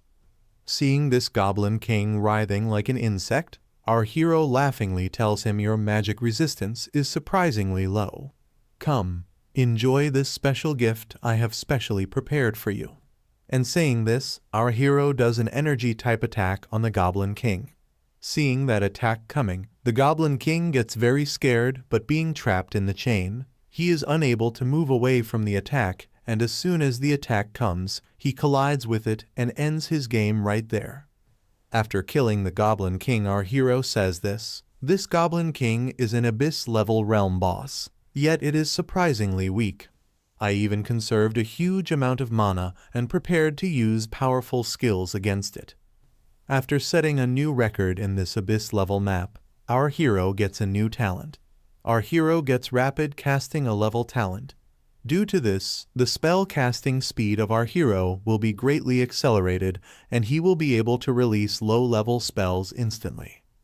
With this a level Rapid Casting talent, our hero will grow faster in the future, and after clearing this Abyss level dungeon, our hero thinks of leaving from here, but he was a little sad that he could not reach level 20. He only reached close to it. However, our hero has got a lot of points, so maybe next time he will bring Zhang with him to this Abyss level realm. And here outside, on a big screen, the dungeon clear record of every student was being shown, in which there was a name of Tang Yang who had cleared the Abyss level in 16 minutes 24 seconds, and near that screen there were many students standing who were talking among themselves. There's nobody who cleared the realm until now. The Abyss level is way too hard. Then another student says you get surrounded by hundreds of silver tier goblins the moment you step in. I'd die if I didn't get out fast enough. As expected of Abyss level difficulty, it's ridiculously hard. Looks like we can only expect the Earth rank elites like Shiming Xuan. Zhang is also standing among all the students. She is also looking at the screen and thinks that fortunately I cleared the hard difficulty and passed it without any problem. I hope Brother Zhu also passes his selected difficulty.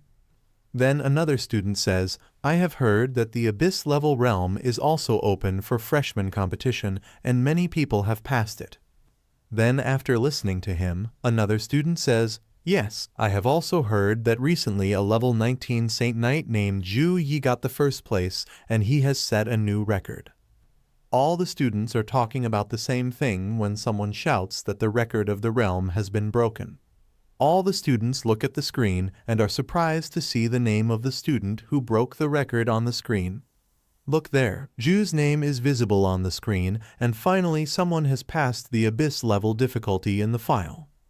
Our hero has set the record of clearing 10 minutes 56 seconds.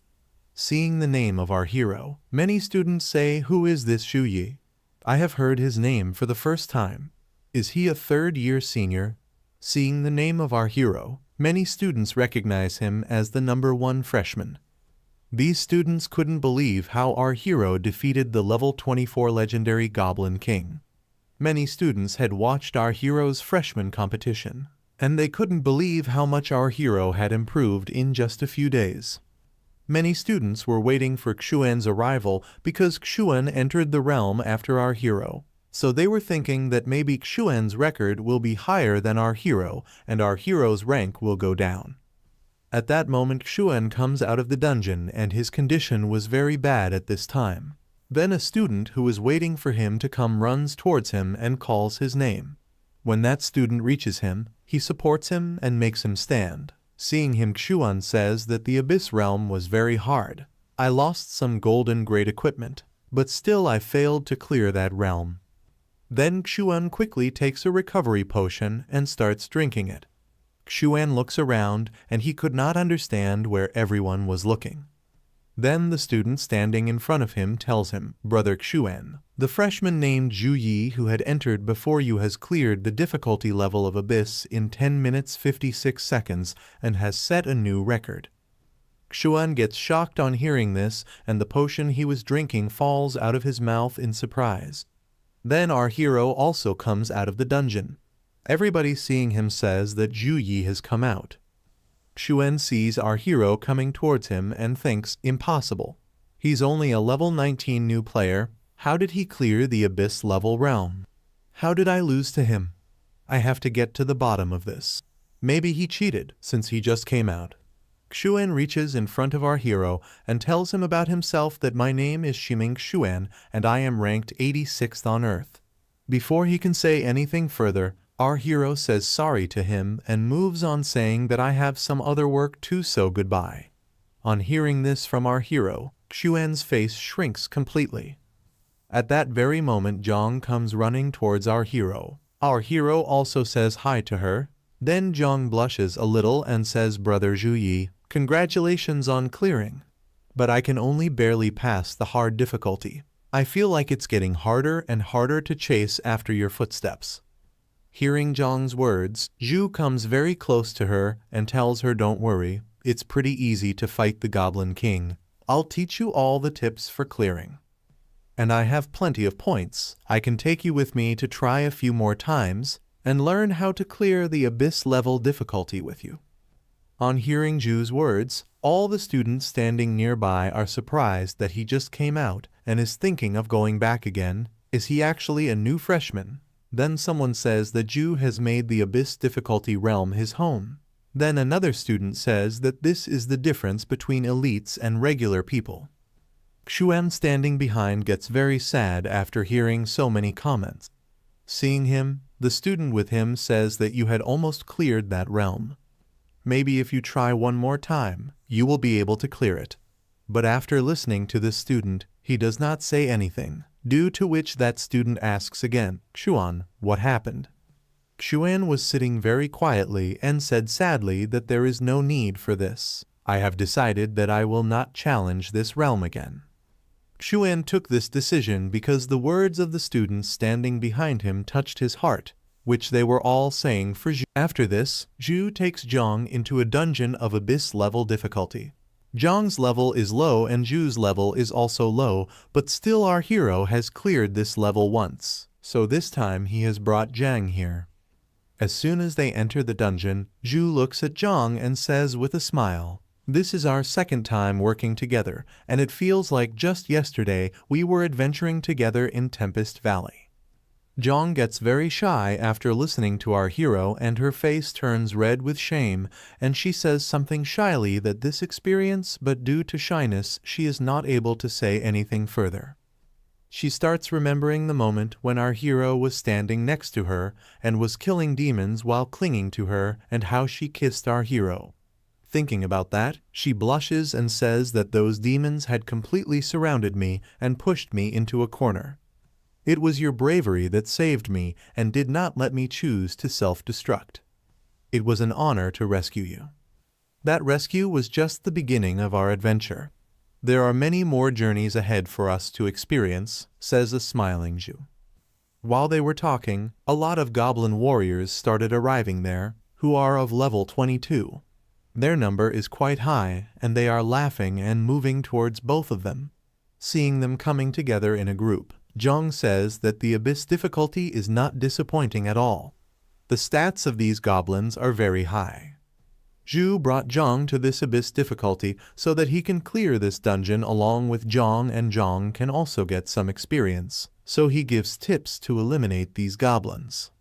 The level of these goblins just looks high, but they are all very weak and their strength is only in numbers. It is very easy to handle this monster wave. The opponent just needs to keep a good concentration on his skills. Then our hero tells Zhang that both of us will take one side each and will just stop these goblins from attacking from behind. Hearing this, Zhang says okay. After this, our hero activates some buffs like Gift of God, Gift of Protection, Weapon Blessing. These buffs were also for Zhang. Zhang also takes out her sword and gets ready to fight these goblins.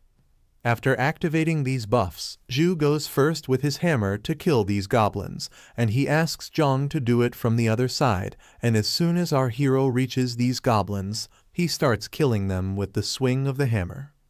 And on the other hand, Zhang is feeling amazing due to our hero's buff.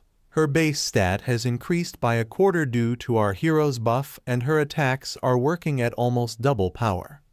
Some goblins come to attack Zhang as soon as they get the chance, but Zhang starts killing these goblins by using Dark Slash with her sword. The sword that Zhang has carries the power of the dark element, which gives immense damage to the enemy. Zhang, despite her low level, is able to kill these goblins quite easily because with Zhu's buff these silver tier goblins are so weak for her, it's like mowing a lawn. In a short while, Zhang and our hero completely destroy this goblin horde. Zhang's level is 18 at this time, and she gets 5,200 XP, while our hero's level is still 19, and he gets 5,900 XP. After destroying all these goblins, Zhang smilingly asks our hero to continue this thing again because she is enjoying it very much. Seeing her happiness, our hero says yes to her, and then both of them start going towards the goblin boss. Our hero reaches the goblin boss with Zhang, and we all know his level. The level of this goblin boss is 24. Seeing both of them, the goblin boss asks them to be ready to die to mourn the death of his people. Feeling the power of this boss, Zhang seriously says that abyss-level bosses are not such easy prey. She asks our hero, how did you clear this realm? Then our hero, after listening to her, says that it looks strong, but its spell resistance is very weak. You can defeat it with your powerful skill. Zhang gets a little excited by our hero's words, and this time she wants to take the lead first, so she moves forward to attack this boss. She thinks about the powerful skill as suggested by our hero, and then the demonic power of the succubus bloodline comes to her mind, which she thinks of trying. Then after this she attacks with a powerful slash. This time she attacks with a demonic slash. This attack hits the goblin boss directly, but nothing happens to the goblin boss. Rather, he reaches a different level after absorbing this demonic energy. Zhang's demonic attack takes this goblin boss to a new level due to which he has become more powerful than before. Then the goblin boss uses ground shockwave due to which as soon as he hits his foot on the ground, a shockwave is created in the whole area, and due to its pressure, our hero and Zhang start handling themselves properly. Our hero somehow manages to control himself and asks about Zhang, whether anything has happened. On the other hand, Zhang too, while controlling herself from this pressure, says in despair that I am fine, but brother Zhu, all this is my fault.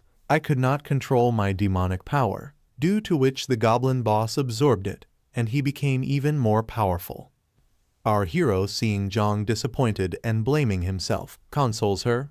Then he tries his previous method by which he defeated this goblin boss last time. He uses punishment of light on the goblin boss, but the goblin just protects himself with his protection shield. This time our hero's punishment of light could not break this shield. Seeing his attack ineffective, our hero thinks in surprise, "Shit! The skill effect is much weaker than before." Its spell resistance seems to have increased significantly. This time it was getting a little difficult for our hero to break the shield of this boss. He also activates the Spear of Light, and while going to attack the boss, he tells Zhang that this is getting a little difficult, so I am going to try again. If I am not able to defeat him, then you should crush the Abyss Stone. Then he continuously starts attacking the goblin boss. None of his attacks were working on the goblin boss this time. He also uses Divine Chain, but the goblin boss breaks that as well. Our hero was facing a lot of difficulty in fighting this boss this time, and Zhang, seeing this, is blaming herself that the whole thing got complicated because of her mistake. Zhang is scared, disappointed, losing control over herself and blaming herself for everything getting complicated and wondering what should she do now. Then a voice comes from her inner world saying, "Yes, this is true. This is happening because you are very weak." Then we see that from Zhang's inner world, the demonic image of her succubus bloodline comes before her and tells her if you could completely control the demonic power in your succubus bloodline, Brother Zhu Yi wouldn't be in this situation. Only by becoming stronger can you give Brother Zhu Yi a hand. It's time. Release your true strength. On one hand, Zhang is being controlled by her mind, and on the other hand, our hero is continuously fighting with this Goblin King. He does not want to put Zhang in danger, so he thinks of activating his angel physique. But then a big sword slash comes and hits the hand of the Goblin boss, due to which the Goblin boss's hand gets cut and falls away. Our hero looks at the attacker in shock and is shocked to see Zhang, as she seems to have changed a lot, and the goblin is screaming in pain as he is unable to absorb the demonic power anymore. We then see Zhang, who has completely evolved into her bloodline's physique and no longer has control over her mind, and she laughs and says, "Brother Zhu, let me kill this monster now." Unable to absorb demonic energy, Goblin Boss screams in anger because not only was he unable to absorb demonic energy, but the demonic energy he had was also being taken away from him. Seeing Goblin Boss screaming in pain, Zhang laughs and says, "Don't worry, it's just an appetizer." Goblin Boss angrily comes towards Zhang to attack her because he was not able to tolerate anymore seeing his power being stolen from within him. So he moves towards Zhang in anger. Seeing him coming, she attacks him with a powerful laser beam type attack, which was a very powerful attack and shook the whole area. Seeing this powerful attack, our hero gets very surprised because he has seen a new form of Zhang which is very powerful. After coming into her succubus form, Zhang instantly kills the boss monster. As soon as she kills the boss Goblin King, both of them get 23,200 experience points along with 15 free stat points and 15 skill points. After dealing with this boss monster, Zhang comes to our hero in a naughty manner and asks if we should continue our work. Our hero gets embarrassed by her actions and doesn't say anything. Seeing this, Zhang clings to him tightly and puts her hand on his chest and asks him, "Why are you not talking? Don't you like Zhang like this?" Zhang holds Zhu's hand and places it on her waist and flirts with him. Zhu quickly moves away and looking at Zhang seriously asks, "Are you really Zhang?" Zhang regains consciousness upon hearing Zhu's words and gets embarrassed seeing herself in this form and sits on the ground and says that, "Brother Zhu, it is not like that." And after a while she comes back to her normal form and says that whatever happened was due to the demonic power of my succubus bloodline. Seeing her normal again, our hero comes to her and holding her face says, "This is a good thing. I thought you have been possessed by the demon." Zhang blushingly says this cannot be possible. Then Zhu consoles him and says that it doesn't matter. Let's team up again and tackle this dungeon some more time. Our hero is planning to clear this dungeon again so that Jong can get some control over her demonic power and she can clear this abyss level solo. Then Ju jokingly says that Goblin King is our old friend, so he will be able to understand us. Students are like that. The boss has to be defeated. But students need to consider a lot of things to get the real rewards. Here, the students standing outside the dungeon are talking among themselves. One of them says, "This abyss-level realm is incredibly tough. Only that monstrous freshman has cleared it so far. Could it be that Juyi passed because he got lucky?" Hearing his words, the other student who was standing next to him says, "Why are you talking nonsense? His strength is #1 in the whole college, and I can see that you are also lucky. So why don't you try it?" While they were talking among themselves, the record of the dungeon was broken again, and this time too our hero's name was in the first place. Seeing this, everyone was surprised that Ju did it again and cleared it again. Then suddenly the record of dungeon changes again, and this time Jong's name comes in the first place. Seeing this, everyone is surprised that this time Jong has done it, and on the second place is the name of our hero. Seeing this, everyone is surprised that this is another new record. The students standing outside the dungeon are surprised because before going to this difficulty, Jong had cleared the hard difficulty with great difficulty, and this time she cleared the abyss level solo. So all these people are very surprised. The student who was with Xuan after listening to all this says in tension that, "Brother, I finally understood your feeling that how it feels to have a distance between a genius and yourself." Within a short time, Jong and Ju clear this dungeon several times. Ju clears this abyss difficulty for the second time. Jong also clears this difficulty for the second time in the party with Ju, and after some time both come out of the dungeon.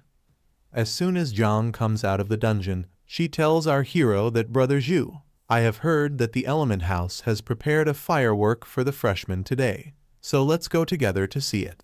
Our hero, after listening to her, says let's go and relax a bit. Both of them go to the Element House together, and in the Element House, their whole street is powered by magic, and at this time, the whole street is shining. Both of them are watching this scene together. Then Ju tells Jong that today we have farmed the realm too much, that too without realizing it. Jong thanks our hero after listening to him because she was able to receive so many bounties from the abyss-level realm, and that too only because of our hero. Hearing this, our hero laughs and says that it was all your effort. I just helped you a little. While walking, both of them reach near a statue. Seeing the statue, our hero gets confused as to who this is. Jong then tells him that this is Mage Wei Yang, who is honored with the title of Protective Deity. He once defended against several other world legions all by himself, and thus his deeds were praised and widespread. Unfortunately, a demon lord attacked him from behind during the final battle, and his life was sacrificed. His soul was completely wiped out and cannot be resurrected. Our hero is very happy to know about this person and how great a hero he was. Then he says to Jong that I know very little about history. Can you tell me about the Dark Ages? Hearing our hero's words, Jong happily says of course. Then she starts telling our hero about the Dark Ages. To discuss this history, we need to start from the Golden Age, 80 years ago. From the year 2544, many talented classes began to rise. Thus this year was crowned the Golden Age. Such as the Tempest Sword Saint Chang Ping Hai and the Heat Blade Saint Lai Xiao Yang emerged. Legendary heroes like them are still fighting on the front lines. However, when people started attacking other worlds in anticipation, the Dark Age suddenly descended upon us, bringing with it the most intense invasion by other world creatures. The elites of the Golden Age gave their lives against their invasion. After 30 years of fighting and the sacrifice of millions of classes, we finally welcomed our current age of peace. While telling all this history, Jong thinks about the present time invaded that the creatures from other world are invading again. According to me, they can attack again, but I hope that this is just my suspicion. Seeing Zhang's intention, Zhu puts his hand on her head and says, "Don't worry too much. The large scale of otherworld creatures this time simply slipped through from middle-sized dimensional cracks. They're not very strong. And we are incomparable to the past. Even if darkness falls upon us again, it will be the otherworld creatures who are unfortunate." Zhang gets happy after hearing this from our hero that you are right. We have been recuperating for a long time, and now we have the combat power to fight those otherworld creatures. Immediately after this, the fireworks starts and firebombs start bursting in the sky. As soon as the fireworks start, Zhang holds our hero's hand and takes him to a good position so that both of them can see it clearly. After this, we see our hero who is going somewhere in a train, and while sitting in the train he thinks too bad Miss Su Mei isn't here, so I can't teleport back with the military teleportation array. Zhu is a bit unused to the train now, as he has become accustomed to the instant teleportation arrays. And at this time Zhu has a frozen pill in his hand, and he is very happy seeing this because through this Xiao's disease will be cured. Then after this, the story shifts to Zhu's sister, where she is a little angry, and King is standing in front of her, and looking at King she is asking why my brother has not come here yet. King, on seeing Xiao, consoles her that don't worry, your brother has just called, he will be here soon.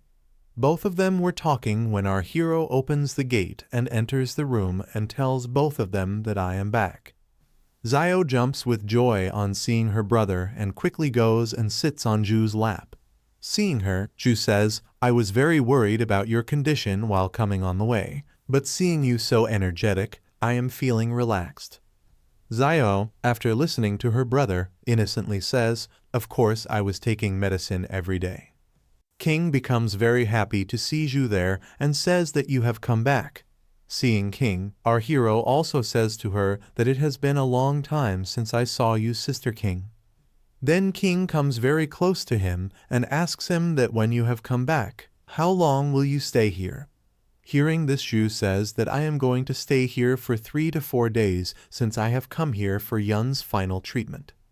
Yun gets very sad on hearing this and clings to her brother that you are going to stay for such a short time. Then after a while she becomes happy and asks brother, have you prepared any gift for this cute sister of yours? To make Yun happy, Zhu immediately summons the horn of the golden grade bear monster and gives it to Yun and tells her that she can summon this golden grade bear to protect herself. Yun jumps with joy on seeing this gift and says that it is exactly what I had expected from my brother. It feels so good to hear it. Then our hero puts his hand on Yun's head and says that I am sure that you will become as strong as I am when you become completely cured. Then after some time we see 2 people coming towards Zhu's house, and after reaching the house they ring the bell. Our hero comes straight and opens the door and welcomes both of them. These 2 people are Secretary Zhao and Madame Chui. Then looking at Zhu, Secretary Zhao also says, "Mr. Zhu, I contacted Madame Chui last night, and she came here immediately." Then after this Chui interrupts Secretary Zhao and says you have to understand, Secretary Zhao, that Zhu Yi's invitation is not something I can take lightly. After this Zhu goes straight to Chui and shakes her hand and says smilingly, "You are overpraising me too much, Madame Chui. I should thank you that you came here to help me." Then Chui also says again, "I almost forgot to congratulate you. Not only did you find the frozen lotus, but you also forged it into the frost pill with even better effects." Secretary Zhao gets surprised as soon as he hears about frost pill because frost pill is an S-grade treasure which is a priceless treasure and has huge demand in the market. Seeing Secretary Zhao so surprised, our hero tells him how he found this frost pill. Then he says that we should not waste any more time. My sister should be treated as soon as possible. Hearing this, both of them say, yes, don't waste time, let's work. Then everyone comes to a room to complete this process. Yun gets very scared after reaching the room that bro, will this really be okay? Seeing her nervous, our hero gives her a frost pill and says that you need not be nervous, don't worry, you just have to eat this pill. For Yun's treatment, she has to enter a formation, in which she enters and tells her brother that I am ready. Then our hero also provides some buffs to Yun so that nothing happens to her, such as Blessing of Protection, Blessing of Dawn, Blessing of Courage. Zhu's powerful sacred aura starts spreading in the whole room. All the people standing there are very surprised to see this powerful holy light of our hero, and Zhu Yun feels strong due to coming in contact with this powerful buff. Chui is very surprised to see Zhu's holy energy because even though she is a priest, Zhu's holy energy is much purer than her. After doing everything, Zhu tells Chui to activate the formation. As soon as Chui hears Zhu's instruction, she activates the formation, and as soon as she activates the formation, she tells Yun to eat the frost pill now. As soon as Yun eats the frost pill, the frost inside it starts to burst out, and a strong frost light starts spreading in the whole room, which was enough to freeze the whole room. Everyone gets scared to see that Yun's frost burst out from inside her body. Is there any issue here? After listening to all of them, our hero says, "Don't worry, I will handle it." Then to stop this frost energy, he activates the sacred flame. And as soon as Zhu activates the sacred flame, it starts balancing all the frost around it. After consuming the frost pill, Zhu is confident that this will be the last frost burst experience Xiao Yun will have. And in a short while, the burst out starts slowing down on its own, and the frost inside Yun starts getting controlled, seeing which Madame Chui gets happy and says, "We have completed the hardest step. Now we just need to be patient and wait for Xiao Yun to complete." And here Yun, who is struggling with this process inside the formation, feels better due to the slowing down of the burst out, and as the frost pill starts dissolving inside her body, she starts controlling her frost energy as well, and to completely control this frost energy, she throws out her last frost power, which was a frost dragon, and as soon as it comes, it completely covers Yun, but this time this frost dragon did not come to harm Yun. After this, pure energy is felt in the room, and on feeling this pure energy, everyone understands that Yun has activated her bloodline.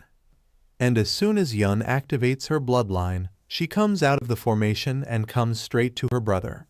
Seeing his sister cured, our hero puts his hand on her head and asks her how she is feeling at this moment. Yun, who is now completely cured, laughs and says, "Bro, I think my illness has been completely cured." Zhu feels very good after listening to his sister and tells her to check her status once and see if there is any change or not. After this, Yun checks her status and activates some ice there and says, "Bro, I think my frost bloodline has granted me the bloodline talent, which is the talent to control the ice element." With this bloodline talent, Yun can control the ice element whenever she wants, and while playing with this power, she asks, "Brother, will I receive any other new talent after the bloodline awakening?" Seeing his sister playing and listening to her, Zhu laughingly says regular bloodline awakenings don't usually grant bloodline talents. "But you're my sister, you awakened a rare frost bloodline." Having said this, he then starts thinking us siblings received quite a lot of benefits because of this frost bloodline. Could it be that there's really a powerful frost class among our ancestors? But even if it's true, our family might have fallen behind considering what happened before. Then Zhu comes to Madame Chui and says that Madame, Yun has successfully activated her frost bloodline, but will you check it once more? Then after this, Secretary Zhao comes and tells our hero Mr. Zhu, Miss Zhu Yun has completely cured and even awakened her frost bloodline. The mayor is taking this seriously and has arranged for another batch of resources for your cultivation. Hearing this, Zhu thanks Secretary Zhao for this and says that I have to go to school, but I have to trouble you to take care of Yun. Hearing Zhu's words, Secretary Zhao says that it will be my honor. At this time, Yun is playing with King. Seeing her playing, Zhu laughs and asks her, "Yun, have you considered which class you want to change to in the future?"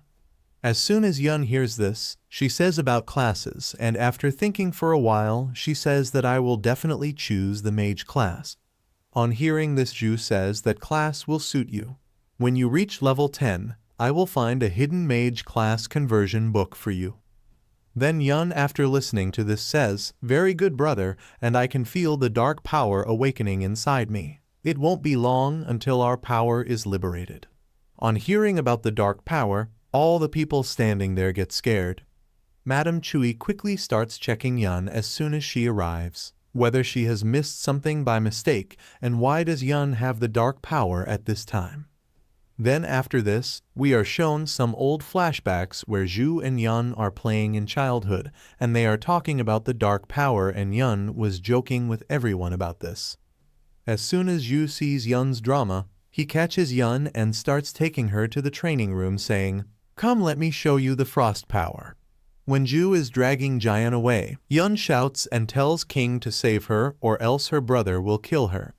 Everyone starts laughing seeing this and says that this will suit you well. Madame Chui is also laughing and thinks dark power, this will be fun. As soon as Yun reaches a separate room where our hero has brought her for training, she starts acting and says, "Brother, I will not show you any mercy. I will not hold back my power even a little. I will summon the spirit of ice and freeze everything that comes in my way." Then she summons the ice spirit and launches some icicle attacks towards our hero. Yun's attacks move towards our hero, but before they can hit our hero, all the attacks get destroyed automatically after hitting our hero's shield. Zhu gets very happy seeing Yun's powerful attack because after seeing this attack of Yun, he guesses that Yun's body has completely recovered and he can arrange a cultivation schedule for her. But as soon as Yun hears about her cultivation schedule from our hero, she again starts acting up saying, "Bro, I feel my frost energy is acting up again, and it seems like I can't cultivate with you anymore." As soon as Zhu hears this from Yun, he starts moving towards her in anger. Seeing her brother angry, Yun says, "Brother, I think it was my misunderstanding."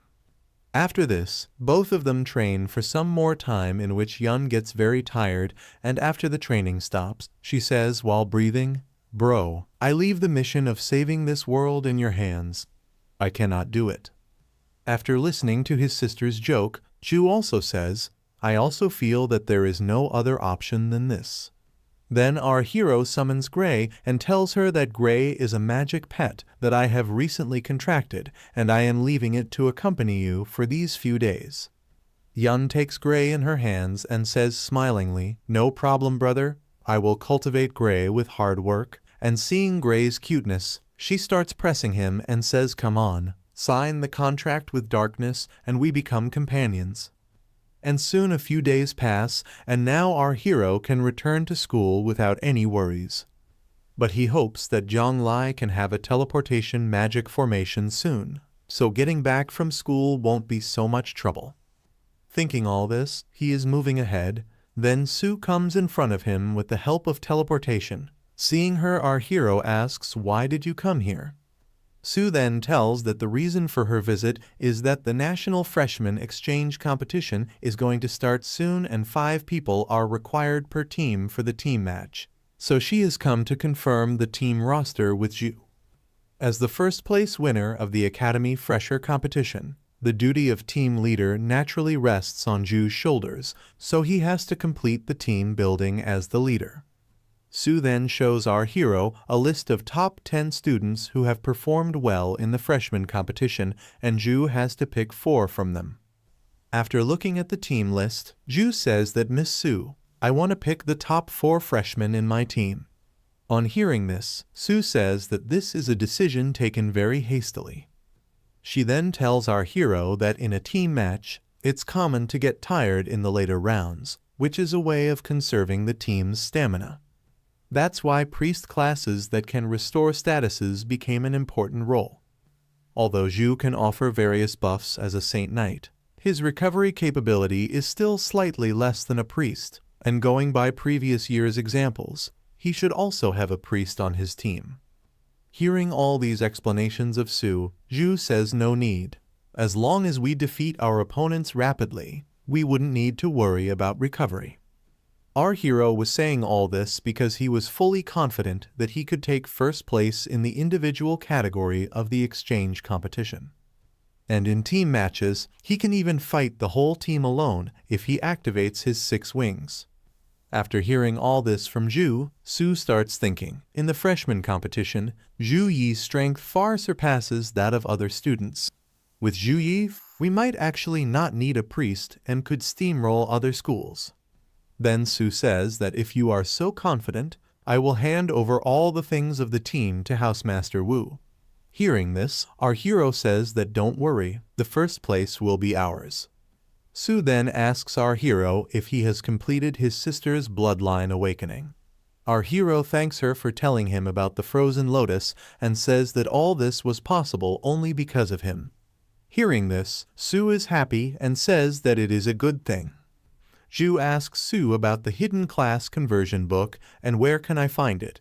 Su hears this and asks if this hidden book is for your sister.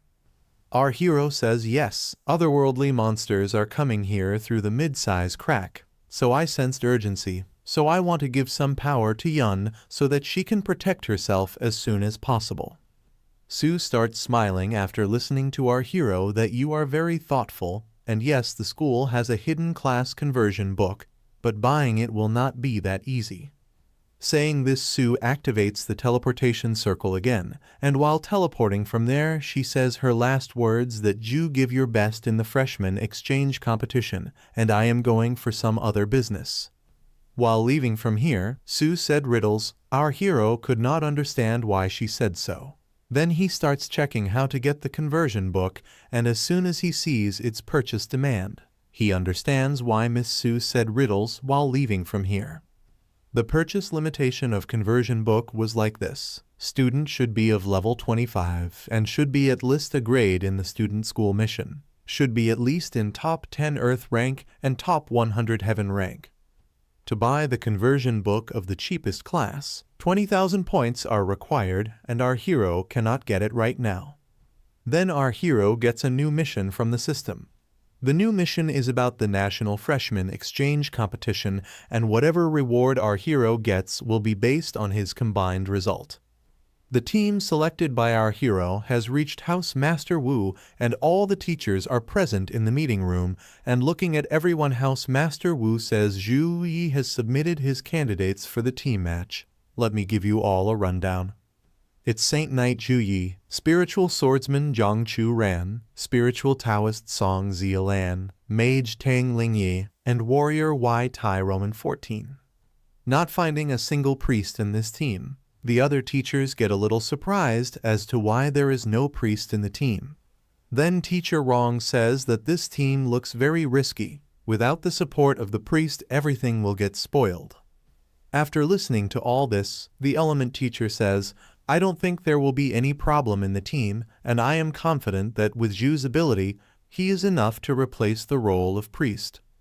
Element teacher said this because he knows that after completing the bloodline forging technique for Zhu Ye, no one in this room knows his power better than he do. Therefore, he is confident that even without a team, Zhu Yi is capable of playing the team match alone.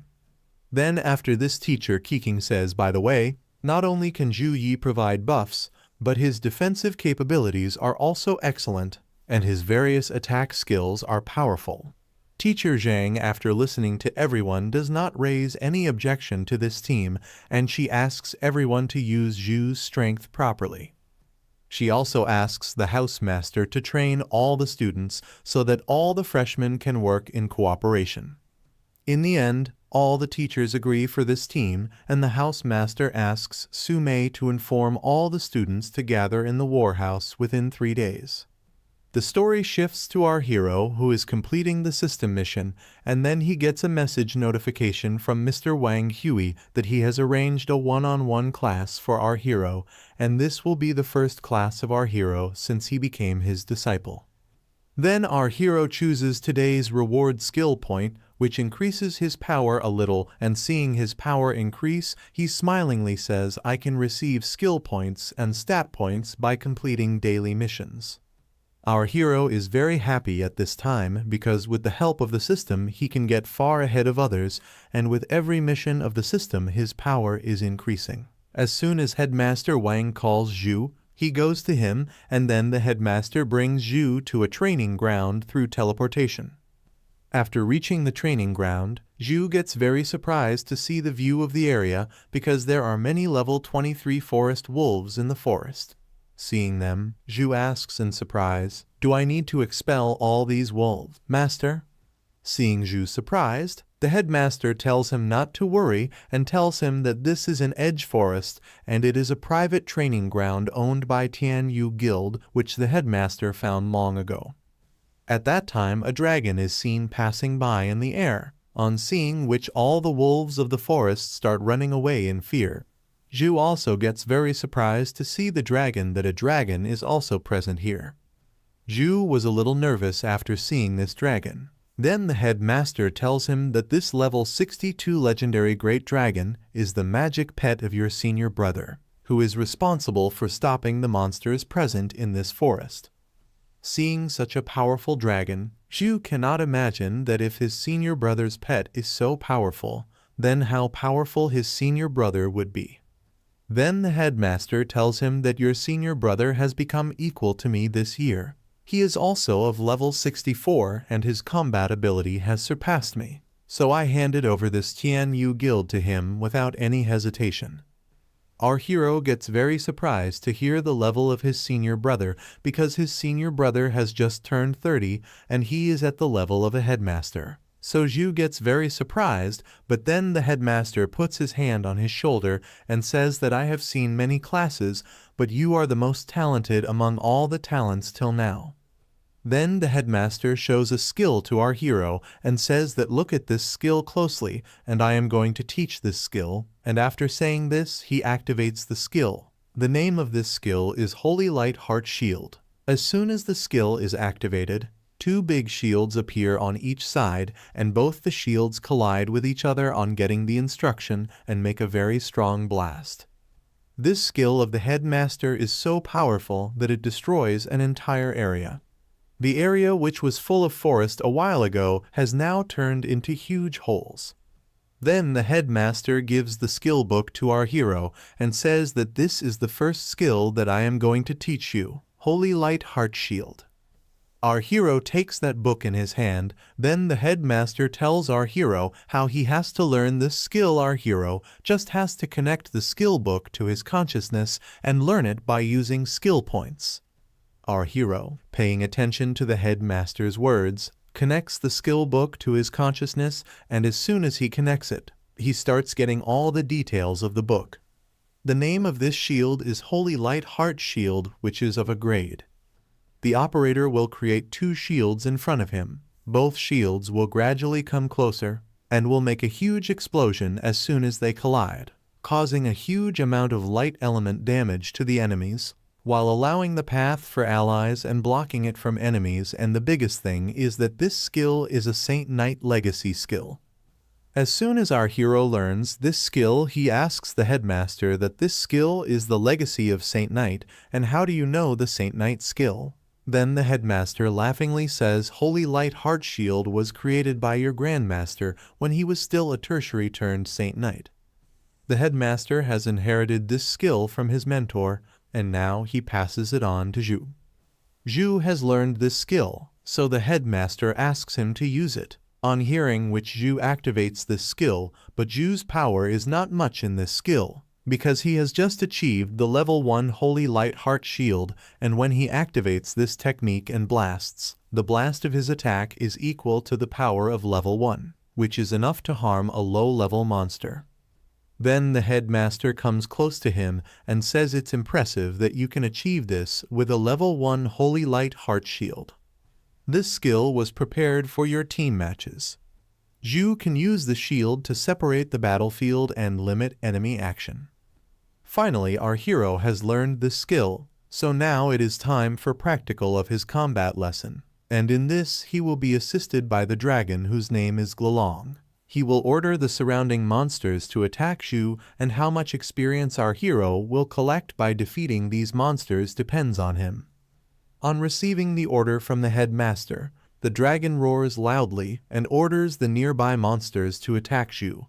As soon as the dragon's order falls on all these monsters, All the monsters that were hiding here and there form a group and start coming towards our hero to attack him. One or two monsters suddenly attack Zhu, but Zhu had foreseen them, and as soon as he takes out the hammer, he attacks them and kills them. Seeing a huge group of monsters in front of him, he quickly activates all his buffs and starts attacking the masters continuously. He was attacking these monsters with the power of both his bloodlines. He was continuously killing some monsters by using Holy Attack and some by using Frozen Attack. He was so lost in this fight that he was continuously killing hordes of monsters. Our hero fought with these monsters for a long time, and he killed every monster present in the area, seeing which the headmaster comes to him and asks that you put every single energy of your body in this, and I did not expect that you will use all your stamina and mana in this. The headmaster laughingly asks our hero that if there were more monsters here and they attacked you, would you not be scared? Our hero tells him that of course not, because I have you. Then after taking some rest, our hero drinks recovery potion, and as soon as he drinks it, his body comes alive and all the hard work he has done is nothing in front of the experience points, and immediately the system's congratulation message comes in which our hero has now reached level 22 and our hero has gained 20 stat points and 20 skill points in this whole process. Zhu uses all the experience points he has earned to level up his Holy Light Heart Shield, and as soon as he uses it, his skill reaches level 3. Seeing which he is very happy because his skill has now reached a different level, which will be very useful for him. The headmaster checks the whole area and does not see any monsters, and when he sees that our hero is now fully filled with stamina, he comes to him and says that you did very well. I expected that you would take down 100 monsters, but you have defeated almost 400 monsters. Our hero thanks the headmaster for all the teaching he has done so far, because the improvement that Zhu has shown in these 2 months is because of the headmaster's teaching. Otherwise, he would not have been able to improve so much. Then the headmaster comes to Zhu and tells him, since you're going to form a team without a priest for the exchange competition, as my student, you have to keep your cool and do not drop the ball at crucial moments. Then Zhu in his style says in a very confident manner that don't worry, master. While I am here, the first place will be ours, and while saying this there is a confident smile on Zhu's face. At the Tempest Forest rest station, we see the 4 people our hero has selected for the team, going into an old hut. On the other hand, there is an announcement about the National Freshman Exchange Competition, and this announcement is made all over the college and every college. It is being told that with the participation of 218 high schools across the country in this competition, it will be a surprise who will be the final winner. The list of all the participants taking part in this competition is released on every platform, and every student and everyone's attention is on the list. Everyone is checking who all are participating in this competition. The students are very surprised to see that there is no priest in our hero's college university and wonder whether what they are seeing is true, because there is no priest in our hero's team, and they are very surprised that how will they fight without a priest. Then we see our hero's companions in Tempest Valley. They too are very happy to see the list. We see Gunner Girl and Mechanical Girl, who are very happy to see our hero's name in the list of captains and Zhang as vice captain. Seeing the students present here doubting our hero's team, the Gunner Girl laughs and tells everyone that the people present here feel that the formation of our team is wrong without the priest, and they had seen many comments below our hero's team in which it was written that this team will surely lose. That is why these people are laughing. The team captain is also very happy to see Zhu as the captain in this competition, and tells Ah Run to go and inform the waiter that whatever he orders today I will pay for it. And while drinking she thinks to herself that with Zhu Yi, even if there is no priest in the team, it won't have much effect. This year the championship is ours. After this, the story shifts to our hero, who is present in the training room and is doing level 10 training, but due to increasing the level of our hero, this level 10 combat training is very easy for him, and now this training is like worse effects for him. Our hero thinks about Sue for further training and thinks that he will have to take Sue's help. Meanwhile, Sue's call comes. Our hero picks up the phone in which Sue tells that Ju Housemaster Wu is starting his special training from today itself. Gather quickly at the Warhouse Court. Ju becomes very happy after hearing Sue's words because he was thinking about his future training and he got a good training schedule. After this, Ju reaches the Warhouse as per Sue's instructions and he is outside the gate and a voice comes from the room that the National Freshman Exchange Competition is approaching. I am very excited, that's why I could not sleep last night. Then another person's voice comes that I am also very excited. My fists are hungry for battle. Our school has been winning the National Exchange Competition for 4 consecutive years. What will happen if we are not able to get the first place this year? Hearing this, someone says that when you see Ju's strength, you will understand that this time he is on our side and it is certain that we will win the championship again. Our hero enters the room at that time and our hero was the only one late. Otherwise, everyone had already come here and these people were talking among themselves. On seeing him, everyone becomes very happy and says hi to him. Zhang then comes very close to Zhu and shyly says that Brother Zhuyi, we were waiting for you for a long time. On hearing this, Zhu laughs and says that I am sorry I am late. Then he goes to the housemaster and Sue and apologizes to them that I am sorry I made you wait. The housemaster listens to Zhu and says that it is okay, and then he introduces our hero's new teammates to him. First of all, there is level 18 warrior Y Tai Roman 11, who thanks our hero for the invitation as soon as she sees him. Then there is level 18 mage Tangling Roman 11. She is also very shy and blushingly says hi to Zhu. Among these, there are 2 warriors whom our hero already knows. One is Zhang and the other is spiritual Taoist priest Song Xiaolan. While introducing all these, the housemaster's eyes fall on the level of our hero, seeing which he says that I never expected that you will level up so fast under the guidance of Headmaster Wang. As soon as Zhang hears this, she looks at Zhu in surprise and says, Brother, you have become powerful again. Hearing this, Zhu says, with the help of the master, I have made some improvements. Then after this, the housemaster interrupts everyone and says that okay, we have very less time so we have to hurry up. I will be your trainer to prepare you for the National Freshman Exchange Competition. Housemaster will train all of them for team match, individual match, and survival match. For today's training, the housemaster will be focusing on their coordination and combat abilities as a team. Later, they will all form a party to challenge the Abyss-level Goblin Dungeon area. The school will pay for any point expenses for the Abyss realm.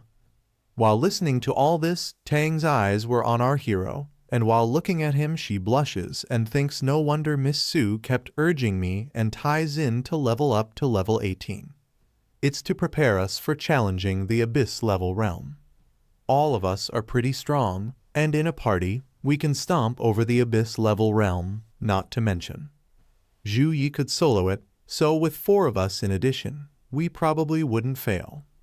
While thinking all this, she looks at Zhu from the corner of her eyes. Zhu smiles while making her look at him. On seeing our hero's smile, Tang gets shy and starts running away from there. Seeing her running so fast, our hero thinks, is my smile so dangerous? After this, all of them enter the Goblin Dungeon for training and everyone knows its difficulty. It is Abyss-level difficulty. As soon as everyone enters this realm, Zhu tells everyone that this is our first time working together as a party, so let me decide our tactics going forward. After listening to Zhu, everyone asks him to lead, and then he starts telling everyone what to do next. Y Tai Xin will handle defense and drawing aggro. Zhongchu Ran and Tangling Roman 11 will focus on physical and magic damage output. Song Xiaolan and Zhu will stay behind to eliminate the enemies, and he will also provide assistance to all of them. Then a lot of goblins start appearing there. Our hero asks everyone to be careful. The goblins move towards them to attack. At that moment, Y Tai is the first one to attack them. She uses her power and punches the ground hard. due to which the entire ground gets destroyed. Wai Tai's punch was surrounded by an aura which is enough to give powerful damage. When Wai Tai uses her skill, her power increases by 40% as compared to before. She is very surprised to see this. Then she looks back and sees that Zhu is using his support ability on all of them. He has activated buffs on all of them due to which the power of all of them has increased. Tang Ling standing behind was very surprised to see our hero casting 3 buffs simultaneously in just a few seconds. She is very surprised by Zhu's casting speed that even professional mages struggle to cast 3 buffs simultaneously so quickly. After this, she also uses her skill in which she attacks these goblins using sound magic destruction ability. Due to her sound, the goblins start coming under pressure, taking advantage of which Zhang continuously attacks these goblins and destroys them. Meanwhile, a goblin archer sneak attacks. Our hero, on seeing him, tells everyone to be careful. To save herself from this attack, Wai Tai quickly uses her shield. Zhang is surprised to see this attack because when she had conquered this dungeon before, it was not like this. Now it has changed because there are goblin archers here as well. This dungeon now also has level 23 goblin archers who are experts in sneak attack and shooting. Seeing them brings a smile on our hero's face because its difficulty and environment has changed a lot compared to before. There are more challengers here, so the goblins have developed their offensive methods. Zhu uses punishment of light on these goblins, and as soon as the light falls on that area, all the goblins present there die. After killing them, he tells everyone that I will handle these annoying enemies, and I am leaving the remaining ones to you. Everyone understands what our hero is saying. Then we see Song throwing her talisman paper towards the goblins because everyone is working so hard on it, and she can't stay behind as her talisman goes towards the goblins and sticks to them and lets out a blast. Housemaster and Sue are watching the training of these people through the screen, and after seeing their performance, the Housemaster says Zhu Yi's casting speed has increased compared to when he was in the freshman competition. Some skills are even instantaneous. Hearing this, Sue says looks like he picked a talent related to casting speed after clearing the Abyssal Realm. Zhu Yi's speed of growth is incredible. He brought Zhongchu Ran to challenge the Abyss level and took top spots as soon as school began. As soon as the Housemaster hears Sue's words, a killer smile comes on his face that Zhu has already done this difficulty, so to test him, I increased the difficulty a bit. Sue gets surprised on hearing this because the increase in difficulty has been done by the Housemaster. For the National Freshman Competition, Zhu and his team choose the Abyss-level Goblin Dungeon for training as per the Housemaster's instructions. Our hero had cleared this level many times, but this time due to the number of opponents, the monsters in that dungeon had also advanced. This time archers and many other monsters had come to this realm, due to which our hero's team was facing some difficulties, but in the presence of our hero, they were all moving forward slowly. Many goblins surround Zhang, and while attacking them, Zhang, seeing their number, attacks them with Shadow Slash and continuously kills them all. Song is also continuously throwing her talismans on those goblins and using the 5 Thunders of Justice skill, killing all those goblins with blasts. All of them start killing these goblins one by one. Tang uses wind magic to create a huge tornado and traps all the goblins in it and asks Tai Xin to kill them all by hitting the final blow on them. As soon as Tai Xin hears this instruction of Tang, she enters the tornado and starts killing the goblins trapped in it continuously by punching them. She is also continuously killing goblins by attacking them with kicks and punches. Due to our hero's buffs, she is feeling really good at this time and is easily killing goblins by stomping them under her feet. Tai Xin, who is continuously killing the goblins of this Abyss level so easily, cannot believe that they will wipe out all the goblins so soon. Tang also does not feel even one goblin here and tells everyone that there is not even one near us. They all were very happy at this time because they are crossing this danger level very easily. Hearing them, Zhu comes to them and says that this level is just a warm-up and the boss battle that will happen will be the real fight, so we should not let our guard down. Hearing our hero, Tai Xin cracks her fist in excitement and says there is no need to be afraid. Because of your buff my power has almost doubled, and because of your buff this realm is like a piece of cake for us. Hearing this, Song laughs and says that you are right. Zhu can clear this realm alone. Tang standing next to her also says that the strength of our captain is very impressive. Hearing this, Zhu starts feeling a little shy that they are leaving everything to me, and Zhang standing next to Zhu also starts smiling after hearing this. After some time, all these people walk and reach near the boss room. After reaching in front of the boss room, they all ask whether the final boss is inside this. Our hero listens to them and says yes, but when he reaches outside this room, he feels something different, which was quite different from before. This is a dangerous type of feeling. However, our hero has to clear this level, so he opens the door saying whatever, let's go inside. As soon as these people open the door and reach that room, the boss of that room, who has now changed, laughs and says that you all have come here, foolish children. This time the boss room is very different from the previous one, and this time the dark energy here was also very high, because this is the second Goblin King who is a level 25 legendary grade boss. After the death of the old boss king, this new leader has taken his place. Seeing this legendary grade level 25 boss, the other members of Zhu's team become very alert because this is the first time they are going to face a powerful enemy. Seeing them all a little scared, the goblin boss laughs and says that I already knew that guests are coming, so I have prepared a small gift for all of you. Saying this, the boss starts creating a powerful fireball. Seeing such a powerful spell, Tang gets scared that how is it so powerful, and its fireball spell is also very powerful. As soon as the Goblin King creates that fireball, he throws it towards them. The fireball is rapidly moving towards Tang because she is standing in front. Everyone asks Tang to move away from there quickly, but Tang was scared after seeing such a powerful spell, so she is standing like a statue. Seeing that Tang is not moving away from the front, Xin quickly comes and starts protecting Tang from that fireball by creating a shield. But that firewall was so powerful that Xin's shield starts breaking, and in no time her shield breaks completely. Seeing this, Xin gets nervous and thinks that my strength has doubled due to the captain's buffs, yet I am struggling against the regular attacks of this boss.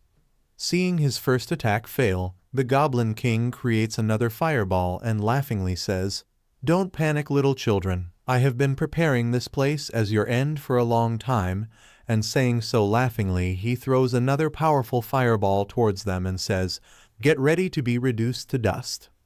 This time the fireball is more powerful than the previous one because this time not one but 2 or 3 fireballs are moving towards them. Seeing this, Tang and Xin get very scared because they did not have time to dodge. Then our hero, as soon as he comes in front of them, activates his frost power and creates a shield of frost in front of those fireballs, due to which those fireballs get destroyed on hitting the frost. Seeing Zhu stopping the fireballs, Tang says, "Captain, be careful because this is not a regular fireball." Our hero also, after destroying this fireball, after realizing its power, says that it is a bit tricky because this time the strength of the boss is much more than the previous boss whom I defeated. Then Song comes and says that this time let me take the lead. Then she activates the skill of her talismans, and after speaking some spells, she throws those talismans towards the boss. All those talismans surround the boss from all sides, and as soon as Song gives the order, all the talismans blast right there.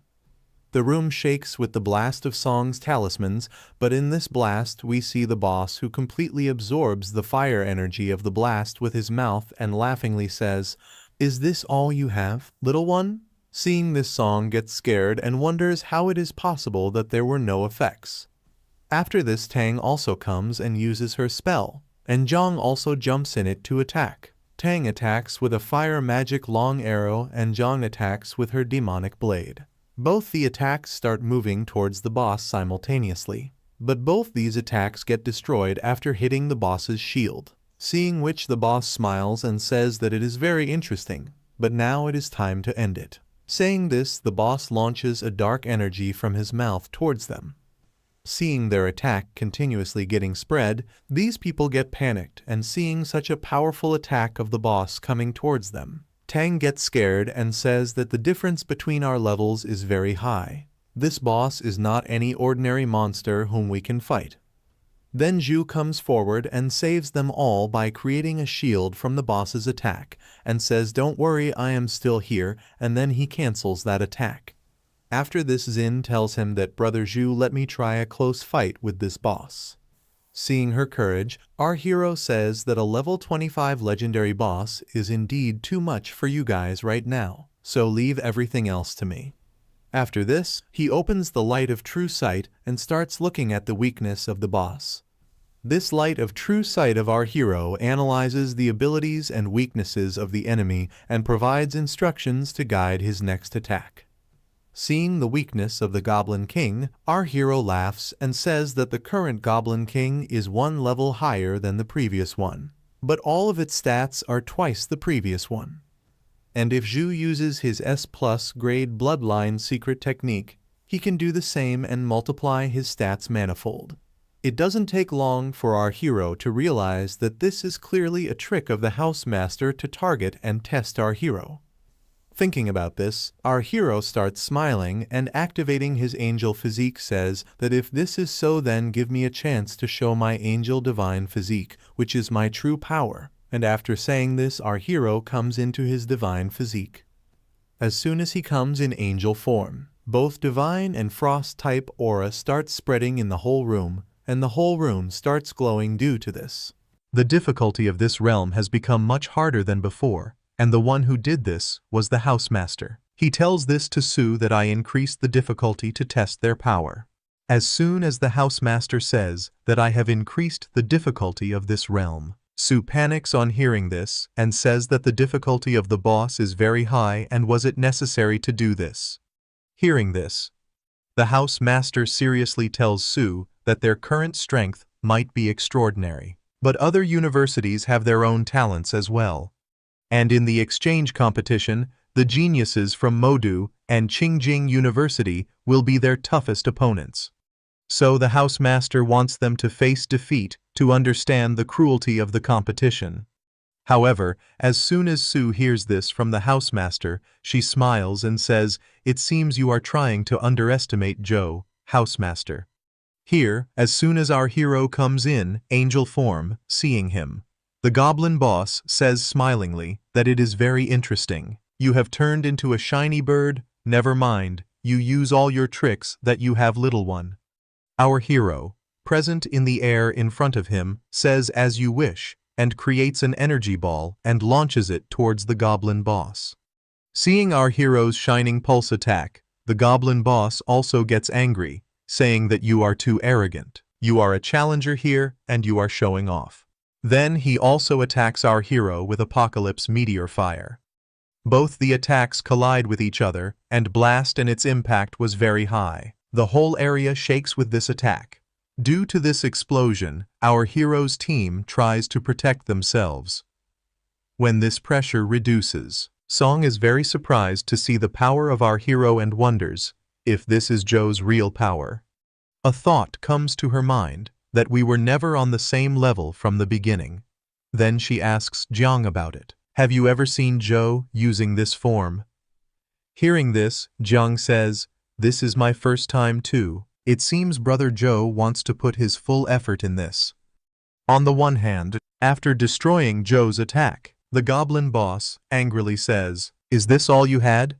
No matter how you change your look, you can't win."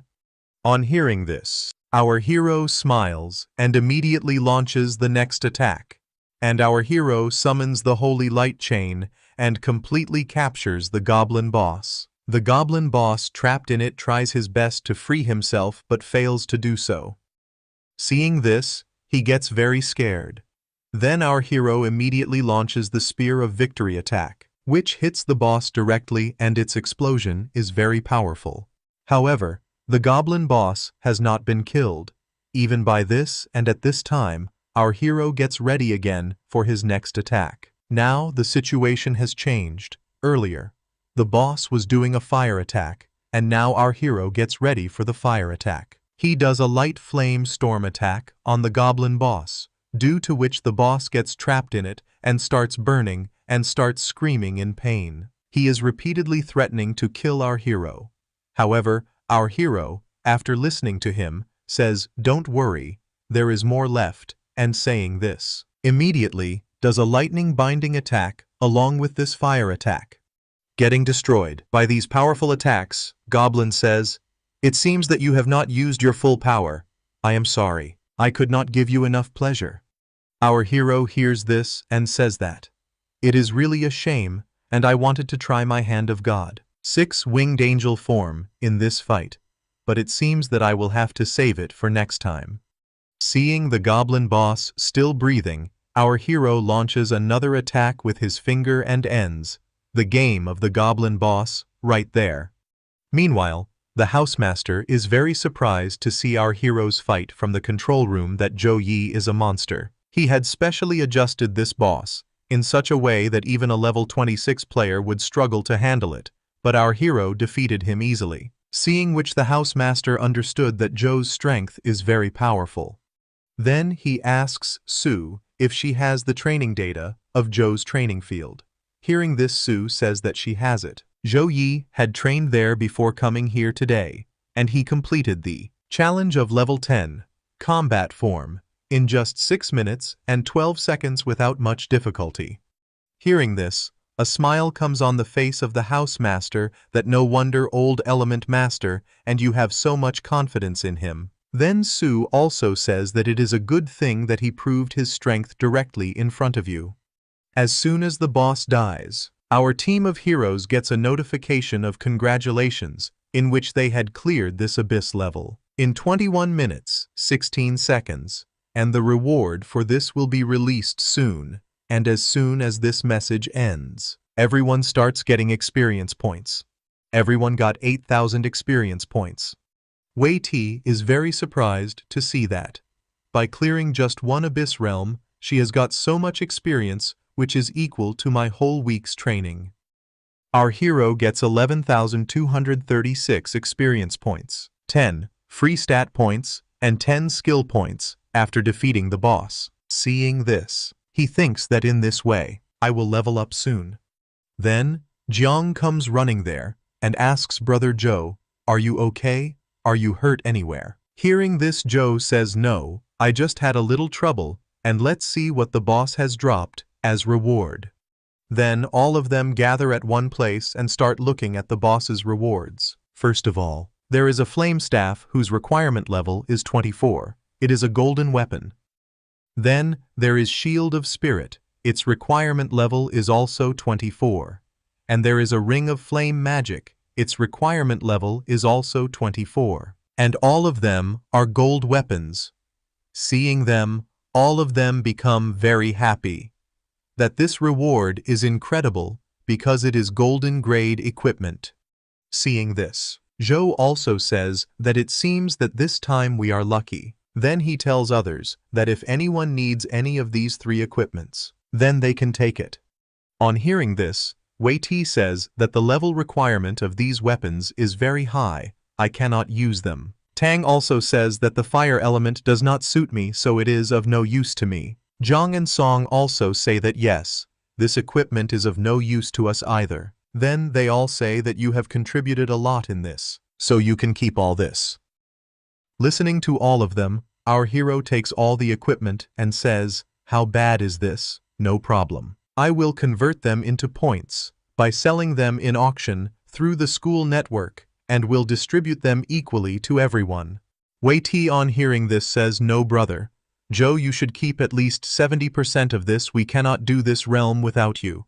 Then Song also says, "Since you are the key to defeat the boss and we did not help much, so you should keep more." Then our hero says, "Equal distribution will be right this way. No one will have to worry about points for some time. Then Jiang tells everyone that you guys can keep him, since Brother Joe has no shortage of points. On hearing this, everyone says, okay. Then Joe says that the exchange competition is going to start soon. Only with enjoy points, everyone can improve themselves effectively. You need to know that our goal is not only the championship, but also to defend the school's honor. Hearing this from Joe, everyone says that we will not let you down. We will work very hard for the competition. Everyone tells Joe that we will work hard. Hearing them, Joe says, good. Success depends on all of our efforts. I believe that we will be able to shine in the exchange competition. After killing the Goblin King, Ju and his team come out of the dungeon, and at this time there was a happiness on their faces for clearing the realm, and that too as a team. As soon as they come out of the Abyss dungeon after clearing the realm, the housemaster is present there before them, who claps with joy and congratulates them as they cleared the practice level realm, which was specially created by the housemaster in his own way. As soon as these people see the housemaster in front of them, they become very happy. Sue was also present there along with the housemaster. Seeing both of them there, these people are surprised that what are you people doing here? Although the housemaster was still continuously clapping for them, saying that your performance was very excellent because these people performed even better than what the housemaster had expected. Especially Zhu gave him a huge surprise. Zhu gets a little ashamed on hearing his praise that I did what I should have done at that time. Then the housemaster confidently asks him that what is your intention to get the first place in this exchange competition. As soon as Zhu hears this, he also confidently says in excitement that we will get the first place. Hearing this, the housemaster starts laughing that you need confidence to win the championship, which you have. After this, Sue also puts forward her point that in this exchange competition tournament, she suggests to play a supporting role to hide Zhu's power in the first few matches so that other people think that Zhu is just a supporter, and as soon as they get a good opportunity, they will use their full strength and dominate their opponent. According to Sue, if these people work on this plan, then their chances of getting the first place will increase even more. Sue wants to show all this to those old people who have little faith in Zhu's strength. That is why Sue calls this excellent idea very good. Hearing this, the housemaster's face lights up because even among the best of geniuses, there is a difference of high and low. So he tells them that these people need more practice and training to improve their coordination so that their coordination becomes even better. Sue also agrees that yes, there is a need for a little improvement in their teamwork, for which they need more practice at this place, and the housemaster then says that yes, their specialized training will start from tomorrow. Then after this, the housemaster tells these people that this is all for today and asks them to go and rest, and to maintain the training of these people, the housemaster will prepare disciplinary measures during this time. As soon as Yu hears about the disciplinary, he asks in surprise, "Sir, can you tell us something about it?" Sue says while leaving that if we tell you right now, it will not be very interesting, so we are taking our leave from here. After saying this, the housemaster and Sue leave from there. After this, Zhu also tells his team member that if that is the case, then from tomorrow we will do hard training together for the preparation of the exchange competition. Then the next day we see some people standing outside the goblin dungeon. These people are talking among themselves that the nightmare level goblin realm is very difficult. The student standing next to him tells him that I tried twice, but still I could not clear it. Then the first student says that if nightmare level is so difficult, then imagine what would be the difficulty of abyss level. Then they hear the voice of some people. On hearing that voice, all of them look towards them. This is our heroes team who were discussing about the time to clear the abyss level. This time they are thinking about 10 minutes. Tang asks them that we have been training with the captain's buffs for a long time. 10 minutes will be manageable. Tai Xin listens to this and says that yes, you are right, and the housemaster gave me some suggestions yesterday. Among the students who were talking among themselves earlier, the first student gets surprised on hearing these people that these people are using Abyss Realm as a speed running game, Who are these people? Then the one standing next to him says that this is the team that is representing our school in the National Freshman Exchange Competition. On hearing this, the first student gets surprised because as far as these people remember, the highest level warrior of the old team was of level 19. But this time, the new team's lowest level is 20. That's why they are finding this competition incredible. Then the first student says, "Now that I think about that, I find that boy's strength very impressive." Hearing his words, the second student says, "Not just impressive. He is the first ranker in the ranking." As soon as the first student looks up, he is very surprised to see our hero's name in the first place, and he thinks that this is the Jew whom many experts of the Earth rank could not surpass. Here inside the dungeon, our hero's team was fighting with the Goblin King, and the Goblin King launches the Apocalypse Meteor Fire attack towards them. Seeing that attack coming, Tai-Zin runs towards it in excitement as she was waiting for this, and as soon as she reaches near the attack, she destroys it by hitting a punch. Tai-Zin had got a lot of tips under the guidance of the lecture till now, and now she has so much strength that she can defend herself from the Goblin King's attack. Tai-Zin is thinking about her strength after destroying that attack when Goblin King comes close to her to attack again and says that weakness is weakness, and don't think that with a little improvement you will be able to perform something great against me. However, before Goblin King's hand reaches Tai-Zin, our hero comes and attacks his hand with a punch, due to which Goblin King's entire hand gets separated along with his shoulder. After damaging Goblin King, our hero tells Tai-Zin that Tai-Zin, it was excellent that you managed to block the first attack of the boss yourself, but let's work together and defeat him. Tang also says that yes Tai-Zin, now you take a break and leave the rest of the work to us. After getting injured, the Goblin King threatens to kill everyone in anger. However, then our hero's holy chain comes and grabs him completely. After grabbing him well, our hero smiles and says that now you will feel the pain, but don't worry. No matter how loud you scream, we will not let you go. After this, song also covers the Goblin King completely with the help of her talisman. Now the Goblin King cannot even scream because Song had completely packed him with the help of her talisman. Then after this, Tang launches her electric magic thunderfall attack on the Goblin King, due to which the Goblin King is in a lot of pain. However, despite being in pain, he was unable to scream. Then Zhong comes for the last attack and attacks with her sword and separates the Goblin King's head from his body, due to which the Goblin King dies on the spot, and immediately congratulations come for clearing the dungeon. This time they have cleared this realm in 8 minutes 36 seconds. Then they come out after clearing the dungeon. Seeing their performance, the housemaster is very happy because their performance was such that even the housemaster cannot find any fault in it. Again, seeing the housemaster, Zhu asks, "Housemaster, what are you doing here?" The housemaster tells the reason for his coming here, that he has come here to inform about the date of the exchange tournament, which is after 1 week, so tomorrow the housemaster will take these people to the venue of the competition, which is King Jing University.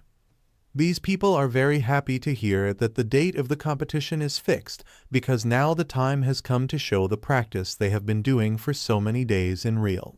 Our hero also gets very excited to hear this because he has been bored of fighting with the realm boss for a long time. So now he has the opportunity to fight with geniuses from different universities.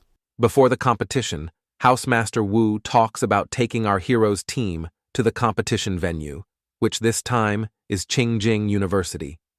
To ensure the safety of all these people, he will take them there through the school's exclusive teleportation point, so that they do not face any problem. And by using the teleportation gate, these people will directly reach the location of the exchange competition. While talking about all this, Housemaster Wu takes them to the teleportation point where everyone was already gathered. There was the headmaster and housemasters of other classes who said hi to the team and Housemaster Wu. Then Housemaster Wu tells the headmaster that we have arrived and are ready. Then, the headmaster thanks Wu for his hard work and encourages the team. by saying, "As the elites among freshmen, you carry the glory of our school on your shoulders. Our school has won the championship 4 times in a row. Now, we look forward to seeing you bring us the glory of a 5th consecutive win." After listening to the headmaster, all of them talk about winning this tournament. Then, the headmaster asks the element housemaster to activate the teleportation. Formation. On hearing this, the element housemaster says, "Okay," and activates the formation, due to which a teleportation gate opens there. Then after this, all these people enter the formation. And when these people were teleporting from here, the headmaster wishes everyone a safe travel, and in one go, all these people reach Qingjing University. Seeing himself reaching here. In just a few seconds, Joe gets very surprised that did we reach the university. So soon, but. You people had said that the distance between the 2 schools is 2 million kilometers. Then, how did we reach here? So soon. Hearing this, Sue says, "This is all thanks to Housemaster Joe's casting. Otherwise, it would have taken us several days by train.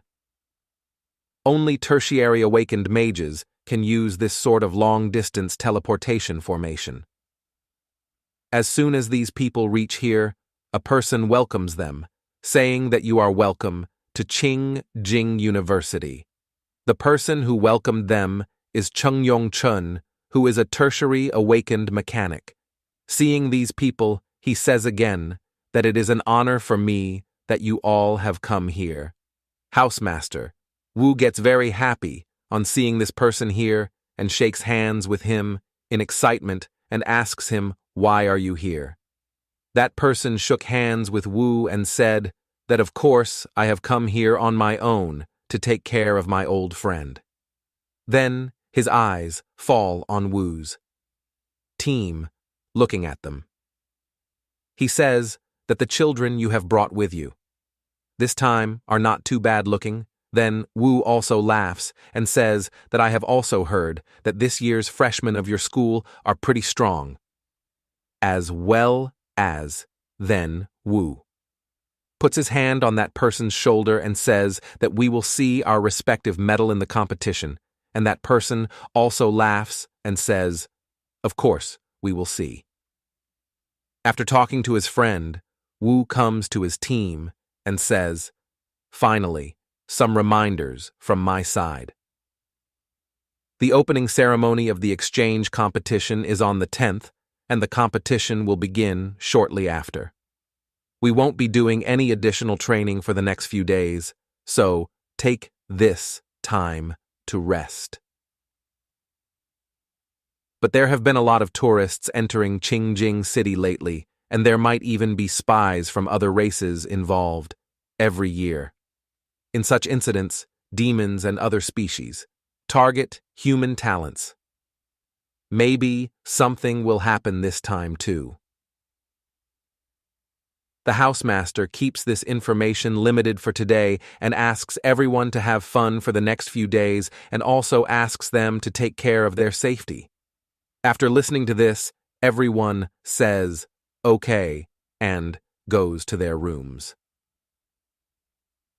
Joe was standing in the balcony of his room when a robot came and welcomed Joe to come to the Qingjing University apartment and also told Joe to ask without any hesitation if he needed anything.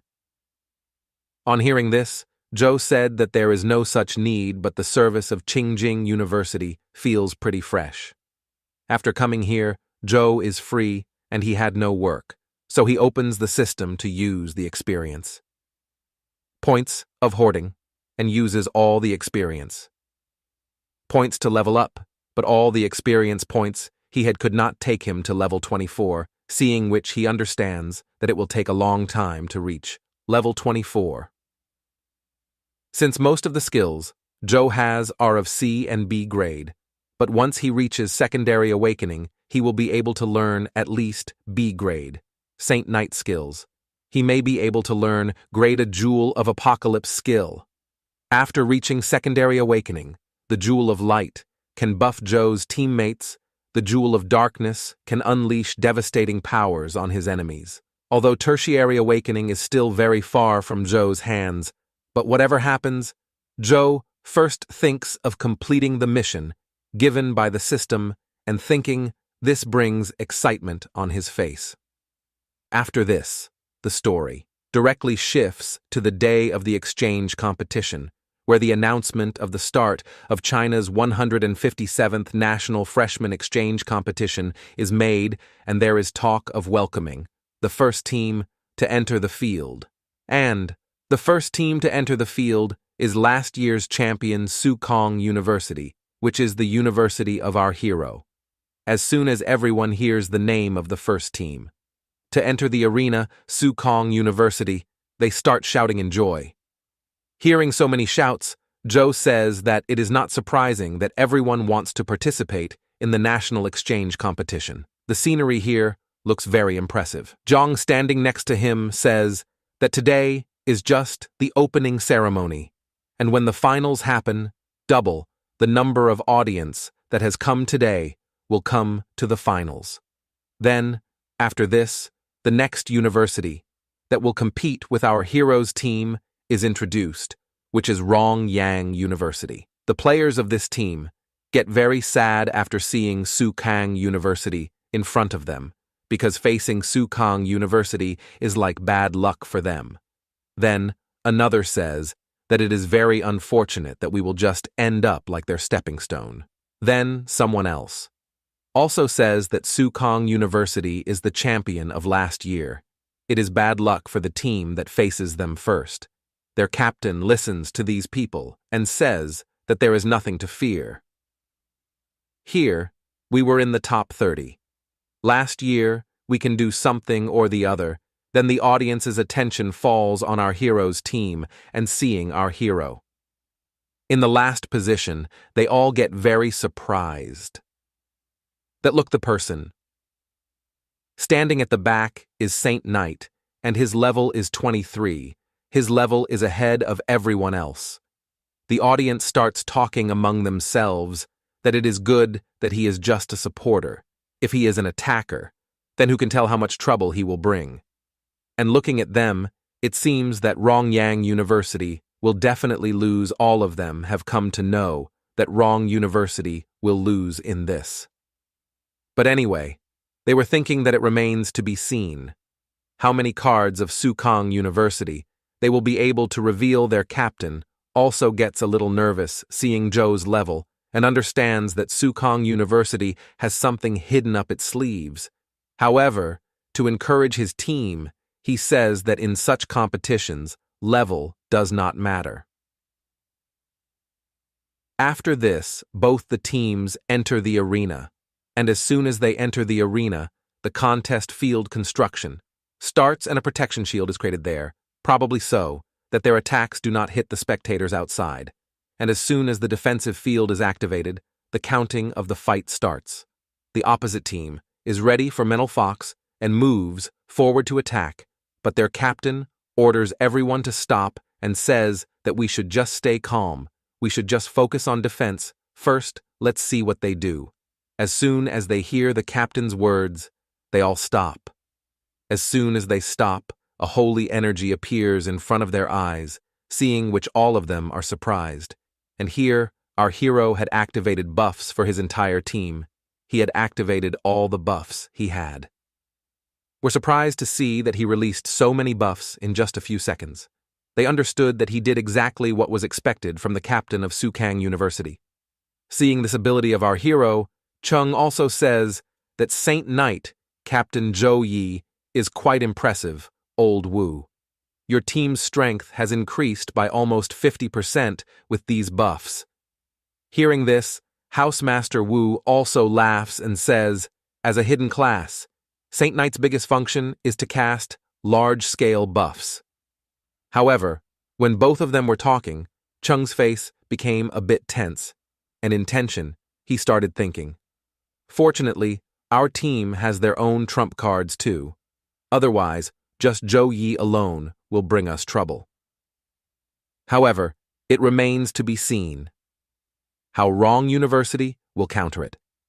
and at this moment, the people who Wrong University is facing are no match for anyone. All the team members of Wrong University get shocked to see this and ask, "Captain, what should we do now?" Their captain is also very scared, but being a captain, he says, "I think I can block that." But while saying this, fear was clearly visible in his words. Seeing the team in front a little scared, Zhu and his team understand that these people are scared. Then Zhu tells his team the plan to do this fight because the strength of his opponent team seemed ordinary. Hence Zhu and asks everyone to work on the simplest plan. He tells everyone that we will attack together and shatter their formation in a single wave. As soon as everyone hears Zhu's plan, they get ready to work on it. First of all, Tang asks to take the lead. She attacks them all with a fire magic arrow. Seeing this, all of them get scared, but still they are in the field, so they start blocking the attack using a light shield. Their captain got a bit egoistic after stopping Tang's fire arrow, and in that ego itself tells his team members, "Look, I have stopped him." It seems that this is all the power they have. Then one of his team members says, "Captain, they are coming again." Then we see Tai Xin moving towards him and doing an air-breaking fist on the captain. Due to this attack, the shield breaks and the captain also falls away due to the power of the attack.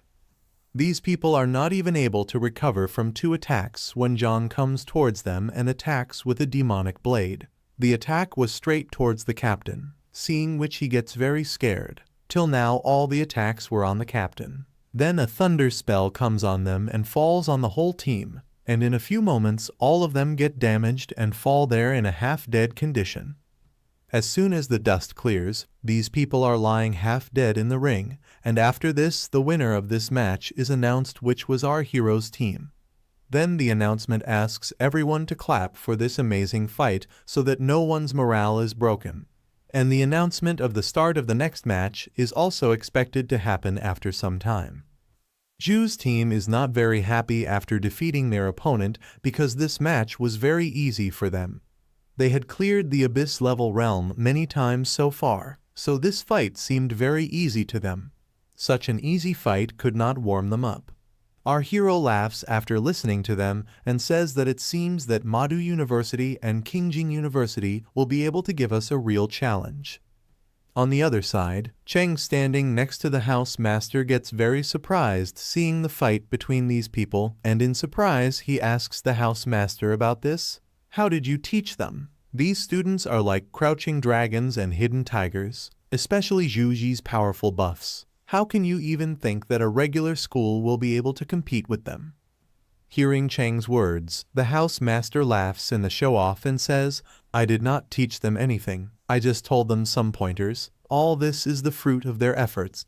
Seeing the house master showing off so much, Cheng is a little irritated.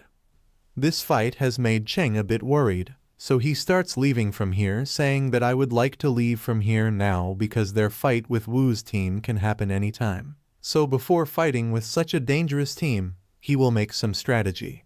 Seeing him leaving from there, House Master Wu laughs and says that, "Cheng, if we face each other, then remember our friendship comes before competition." Hearing this, Cheng says fuck you and leaves from there. After winning this easy fight, these people come in front of the House Master, and on seeing them the House Master happily says, "Your performance today is excellent. Keep up the hard work. I believe you can do even better. There's no matches for the afternoon, so it's free time for all of you." Then Sue also says that during this time there will be some high-level team matches, so she suggests all of them to watch them so that they can get some experience. They say okay after hearing this. Then the housemaster comes and says something else, that right now there are no team matches, but there are some individual competitions. Whoever wants to participate can come and sign up with me. Hearing this, Zhu asks the housemaster about not being in the individual matches and why do we need to sign. Then Sue tells about this other schools have priests on their teams, and priests don't have any offensive abilities. If they were entered by default, how would they fight? Even some classes that excel in defense will avoid signing up to avoid hassle. Hearing this, Zhu in excitement asks them to participate in this individual match. As these people see Zhu participating, the rest of the team members also start participating in it. Seeing their determination, the housemaster starts laughing and says that I will sign up everyone's name and happily thinks about the future of his Su Hang University, that there is no weakling in our university. After this, they sign up. Zhang and Song's match was far away, so they would have to wait for a long time. Whereas Zhu's match was coming before all of them, and there was a swordsman against him, and he would fight in the second batch. On seeing our hero's name in this individual match, the audience gets very excited because they did not see our hero doing anything in the last round. So these people want to know the real strength of our hero. Some people have other thoughts in their minds that whether a support class Saint Knight will be able to handle the individual match alone. Then someone says, I think Zhu will hold it very easily. After all, he is the captain. People start cheering our hero's name loudly, and when he is going to the ring, his team members encourage him. The opponent in front of our hero is a level 18 swordsman from Rongyang University whose name is Liu Jai. When he was entering the ring, his team was also cheering for him. Seeing our hero in front of him, this boy gets excited because seeing a support class in front of him, he felt that he would start his first match in an easy way. Liu's team members see Zhu in front of Liu and think that this fight seems to be a bit tough, while some other members of his team think that Saint Knight is just a support class and brother Liu will crush him. Here both of them had come in the ring and the counting of the fight begins. As soon as the start of the fight is announced, Liu takes out his sword and gets ready to attack Zhu. A fire aura is coming out of his sword at this time, and while preparing his attack, he tells our hero that if you surrender now, then I can let you lose with respect. Hearing this, our hero laughs and says that I will do surrendering, say this only when you can stand in front of me for 10 breaths.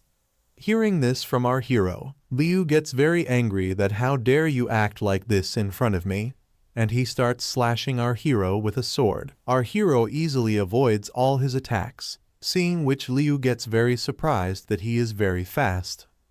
When Liu was attacking our hero freezes his feet with his frozen ability and starts coming towards him to attack. Seeing this, Liu gets surprised that such a cheap trick will not work on me. To save himself from our hero's attack, he also thinks of blocking our hero's attack with his sword.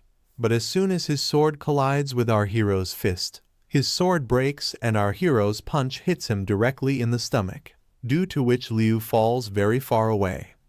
Liu's team members, who were initially thinking that their captain will easily defeat a support class opponent, were unable to understand what happened in the ring as they were unable to see our hero's attack.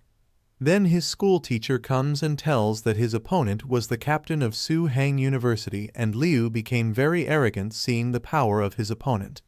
He may be a support class, but his combat power cannot be underestimated. Here inside the ring, Liu could not fight anymore, so our hero wins this match. After winning this match, our hero says that he was very weak. He was not even able to block my grade C punch. Here the audience gets very excited to see this fight of our hero, that what a terrifying punch it was. He overpowered the opponent in just a few moves. This is ridiculous. Then someone says that this is not his full power yet. He can do more than this. After this, we see Zhu Yu, who is very surprised to see the power of our hero, because when she went to recruit students, she had not seen Zhu so powerful. But now she is very surprised to see so much improvement in Zhu. Cheng overhears her and comes to Zhu Yu and asks her that it means that Zhu had almost become our student at that time. Zhu Yu says disappointedly that if I had known his potential at that time, I would have struggled more for him. If we had Zhu at this time, we would have been invincible. Next to him stands another girl whose name is Zia Lan, and she is a level 19 archer. Looking at our hero, she blushes a little and says Zhu Yi. He's the special boy Xiao Ran mentioned. His strength is not bad. Never thought he could excel in support, close combat, and magic. Then we see another girl. Her name is Yu Xiao Bai, who is a level 18 priest. She is a little confused seeing the release time of our hero's ice skill, that it is not correct because in her eyes even an ice mage family cannot be as fast as you. Then there is a bracelet in her hand which starts glowing. Seeing it, she says that this family treasure is reacting. Is he someone who has awakened the Frost bloodline? Zia Lan, standing next to her, seeing Xiao Bai a little worried, asks her what happened. Is there something wrong? After listening to her, Xiao Bai says no, there is nothing wrong, and then starts leaving from there, saying that I have some urgent business, that is why I want to leave from here. Then she starts leaving from there. Seeing her, Zia Lan is unable to understand what has happened. In this, we see an unknown person who receives a call from the same girl named Zao, and he smilingly picks up her phone and asks that today is the day of your competition, so how did you find the time to call me on the company's internal hotline? And here Zao says in a panic, dead. I have found an Awakener of Frost bloodline, and his family name is also Zhu, and his name is Zhu Ye. The purity of his Frost bloodline is more than 70%. On hearing this, the unknown person asks in shock that are you completely sure, because this is a high purity Frost bloodline. Then Zao tells him that there is a possibility that he is at 80%. I have to contact him to confirm whether his ability is real. Then his father also seriously says okay. You find a chance to get close to Zhu Yi. He has asked Zao to get close to Zhu, and during this time he will investigate about our hero, whether he is really from his Zhu family, and as soon as Zao calls him, a smile comes on his face that Zhu Yi is from Frost bloodline, and if this is true, then there is a member of their family named Tian Lan Zhu who will be saved. Meanwhile, at the tournament venue, the announcement of our hero's second match has probably been made, where all the audience is calling our hero's name and also calling the name of his opponent who is coming to fight with our hero, and his friend standing with him tells him not to show any mercy. Then Lin Xin says, don't worry, I am just worried that Zhu Yi will not be able to let me release my full power, and he will lose before that. Then another friend of his tells Lin Xin before going into the ring that take care of yourself because Zhu Yi is very strong. He said this because he can feel the danger coming from Zhu Yi. On hearing this, the boy does not pay much attention to it. Still he says that I understand what you are saying, brother Yi, and then he goes into the ring. As soon as Lin Xin reaches the ring, he releases his aura and also shows the Tempest armor set. Seeing which his teammates are very happy, that as we had expected from Brother Xin, his aura is very amazing. With the Tempest armor set of level 18, Zhu will not even get a chance to touch Xin. A girl is also standing nearby who agrees with this boy that yes, I also hope that Zhu Yi will not cry later. Here the audience also gets very excited seeing both the opponents in the ring. Some were supporting our hero, some were supporting Xin, and all of them were also shouting and supporting the college of both. Before the match starts, we also see Zao's father who has reached there, and with him there is a girl who seeing so many people, and the stadium says that this wide stadium is like our family's ground. Then Zao comes from behind, and that girl calls her sister. Both the sisters hug each other. Then Zao asks her father, what are you and Dong doing here? Then her dad says that since we investigated Zhu Yi's identity, it turned out that he was probably from a branch family that was separated during the Dark Ages. When we found out that someone had awakened the Frost bloodline, the head of the family ordered me to investigate him. And also the reason for his coming here with Dong is that he can make Zao's sister witness the power of the Su Hang freshman so that she can learn something further. Hearing this, Dong says that there is no need to learn anything from someone like support class Saint Knight. Hearing this, Zao scolds her sister that this is wrong. There is nothing wrong with Saint Knight, and Zhu Yi's frozen blood purity is actually more than 70%, so he is qualified to awaken the hidden class of our family. Hearing this, Dong also says that the blood purity of the youngest member of the main branch is only 40%. Is Zhu Yi's bloodline purity really that high?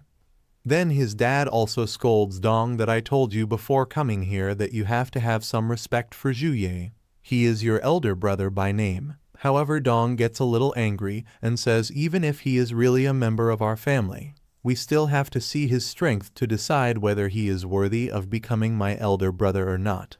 Then Zhao says, well, father is also here. We will know only after checking Zhu Yi's blood purity.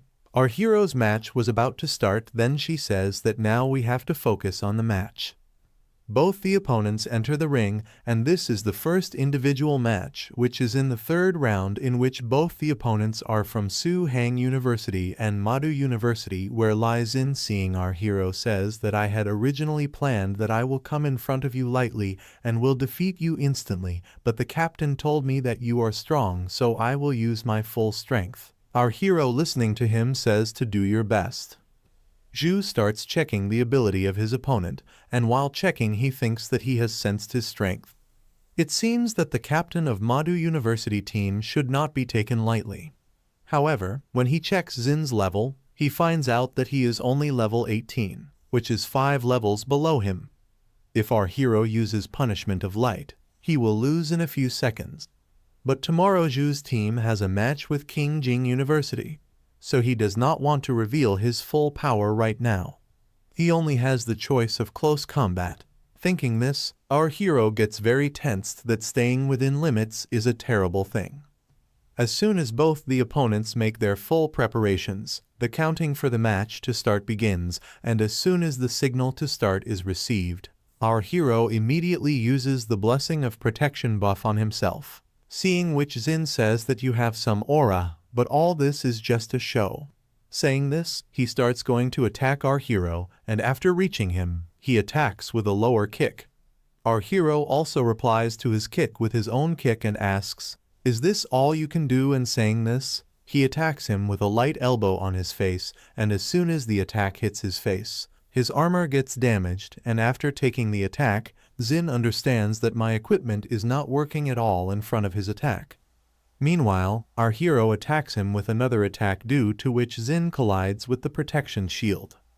Seeing this performance of Zhu, the audience sitting outside is very surprised that a fighter is being beaten by the support class. Then someone says, what is happening? Is Zhu really able to hurt Xin? Then someone says that Xin had awakened the talent of grade a steel bonus, and so his defense should be stronger than Zhu. Here inside the ring, Xin, lying on the ground in a bad condition, asks our hero, "Are you really from a martial artist family?" And at this time blood is coming out of his mouth. His armor has been completely damaged, so he is surprised that how can your fighting skill be stronger than mine?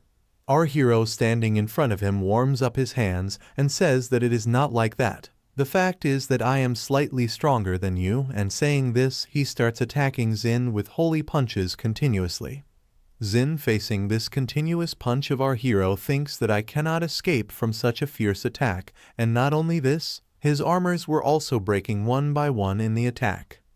Zhu has attacked Xin a lot, and he wanted to end this match himself, so he moves forward to punch him, and seeing this powerful punch of our hero, Xin understands that I cannot block it, so he quickly surrenders and asks him to stop.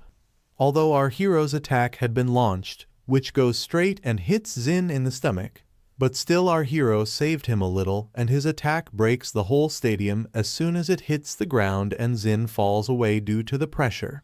His condition has become very bad at this time. The armors of his body are completely broken, and looking at him, it seems that he needs a lot of treatment, and after seeing his condition, our hero is declared the winner of this match, and congratulations are given for going to the 4th round. Here our hero, after winning this fight, starts thinking that it is very difficult to hide one's own power, because once he comes into the rhythm, it is very difficult to stop him, and he became uncontrollable and attacked him so fiercely. Here the audience outside the stadium, even Xin's team, all are surprised that this is very ridiculous. I never thought that a Saint Knight can fight like this. Then someone says that how is it possible that a Saint Knight defeated a fighter bare-handed?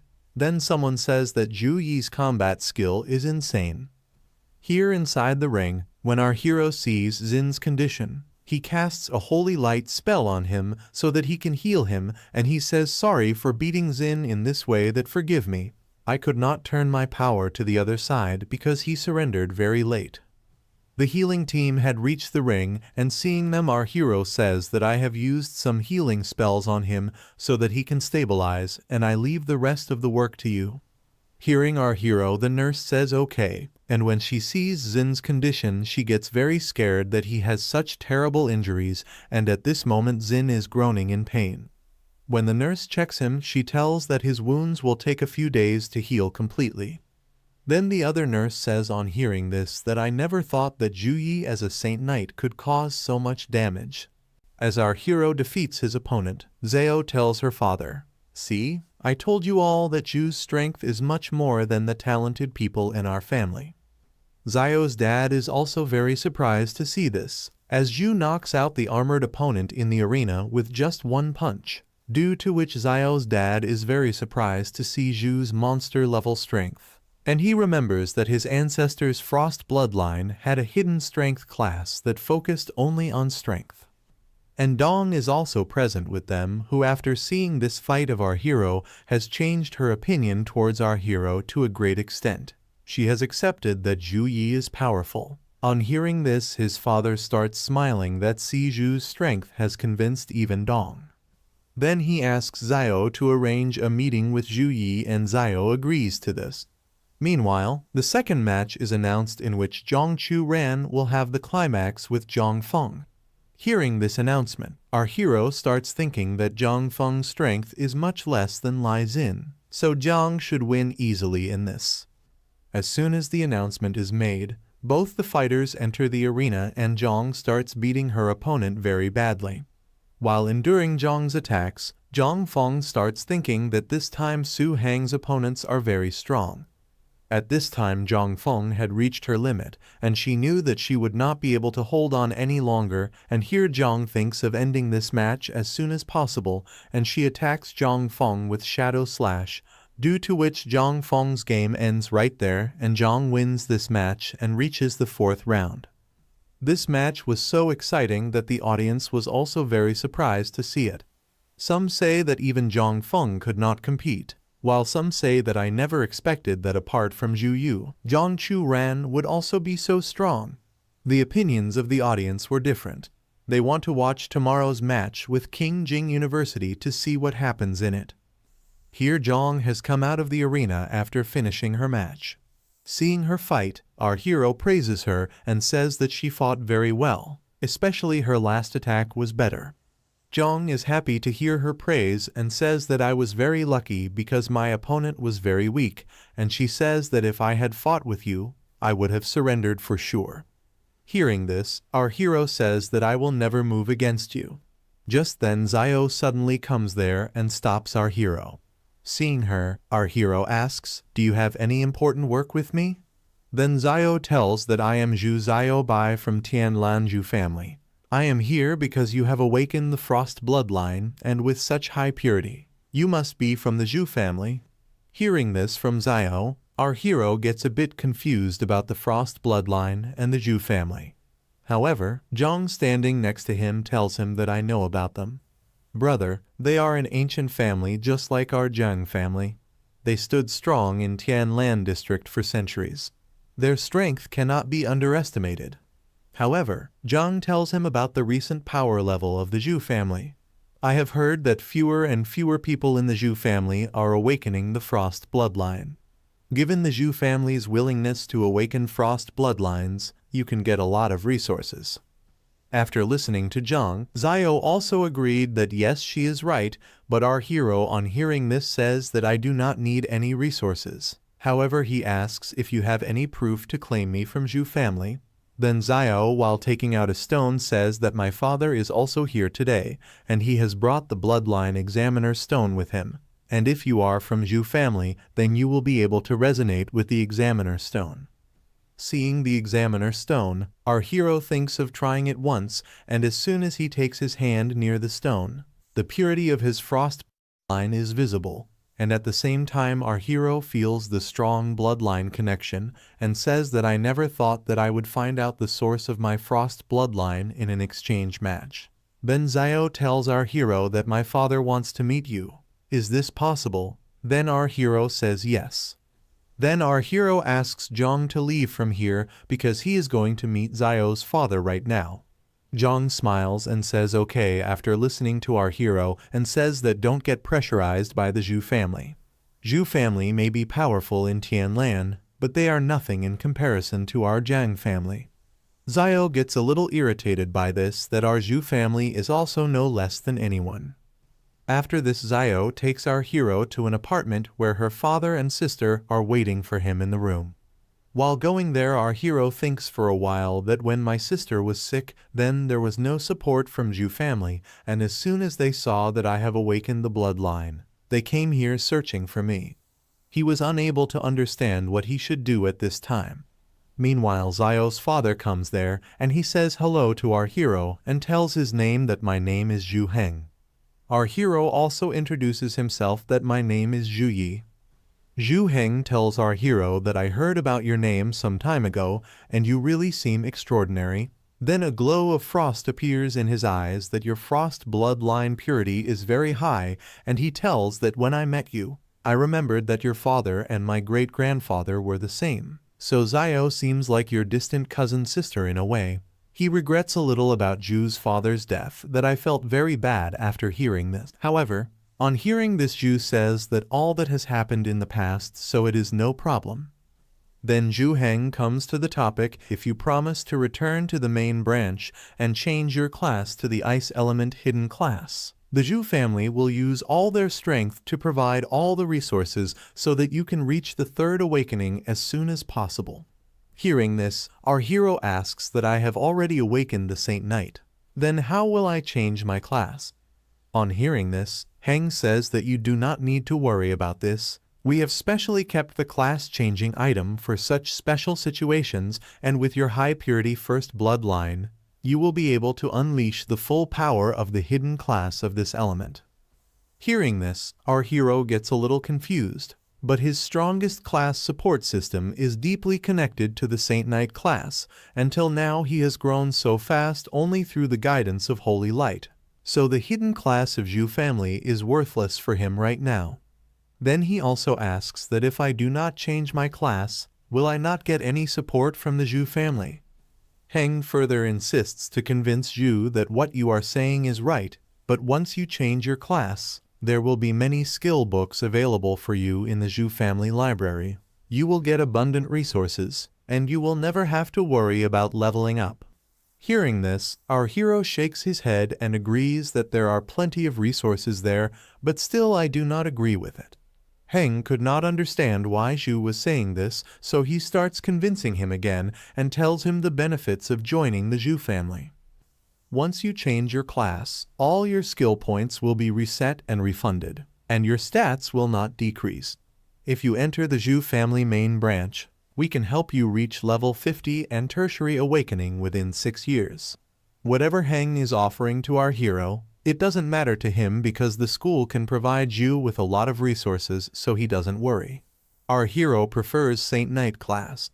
This surprises Heng a lot, and he says in a low voice that Saint Knight is just a heavy support class, while Zhu family's hidden class is an absolute damage dealer class.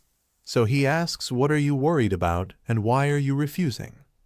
As soon as Heng calls Saint Knight class a support class, our hero gets a little angry and says that if you think that Saint Knight class is just a support class, then you are ignorant, and says that tomorrow our match is with Qingjing University.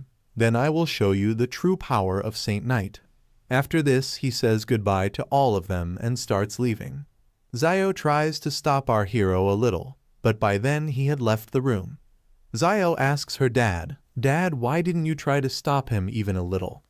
Then Heng says let him go. He is yet to realize the limits of Saint Knight, and when he sees the power of your damage dealing, then we will approach him again.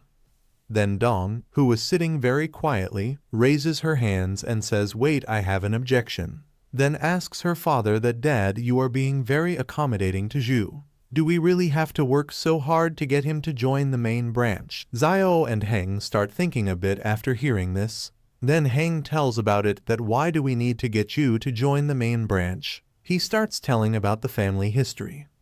The Zhu family's ancestor was the first person on this planet to awaken the Frost bloodline, and the family rose to prominence under their leadership. Many of their descendants awakened the Frost bloodline, and there were even elites who achieved tertiary awakening. But this all changed when the Dark Ages arrived. Many other world demons invaded our world. The ancestor of the Zhu family led the Zhu family clans to war. But they went missing deep in the other world, and without their protection all the tertiary awakened elites perished in the other world. While there were 5 tertiary awakened elders resurrected with revival magic, they were still affected by curses from the other world. Since then, the chance of awakening the Frost bloodline within the Zhu family has dropped drastically, not even reaching 1% of the original rate.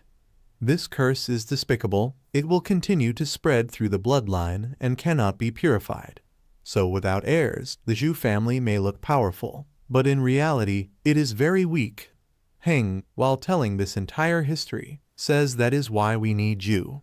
If he returns to the branch with such high purity, then we will work on his future strength with all our resources. Then his future strength can be equal to his ancestors. He also says that Zhu Yi has become blind with the confidence of his continuous victories. When he will face King Jing once, he will realize that the Zhu family is the key to his becoming strong. Dong hears this and asks Dad what will happen if he wins. Xiao scolds him and says, "How can you say this? Tomorrow I am going to fight with him." Dong says, "I am just saying what will happen if this happens."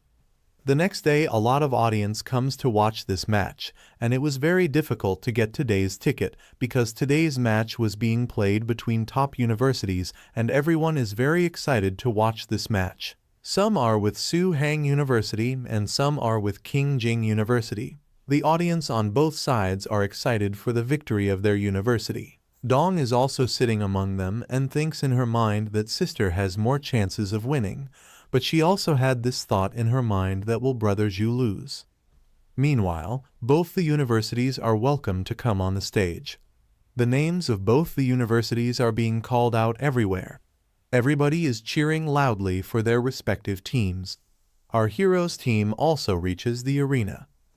As soon as he enters the arena, Zhu summons the light hammer, and now his whole team is ready to fight their opponents, but this time our hero is standing in the front among all.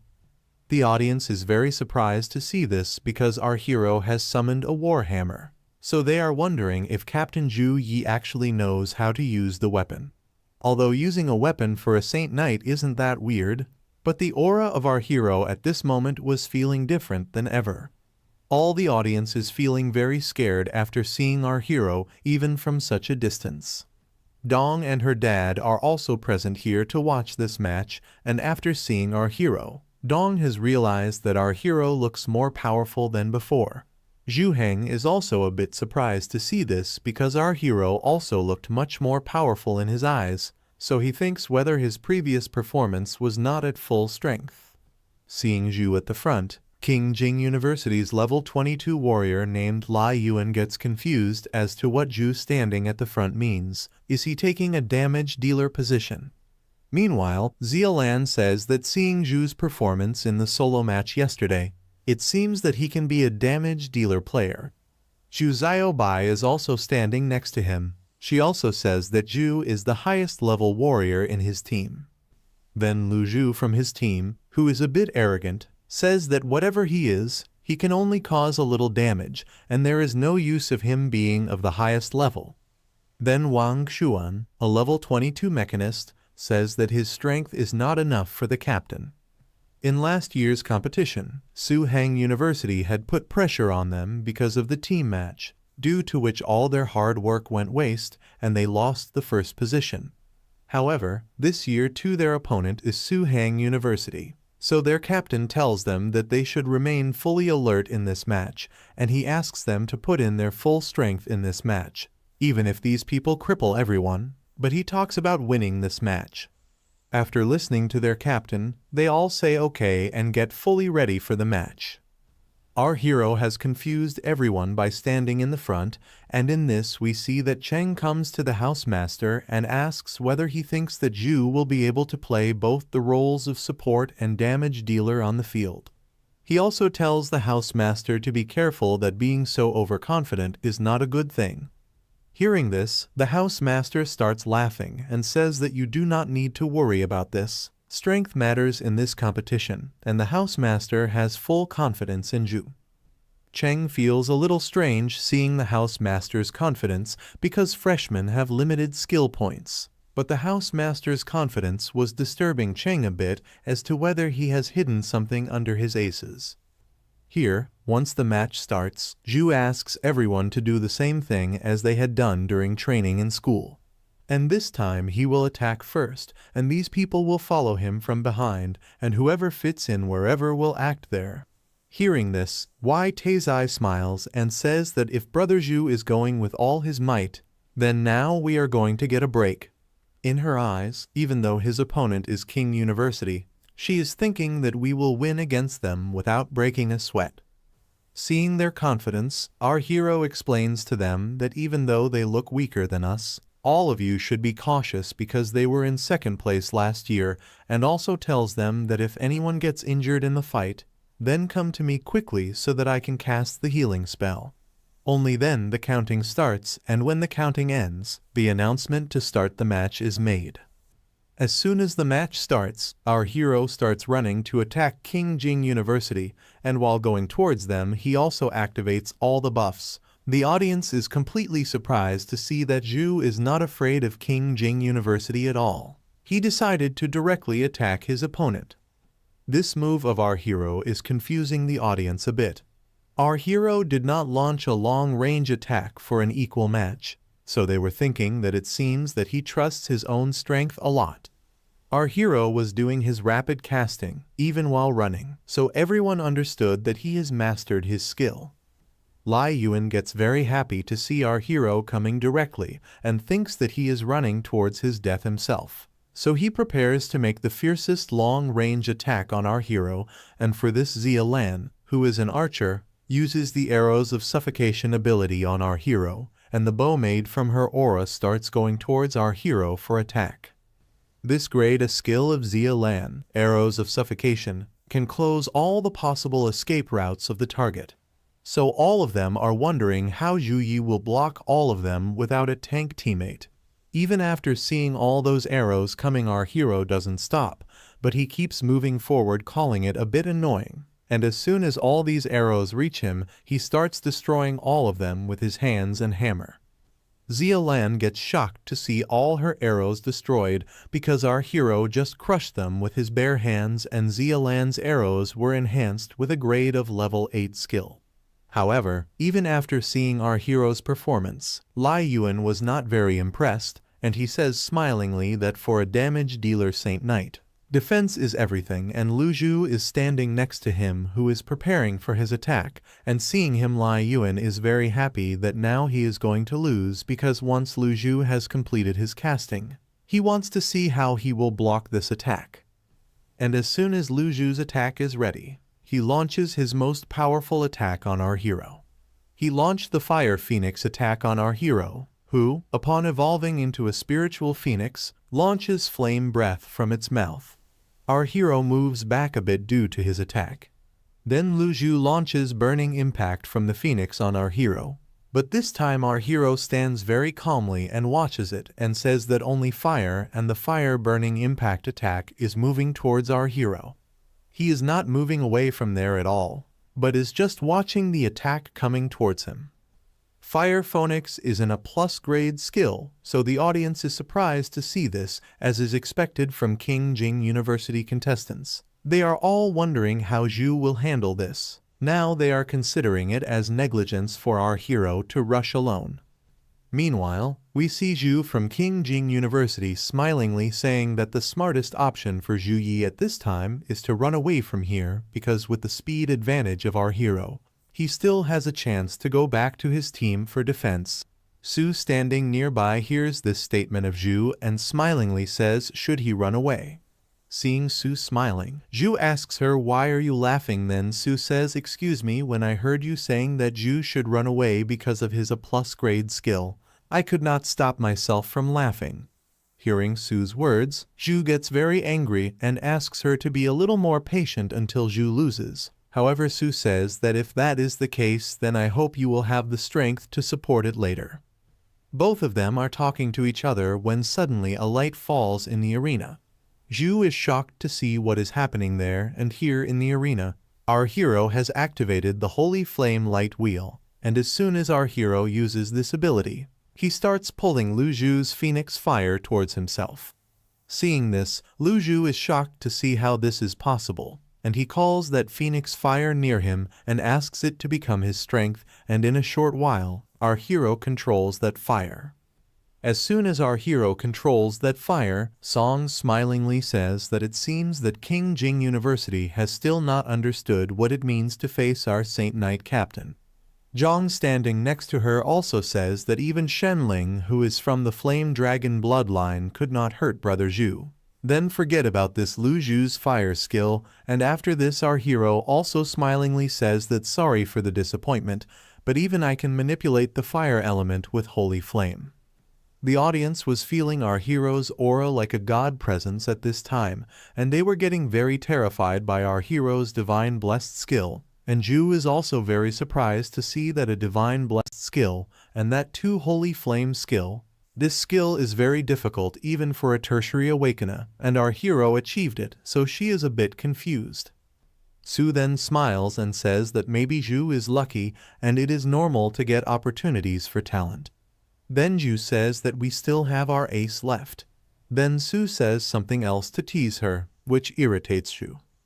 Dong is watching the match and asks her father about the divine blessed skill because everyone around her was looking very surprised and excited. Then Heng starts telling about it that divine blessed skill is the most special skill they cannot be learned from any skill book, or passed down in any method. Only classes blessed by the gods can receive a divine blessed skill. He had come to know that this holy flame had been given to Zhu personally by God. Since the Zhu family has a lineage of frost, there are naturally many devotees who believe in the goddess of frost in the family. But ever since the Zhu family's lineage was cursed, the blessing of the goddess of frost also disappeared along with it.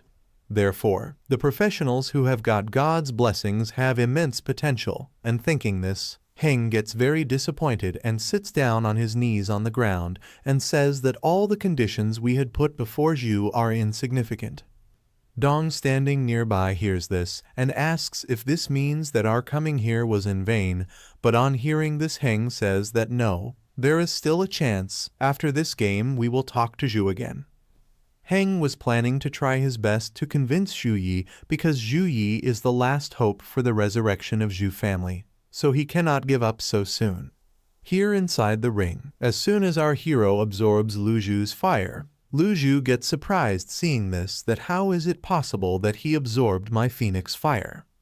Lu Zhu gets a bit upset by this. Then the team captain goes to him and tells him that even I don't know how Zhu Yi did this, but now we have been confirmed that fire magic is ineffective against it, and he tells Lu Zhu not to give up so easily. He tells him to try other element magic. After hearing this, Lu Zhu gets ready for it.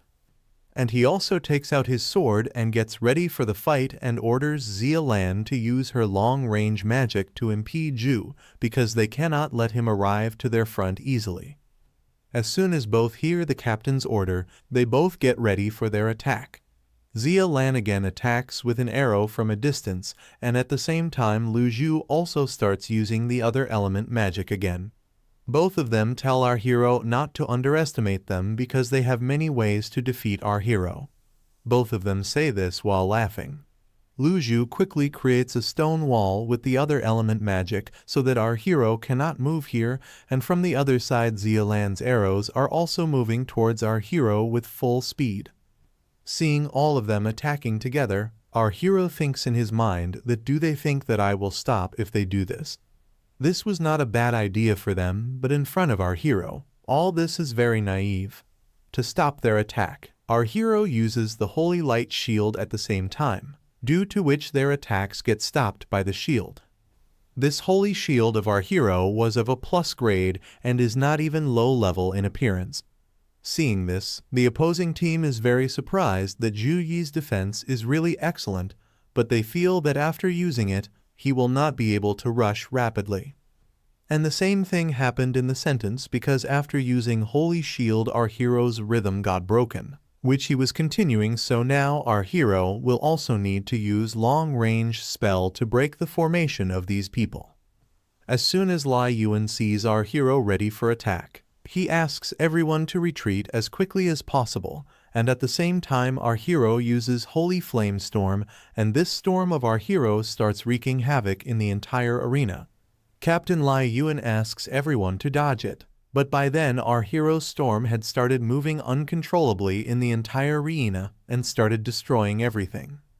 This type of Holy Flame Storm of our hero can destroy any opponent as soon as it gets caught in it. Meanwhile, Lai Yuan, not seeing Lu around him, asks where Lu Zhu is and whether he got caught in that storm. And here we see that Lu Zhu has created a shield around himself to protect himself from this holy flame, but our hero's storm was so powerful that it forced Lu Zhu to think whether this is really a Saint Knight because our hero's element magic seemed stronger than even a mage like him. Seeing Lu Zhu struggling, our hero thinks of finishing him off quickly because this kind of fire is not enough to burn him. So he thinks of using Lu Zhu's absorbed phoenix fire, and he immediately uses it on him, and as soon as it is used, Lu Zhu's shield breaks and he starts burning in it. While burning, he was asking for help. His wand also broke in this, and as soon as the storm ends, we see that Lu Zhu is lying on the ground in a half-dead condition and is pleading for help. Our hero's attack had left Lu Zhu half-dead, but he could not knock him out completely, due to which our hero quickly takes out his warhammer so that he can eliminate the other people as well, and when he takes out his hammer, he says that he got saved this time, but next time he will not be so lucky. Seeing our hero like this, Lai Yuan says that he is so arrogant. Then he asks Zhao to quickly go and heal Lu Zhu. Till then he will handle Zhu Yi, and as soon as Zhao hears this, she starts running towards Lu Zhu. Seeing Lai Yuan in front of him, our hero praises his courage and raises his hammer and attacks with a light slash. Seeing this light slash coming from our hero, Lai Yuan encourages himself and thinks that he can block it, and he takes out his shield and uses it in front of the attack, but as soon as our hero's attack hits him, his shield slips from his hand and falls on the other side, and he collides with the protection shield. One single attack from our hero made the King Jing University captain believe in his terrifying power, and he now knew why Lai Jin, who had the steel bone talent, was not able to block his punches. However, being a captain, he cannot let his courage break, so he stands up again and makes a rage slash towards our hero. Seeing his attack, our hero also attacks. Both attacks collide with each other, in which Lai Yuan's attack gets destroyed. Lai Yuan couldn't believe his eyes seeing his attack destroyed like this. He couldn't believe how he blocked it because his move was usually capable of destroying a level 20 golden grade monster with just a single blow. So he couldn't believe it, due to which he again sets out to attack our hero. Seeing him coming, our hero also comes towards him to attack and says that I will beat you till you will not believe it. Both of them were continuously attacking each other, and as expected from the captain of King Jing University, he stood up to it and is giving an amazing performance in front of our hero, due to which our hero is also very happy because this is the first person of his age who is directly competing with him in strength, although gradually the strength of our hero was overpowering Lai Yuan, and if this continues, then in some time his stamina will also run out. Soon after this, Lai Yuan's stamina is completely gone, and the sword drops from his hand. Seeing this, our hero comes to attack him strongly and says that you are not able to hold your weapon properly. You got tired very quickly, so you should be eliminated now. And as soon as he swings his hammer to attack him, a protection shield comes and stops our hero's attack. He also does not know how it happened, but he felt that the attack was definitely blocked. Then we see that a red aura appears behind our hero, and immediately after this we see a mechanical robot which was coming directly to attack our hero. Although our hero has sensed it and quickly uses holy protection to avoid the attack. But as soon as the robot's attack hits our hero's protection shield, the shield shatters. He is very surprised to see this, but quickly he attacks with his hammer and destroys this robot. This robot destroyed our hero's level 9 Holy Light protection in just a single stab, and this robot came to attack our hero in an invisible way, whose damage was also very high. On the other side, we see that Wang Xuan, who was quiet for a long time, has entered the fight. Seeing him, Lai Yuan thanks him for saving his life.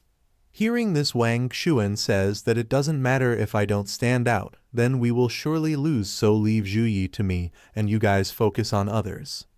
The reason Wang Xuan stayed so far away from the fight was that he did not want to show his strength to handle Wei He from Madu University yet, although he never expected that Zhu could single-handedly put his team in such a position. So friends, chapter ends here. Now what will happen next, we will know in the next chapter. And don't forget to give number out of 10 to the chapter, and we will meet in another video. Till then, goodbye. Now what will happen next? You can tell your opinion by commenting. And don't forget to subscribe the channel and like the video too. Seeing his team getting badly beaten, Wang Xuan, who was a mechanic, jumps into the fight. Initially, he did not want to jump into the fight because he wanted to keep his power hidden while fighting our hero's team. He wanted to reveal his power in front of the Madu University team. But after seeing the power of our hero's team, he had to jump into the fight. Being a mechanist, he summons many robots in the arena. The number of robots was very high. These are Monster GX 100B robots whose level is 21, and in qualification it is at the silver level. The entire arena was surrounded by many robots, and our hero is standing right in front of them. Even though Wang Xuan is only level 19, the levels of these robots are actually around level 21 and 22, which was a bit of a surprise to our hero. Everyone is a bit surprised to see such a sight in the arena, and in this we also see the housemaster, who smilingly tells Cheng that it seems that there is a hidden card in your university too. Hearing the housemaster's words, Cheng also smiles and says that yes, this is true, and he tells that Wang Xuan possesses the S+ talent mechanical heart, due to which the mechanical heart allows him to create higher level robots. Wang Xuan has his plus talent, which means the victory of this match can depend only on Zhu and him, and this thought brings a smile on the face of the housemaster. Here in the arena, in front of our hero, there is a robot wave tactics created by a mechanic human, and this brings a smile on our hero's face. He was excited. He wanted to see how powerful the wave created by humans can be.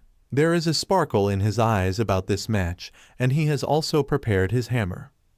Wang Xuan gets very angry seeing Zhu ready to attack.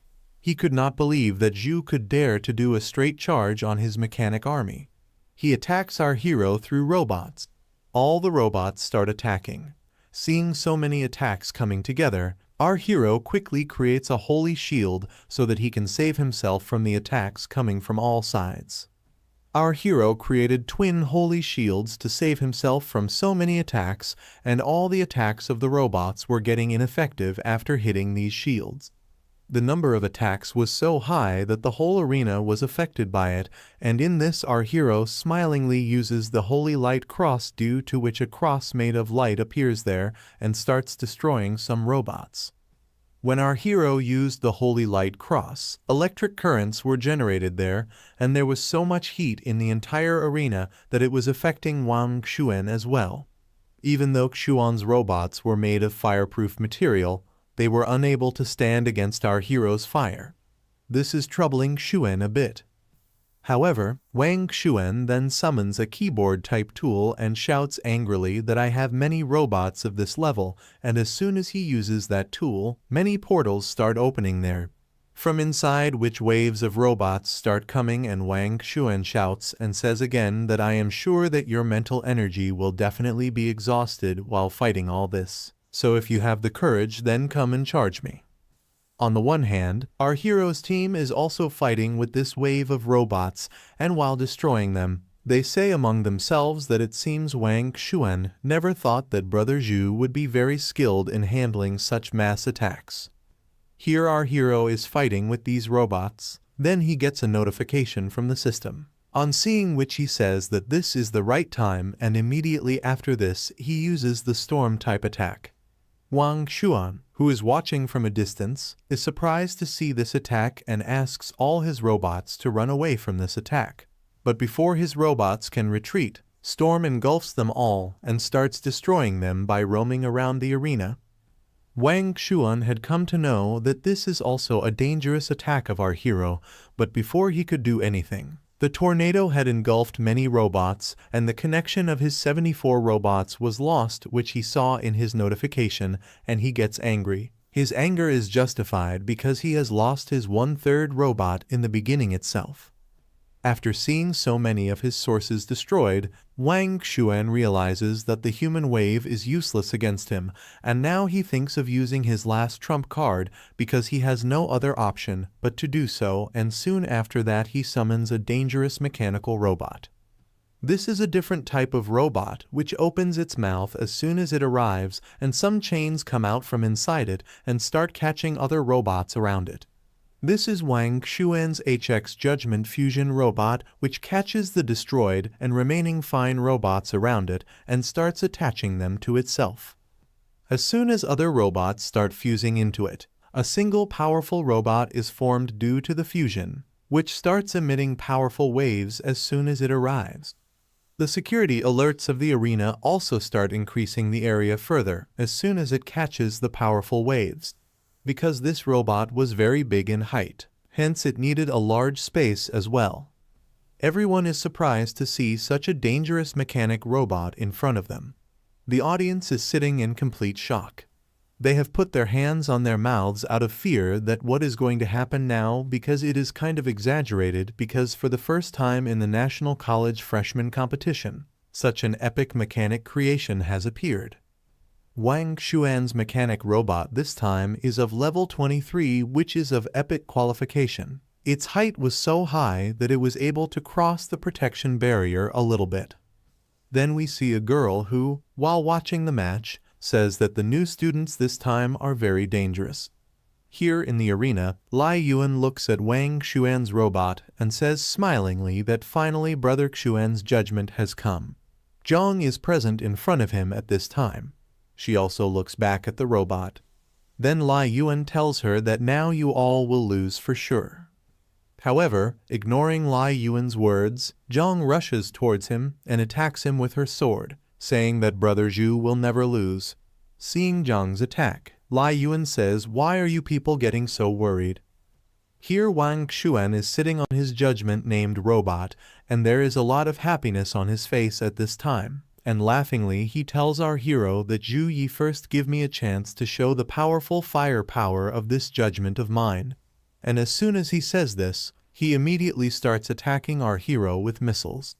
When our hero sees those missiles coming, he does not think of facing them, rather he starts running away to avoid them, because if he faces them, it can be a little harmful for him. There were a lot of missile attacks due to which our hero was finding it difficult to avoid them. Some of the attacks were passing by his side, and in this, 2 missiles come to hit our hero simultaneously. But somehow our hero avoids it, and as soon as both the missiles collide with each other, they create a huge blast. Seeing this, our hero understands that if it had hit him, it could have been a very dangerous risk. And on the other hand, Wang Xuan sitting inside the robot keeps attacking and laughing like a madman and says run as much as you can, because now you have no other way to escape, and here our hero is destroying his attacks one by one with his hammer. But still it is becoming a little difficult for him. And attacking with firepower, the robot takes out its sword and attacks our hero with the sword.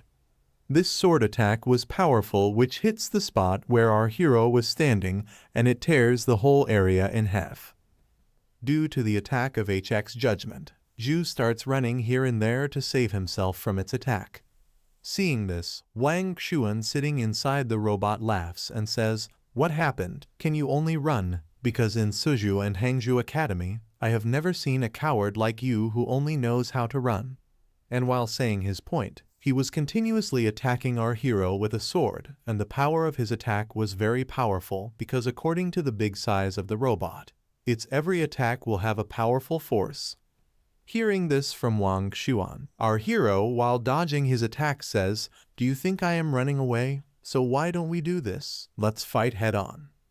And as soon as Wang Xuan sitting inside the robot hears this from our hero, he gets more enraged because our hero has provoked him, which he cannot tolerate, and thinking this, he calls our hero a fool. That look at his audacity. He is provoking me, and seeing such determination of our hero, he also praises him in his mind that with such determination, he is playing the role of captain correctly.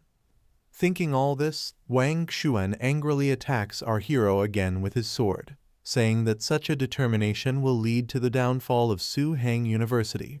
And here, as soon as our hero sees this attack coming, he also takes out his hammer and attacks the robot's sword. Both the weapons collide with each other and create a strong vibration, but after doing that attack, our hero immediately uses his next attack, which is God of Hand.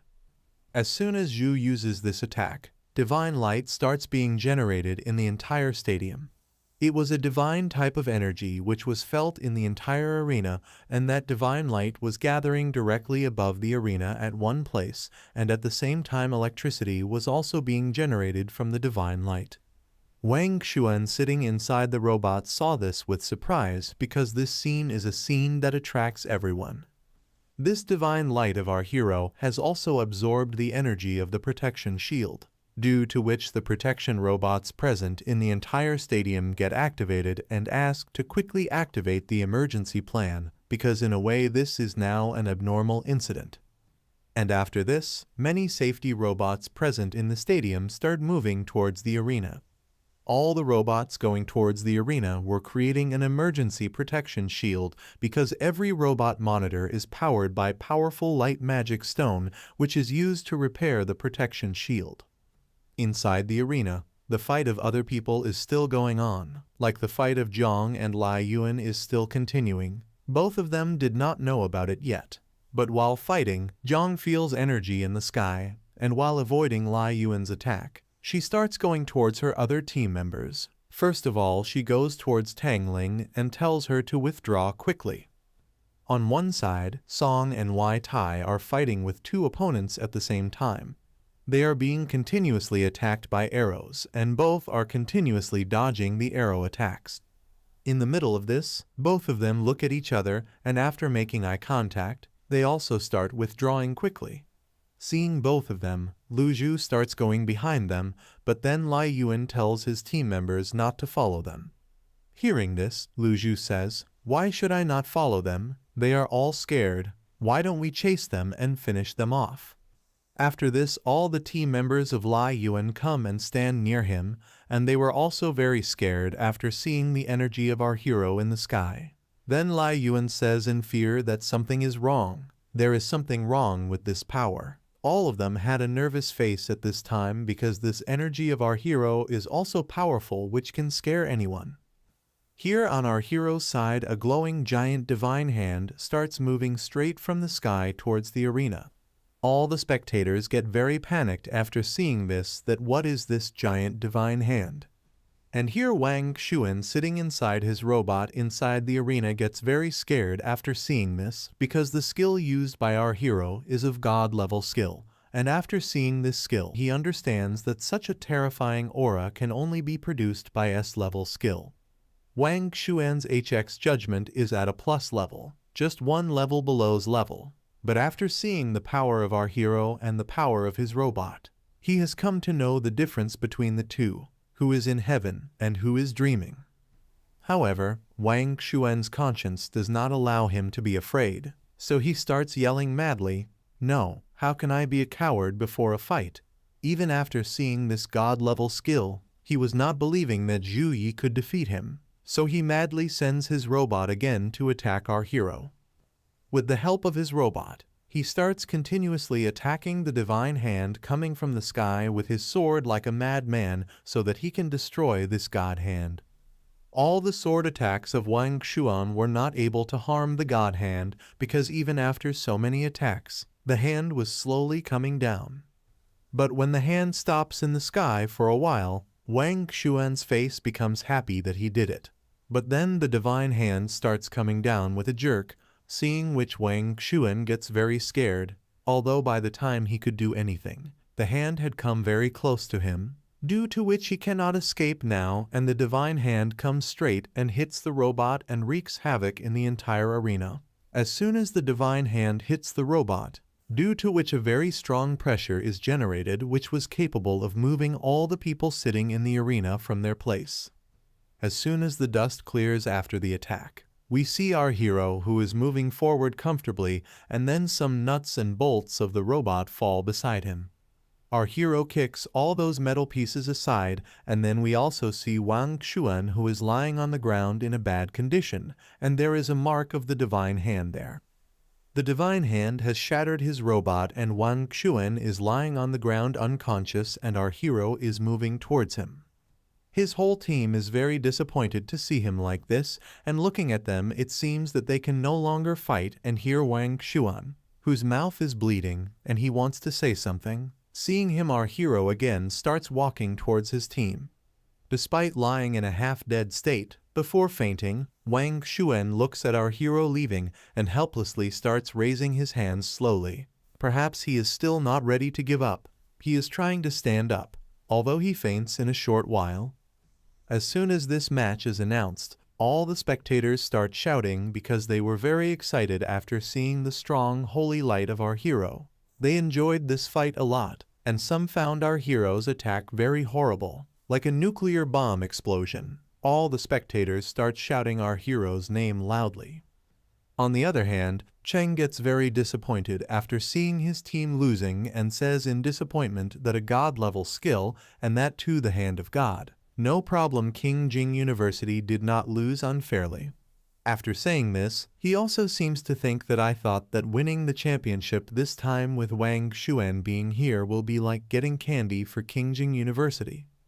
All of them had never thought that a pervert like Zhu Yi would appear in front of them. Every attack of Zhu, whether it is a melee attack, support, or spell, every attack seemed very powerful, which means that our hero is an all-rounder in the eyes of Cheng. After this, Cheng starts leaving from here and tells the housemaster that there is a very good talent in your university. I have been teaching for almost 30 years, and after seeing Zhu Yi, I can say that he is one of the best geniuses I have seen till now, and he is also different from all others. The housemaster becomes happy after hearing such things from Cheng. He just smiles and teases him a bit, but doesn't say much. The sound of the audience shouting was still coming from the entire arena. Some were congratulating him by taking the name of his university. Some were shouting the name of our hero loudly, and our hero, while coming out of the stadium with his team, thinks that this is madness.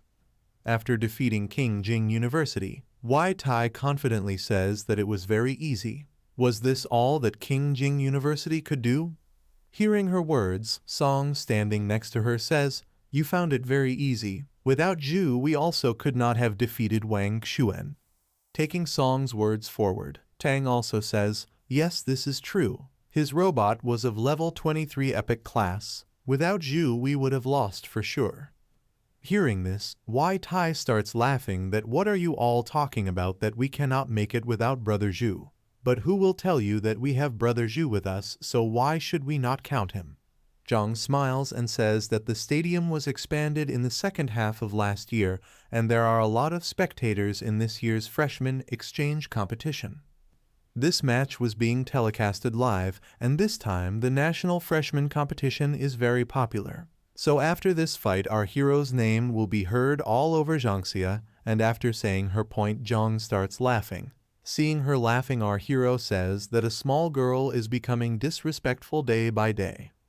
And in this, we see a girl standing in a room looking at our hero and says that Zhu is very capable and she wants to get such a genius in Tianyu Guild. However, the level of our hero is still low. So this girl wants to wait for him to reach the second level before inviting our hero.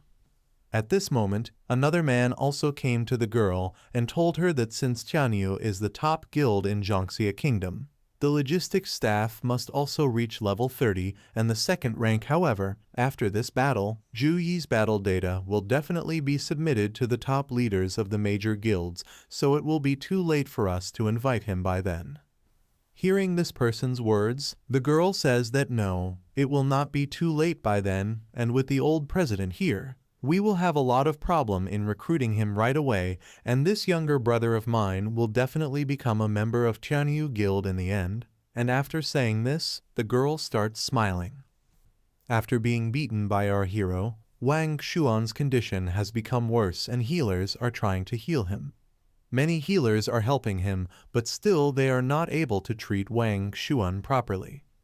The senior healers do not ask the other healer teams to stop until their mana is completely exhausted. However, they were facing a lot of problems in healing Wang Xuan due to the vicious effect of Zhu's holy light, and even their cleansing spells were not able to remove Zhu's holy light. So all of them had come to know that Zhu is very powerful. On one hand, the healers were healing Wang Xuan, and on the other hand, his entire team was also very worried, and if there was no protection shield magic of the arena, then none of them were sure whether Wang Xuan would have still been alive or not, and the rest of these people would also not have been able to escape safely from the hands of our hero. After this, Lai Yuan and his entire team apologized to the housemaster for their defeat because they lost even after using all the resources provided by the school. After listening to them, the housemaster says that it is not your fault because Zhu Yi is really very strong, and now I feel that King Jing University will have to settle for the third place in the team match this time. As soon as all these people hear the name of the third place, they get very surprised. Then the team captain says that we will not come in the third place. Housemaster, we may have lost to Su Hang, but we can still beat Madu University. Then the other one also says that yes, housemaster, if we lose to Madu University again, then it will be a very shameful thing for our school. Listening to all this, housemaster Cheng says Wang Xuan is heavily wounded. All 200 robots were destroyed in one match just now. King Jing no longer has team members who can fight with Wei He from Madu. Here Wang Xuan lying on the bed gets very angry after hearing all this. He was thinking about our hero that even though you are very strong, but once I complete my secondary awakening, my heart will become a mechanical heart which will definitely shine with S+ grade talent, and then after this it wants to fight with our hero and win. Thinking about today's defeat, Wang Xuan was getting very angry. After this, the story shifts towards Zhu Heng and Zhu Yi, where Heng apologizes to Zhu Yi due to his misjudged calculations, and he considers our hero's profession as a Saint Knight as a powerful support and damage dealer and calls him powerful. Heng has seen this for the first time in all his years of life where a Saint Knight has done this, so he calls our hero a genius. Hearing his sweet words, our hero asks him to stop such sweet talk and come straight to the point. Then after this Heng comes straight to the point and tells that I have reported everything about you to the family, and the family head and elder both have promised that once you return to the family, the whole family will help you to increase your power. Then our hero asks him what is this family head and elder. Then after this Heng starts telling everything related to Zhu family, that there are many within the Zhu family. When it comes to distributing resources every year, it all depends on their own abilities. There are various factions within the Zhu family, and the largest is formed by the elders and the family head. Under normal circumstances, both sides will never work together, but they have reached an agreement on your matter. This offer of Heng was very good for our hero because once our hero goes into the family and gets the processing support from the powerful figures, then there will be no need to worry about other side matters, but our hero's master is Headmaster Wang Hui, so he will level up very fast even without the help of Zhu family, and the biggest thing for our hero is the system which he only has. After thinking about all these things, our hero tells Heng that I will have to disappoint you because I still have no plans to change my profession. On hearing this, Heng becomes very disappointed that is there no hope for our Zhu family to rise again. Seeing him so disappointed, our hero says that there is no need for you to be disappointed. In my eyes, there is a frost bloodline which is probably capable of taking the hidden class of the Zhu family. Hearing this, Heng says that the 3 secret classes of the Zhu family do not just matter about the bloodline. It also matters about the purity of the bloodline, and a regular frost bloodline is not capable of that class. After this, our hero tells about his sister that my sister's bloodline purity is 3 times higher than yours, and it is enough for your family. As soon as Heng hears this, his eyes light up with joy, and he happily asks whether your sister has also awakened the Frost bloodline. Our hero nods his head in yes, hearing which Heng starts jumping with joy that this is a very good thing. After all, our Zhu family will rise again. Heng quickly comes and asks our hero, "Are you true that your sister's purity is 3 times more than mine, because it is almost 10 points bloodline purity with which one can choose any of the 3 hidden frost classes?" Seeing Heng in such excitement, our hero thinks he is insane. Then he gets a little confused and says, "Don't get so excited right now. I have to first ask her opinion if she will accept your family cultivation line class or not." Zhu has refused, but Heng cannot let Zhu's sister go out of his hands, so whatever Zhu says, Heng will happily agree to it, and Zhu also wants the same. For our hero, entering the Zhu family will not give him much. He will not change his class, and he can get resources from the system and Master Wang Hui. However, Zhu Yun's case is different. Our hero can provide her with resources, but it is not enough compared to the full focus of a family. Although this family did not help our hero even after his parents passed away, it is not too late for the Zhu family to help Zhu Yun. After thinking about all these things, our hero calls Zhu Yun, and as soon as Yun comes on the call, we see that she is playing with Xiao Hui. Both were on a video call where Yun laughs and says that your fight was very amazing. I already knew that there is a fight on one side and many girls of my school are asking for your contact information. But still, I am not giving your contact information to all of them because according to my dream, my sister-in-law should be very, very strong. Her broad shoulders, strong arms, tight skin, and her legs should be filled with muscles. She carries a sword weighing more than 100 kilograms. Hearing this, our hero thinks about Zhang and gets very ashamed after imagining it and tells her to stop talking nonsense as he has a serious discussion to do with her. Then after this, our hero starts telling Yun that some time ago someone contacted me and told me that they are from Zhu family. He told me that there are 3 hidden classes in Zhu family, which are the Frost Archer, Frost Swordsman, and Ice Mage. The Swordsman and Archer are physical damage dealers, while the Ice Mage is a magic-based class. Based on your bloodline purity, you can choose any of them. Yun is listening to all these things very carefully, and she directly chooses a class which is Ice Element Attack, and Yun always wanted this class. Then our hero tells her that once you accept the class planning of Zhu family, you will have to study there by staying in their territory for at least 3 to 4 years, so this thing has to be considered carefully. Then Yun smiles and says that my brother is very strong, so I cannot stay behind him. Although Yun was thinking in her mind that with the resources received from the Zhu family, I will not have to spend my brother's resources and I will not become a burden on him. Then our hero says that once I will settle the matter here, I will come with you to Tianlan district, and after finishing their conversation, both of them hang up the phone.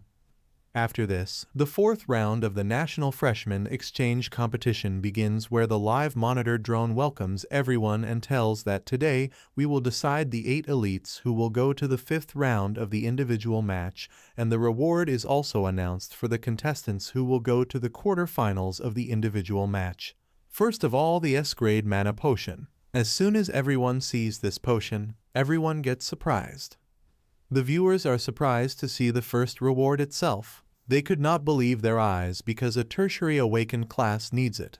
And in this we see our hero and Zhang, where Zhang also says in surprise that brother, last year's champion reward was only S-grade mana potion.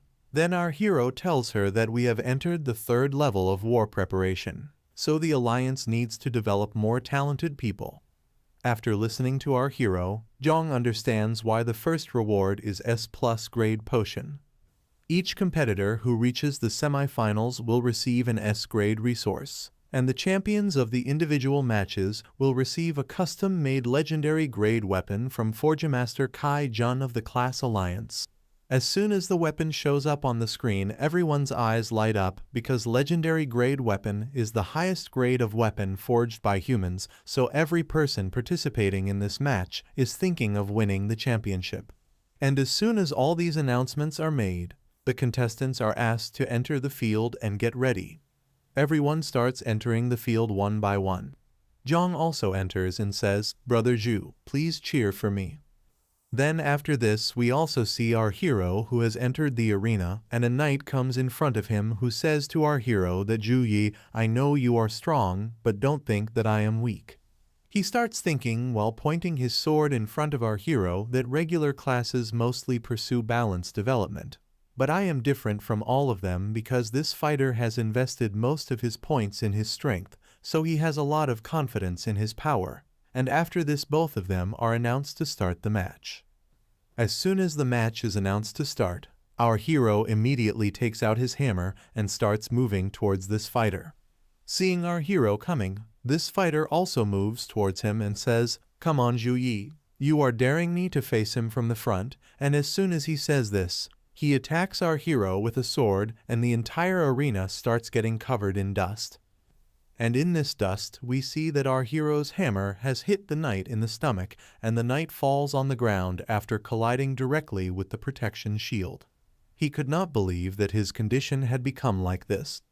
Till now he had focused on strength, so he could not believe how our hero could overpower him. Our hero standing in front of him, after listening to his nonsense, says that you have strength and you are so proud of this thing. Our hero is smiling after seeing him on the ground.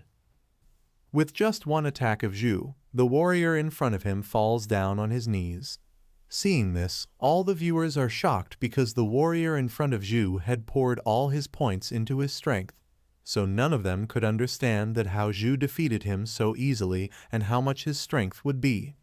All the viewers were finding the stats of our hero very confusing, and they were suspecting that maybe Zhu is cheating. In this we also see the team members of that warrior. They too were unable to believe their eyes. They were unable to understand how their brother lost in terms of strength. They were all shocked to see their partner on his knees like this because when he went to fight in the ring, buffs were also activated in his equipment due to which his strength was around 370 points, and thus Zhu became overpowered over him, which means Zhu's strength is at least above 450 points. The house master of his team had understood this combination of high intelligence state of our hero, due to which he came to know that our hero is very terrifying. Then he asks a person named Y he from his team whether he is sure that he will win against him. Hearing this, a boy named Y he says that I am not sure, but I will try my best. Here, the fighter present inside the arena, whose name is Kang, starts to stand up again, and while standing up, shouts loudly that a knight prefers to die standing up and he never accepts defeat by kneeling down. Hearing his words, our hero smiles because what he said for the knight touched the heart of our hero. As soon as Kang says his point, he starts coming towards our hero with full speed to attack him with a punch, and seeing him coming, our hero again takes out his hammer and hits Kang in the stomach. Due to this attack, he falls down. Kang still does not accept defeat, but then one of his team members shouts loudly and accepts surrender. As soon as the member of Kang's team surrenders, the victory of our hero is announced that Madu University has surrendered and Zhu Yi has won the match. After his victory, our hero starts coming out of the arena and the audience starts shouting our hero's name loudly. They are very happy to see the power of our hero.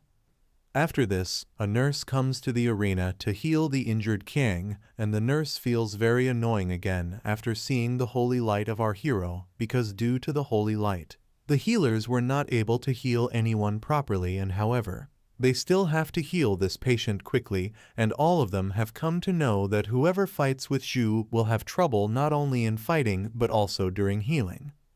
After one day we see that our hero's team is standing in front of the house master, and the house master is praising them because 2 students from Su Hang have entered the quarterfinals. The housemaster was praising everyone one by one, and first of all he praises Song Xiaolan for her excellent performance, even though there is not much chance of Song reaching the semifinals, but still he asks Song to give her best, to which Song says okay. Then after this the housemaster comes towards Zhang. Zhang was already sad. Seeing her sad, the housemaster says that you should have been able to enter at least the quarterfinals, but unfortunately Zhang faced he who is a potential champion, so she could not move forward. However, there is still a chance, as there are still 2 spots left for the quarterfinals to be selected from the losers, and the housemaster is still hopeful that they will be able to take advantage of this opportunity. And then after this, the housemaster moves towards our hero. He has full faith in our hero that our hero will get the first place in this individual match, and after listening to the housemaster, our hero laughingly says okay, and our hero is also fully confident that he will get the first place. And then after this, the housemaster starts telling them about tomorrow's group match, that in tomorrow's group match we have 2 matches. Both are against the regular high school. Then suddenly some people come from behind, and after hearing the housemaster's words, they say that this means that in tomorrow's match, the substitutes can also join this fight to train themselves. The housemaster then concludes his speech, and in the same we see Zhang, who is thinking about something, that in the second part of the 4th round, which is called the Cruel Losers competition, they will select 2 out of the 70 contestants to enter the 5th round, and you will get a rare S-class resource if you enter the semifinals in the 6th round. Even for the wealthy and influential Chuan family, S-class resources are not something you can easily ask for. If Zhang can obtain it, her strength will increase even more. Zhang was thinking about all these things when the housemaster tells our hero that Zhu, your strength has been exposed, and with your strength you can easily dominate the regular high school on your own. So the housemaster tells our hero that tomorrow's match is primarily for the training of others, so you should just stay on guard and avoid taking action. Hearing this, our hero says okay, because he knows that others will take advantage of this training and move forward. All of them were discussing about their tomorrow's match while standing in the room, when some girls were passing from outside the room. They saw our hero from outside the room and quickly entered the room and started praising our hero. They were calling our hero handsome and many other things. On seeing all of them, our hero blushingly asks about them that who are you people? Then all the girls said that we are your fans. So they all started asking for autographs from our hero. They all had more than one photo of our hero, and all the photos had different emojis. Some had cat emojis, some had cat hair, some were so cute that they had cat nose. Seeing all those photos, even our hero could not believe that is it me, and his team members were also very surprised to see that it seems Zhu has become very popular. Zhang was very angry after seeing all these girls. Then we see the succubus version of Zhang, who is saying to Zhang that don't you think that brother Zhu will be taken away from you by them, and don't you find this worrying? What will happen if you will not be able to stay with brother Zhu and will be left behind? On hearing this, Zhang says in courage that I will definitely secure one of the 2 spots tomorrow so that I can always stay with brother Zhu. After this, Zhang succubus starts looking at our hero. Our hero feels this feeling and feels very strange, because he also felt a bit strange that maybe he is being targeted from somewhere. After this, the second half of the 4th round of the individual match starts, where all the students arrive. The students were teleported to a forest, which was confusing them a lot, because last year there was a castle here, so as soon as they came here, they came to know that the environment here changes every year. The second part of the 4th round is an almost real-life arena, created by artificial intelligence from data collected by teachers from various schools and the military. To make the realm closer to a real battlefield, the setting of randomness has been inputted during its creation, so the map for every year is different. Not only that, the monsters for every year are different as well. Zhang also found the environment here very moist, and the students who had reached here were also not able to understand what they should do next. Then a telecast drone arrives there which welcomes everyone to this missing forest. After this, he tells the rule here that every half an hour mysterious monsters will be here. 3 waves will be around the abandoned village. All the monsters will come with the intention of eating you. So all you have to do is that you have to escape from the hands of those monsters and kill them, and the 2 students with the highest monster kill count will move forward to the 5th round individual match, and also tells that there is no danger to life here. So there is no return scroll here. After knowing the rules here, all the students were feeling very calm. They thought that just killing the monster here is a very simple thing because they have been to many realms before, so they were not thinking of worrying. Zhang was standing in the middle of them, who was a little worried that randomly unknown monsters would appear, so they would definitely trouble everyone. And just then the first web monsters start coming, which alerts everyone. Everyone was waiting for a long time for the first wave to arrive, but even after standing for a long time, no monsters came there, due to which everyone was a little confused as to why they had not come here yet. Then some team members start saying that we are feeling itching. After one of them says this, many others start saying continuously that yes, we are also feeling itching. Listening to all of them, Zhang gets a little scared and looks back towards them, and as soon as she looks back, she sees some bacteria worms inside the other players standing in front of her, which stick to their bodies and kill them right there. One by one, many students start getting consumed by the monsters and start coming out of this realm. Zhang gets a little worried seeing them all dying one by one, because she has not seen any monsters till now, and all of them are invisible monsters in a way. The other players were also not able to understand what is happening to all of them because the other players around them were also going out of this realm one by one. In the 5th round of the individual match, Zhang enters the forest to complete the mission, and there are other people along with her who are fighting to advance in the individual match. However, as soon as they enter the forest, a worm-like monster starts sticking to them and killing them. No one was able to understand where these monsters were coming from because they got scared seeing people around them getting eliminated one by one. These people were not even able to see the monster, so they were wondering how they would fight it. Zhang, standing amidst them, is also a bit confused. However, she decides to investigate this matter in a calm manner without panicking. It was going on in her mind that there must be some flaw in this monster because no one is invisible and non-physical. No one like this exists.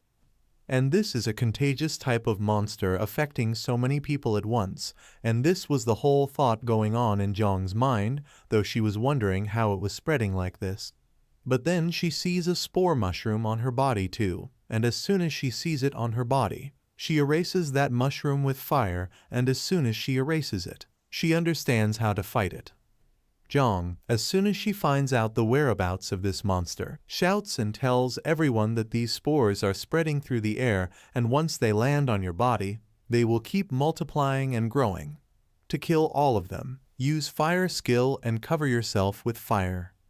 On hearing this from Zhang, the people standing there start using their fire techniques, and those who are from the warrior class did not have fire skills, so they were asking for help from others.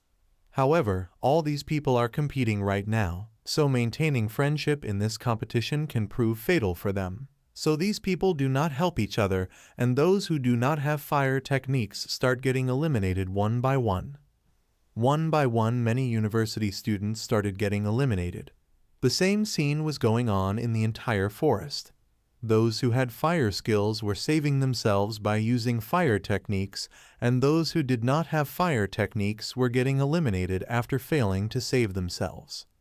However, burning these spores will not count as killing, so all of them will have to find the monsters that are releasing these spores, and Zhang's eyes are focused on finding these monsters.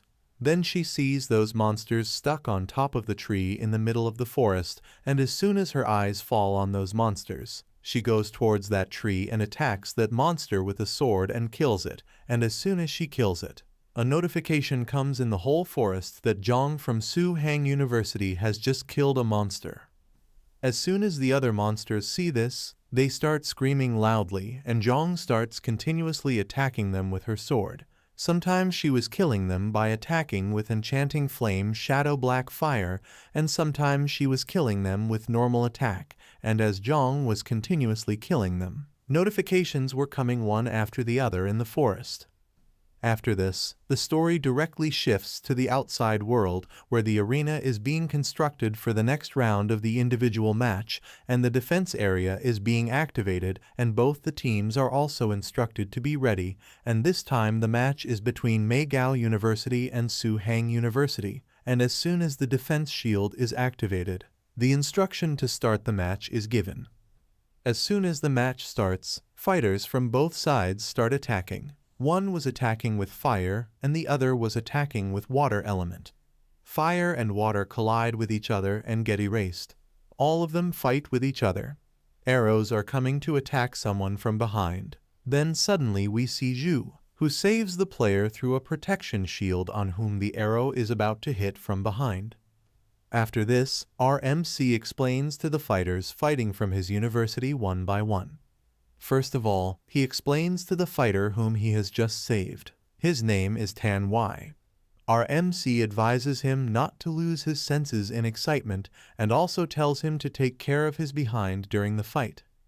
Then after this, he also explains to a girl named Zhang King about her responsibilities that you have to provide protection to your companions and you have to follow and listen to all these instructions. On hearing this, the girl named Zhang King gets a little nervous and says yes. In this, we see the fighters of Meigao University who get angry after hearing our MC's words and think that he has taken us as a testing tool for his university. His team asks about what we have to do next, but their captain orders to directly attack our MC's team and finish them off. As soon as they hear their captain, they all together set out to attack our MC's team. The opposing team is coming to attack our MC's team from the front. Then a message comes on our MC's phone. It was Zhang's message. She had messaged our MC that I have passed. Seeing this message, our MC starts smiling and starts thinking about Zhang. Seeing our MC using his phone in the middle of a fight, a player from the opposing team gets very angry. He was angry that how dare Zhu use his phone in the arena. He found this to be too disrespectful, so he decides to teach our MC a lesson. However, as soon as he decides to attack our MC in anger, within moments we see that the boy is lying on the ground and the nurse goes to the arena and treats him, and at the same time our MC's university is declared the winner of this team match. By now, the second half of the fourth round was over and the fifth round will start the next morning. 4 people out of 8 will be selected in it. And on the second day in the afternoon, the semi-final match of the 6th round will take place between our MC and a fighter named Wai-He. And then after this, we see a host who was probably doing a live stream, and he was telling all his viewers that today is the final round of the highly anticipated individual match, and then he starts telling about the opponents. First of all, he tells about our MC.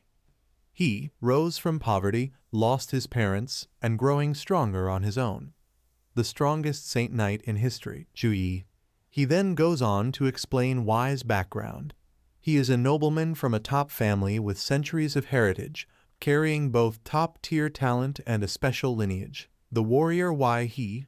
To know who will win the final of this match, the host asks to subscribe to his channel and like the live stream. People are watching this video on television, and when they hear about it, they start discussing among themselves. The battle between God Zhu Yi and Wang Xuan was amazing. This time he will beat Wai-He. So after listening to this, someone else says that did you not see Wai-He's first match? His style is very fierce. That's why many people felt that this match will not be so easy. After this, the story shifts to our MC's team where they sit in the helicopter and land directly, and as soon as the door opens, our MC's team comes out from inside, and everyone starts shouting after seeing them. Some were taking Song's name, some were taking Zhang's name. Everyone was taking the name of our MC's team. Some people were encouraging Zhang because Zhang had lost her match to Wai-He, so they encourage her and ask her to try next time. After this, Madu University's helicopter also lands there, and when the fighters of that university were coming out of it, people were also cheering them and the house master of that university goes directly and meets House Master Wu and says good morning and tells him that this time the first and second place of the championship will be from our school. So before the competition we should increase friendship. Hearing the house master of Madu University, the house master Wu also wishes him good morning and thinks in his mind that he is thinking that he is planning to defeat Zhu of our team with wise strength. Why he standing in front of our MC also starts thinking in his mind after seeing our MC that finally the time of the final match has come. I will defeat you and win the championship, and thinking this why he gets excited. After this, both the contestants are directly called to the arena. When both the contestants are coming to the arena, an announcement is made that everyone should sit comfortably on their seats and watch this match politely, and then after this the countdown starts. Everyone starts shouting after hearing the announcement of this final match. Some were supporting our MC, some were supporting why he, but everyone was saying that both have to give their best. Meanwhile, we see Heng in a room and a man is sitting with him who asks Heng that the boy from Y family has been considered talented since childhood and he has received high-level resources and cultivation from a high family. Do you think that Zhu Yi will be able to win this match? On hearing this, Heng answers in yes without any hesitation and tells that I analyzed all of Zhu Yi's fights after his entrance exam. His speed of growth is insane. He far surpasses the peak of people his age. Even though Y he is the elite of this generation Y family, he deserves the title of genius, but in Zhu Yi I have seen the shadow of our ancestors. And here in the arena, as soon as the counting finishes, the instruction to start the match is given, and as soon as the instruction to start the match is given, Y he starts moving towards our MC with his sword. Seeing him coming, our MC also starts activating all his buffs without wasting any time. As soon as the match starts, Y starts moving towards Zhu with his sword to attack, and as soon as he reaches near Zhu, he attacks him. However, when he was moving towards our MC to attack, by that time our MC had activated all his buffs, and as soon as he sees that Y's attack is coming towards him, he also takes out his hammer and attacks him. Seeing our MC's attack, Y quickly stops his attack and dodges our MC's powerful hammer attack, quickly lands on another place and immediately activates Berserk mode and immediately starts a continuous attack towards our MC using the Flame Blade technique. While in his Berserk mode, Y was continuously attacking with aura-type energy slashes which our MC was continuously dodging, but even though the Berserker warrior's special skill increases all 4 stats of the user to a varying degree. But it has a weakness too. For a moment you will become strong, but in return when the Berserk ends, the one who uses it will enter a weak state. Y is currently using the Flame Blade technique with Berserk on our MC. And this skill is similar to the buff's skill, which allows flame magic damage to be inflicted when struck with the blade. Immediately after making these attacks, Y again sets out to attack our MC and seeing him coming towards him. Our MC is smiling because in just a short fight he has come to know that Y is very strong. Y gets a little closer to our MC and does a lightning strike. While he is doing this attack, a red-colored tornado type of radiation starts coming from the side of his sword. Warrior class a class skill, swinging the blade at extremely high speed. The higher the skill level, the stronger the strength and the faster the speed. At its limit, it can strike like lightning. The attack that Y is currently launching towards our MC is a skill that he has brought to level 9 after practicing it thousands of times. So he wants to give his all in this attack and damage our MC. However, as soon as he reaches close to our MC with his sword, our MC also takes out his hammer and does an air smash. Both the attacks collide with each other and Y gets very surprised by feeling our MC's attack because he was able to feel our MC's power with this attack. Y's blade weighs thousands of kilograms and the lightning slash behind it has immense speed, and he was at first confident that it can destroy even the toughest of opponents, but he is still at a disadvantage in the competition against our MC, so he tries a little more and his hands start bleeding, and he realizes that he can't continue it for much longer, and then immediately after that our MC puts some more power in his hammer and pushes Y back. Immediately after this, our MC also activates his attack. He first activates the level 9 Holy Cross, and as soon as Y sees this, he laughs and says to our MC that I knew that you will use this only, and after saying this he activates Fighting Rage. The powerful aura of both is resonating in the entire arena, but our MC's lightning was a little more powerful. And the House Master of Madu University who is watching this match is very worried.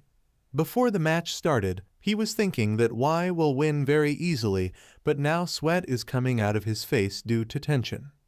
Due to Fighting Rage, an aura type of armor came on Y's body which was visible in red color. Perhaps due to this he has become even more powerful. Our MC immediately checks it where it was written about Y's talent that this is an S-grade talent, and due to this ability his 4 stats will get buffed and whatever damage he takes will be reduced by 80%. However, once this skill ends, all the damage that Y has taken will be returned to him. As soon as he activates these skills, he immediately reaches very close to our MC to attack him. This time his speed was much higher than before, and when our MC sees him doing this skill so quickly, he understands that it seems like he wants to end this match as quickly as possible. After this, both of them started continuously attacking each other.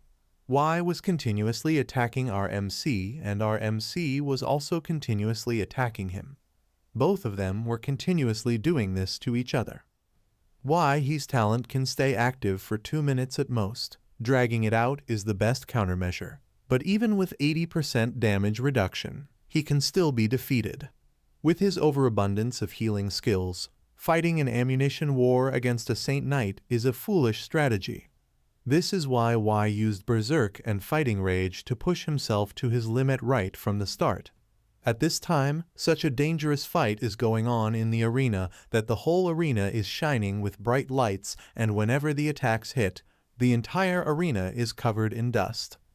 The audience watching this match were not able to understand anything about the strategy of our MC because they were not able to understand why he is fighting Y head-on. The best way for our MC is to take him to the time limit and he will lose on his own. Then someone else says that Ju must have a reason for this. I have full faith in Ju. Here in the arena, after attacking Y for a while, our MC immediately attacks Y with a Spear of Victory. A Spear of Lightning comes out from behind our MC and starts moving towards Y. Seeing this attack coming, Y also starts moving towards the attack thinking that he will face it from the front, and when the attack hits him, Y laughingly says that your Spear of Victory is useless in front of me.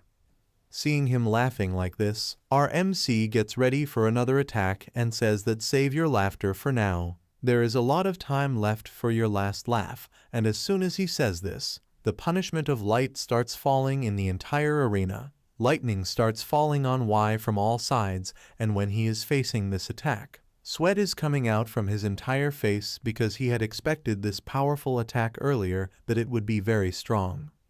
Y can still feel the pain in his body even after 80% damage reduction, and without Fighting Rage he would have lost in a single hit of this attack, and he has accepted this fact. However, Punishment of Light takes a cooldown of at least few seconds after every lightning to get activated again. So thinking about this, Y thinks of taking advantage of this cooldown so that he can defeat Ju by this time. Thinking this, Y thinks of moving forward, but then again a strong lightning starts falling on him and Y gets very scared after feeling this pain. He could not believe how the lightning of Punishment of Light became so fast. Before coming into this fight, he had researched every skill used by Ju, so he could not understand how this could happen. And after some time he guesses this and gets nervous and thinks whether it is possible that his Punishment of Light level is above 20, and while he is thinking about this, lightning continues falling on his body. At this time, lighting is falling all over the arena and the entire arena is lit up.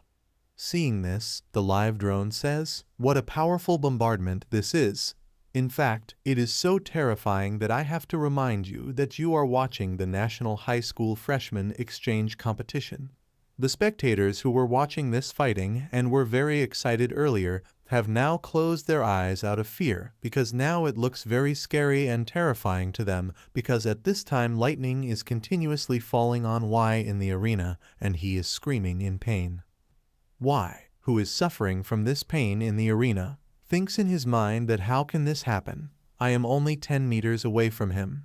But looking at him, it seems that the distance between us is very high. At this time he was thinking that our MC is very powerful in his mind, and he was feeling himself like a worm in front of our MC. So thinking this, he was not able to believe this. So he immediately starts using the secret technique.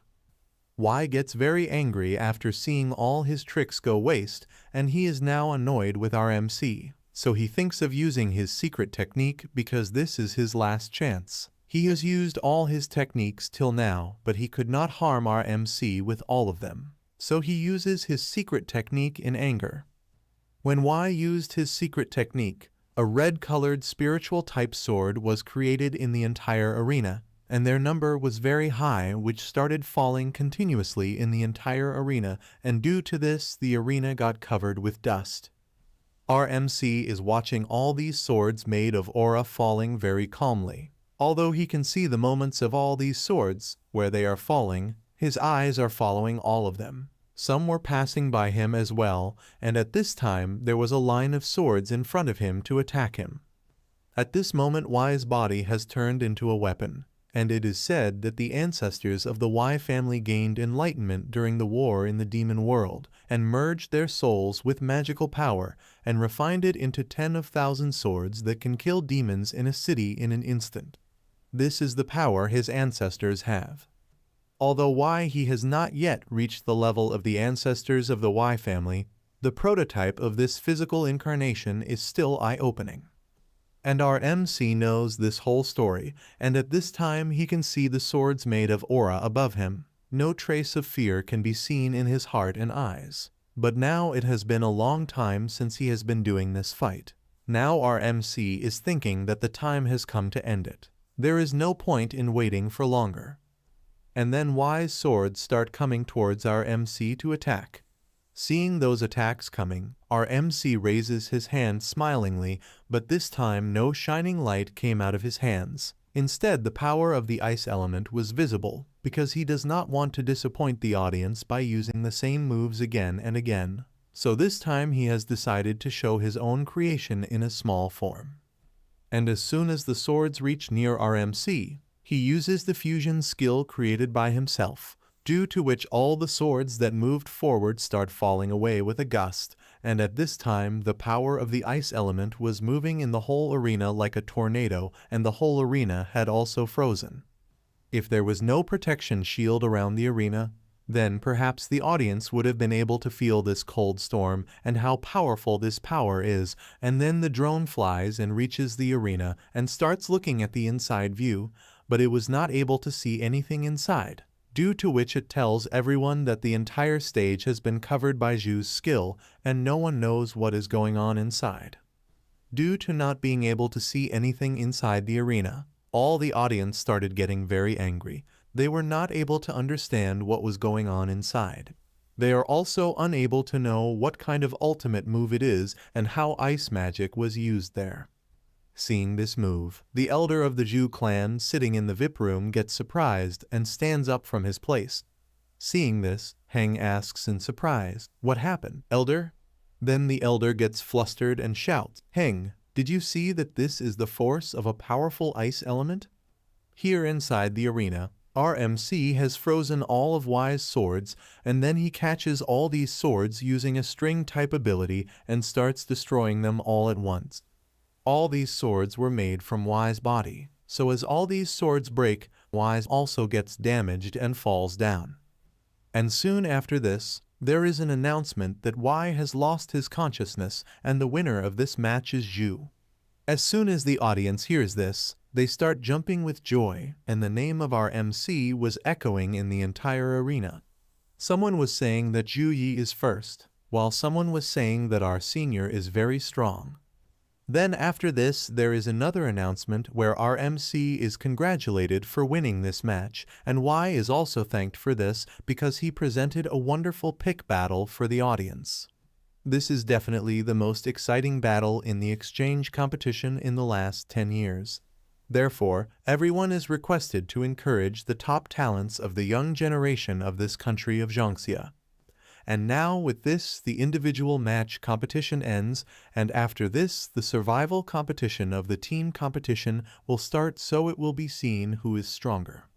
Seeing his team win the match, the housemaster becomes very happy, and first of all he praises Y that despite such a young age, he has learned his family's secret technique, which is body weapon transformation, and at the same time he says that if this was the previous exchange competition, he would have undoubtedly been the strongest, but this time he met Zhu, so his luck is bad.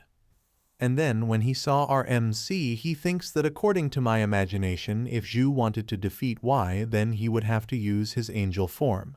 But this time he used only light punishment, and light element and ice element fusion skill. His future is very scary, he is a very dangerous boy. This thought was going on in the mind of Housemaster.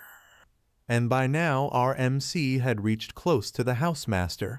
The housemaster puts his hand on our MC's shoulder and praises him, saying, "You did very well. Now our university has also won a single championship." Su-Hang University has been winning the team competition for 4 consecutive years, but they have never won the individual championship in these 4 years. That is why even our MC's team members praise him. Now they have a team match the day after tomorrow where they have to face Madu University, but Y is very much injured, so none of them feel any danger now. So our MC's team is thinking of winning the championship easily, as there is no one in their way now. After talking for a while, they decide to relax and go out tonight, to which everyone agrees. This eternal game has merged with reality for almost 300 years. The birth of many monsters and exotic plants, as well as the emergence of cooks and chefs, has added millions of types of food to Blue Star, and is a district of the most prosperous urban administrative area of Qingjing City. There is a famous food street, and our MC's entire team has come to this place. Everywhere people are promoting their food. Some are selling dragon meat, some are selling wolf king bloody jelly. Everyone is selling different things. All of them have food in their hands at this time, and then we see some boys, one of whom gets impressed by Zhang's beauty and starts walking towards her. The one with him asks, "Where are you going?" Then the first one says, "Come with me and let's chat, because you will not be able to meet such a wonderful woman in your whole life. If you miss her, you will regret it your whole life." However, the other guy tells her that he already has a male partner. And the first one says, "So what if he has a male partner and he will not be able to make her happy?" As soon as they take a few more steps forward, our MC turns towards them and looks at them with anger in his eyes. And as soon as they see our MC's scary face, they start going away from there in fear, saying, "Leave it. This is not our style." These people were roaming in this food paradise for a long time, and it is exactly as they had heard about the reputation of this food paradise. They have been shopping here for a long time, but they have not been able to finish this entire area yet. There are 6 blocks here which are connected to each other, so walking is not an easy task. After this, they decide that they will leave Zhang and our MC here for some time and go to get snacks for themselves. In this, Tai says that she also needs to rest, but then Song forcibly takes her away from here and says that we do not need a break. Let the couple stay together for some time, and saying this, all 3 leave from here. After this, both of them sit in the shop. The girl standing in the shop gives them a green fruit wine and says that it increases agility points, and 1 bottle is of 800 milliliters. On drinking it, this will give a gift. Zhang tells her that we want the bottle, and then after this both of them take that wine and start drinking. As soon as Zhang drinks this wine, she tells about the alcohol content of this wine, that it is not very intoxicating. However, after 10 minutes, Zhang gets completely drunk and starts falling and tells that Brother Zhu, "Why are you looking like 2 people to me?" Seeing her in such a state, Zhu says that you got intoxicated so soon. However, Jiang in intoxication says that Zhu is 2 here, Zhu is 3 here, Zhu is 4 here. Jiang's level is 19, so normal wine will not do anything to her. However, the wine of the city where they are standing right now is different. Even normal wine has something in it which can make others intoxicated. Then our MC stands up and says that it is getting very late. No one has returned yet. Let's go and look for them. As soon as Jiang hears this, she refuses and says no. Let's wait for some more time. Then suddenly a girl comes there and puts her hand on our MC's shoulder and says, "Brother, my glass is empty. Can you buy a drink for me?" Seeing her, our MC tells her that there is a half bottle of green fruit wine lying here which is of good value. As soon as the girl hears this, she smiles happily and says that, "Brother, you are very interesting. You made me happy. Why don't we find a quiet place and continue our chatting?" Jiang is watching all this sitting at her place, and as soon as she sees this girl doing such an act, her face becomes a little emotional, and she lowers her eyes because of this. Maybe she is angry at this moment. As soon as Jiang sees that unknown girl sticking very close to Zhu, she gets very angry and quickly comes and pushes her away from Zhu, and when she does this, her face is blushing with shame. When Jiang takes that unknown girl away from our MC, that girl comes and whispers in his ear that you are saying wrong girl, and just by looking at you, it is evident that you are not the couple of this young man, so how can you interfere in his destiny through love? This girl is doing this intentionally because she knows that this is the strongest freshman of this year, Zhu Yi and his companion Jiang, and many people think that Jiang is his girlfriend, although this girl knows that this girl and this innocent boy are still confused about their love. They still need time to take their relationship forward. Therefore, this unknown girl is considering this as a good opportunity to take action so that she comes between them and does not let anything happen between them. To make our MC fall in love with her, this girl immediately uses her charm ability, and while going to our MC again, she laughs and thinks that if Zhu falls in love with me, then all his resources will be mine, and as soon as she comes close to our MC, she says that I am saying the right thing, young man. Would you like to come with me? Jiang, standing far away, is watching this whole scene in jealousy, and seeing this she gets very angry. She has no other option but to be jealous at this time. However, then our MC leaves the girl and comes close to Jiang, holding her hand, says that it does not matter to me if Jiang is blocking my luck with her love. Then our MC, holding Jiang's hand and leaving from there again, tells the girl that anyway you are looking very ordinary and I don't think you will even fit in my list. As soon as our MC calls the girl ordinary, the girl suddenly opens her mouth and says that he called me ordinary. After taking her out of the bar, our MC is walking through the crowd holding Jiang's hand, and Jiang is still not saying anything due to our MC doing this. But after walking for some time, Jiang stops and stutters and says that Zhu Yi, I like you. She says these words with a lot of fear. Suddenly hearing such a thing from Jiang's mouth, our MC also gets very surprised that what are you saying? Jiang, being a little nervous, in a drunken state, goes ahead with her talk that I know I should not have said this before the match. However, before she can say anything further, the succubus personality inside her says that I don't like seeing girls around you, and when I see them near you, I feel like killing them all. Jiang did not say anything as her succubus personality told her to say, and she immediately comes to our MC and hugs him and shouts loudly that can I be your girlfriend, and as soon as she hugs our MC and says this, she becomes unconscious in a drunken state, and when she says this, at that time all the members of her team have arrived there who stand with their mouths open as soon as they hear this. Maybe they felt that they have come at the wrong time.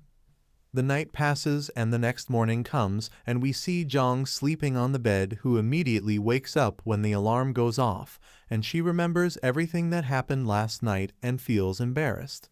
She then comes downstairs and quietly watches everyone having dinner, although she is so embarrassed that she is afraid to go further. While eating food, when everyone looks at her, they smile and say hey. Housemaster, also seeing her, says that you have woken up very late today, come and have breakfast now. However, at this time everybody was looking at Zhang as if nothing was happening, and seeing them doing such things, Zhang was thinking that whatever happened last night was just a dream. When she is sitting at the table, then seeing no one looking at her, she gets confused that was it really a dream. Then we see the scene where Zhang fainted after hugging our MC, and when our MC sees everyone there, he requests everyone to act as if they haven't seen anything. On hearing our MC say this, others ask him, "But why should we do this? Don't you both like each other?"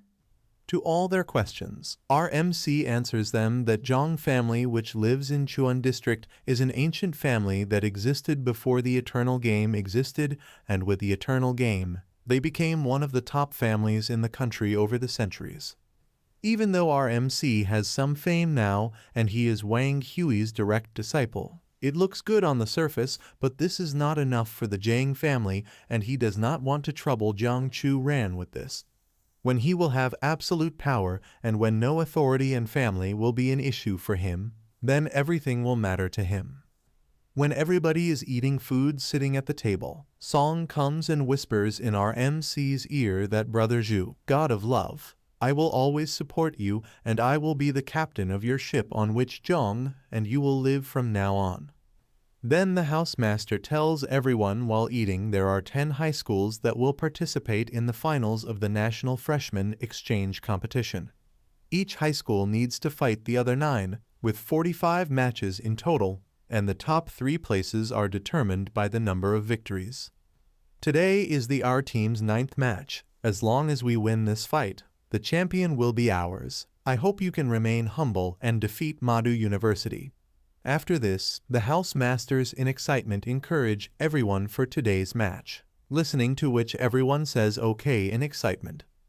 After this, we see a scene from somewhere else where some girls are standing. Then someone tells one of them that Sun Jiao, you are participating as a stand-in, so don't feel much pressure, and this girl Sun Jiao is a summoner and will provide very good support in the field, so everyone is being told that her safety will be a priority. The person who was saying all this to these girls was the housemaster of Madhu University, who was telling everyone that I can encourage all of you only with words. However, there is no need for this because Y has not been able to wake up from his injured state, due to which the strength of their team has reduced a lot, and it is possible for them to get the first position by being in front of our MC. The housemaster of Madhu University never imagined that there would be such an all-rounder in the freshman class who would be so powerful, and if we talk about the strength of our MC, then even if the strength of all the students is combined, even then our MC is much more powerful than them, and after seeing his strength, Su has understood that he is very strong like a monster, and our MC is such a monster in his eyes who can single-handedly get success in all the top high schools. Housemaster Su knows that if they lose, then they will lose the respect of Madhu University, and other universities will humiliate them. So he tells everyone that I want all of you to move forward with your full strength. For this, he asks everyone whether you can do all this. As soon as others hear his words, they shout loudly in excitement that yes, we can do this. After this, these people start leaving for the fight. After this, everyone reaches the fighting arena, and the live drone tells everyone that the match between Su Hang University and Madhu University, which everyone was waiting for, is about to start. However, before starting the match, the rewards for the top 3 places are also announced. Firstly, the contestants coming in 3rd place, irrespective of who is in it, will receive custom gold grade 3-star equipment as per their level, and the 2nd place winner will get custom made gold 4-star equipment, and the one who gets 1st place will receive epic grade 2-star equipment for all the team members. Seeing these rewards, the audience starts shouting a lot because this time the rewards were much more generous than last year's rewards. The members of our MC's team consider themselves lucky, as they all knew that this time epic grade weapons are going to come into their hands, and as soon as the rewards are announced, both the teams are asked to enter the arena. Both teams start coming to the arena. As soon as everyone sees our MC's team, they start cheering for them and start calling out his name. At the same time, some people also asked the people of Madhu University to give their best. As soon as both teams reach the arena and come into position, the counting begins, and as soon as the counting is over, the start of the match is announced. As soon as the match starts, our MC's team quickly stands in their respective positions. At the same time, we see Sun Jiao from Madhu University who starts using her summoning skill. She quickly summons Young Dragon Regaz, Summon Beehive Yakchin, Great Snake Hades Monster, Hellguard Kerberos Monster, and Lion King. Sun Jiao had summoned 5 different types of monsters there, which start releasing the pressure of their power as soon as they reach there. At that time, Tang starts moving towards them. Seeing her coming, Lion King attacks with an energy beam from his mouth. Seeing that attack coming, Tang also quickly uses her magic dew, to which an air made of ice starts getting created around her. Using this ice, Tang creates a lightning type attack. It was an ice type magic which hits the Lion King directly in the stomach, and due to this, the Lion King gets pushed back a little. A huge swarm of bees was moving towards Song to attack her, but Song started attacking them with the help of her talisman. All the bees came and stuck to them, and all the talismans started blasting simultaneously. And on the other side, Wai Tei was continuously attacking a snake monster with her punches.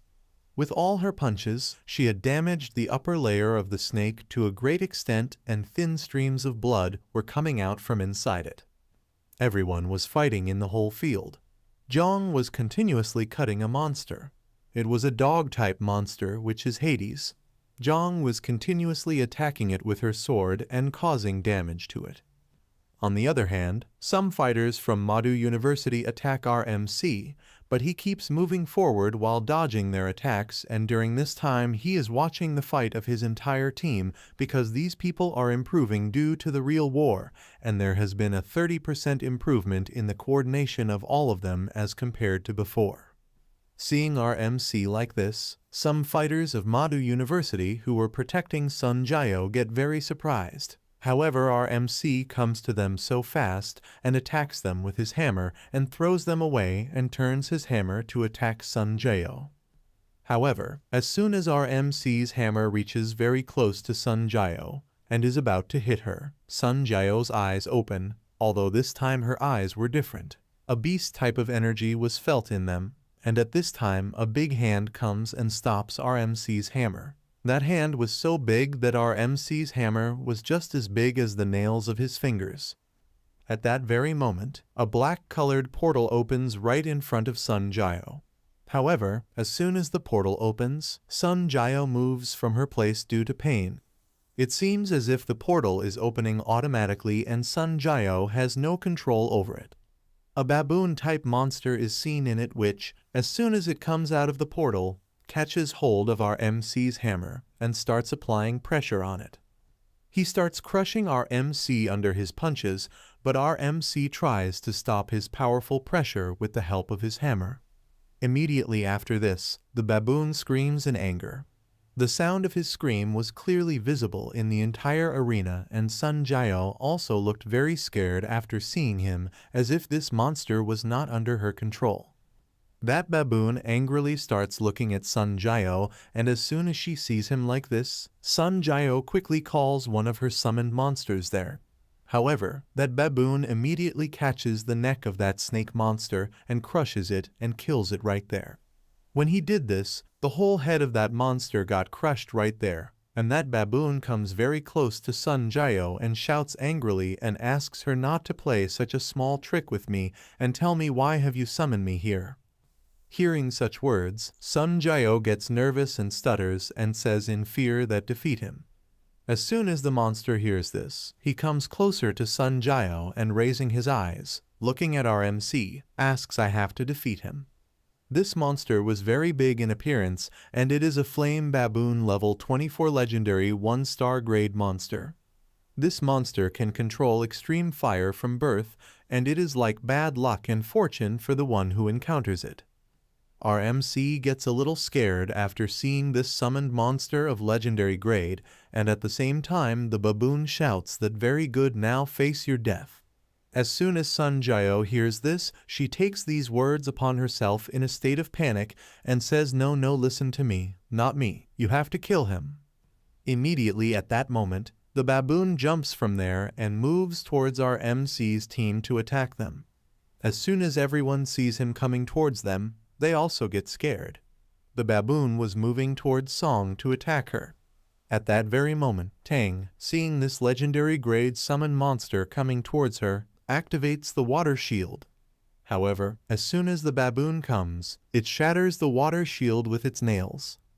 As soon as the water protection shield gets destroyed, Song also starts throwing her talismans towards the monster, and while she was throwing these talismans towards the monster, she had some thoughts in her mind like water shield is a grade defensive skill, and it has been leveled up to level 8, and earlier it was able to withstand the continuous attack of King Jing University assassin in an individual match, but now it is not able to stop even a single attack of Flame Baboon.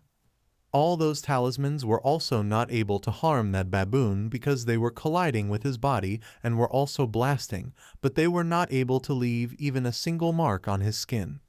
Then Wai Tai also comes there and activates a shield using her skills, but then that baboon jumps and attacks that protection shield by joining both his hands, due to which a crack is created in that protection shield. When all of them were in Wai Tai's protection shield, fear was clearly visible on their faces because a legendary grade monster is very strong. Now all of them are not able to understand what to do, and if our MC's buff's skill had not doubled Wai Tai's skill, then that baboon would have broken her shield by now.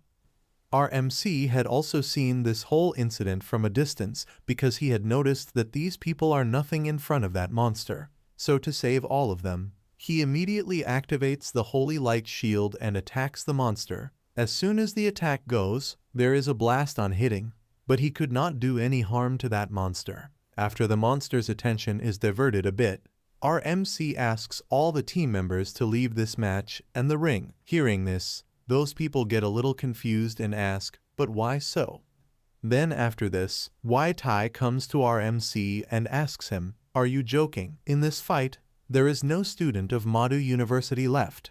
There is only one legendary grade monster here. He will not show any mercy on you." Hearing this, our MC also seriously asks her, "Are you feeling that I am joking after seeing me?" Then he tells everyone that I have a way to defeat this flame baboon, but I will not be able to take care of all of you during the fight. Then after this, all the members of his team tell him that we will be fine even without your protection.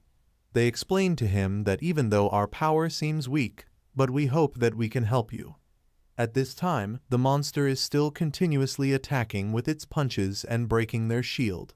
However, our MC's full focus was on the attack of that monster. To explain them all, our MC says, "If you are careless against a legendary class monster, you will die. Even if the priest revives you, you will lose 30% of your stats after your resurrection and will be weak for 3 months when you can't train. Have you considered those disadvantages?" At this time, Zhang was standing next to our MC, who was a little tensed after hearing our MC's words.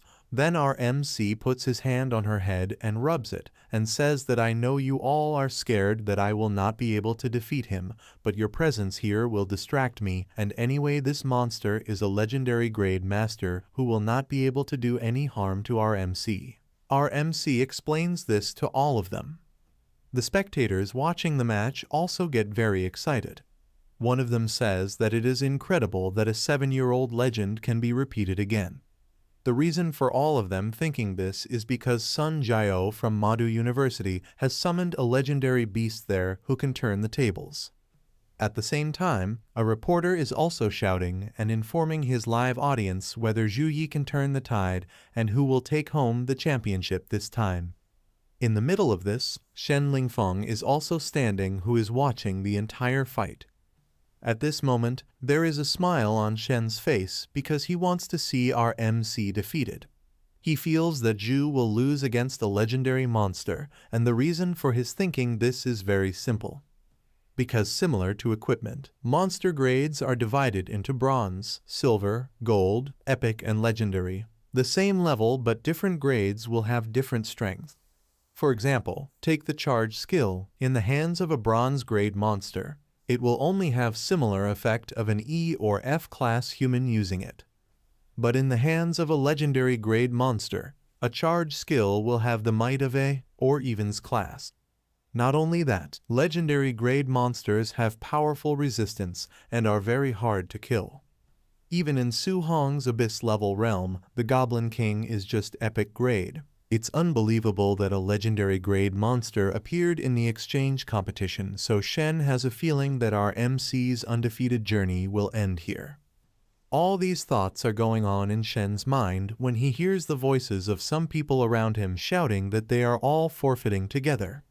Then we look at the ring where our MC's team has agreed to forfeit together. Then our MC looks at Zhang, who was still standing there.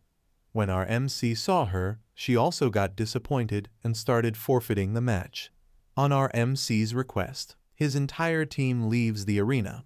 However, Zhang is still standing in the arena.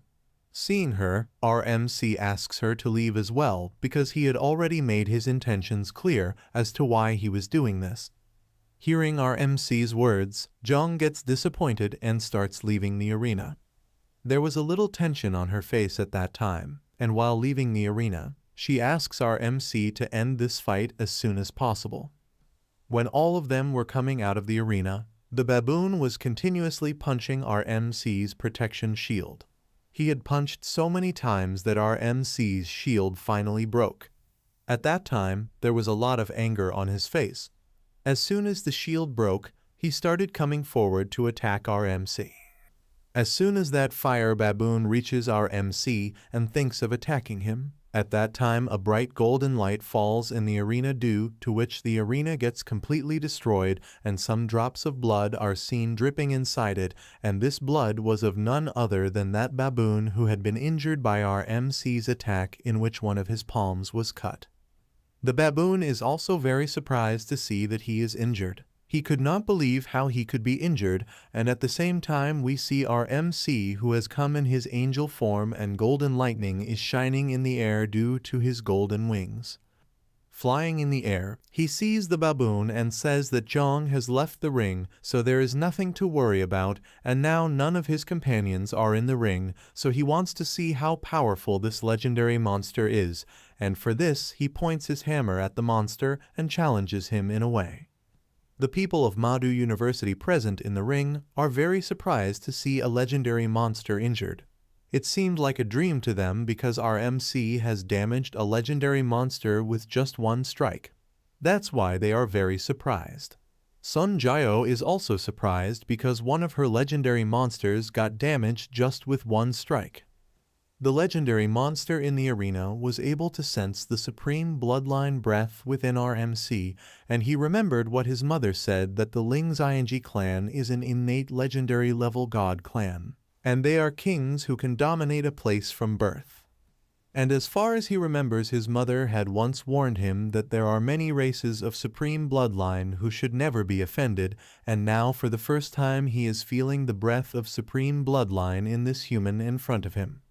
However, he is considering our MC to be weak. If this were not the case and our MC was strong, then he would have taken the risk and ran away from here to save his life using summoning magic, no matter what the result would be. Remembering all these things, the baboon did not back off in fear, even though he knew that our MC has the supreme bloodline. He considered our MC lucky for this, that he is a lucky person who merged with the supreme bloodline. Now that he has seen this power of our MC, he cannot attack carelessly. Now he is thinking of using his full strength. While saying all this, he was releasing a powerful energy with the help of his punch. During this time, one of his hands, which was cut off, started growing again. As soon as his hand grew again, he immediately summoned a large nunchaku there, and after summoning his weapon there, he started rotating in all directions continuously. Seeing that baboon moving forward like this, our MC smiles and laughingly uses the divine chain skill and releases it towards the baboon, while on the other hand, the baboon swings the nunchaku with all its might and throws it towards our MC. However, our MC's divine chain comes in the middle of the attack of the nunchaku and stops it right there. The baboon tries to break the divine chain with all his might. However, at the same time, our MC gets ready for his second attack. He prepares an ice energy type attack and releases it towards the baboon. As soon as the attack hits the baboon, it starts moving away with a jerk due to its impact, but after going some distance, it somehow stops itself from this powerful pressure by burying its weapon in the ground. Our MC attacked that baboon with such a powerful attack, but still that baboon did not get hurt at all, due to which our MC also gets a bit surprised, and at this time we can see sweat on his face due to slight fatigue, because when he uses this power, then his stamina and other stats drop very quickly. Then we see the old man of Zhu family, who is standing in fear watching this match, and hurriedly asks Heng to stop this match as soon as possible, because he does not want to see the hope of his family getting ruined like this. As soon as Heng hears this old man, he quickly starts running out of the room. He is now going to find Wu Meng so that he can talk to him and stop this match. That old man is thinking of stopping this match at any cost, even if for this he has to offend Su Hang University or Madu University. He wants to stop this match and protect Zhuyi. Meanwhile, we see the house masters of all three universities, where House Master Cheng is explaining to House Master Wu that you should give up this match. If Zhuyi dies, then our country will lose a great general. Madu University's house master also asks Wu to give up this match, and explains him that Zhuyi will surely grow into a giant later on. It will be very bad for him if his pace of growing stronger stops due to death in the game. The three of them were talking to each other when Hang entered the room and shouted at Wu to leave the match as soon as possible, and said that my Zhu family is willing to pay tenfold or even 100-fold compensation to Su Hang University for this. After this, the house master of Madu University again says that do not think much about this illusionary ranking and announce your decision quickly, otherwise it may get delayed. After listening to all of them, the house master Gautam says in a very calm manner that what do you all think? Why am I not doing this? After this, he remembers the words of his principal when he was asking his principal about the real strength of our MC. Then the principal tells him that you can be sure that until the legendary monster above level 26 does not face him, Zhuyi will deal with him very easily. Now everyone's attention was on the match, and while watching the match, Wu starts thinking about the levels that after level 20, whether it is humans or monsters, there is a huge difference in the strength between the levels. A level 26 monster with the same qualifications is equal to 10 monsters of level 24, and the monster that our MC is fighting right now is of level 24, which means that he is 2 levels away at level 26. Thinking about all these things, he says that it is very difficult for Zhuyi to lose. On hearing this, Meng says in surprise that are you not afraid that because of this Zhuyi, before he can say anything further, a powerful air impact passes by him, due to which he moves from here to there. Meanwhile, a very fierce fight is going on in the arena, as the baboon continuously attacks our MC with the help of his big nunchaku. Where our MC was standing, he jumps and attacks our MC. However, our MC quickly saves himself from his attack, and as soon as the baboon's attack hits, it shatters the ground. However, as soon as our MC saves himself, he immediately gets ready to do a light punishment attack. As soon as our MC's divine punishment attack is created, it falls directly on the baboon. As soon as the electric falls on the baboon starts writhing due to the electric, and due to this divine power, both his hands and legs get paralyzed. After this, our MC once again gets ready for the second attack of divine punishment. Our MC's second attack also starts moving towards the baboon. Seeing the attack coming towards him again, the baboon shouts in anger and immediately starts swinging his nunchaku, due to which as soon as the lightning falls on him, the lightning starts moving away due to the collision of the nunchaku. While doing this, the baboon shouts angrily to our MC, "Come show me how much strength you have. Bring out whatever you have in you." Our MC's light punishment is now a level 14 skill, with the S+ talent Holy Angel Guardian Light Element bonus, It has doubled by 4 dimensions after transforming into an angel body. And the power of light punishment that our MC has just summoned can very easily kill the epic Goblin King of the Abyss level dungeon. Still, that baboon continues to swing his nunchaku to avoid that electric punishment attack of our MC, and he has only got temporary damage in that bombardment, and even after all that damage he immediately returns to his original state. It seems as if the baboon is not getting hurt at all. Swinging his nunchaku, the baboon slowly gets closer to our MC while dodging electric attacks, and as soon as he senses our MC is in range, he jumps in to attack him. However, before he can get close enough to our MC, Divine Chain arrives and grabs him. The baboon starts shouting out of anger due to being trapped in our MC's tricks again and again. He has now started having trouble with these small annoying tricks, and while shouting in anger he starts breaking the Divine Chain of our MC. Our MC has fought and defeated a legendary demon before, but that time the opponent was severely hindered by the light attribute, and there was no way he could unleash the full power of his legendary ability. By now Baboon had broken all those chains, and he is attacking our MC with his big weapon. Seeing his attack, our MC starts thinking that I need to study carefully to fight legendary type monsters so that I can get an idea about how to fight them. While dodging the baboon's attacks, our MC begins to think that his speed has increased, which means he is more and more resistant to light element magic attacks. His adaptability is really strong. No wonder so many of us humans died in the Dark Ages. Warcraft is really much more powerful than humans. While dodging the baboon's attacks, our MC immediately starts activating his buffs, applying all the buffs he had on himself.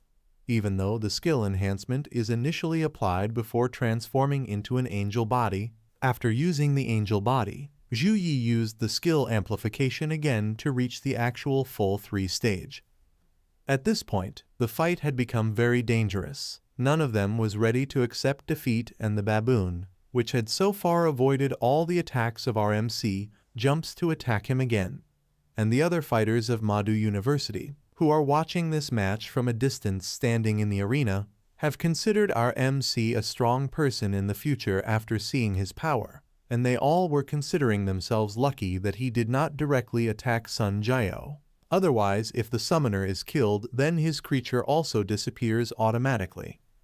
At that moment, the other team member quickly says that he might have forgotten about Sun Jiao, so save Sun Jiao as soon as possible. Don't take this lightly. Who knows, he might come and attack suddenly. Zhu and Fire Baboon had now reached the last stage of the fight, as both of them were tired of fighting, so they both wanted to finish the fight as soon as possible, and for this both of them were ready to try their ultimate move. Our MC is thinking of using the full power of Divine Hand in his ultimate skill. For this, he gathers all the energy left in his body and starts creating that ultimate attack. Similarly, Fire Baboon also uses all the energy in his body to transfer it into his ultimate move. He starts releasing fire from his body, due to which fire starts getting created all around his body. When the Fire Baboon was releasing flames from his body, at that time his weapon also started changing. Now his weapon is not normal, but it seems to be a little evolved. Fire is also coming out from inside the weapon, and sharp thorns have also emerged around it. After this, he joins both his separate weapons together and creates a big weapon, just like Sun Wukong's weapon. As soon as the Fire Baboon creates his weapon, he starts moving towards our MC for attack, and on the other hand, our MC's attack also starts coming down from the air. A big hand and a big weapon are moving towards each other at full speed, and its impact was very powerful, and as soon as both the attacks collide with each other, the entire arena blasts. The blast that occurred due to the collision of both the attacks was so powerful that it broke the protection shield built around the arena, due to which the fire started coming out of the arena and moving towards the audience. Seeing the impact of such a powerful attack coming towards them, there was panic among the audience, and people started running here and there to save their lives. Before the attack reaches the audience, we see a girl coming through the audience, and directly in front of the attack, and starts stopping them with her water power skill. She uses her water guardian to stop the fire that came out from the explosion. Due to this, a water barrier forms around the audience which starts stopping the fire and electric attacks coming out of the arena. In this, the girl also creates a protection shield made of water to protect herself, so that the attacks do not hit her, but get ineffective by hitting her water protection shield. As soon as the girl saves all those spectators, the fear and panic on the faces of the spectators vanishes completely. Some are very happy to see themselves safe. When these people are saved, one of them says that she is the third-level mage of Xia Yan Alliance. Now I am not feeling any fear. Then a third person says that that attack scared me completely, and I was thinking whether the priests will help in reviving the people who died from this attack or not. Anticipating that today would be a fierce battle, the Xia Yan Alliance had raised the shield level to 7 before the game began. A level 7 shield is enough to withstand a full force attack from a top rank 2 mage, but our MC's one skill and the bombardment caused the shield to shatter completely. This had never happened in the past 100 years. And while stopping this attack, the magician girl was thinking about all these things. We can guess from our strength that how powerful is the attack, and she was happy that Jiangxia country has produced another great talent, and this is a blessing for Jiangxia and also a blessing for the human race.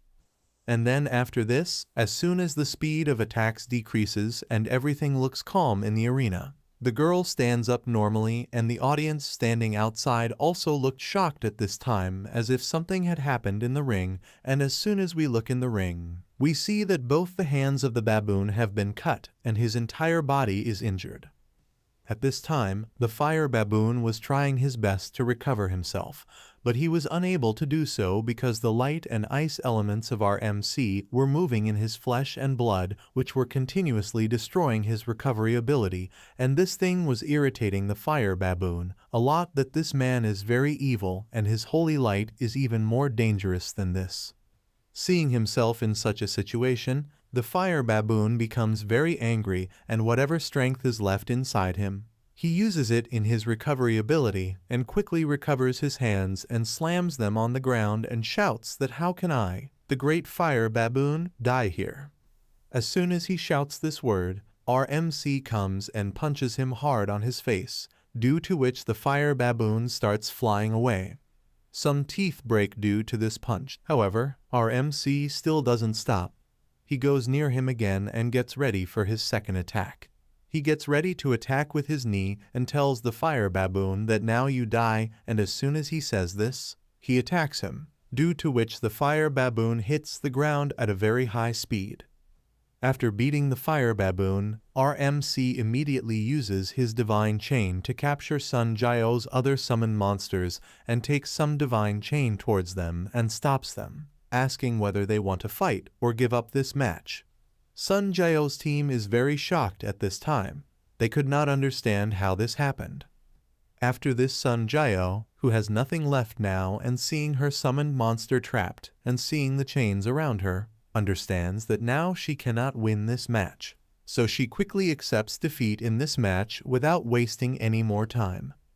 As soon as Madu University accepts its defeat, a drone comes and announces the victory of Su Hang University and tells everyone that let us congratulate Su Hang University for winning this championship, and also asks everyone to cheer for the player Zhu Yi because our MC changed the situation and presented such an amazing fight in front of everyone. After this, everyone starts shouting loudly the name of our MC and his team members, and now 45 games of 10 universities are over, so now it is time to announce the final ranking of this team competition. Su Hang University is in the first place with 9 wins and 0 losses. Madu University is in the second place with 8 wins and 1 loss. And Qingjing University is in the third place with 7 wins and 2 losses. As soon as the rankings are announced, the audience again starts shouting loudly by taking the name of Su Hang University. Then after this we see that person who was giving all the information about this match to his viewers and who had asked his viewers before the start of the match that who is going to win this match, and as soon as our MC wins, he tells his viewers that it is very difficult to imagine that Ju Yi is just 18 years old and his fighting skill is so strong, and if it continues like this, then in future Ju Yi's name will definitely be among the top 10 professionals in Jiangxia country.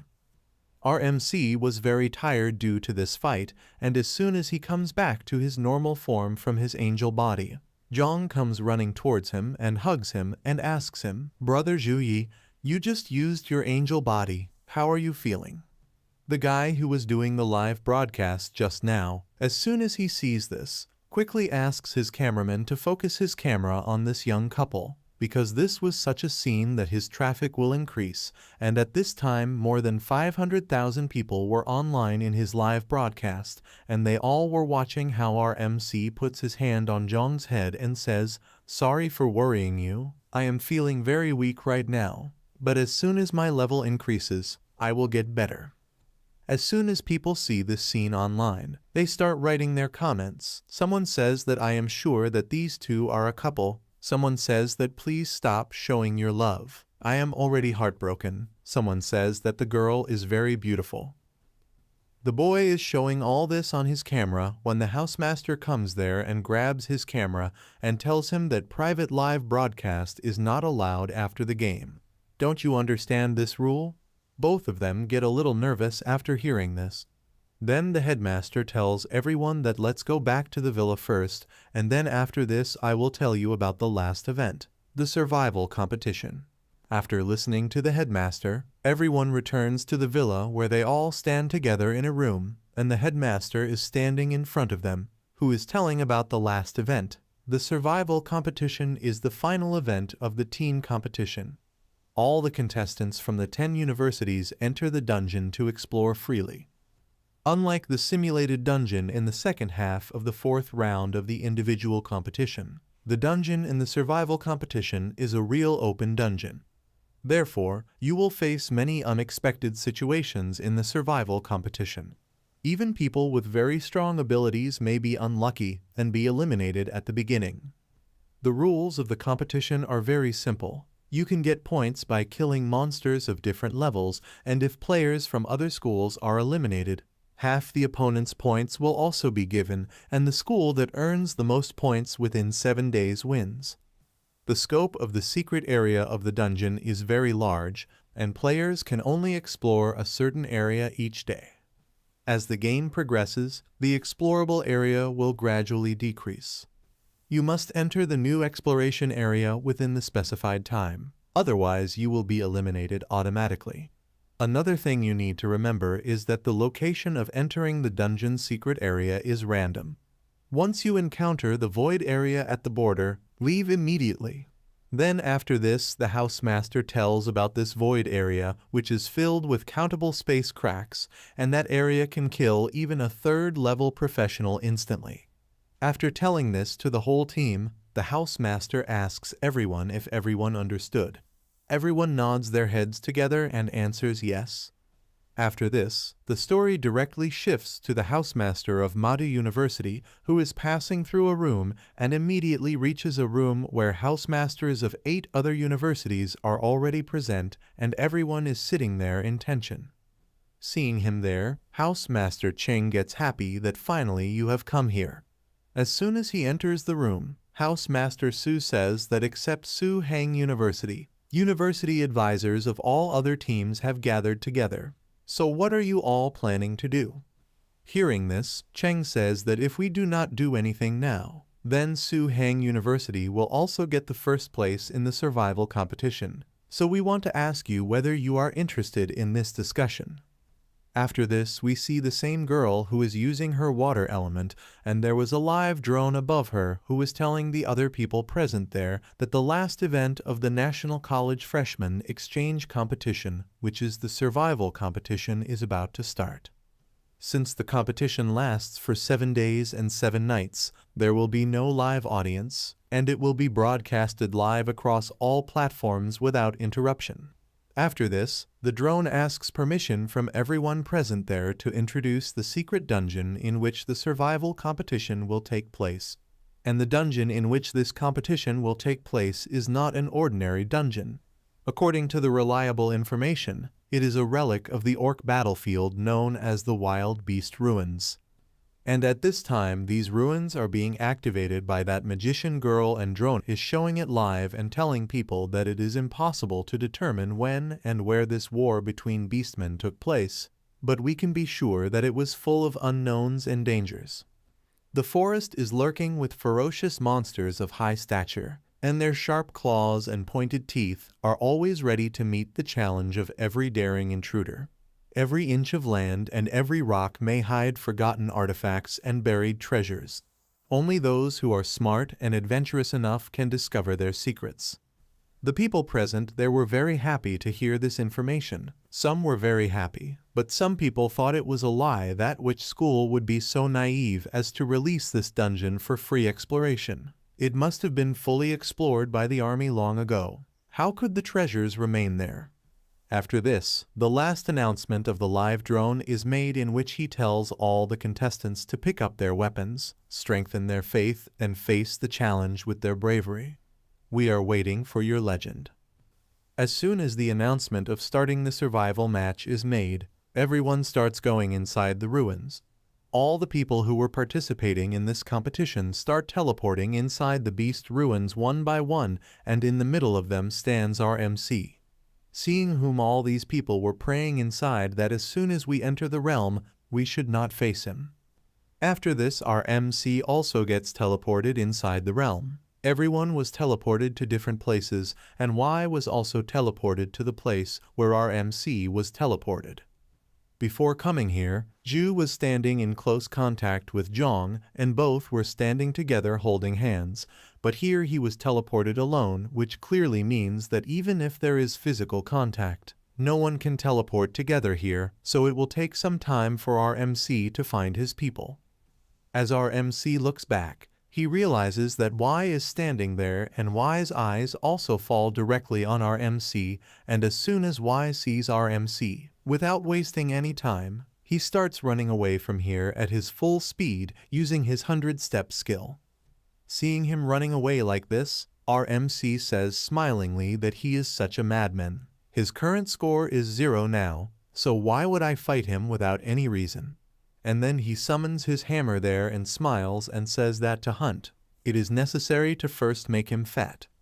Then after this we see Xialan, who sits on a big tree with her bow and tries to feel the movement of people here and there, and during this she sees someone running there, and then she comes to know that just ahead from here in the north direction, at a distance of 1,000 meters, there is a boy, and I am not able to make out which school he is from. Seeing that person coming towards her fast, Xialan starts aiming at him, thinking that he might be Zhu Yi, and then she shoots her arrow at the target. The arrows move towards the person with full speed, and that person is none other than Y, who, seeing those arrows, dodges them and shouts loudly to Xialan that we are together. Some arrows had reached very close to him at full speed, but then Xialan stops them and comes in front of Y and says that it is good that you shouted, and tell me what was the thing that scared you and forced you to run away. Hearing this, Y says, leave these things and tell me whether you have met any person from Su Hang yet. He cannot tell Xialan that he got nervous after seeing Zhu, and due to this nervousness, he used his teleportation skill. Hearing this, Xialan says no, my plant sensing skills allow me to scan only up to a radius of 10 kilometers, and that too only in areas with plants, and you are the only person who has entered my sensory range first. After this, Y asks Xialan to follow the plan together and talk about moving forward together, to which Xialan agrees. And people in the outside world are watching this whole incident live. Then we see a boy who feels strange after seeing Y and Xialan working together, and he does not understand why King Jing and Madu University are moving ahead together. There is another person present in the room with that boy who also sees this thing and says that the level of the contestants is same. They are cautious towards each other. Maybe that is why they are not fighting.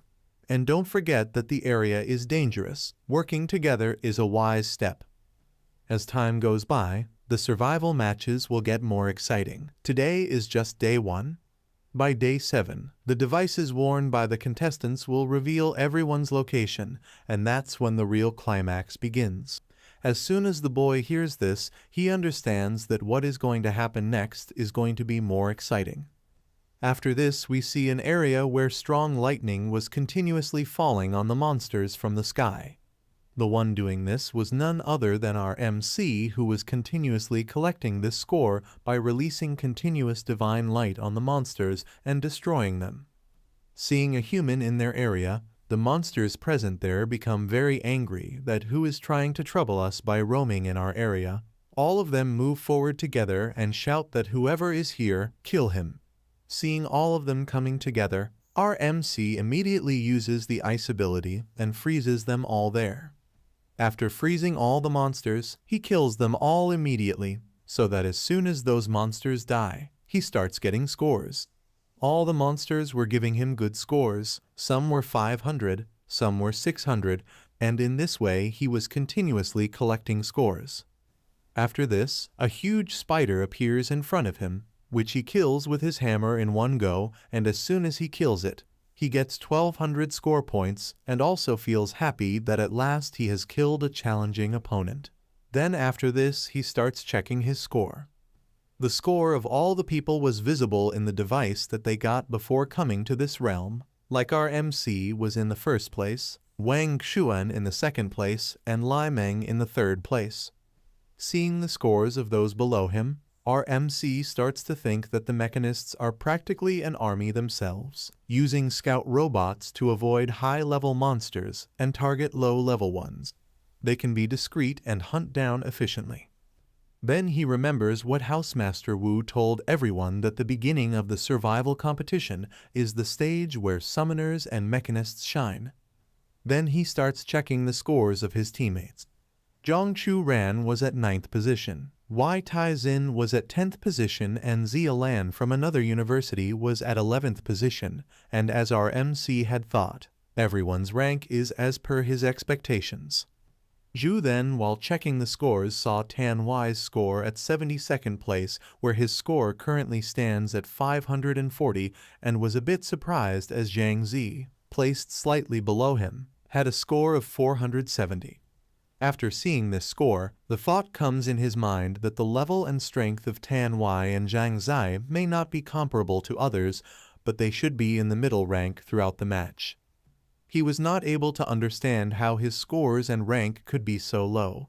Suddenly, something changes on the screen. This time Tan Wai's name was removed from there. Tan Wai has been eliminated, and eliminated was written in front of her name. Seeing this, our MC gets a little surprised. Seeing Tan Wai getting suddenly eliminated, our MC is left thinking for a while. There are only 3 possibilities: the realm itself, the demon, or other contestants. However, we are still far away from the time when the zone will shrink, so it is impossible for the realm to eliminate contestants. Tan Wai may be a stand-in, but that doesn't mean he is weak. He is in the upper echelons of the entire competition in terms of strength. He is cautious and avoids risks.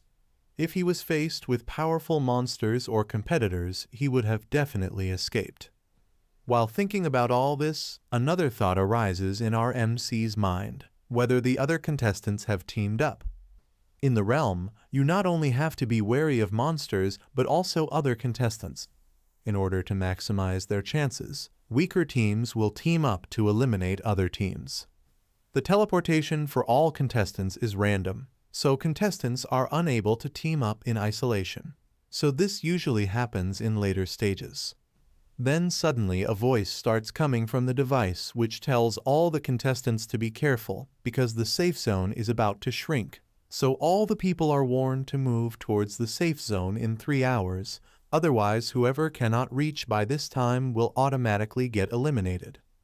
As soon as our MC hears this warning, he wastes no time in running at full speed, because unfortunately for him, the first safe place is too far for him, so to reach there on time, he has to run at full speed and deal with Tan Wai's case. When our MC is running at full speed through the mountains, then he hears a small loud fighting sound from the mountain along with the power of a water element.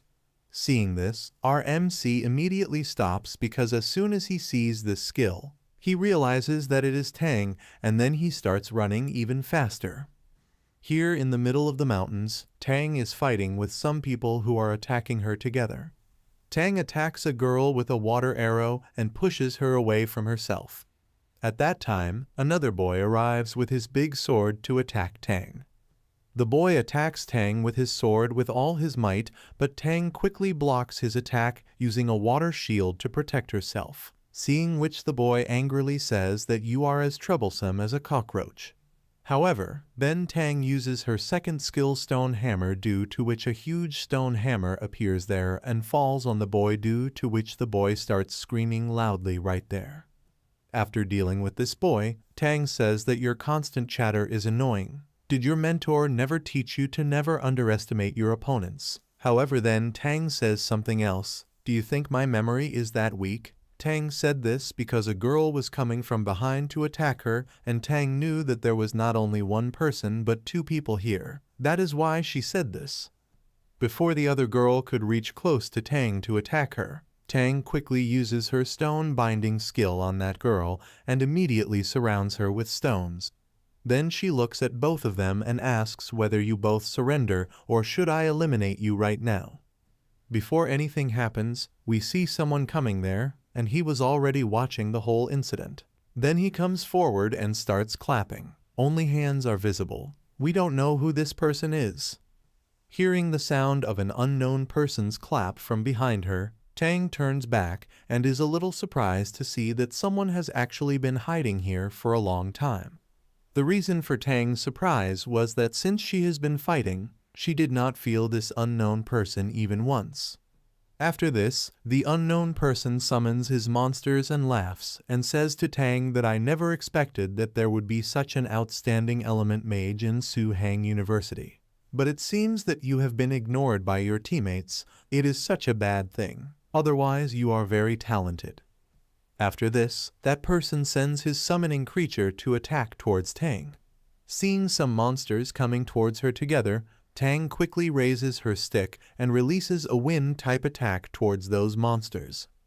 The attacks are released and start hitting the monsters, but the number of monsters was too much, so some of them manage to escape and spread out and start attacking Tang from here and there. Some attack from behind, which Tang tries to dodge, but then some more come and bite Tang's hand, due to which Tang starts crying in pain and tears start flowing from her eyes because of the pain. Those wolf-like monsters had surrounded Tang from all sides. As soon as one of the monsters bites her hand, blood starts flowing from her hand. As soon as the unknown person sees this, he becomes very happy and laughing happily says that yes, this is a very good opportunity, bite his hand properly. At this time Tang's staff had fallen from her hand, due to which her spell casting speed and power will reduce greatly, and Tang has been fighting for a long time, so her strength has also reduced a lot. So now she is not worthy of opposing this unknown person. And at this time Tang is lying on the ground and the monsters are biting both her hands with their jaws. Her condition is very bad, but still lying on the ground she laughs and tells the unknown person that you should also take advantage of the opportunity as soon as possible. Just then we see that Tang has created a magic circle with her hands, and as soon as the unknown person sees this, he gets scared and surprised and asks Tang that how is this possible? How can you do it without your stuff? And just then a huge blast takes place there, due to which the unknown person flies and collides with a rock due to the pressure. Tang has used this skill by taking a risk, and in this Tang has suffered more damage than the person. Both of them fell far away, and then everyone gets the message that Lai Jian of Qingkang University has been badly injured and he is in coma, so now he cannot participate in this competition. Then after this another message comes in which after Lai Jian's elimination, contestant Tang gets 1050 points. However, at this time Tang is lying on a rock. Blood is coming out of her mouth, and now her condition is not such that she can fight anymore. Any unknown person can go and kill her at any time because her entire magical power has been exhausted. Seeing Tang in such a bad condition, the first person who was fighting with Tang and whom Tang had crushed with a stone hammer, throws a dagger towards her to take advantage of Tang's condition and kill her. But then we see that someone comes there and kicks the dagger and throws it back towards the same person. Seeing this, the boy gets very shocked because the dagger is coming towards him at full speed. Then when he looks up to see who it is, he gets more scared because that person was none other than Ju Yi, who came on the spot and sent the dagger coming towards Tang back towards the boy, and as soon as the dagger hits him, there is a loud explosion. Tang, lying behind, was in such a bad condition that she was unable to look up properly, but she tries to look up and finds that Ju is there. Seeing Ju, she tries to stand up but is unable to do so. Instead, she starts writhing and coughing a little due to the pain. After this, our MC quickly goes to Tang and starts healing her with his powers. The person whom our MC had just attacked was Wu Kang of Lechai University, who got very injured due to our MC's attack and was in coma, so he was not fit to participate in this competition further. As soon as he gets eliminated, our MC gets a point of 1,240 on eliminating him.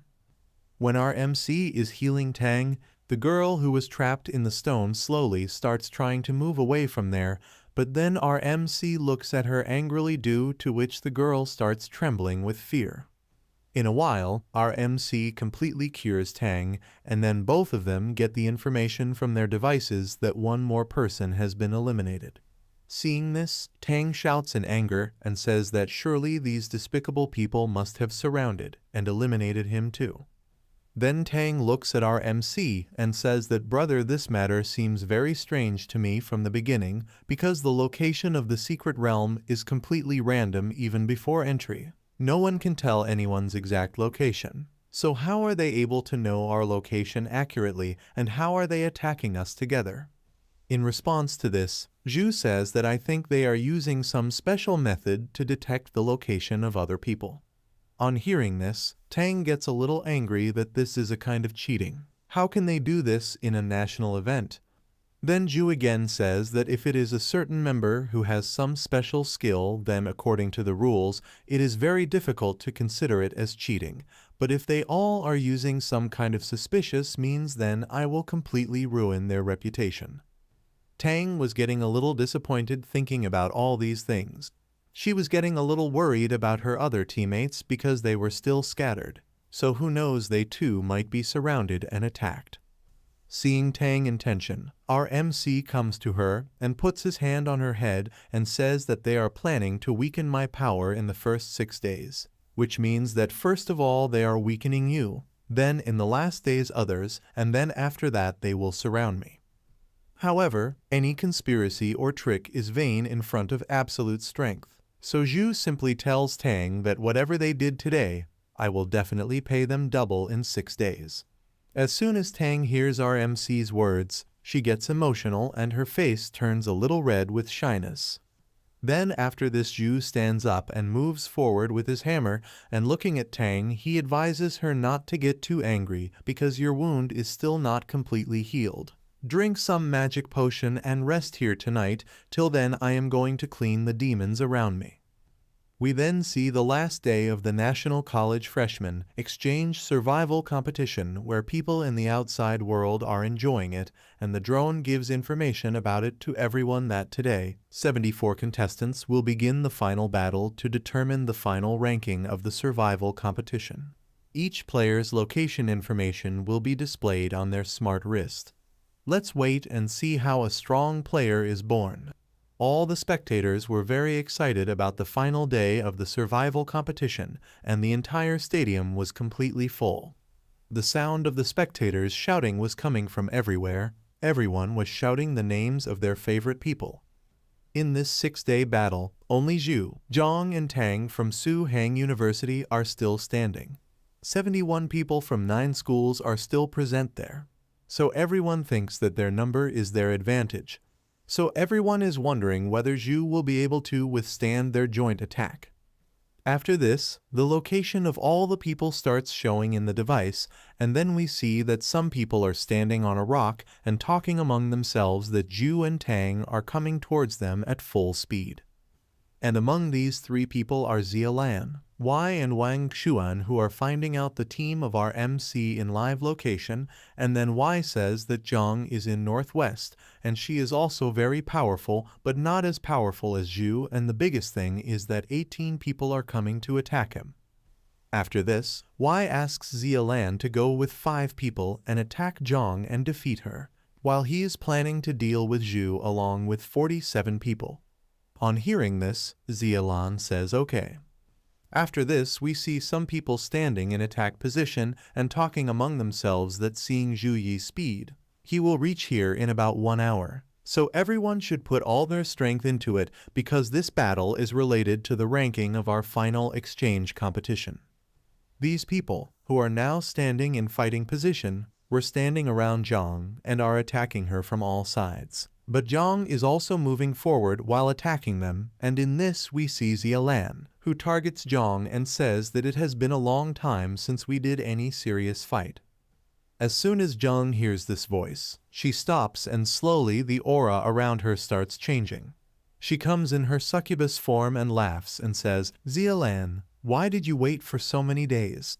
Did you feel that since Brother Zhu has been working so hard for so many days, you think that I have become weak and you can bully me? So today I will give you a long, painful experience." As soon as Zia Lan sees this, she gets very surprised that this is the complete transformation effect of the succubus. She had never thought that Zhang would have such a proficient succubus bloodline. Now she has come to know that no matter how many people are here, they will have to use their full strength to fight Zhang. After this, Zia Lan quickly releases her arrow towards Zhang, and some people also start coming towards Zhang to attack her, and in the meantime, the area is shaken by a threatening purple color light. On one side, there is our MC and his 2 teammates, and on the other side, there are people from other universities whose total number is 71, and all of them together are targeting our MC's team.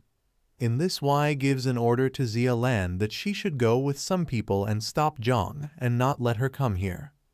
After completing his planning, Y stands with Wang Xuan at a place without any fear, and he knew the exact location of our MC through the location that he is coming exactly here.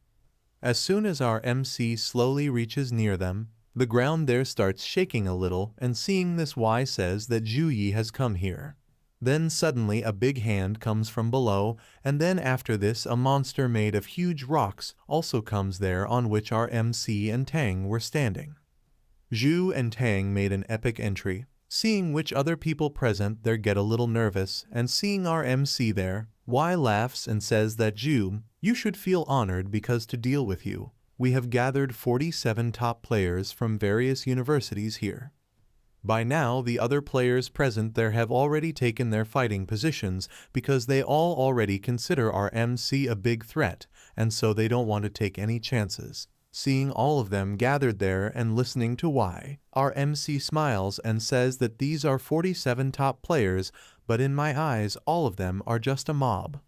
On hearing this, everyone present there becomes very angry that he is very arrogant. Then Zhu looks at everyone and insults them and says, "Am I saying wrong? If I am wrong, then tell me who among you has not been defeated by me till now. You all took advantage of your numbers to eliminate most of the competitors from Su Hang University, and are now working together to tackle me.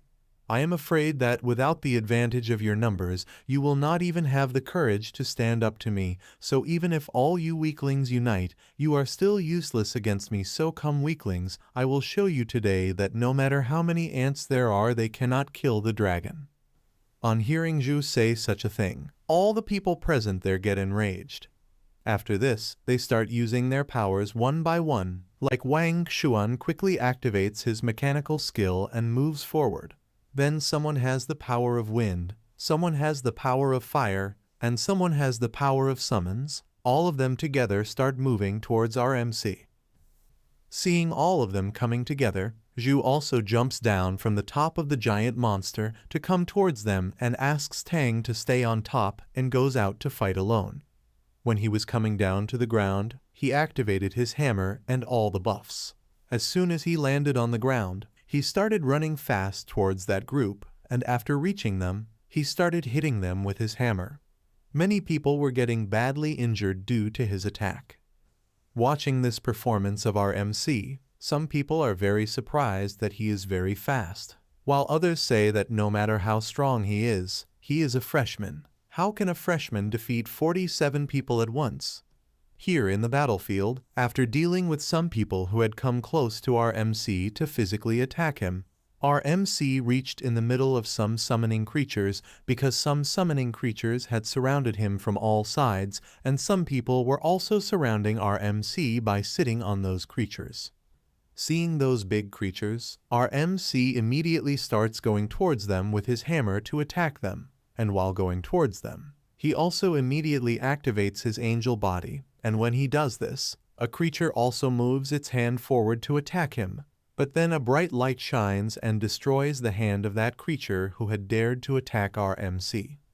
Among these people, there were some mages as well who started using magical skills to stop our MC, like someone opens a defense stance, someone activates the Guardian of Light, someone creates magic defense, and they create a magical circle which is ready to stop the incoming attack of our MC. Seeing their magical defense, Lin attacks their defense with full force, due to which 3-4 layers of defense break, but since the layers of defense were many, he could not shatter them completely. Seeing this, the mages who are girls get very happy that we still have 6 layers of defense left and we can handle it. All of them were hiding inside those defenses right now, and our MC, who is in his angel form, was still away from them, and seeing their happiness, he says smilingly that can you guys resist what is going to come to you now, because this is just the beginning here. There is still a lot to see. After this, he slightly raises his hand, and immediately we see the divine hand coming tearing the sky apart. As soon as everyone sees the skill of our MC, everyone's face turns pale. They had no words to say anything. Sweat was dripping from their faces. Be it Y or Wang Xuan, everyone was scared. The divine hand was slowly coming downwards, and its pressure was so powerful that everyone was able to feel it. At the same time, Wang Xuan asks everyone to move away from the way, and this is what other people wanted to hear. Hearing this and seeing this attack, people start running in fear and say that get out of here as soon as possible or else we will be killed. All the people had moved away from the way, and at this time Wang Xuan was just present in front of the attack. Seeing him in front of the attack, Y asks, what do you want to do? Wang Xuan, sitting inside his robot, says that even though the success rate is 0, but I want to try it. At this time, he just had a danger notification that he should move away from the attack as soon as possible. Wang Xuan now wants to work on a strategy that he reviewed while playing the game. He then uses his skills to continuously create something and says, I have watched the battle between you and me hundreds of times, and have paid attention to the angle, power, and extent of impact of God's hand. The hand of God seems indestructible, but in reality its force points are scattered. If all the machines can be assembled to form a defensive barrier, then the force can be dispersed, and maybe I can withstand this fatal blow of yours too. Wang Xuan had completed the work he had to do, and our MC's attack had also reached close to him, and as soon as he finishes his work, he shouts loudly and says to put in all your strength, and at that very moment our MC's divine hand hits Wang Xuan's robot, which takes it straight towards the ground and falls on the rock and starts taking it straight downwards, breaking the rocks. After dealing with Wang Xuan, our MC looks at the other people and creates some icicles in his hand and tells everyone that the lives of all of you are in my hands, so surrender or die here. Then we see Y who, taking our MC's name, releases a flame whirlwind attack towards him. He put all his strength into this attack, and after doing this attack, he thinks that as soon as Zhu takes this attack, he will not have time to recover. RMC was seeing that attack coming towards him, and from behind some people were coming towards him to attack. They were using their different skills to attack RMC, even though these people could not eliminate RMC. But at least they would be able to seriously injure him. That's what the others were thinking in their minds. Seeing all of them coming, RMC says that it seems I have become very kind to all of you. Then after this he throws those icicles towards the people, due to which they get hit by the attack and start falling down far away. Then after this RMC does a light punishment attack on Y. Meanwhile we see Wang Xuan, who was still inside his robot and was slightly injured by RMC's attack. Seeing RMC's power, he thinks the Jew is more powerful than before. I thought this would be a great fight, but it turned out to be a one-sided devastating victory. After this, he turns on the surrender notification in his device and moves his hand towards the yes button and says, if we had known that this would happen, then there would have been no need to integrate 9 universities. And now after this he will become a national hero. Zhu had almost single-handedly defeated all his opponents, and at this time no one was in a condition to fight. So some of them, like Wang Xuan, decided to surrender, and all the university housemasters were watching this entire incident sitting in the outside world. Seeing such a good performance of his university, Housemaster Wu starts laughing and laughingly tells everyone that all the 9 schools had united together just to defeat us and Dean Cheng. You must have spent a lot of money to deal with our university. Whatever events were happening in the secret realm, everyone was watching them on the screen. Whether it was the moment when our MC was healing Tang or he was fighting with someone else, all the events were being shown on different screens. Hearing this, the Housemaster Cheng pretends to be unaware and asks that I am not able to understand what you want to say. In response to this, Wu says that there is no outsider here, so stop pretending. Why he from Madu, Zia Lan from Qingjing, Lai Jian from Qinkang, Wu Kang from Leki, Luo Sheng from Kaoyang. Only a fool would not be able to understand your plan after seeing all of these together. Wu was a little serious while saying all these things and continued his talk seriously that ordinary universities do not have the courage to do this. Shanghai University is in second place, so there is no need to get into this quagmire. Who else other than Qingjing University, the host of this event, has the ability to bring 9 universities together? Qingjing University had an edge in this game, but they lost so badly that they had to resort to this last resort to save their reputation, and Cheng was thinking all these things while standing in that form peacefully. Then after this we see the scene of the past when all these universities were planning together to defeat our MC's university, where Cheng asks everyone to gather and convinces those who were not agreeing to this plan that if Su Heng University wins all 3 events in this tournament, then how will the other universities show their face to others? And when this meeting was going on, only one person was not agreeing to it, and that was Housemaster Su, who after listening to all the excuses of Cheng said, Dean Cheng, please do not use these words as an excuse. In the previous years, my Madu University has always been in the 3rd position. I am satisfied with getting the 2nd position this year, but I do not have the energy to compete for the 1st position. To convince Su and others, Cheng makes an offer to them. As long as you are willing to join, Qingjing University is willing to provide level resources to each school as a symbol of our sincerity in this cooperation. On hearing this proposal, Housemaster Su asks him for 2 ruins dungeons, due to which Cheng gets a bit annoyed but agrees to the deal. When everyone agrees to this plan, Cheng explains his plan to everyone. Tell your players to try to cooperate as much as possible without eliminating competitors from other schools.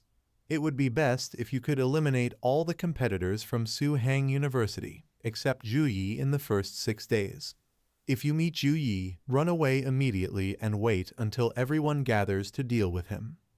After this, the story shifts back to the present, where Wu, seeing everyone completely silent and embarrassed, says that you all are famous people. First of all, then, how did you become so silent after hearing these things? Then he looks at a dean named Fang and calls out his name. Upon hearing which, the dean looks at Wu, and then Wu says to him, "As far as I know Dean Feng, he is a man of high moral character and respectable integrity, and he always behaves like a gentleman. You are not afraid of ruining your reputation by participating in such a disgraceful thing." Hearing this, Feng says, "Housemaster Wu, what are you talking about? Collaboration is a proper strategy in this competition. We have not violated any rules." Wu gets a little angry on hearing this. Then he laughs and says to everyone, "Do you think you can stop Zhu Yi from winning the championship by playing tricks? This is a joke. Zhu Yi's strength is obvious to everyone. You can't deal with him with your little tricks. A true strong person is never afraid of any challenge. Even if we are targeted, Su Heng University can still get the first position." And here inside the secret realm, when Wang Xuan moves his hand forward to surrender, at that very moment he starts receiving messages from danger through the robot. Seeing this, he is unable to understand what is happening. But along with the message from danger, he is also asked to be patient. And in front of his eyes, the other students who were very badly injured were writhing in pain and surrendered. But when they pressed OK on the device to surrender, they could not teleport, so none of them could understand why they were not able to send the message of surrender. Wang Xuan was also unable to understand what was happening because he had also pressed the surrender button, but his message could not be sent forward. But then suddenly a portal opens in that secret realm, which creates a different atmosphere in this entire secret realm, and then suddenly a big eye becomes visible right behind our MC. And here in the outside world, all the house masters get very surprised and scared after seeing that big eye in the secret realm. In this, Housemaster Wu says in fear that how can this eye appear in the secret area, and Housemaster Su standing next to him also shouts and says that quickly forcefully teleport back all the students. As soon as the Alliance Mage also notices this, she quickly stands in front of the gate of the secret realm and uses the skill to teleport all the students. But when she uses the skill, she finds that the space-time of the secret area has become unstable, so she is unable to use the teleportation magic. The house masters of other universities were stunned when they heard this. Someone said that the students in the secret area are the best warriors of our Jiangxia country in the future. If they are killed here, it will be a huge blow to the country. Then another housemaster says that this is a nationwide live broadcast, and if other countries watch it, our country's reputation will surely fall. After this, another housemaster says that we have to rescue those students by any means. Housemaster Wu, standing among them, is also worried, thinking whether Zhu will be able to return safely. On the other hand, the viewers who are watching the events inside this secret realm live are also a little surprised to see the broadcast stopping suddenly and wonder what is happening. Then someone else says that this was a critical moment. How did the broadcast stop? Hearing this, someone else says, "Did you see that strange monster who appeared just behind Zhu Yi?" Then someone else says, "No, I did not see anything." Shen Lingfeng, standing amidst them, gets nervous and starts thinking that he has seen this monster somewhere. And on the other side, inside the secret realm, a monster starts coming out from that big eye.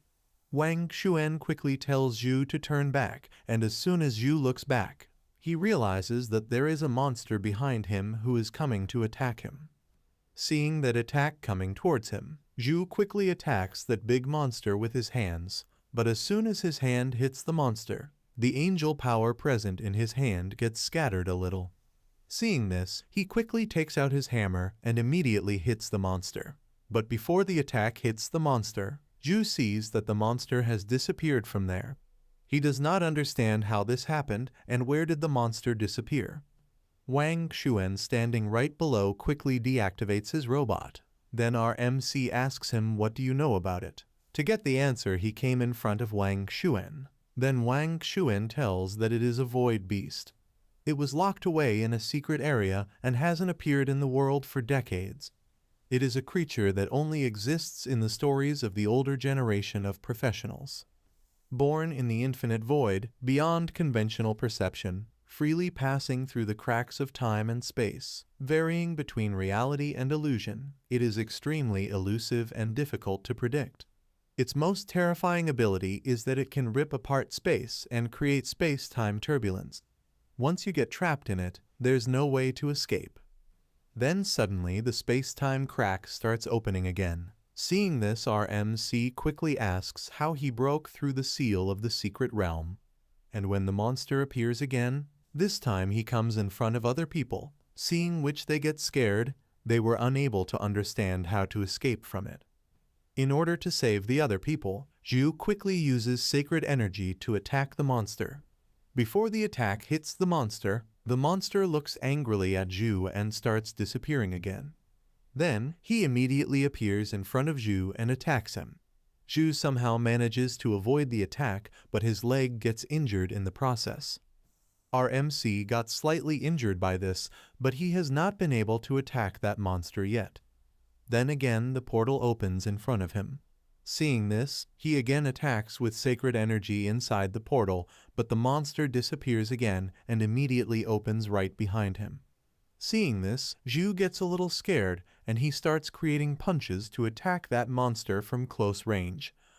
The Void Beast was fully prepared to attack Zhu from behind, and it was so close to Zhu that he could have had trouble dodging the beast's attack. However, as soon as the Void Beast attacks, we see that two energy attacks pass by the side of the Void Beast.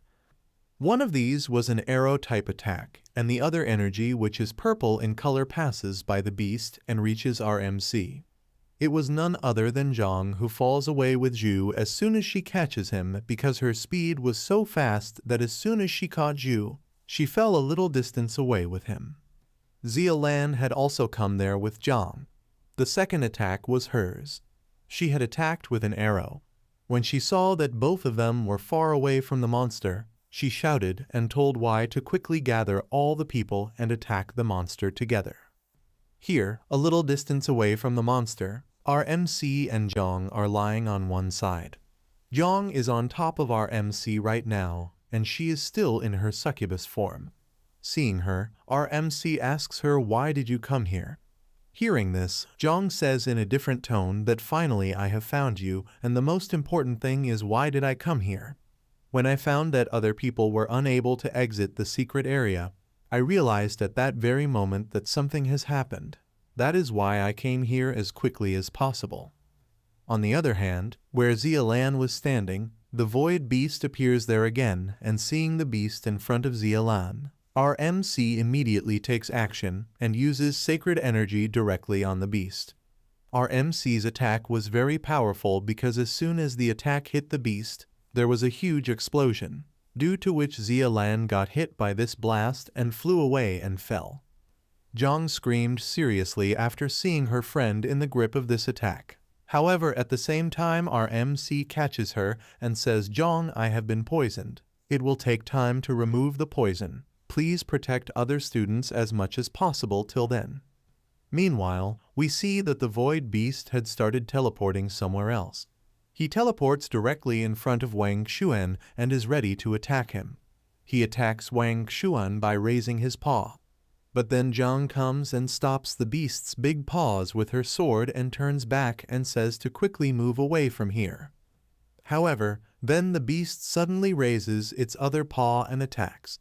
Seeing the paw so close to him, he quickly uses one of his skills to save himself from the beast's claw. By this time, many students were ready to fight the beast. In this we see Y, who was very close to the beast, and on seeing it, he says, "Where did this thing come from? None of our attacks are working." Seeing everyone united there, Beast attacks and says that do not make the mistake of overestimating your abilities. After this, he attacks a bit more, due to which Y's body gets damaged with a lot of scratches. And then Beast says again that you are not at all worthy of fighting with me. Insects want to challenge the god of space-time. Our MC is healing himself a little distance away from this battle, and he also finds the attacks of this beast very strange, seeing which he thinks that the skills of the Void Beast are very strange. As soon as you get close to it, it will immediately open a space-time rift, making it impossible for you to get close. If you attack from long range, he'll run away once he spots you. During this time, the beast was continuously injuring the students. Whenever someone was attacking it, it would suddenly crack into the space and run away through it, and suddenly it would appear anywhere and attack other people. Those who were weak were unable to even detect it, and those who were powerful were also unable to do anything. The beast was continuously damaging people one after the other. A girl was about to attack the beast when suddenly the beast comes close to her and attacks her in a deadly manner. But Zhang pulls him away from the beast with the help of her whip and hands him over to Tang and says, "Tang, you take care of the injured student." Tang takes the girl and keeps her at a place and creates a layer of ice on her wounds through a spell so that her body does not bleed, and the girl mutters in her injured state that none of us will be saved. Hearing this, Tang tells her to calm down. "First, let me seal your wounds." However, the girl still does not keep quiet, and looking at her, it seems that due to fear she has lost her ability to think and understand, and in fear she says that everything is over. "We have no hope. We are all going to die here now. This should not have happened here at all."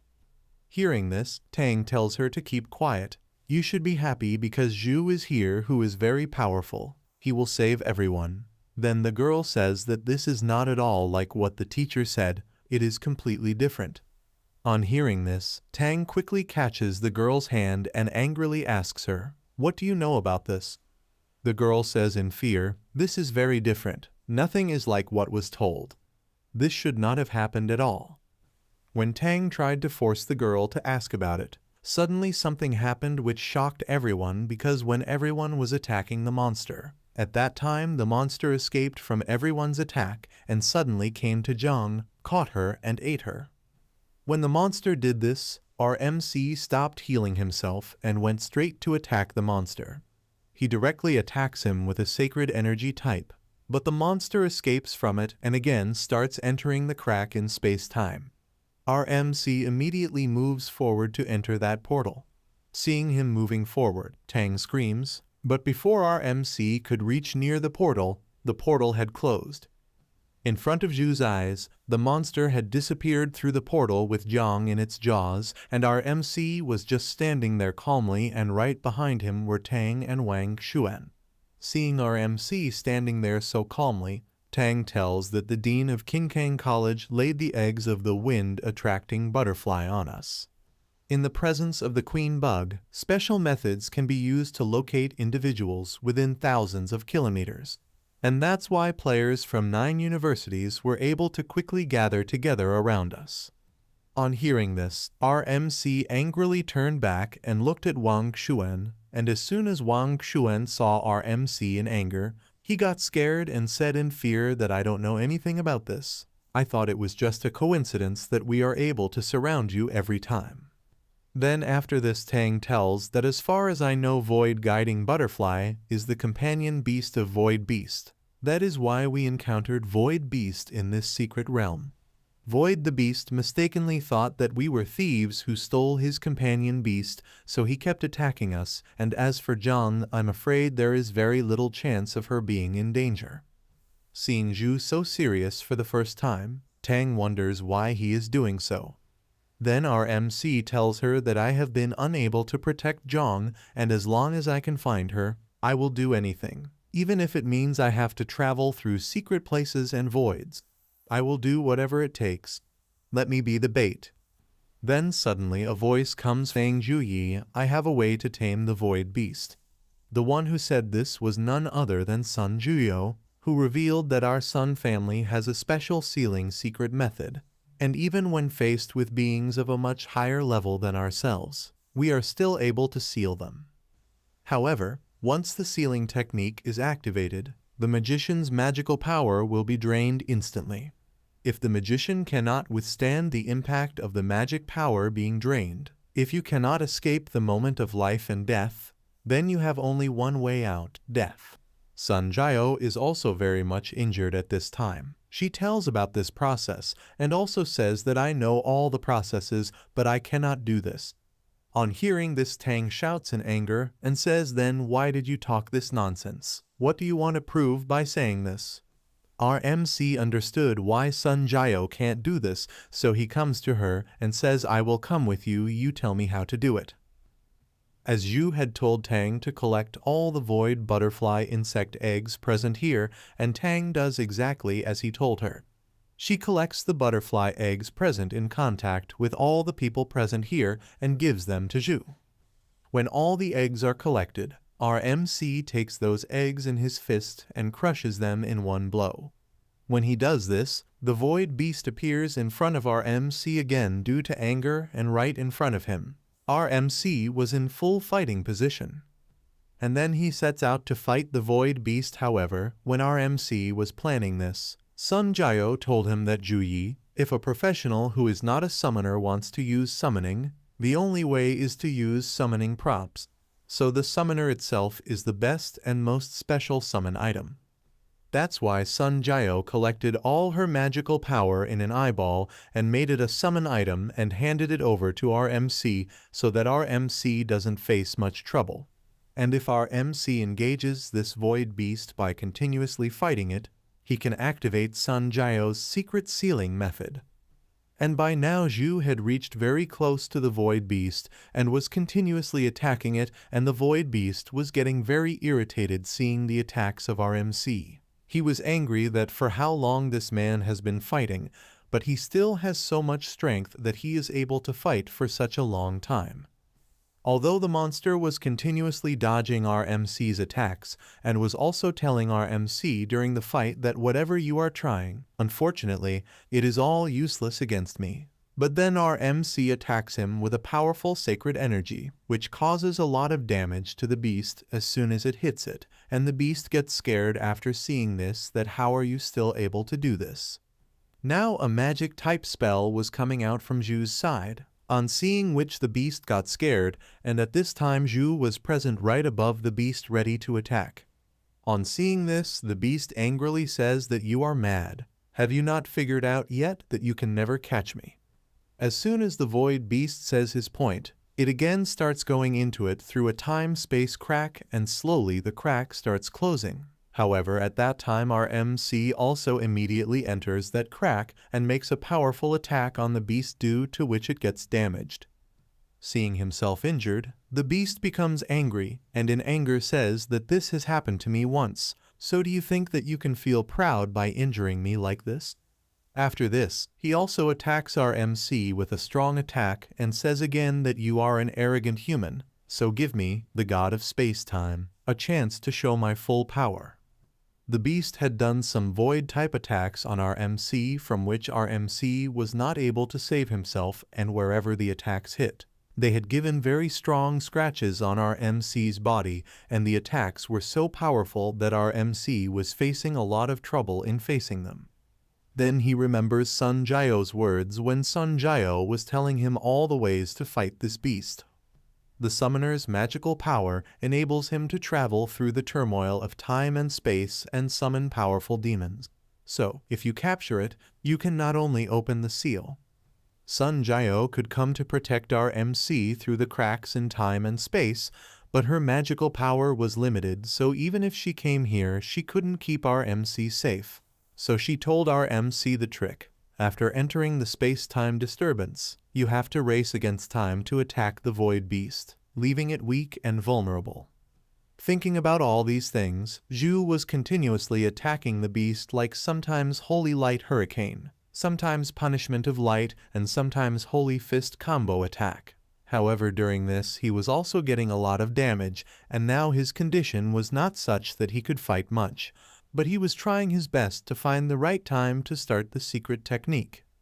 After injuring our MC so much, the beast angrily says that don't be too satisfied because I will kill you right now. Then we see Zhu, who raises his hand and thinks that I cannot hold on any longer because I have become too weak, and immediately he uses divine punishment, due to which a powerful light comes and hits the beast. Soon after, the eyeball that Sun Jiao gave to our MC activates, revealing its magical abilities. As its power surges, it immediately connects with the sealing array, forcefully locking both soul and body within its confines. Anyone caught in the array experiences a drastic slowdown, rendering them unable to move. However, now our MC is not in a fighting condition at all, as he was using two of his divine bodies at the same time, which drained him of most of his magic power, and he was also continuously using his skills, due to which he no longer has the ability to fight. But the array that was activated now will work only with his magical power, so it continuously and forcefully collects magical power from our MC's body and starts capturing the Void Beast. Seeing himself in such a situation, the Void Beast tries hard to escape and our MC is slowly falling into an unconscious state. If he does not regain consciousness, then that secret technique will be of no use. However, then all the old incidents start repeating in his mind, like the one where John told him that I like you, and the headmaster also told our MC that you are the only hope of this school. We have been winning continuously, and this time also we will win because of you. As soon as he remembers all this, his heart starts beating very fast. After this, he sees another vision where we see Zhang who comes in the lap of our MC, and immediately she turns into a succubus and starts kissing our MC, and as soon as this happens, our MC's eyes open automatically, but at this time his eyes are completely red, and as soon as he regains consciousness, he starts giving his magical power to that array. As soon as Zhu's power enters the array becomes stronger and strips mixed with holy energy emerge from within it, which start to continuously grip the Void Beast and after some time tie it down and make it fall at one place. Seeing itself in such a condition, the Void Beast accepts its defeat out of fear. Meanwhile, Zhu gets a notification from the system that you have subdued the Void Beast. Do you want to take it as a summoning beast? But Zhu angrily asks the beast to hand over Zhang to him. When he says this, he angrily slaps the beast's eyes, due to which the beast screams in pain and says, my eye, my eye. I know that you are talking about that girl. She is fine. I will hand her over to you right now." After this, the Void Beast brings Zhang in front of our MC, and our MC immediately takes Zhang back to the secret realm. As soon as other people present there see our MC, they all become happy. Xialan comes running and asks about Zhang's well-being, and Sun Jiao standing next to him asks our MC about the Void Beast, whether he has subdued the Void Beast. After this, we also see some people talking that the transmission has resumed. Should we take any action? And on the other hand, Tang quickly takes Zhang from our MC's hand and asks about the further action. Then after this, our MC raises his hammer in the air, and everyone gets scared seeing this and says in fear, "Zhu Yi, what do you mean by this?" Then someone else says, "What do you want to do now?" Then our MC angrily says, while hitting his hammer on the ground, that the game will continue. As soon as our MC does this, other people present there get very scared that Zhu Yi has gone mad. Then someone else says that he is thinking of beating us all. Then our MC again says in anger that surrender or challenge me. After this, all the people present there start surrendering one by one. Like Wang Xuan is the first one to surrender and says that I am really impressed by you, and even at this moment you are thinking of fighting. We were never enemies. Xialan also says while surrendering that yes, we just wanted to check your power. Then someone else says that our desire to win was also very strong. Then after this continuing, everyone starts surrendering, saying that forget it, we do not want to be beaten by you. As soon as they leave, our MC immediately collapses to the ground because his condition had already deteriorated significantly from his battle with the Void Beast. Even though he still challenged others to fight, the moment they accepted their defeat, he fell straight down due to his injuries. Seeing this, Tang, who is standing in front, screams and rushes toward him, asking, "What happened? Are you badly hurt?" Zhu fell on the ground and slowly started closing his eyes. He was probably going unconscious, and before getting unconscious he started muttering, "I have used up all my energy. If they all take advantage of my situation and enter inside, then I am afraid that I will not be able to resist them." Our MC's team is in the top 3 in terms of scores, and they have successfully secured their place in the survival competition. Then at the same time a notification comes in which our MC is in the first place. Zhang is in the second place and Tang is in the third place. Our MC sees all this before fainting and smilingly says, "I am the captain. I did not let our Suhang University get embarrassed." After this, the story moves forward in time. Now that the competition has ended, all the information about it is being displayed on every screen, and the results are being declared. Suhang University secured the first position in the survival competition with 500,000 points. Qingjing University claimed second place with 200,000 points. Meanwhile, Madu University secured third place with 190,000 points. As all this information was being displayed, the news was actively encouraging people, saying things like, "The National College Freshman Exchange Competition has been held 183 times so far. Throughout these competitions, a vast number of geniuses have emerged from Jiangxia Nation. Many of these geniuses have grown to become the backbone of Jiangxia Nation. And today, you all are the same. You represent the hope of Jiangxia Nation and even of all humankind." In this, we see some people who also participated in that competition and were talking to each other. Like one of them says that I am going to pick up an epic suit tomorrow. It will be very awesome. Then another one says that after 20 days of hard work, I can finally relax. I want to eat a full meal tonight. In this scene, we also see Zhu, who is standing fresh after a bath, attentively reading the notifications in front of him. After completing the tasks assigned to him before the competition, he now has multiple notifications. The first notification reads, "National competition detected as completed. Exchange tasks have been accomplished."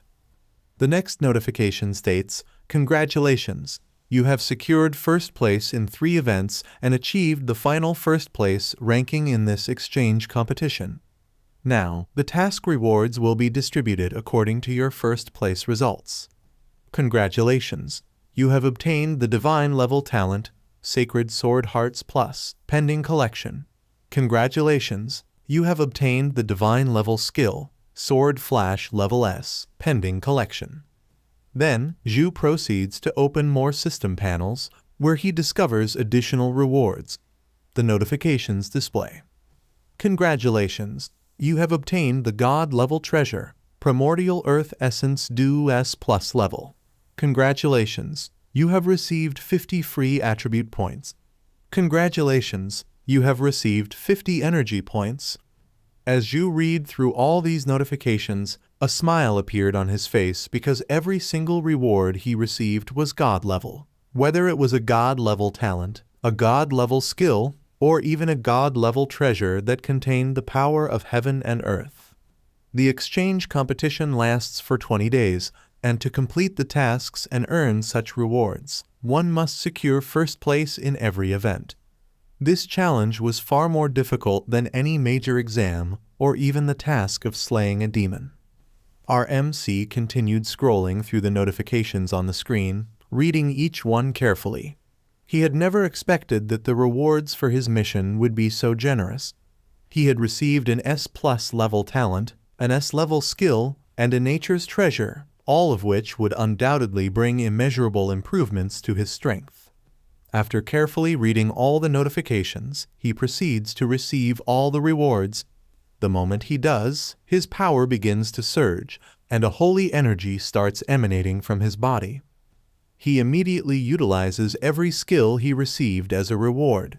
As soon as the holy sword heart fuses with his body, its techniques begin appearing in his mind.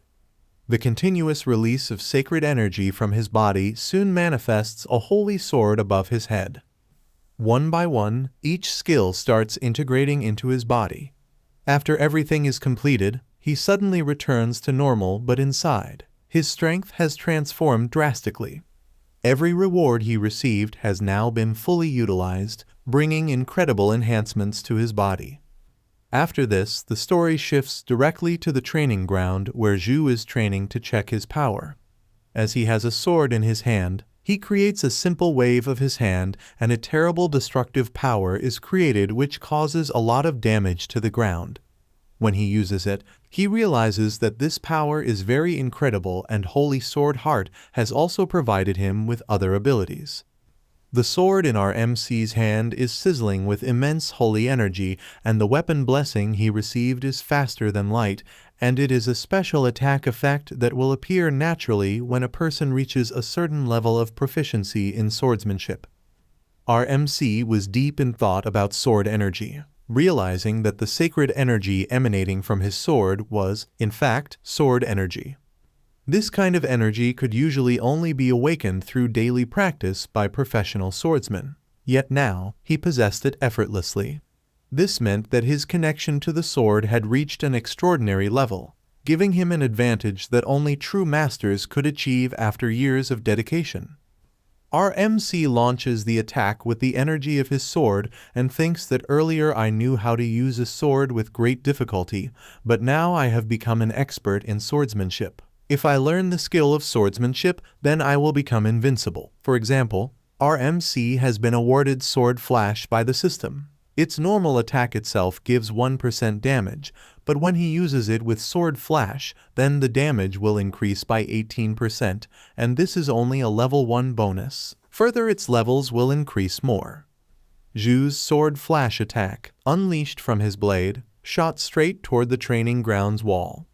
Even though it was just a normal strike, the sheer force of it shattered the ground upon impact.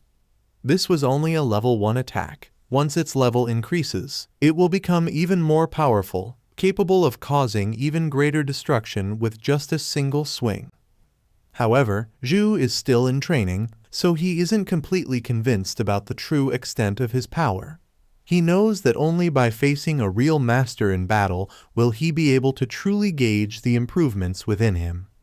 The Holy Sword Heart has undoubtedly brought a massive transformation, but to fully understand its impact, he must test himself in actual combat. Only then will he realize the true depth of his newfound strength. Then after this we see Zhang, who has come here on the call of our MC, and on coming here she tells our MC that you called me here so early just to fight with me in sword fighting.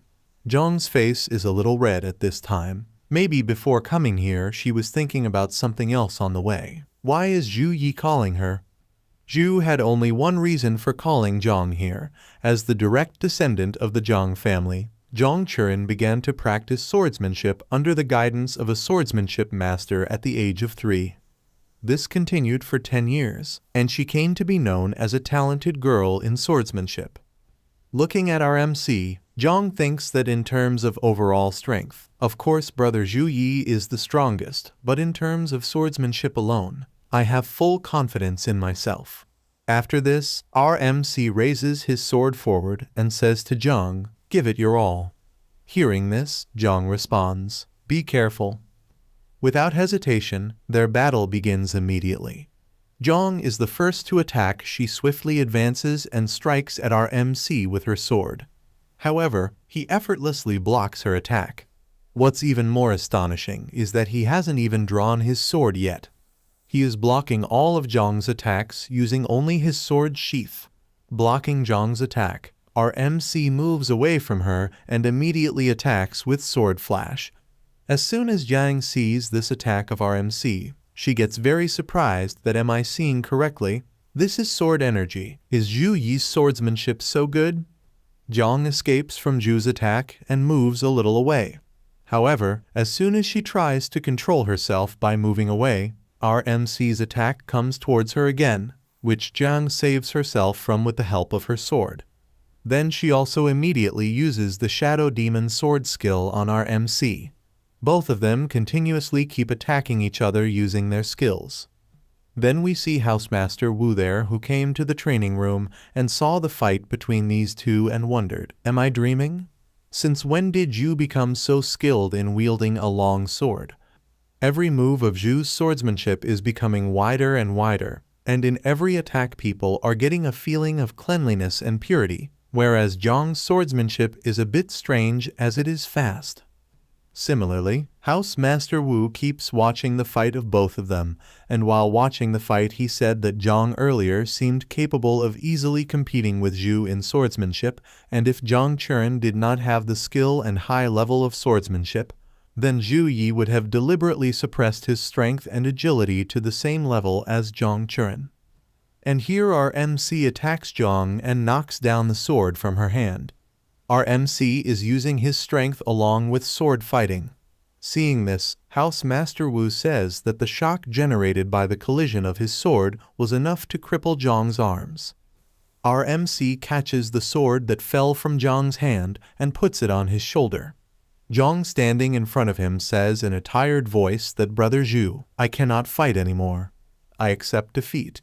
Seeing her like this, our MC asks about her condition, that are you okay? To which Zhang replies that everything is fine, I am just a little tired. Just then Housemaster Wu comes in and interrupts and asks our MC, this is amazing Zhu, you are a sword master, but I have never seen you use swordsmanship in any competition. Both of them greet him on seeing the housemaster there. Then laughing Zhu says, you should always keep some tricks up your sleeve. Zhu begins thinking while saying to himself, the conditions for acquiring new talents are extremely strict. Currently, there is no record of refreshing an abyss-level dungeon, nor is there any job transfer ceremony. Obtaining new talents from anywhere is quite troublesome, so it would be best if I handle this myself. Then our MC asks the housemaster the reason for his visit, to which the housemaster replies that I have come to take you to attend the celebration party organized by the Alliance, and I have to tell you one more thing. He then reveals that Feng is dead. When Xia Yan and the investigators from Professional Alliance go out to find Feng, they find that he had committed suicide in his dormitory. According to Feng, his students' confessions, Feng he argued that the eggs could be traced, making it easier to find people in the secret area, and promised to give us plus resources as benefits. He sneaked into the laundry room and placed insect eggs in the contestants' clothes. The student didn't know anything else. Now the clue is broken. Our MC listened to this seriously when the housemaster put his hand on his shoulder and said, don't worry, the Alliance is investigating all the people Feng he has come into contact with in the past 10 years, and the results will be out in a week. The celebration banquet is about to begin. Let's go first. Also, the most powerful armies of Jiangxia will be present at the celebration banquet, with the aim of inviting you to join their army or alliance. After this, our MC, along with his entire team, arrives at the banquet. Once there, the housemaster tells him that to win you over, they will offer luxurious conditions, beauty, power, and various resources. Once you accept these conditions, you will be bound to that faction. As your guiding mentor, I do not oppose you joining any faction, but you must not make a decision lightly. As our MC and his team moved forward, the crowd began to surround them. However, the people accompanying them, who were providing protection, kept the crowd at a slight distance. Despite this, our MC and his entire team continued moving ahead without any reaction or panic. Even though this was the biggest banquet they had ever attended, there was no sign of hesitation on their faces. Just then, a lady claps and attracts everyone's attention and says, everyone, you are the top students from the 10 best universities in this year's National Freshman Exchange Competition. Reaching this stage is no easy feat, and therefore, each of you will receive a reward from our Xian Professionals Alliance. This lady is Feng Hao from the Xian Professionals Alliance. As soon as that lady says this, immediately some maids start coming from behind her with boxes in their hands, and in those boxes there were some card-type things which the maids give to all the students present there. Then that lady tells that the bank card in your hand contains 20 million Chinese yuan provided by Xian Professional Alliance. This 20 million card was essentially an offer to attract many students into her faction. As soon as people saw the card's limit, they were utterly shocked. The lady then continued speaking. Furthermore, each of you will be granted elite peripheral member status within our Xian Professionals Alliance.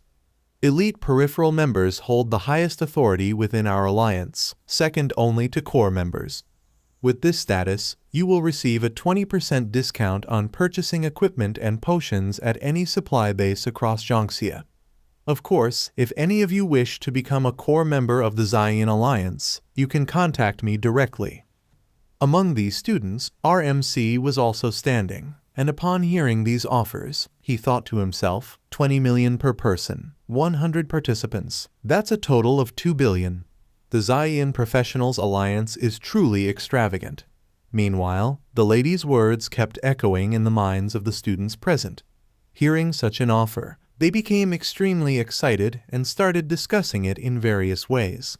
Someone exclaimed, 2 million Jonxia coins? I've never had this much before. To this, another responded, even as a substitute, I can get this. With this money, I can definitely buy a B+ resource. People continued murmuring among themselves, this is an absolute jackpot. Although what this lady has just done is also the most natural way to show off her strength. At the same time, the lady says again that the prizes for the top 3 places in the individual, team, and survival competitions will be distributed tomorrow. The celebration banquet has officially begun. Eat and drink a lot. Eat and drink plenty. Then everyone raises their glasses and shouts, get started. The housemaster standing among these people also holding a glass says congratulations for winning the first place of Su Hang University in this exchange competition. Then, a guy walks up to our MC, smiling, and says, Brother Yi, we were able to secure first place in the exchange competition all because of you. I toast to you. Immediately, the housemaster also laughs and adds, a toast is well deserved. If it weren't for Zhu Yi, our school's final ranking among the 3 top universities might have been at the bottom. Just then, more of his teammates started approaching him. Song walked up and said, Zhu Yi, I toast to you as well. Standing beside her, Zhang also chimed in, Brother Zhu Yi, don't forget about me. Then, Tang hesitantly added, and me too. Everyone wanted to clink their glasses with our MC and drink their wine together. Seeing all of them eagerly holding out their glasses, our MC laughed and said, you guys are trying to get me drunk. Just then Y comes there and calls out our MC's name. Hearing his name from behind, our MC looks to the side and realizes that it is Y. He was unable to understand why Y was calling him. Then, Y respectfully extends his wine glass forward and says, if it were not for you, I would not have been able to survive till the doctor came. You have saved my life. If you need me in the future, I will try my best to help you. And as he says this, he drinks the wine from his glass as a promise. Our MC looked at all those who, just some time ago, were competing against him, but now they were extending their friendship toward him. Standing beside him, Zhang watched this scene with a smile and thought to herself, Brother Zhu has once again gained a special group of admirers. Just then, Wang Xuan suddenly arrives, playfully pushing Y aside and saying, Hey, did you forget about me? I'm here too. He smiles and laughs as he continues speaking.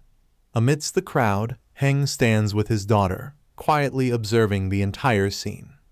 Heng was watching the scene with his daughter, Xiao Bai, when she leaned in and whispered in his ear, Dad, is it just my imagination, or does Zhu Yi's divine aura feel much stronger than before? Hearing this, Heng replied, It's not your imagination. His aura has already surpassed most second transition divine class professionals. As soon as Xiao Bai hears this, she covers her mouth in shock and says, What are you saying? It's only been a few days, and his power has increased again. In response, Heng, with a serious expression, says, Such a noticeable change means his strength has risen once more. His growth speed is truly terrifying.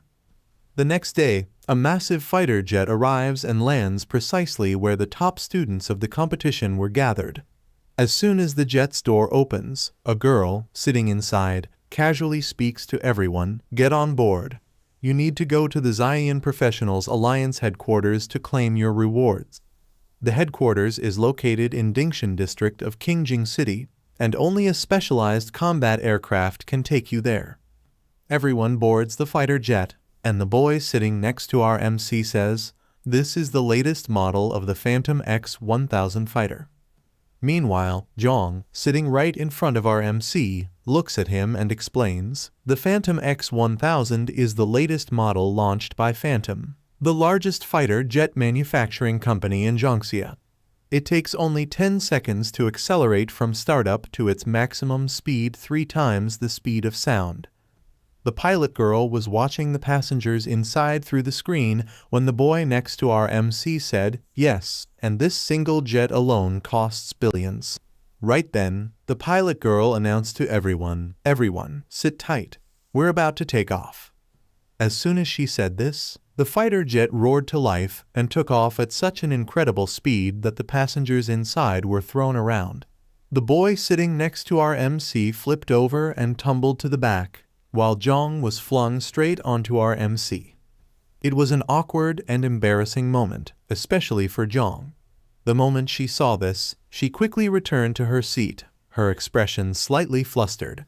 Meanwhile, our MC, also embarrassed, avoided eye contact with Zhang and shyly muttered, "Dingshan District is more than 20 kilometers from Qingjing University. At full speed, we'll reach there in just 20 seconds." After some time, they finally reached their destination. Once everyone disembarked, the pilot girl addressed them. Dingshan District has a total of 40 ground passages and 15 aerial passages.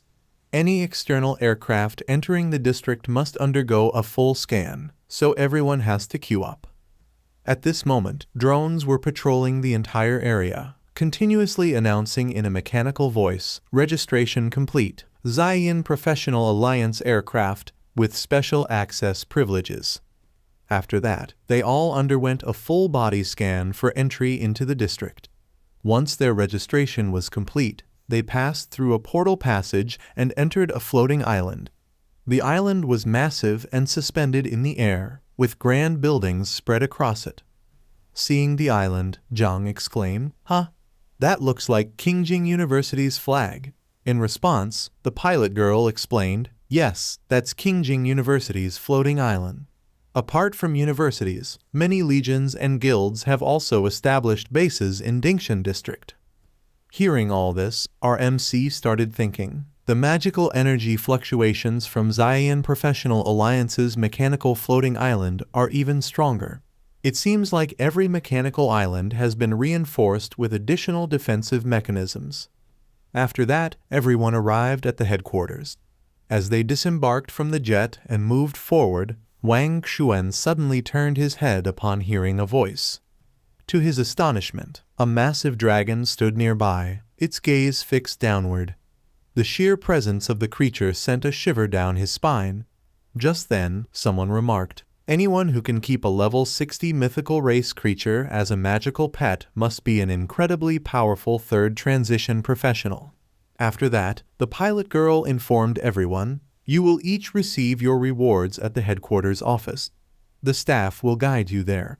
At that moment, a receptionist approached Wang Xuan and gestured for him to follow, saying, "Please come with me." Soon after, another receptionist arrived and invited Zhang to accompany her as well. Now, everyone had left, leaving only Zhu Yi and the pilot girl standing there. The pilot girl then turned to Zhu Yi and said, "Zhu Yi, you won first place in the singles competition, team competition, and survival competition. I will personally escort you to claim your rewards. Please follow me." After that, she began leading our MC with her and said, "You performed the best in the entire competition. The Ziyin Alliance holds you in high regard. Are you interested in becoming a core member of our alliance?"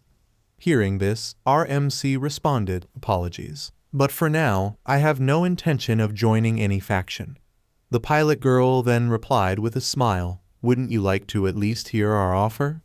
This is something many professionals dream of. Moreover, our alliance has very few restrictions." Hearing her words, our MC pondered to himself, "No matter how few the rules are, there will always be restrictions. Besides, I'm only a freshman. There's no way I can bind myself to a faction this early." Meanwhile, the pilot girl glanced at him sideways and said with a smile, "Geniuses always have their own plans. No rush." While talking, she leads our MC to a grand golden door and explains, "Your rewards are divided into 3 parts. First, for winning the singles competition, you will receive a custom-made legendary grade weapon. Second, for winning the team competition, You will be awarded a full set of custom-made epic-grade equipment. Third, for winning the survival competition, you get to choose any one item from the Zayan Alliance's resource vault. Now, I'm taking you to meet the highest level weapon forging master of the Zayan Alliance, Master Kijun. He will personally craft a legendary grade weapon for you. This room is Master Kijun's forging chamber. After this, the pilot girl opens the door and tells that there will be some heat inside the room, and as soon as both of them reach inside, the girl says that Master Kijun, the single champion, is here, and then we see a big man who was very huge in appearance. He was right in front of our MC and says that your name is Juye, in response to which our MC respectfully bows his head and says, "Yes, Master Kijun, my name is Juye." After this, Kijun looks at our MC for a moment and says, "Very well.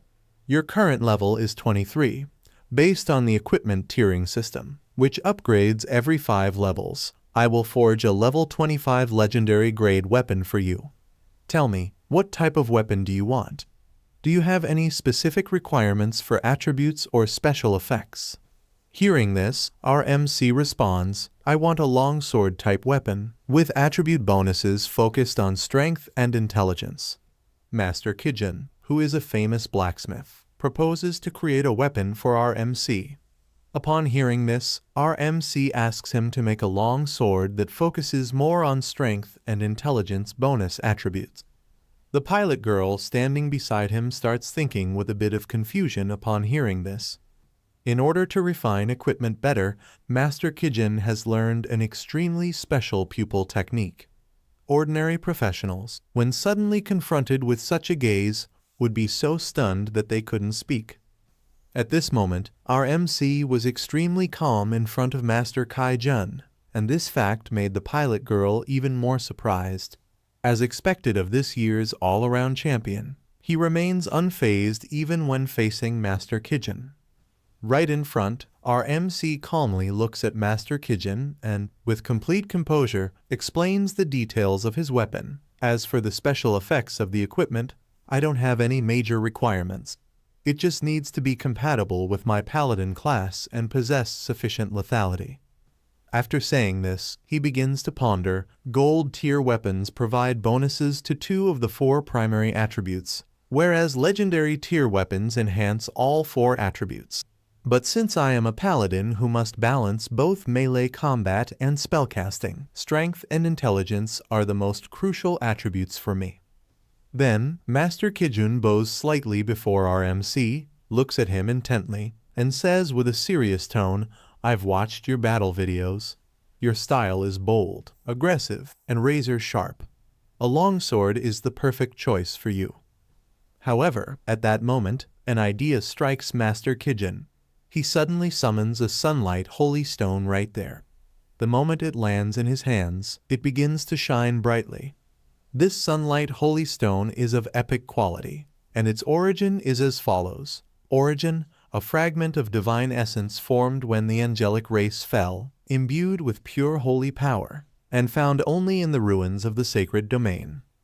Attributes: a rare forging material when crafted into a weapon. It grants the divine purification effect, increasing damage against undead, demons, and other dark entities by 50%. As soon as Master Kijun holds the stone in his hands, the pilot girl quickly rushes toward him in surprise and starts speaking in shock. That's a legendary forging material only found as a rare drop in the Sacred Domain Ruins dungeon, with an annual production of no more than 10 pieces. As soon as she says this, she also shouts out the name of the stone, and at the same moment, the exact same words come out of our MC's mouth. "Sunlight Holy Stone, what is this?" At this moment, both the pilot girl and our MC were in shock. They didn't know much about this stone. However, the pilot girl had at least heard of it before that such a stone existed. But for our MC, it was completely unknown.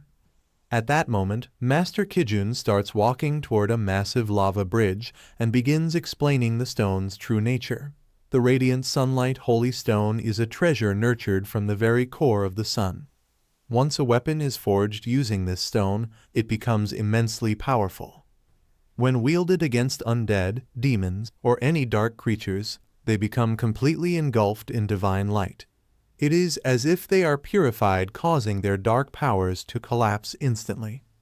Now that Master Kijin knows exactly what kind of weapon is needed for our MC and what materials should be used, he begins the forging process. He first moves his hand forward at an incredible speed, the same hand holding the holy stone. As Master Kijin does this, a radiant aura starts emanating from his hands. At that very moment, something begins to emerge from within the lava.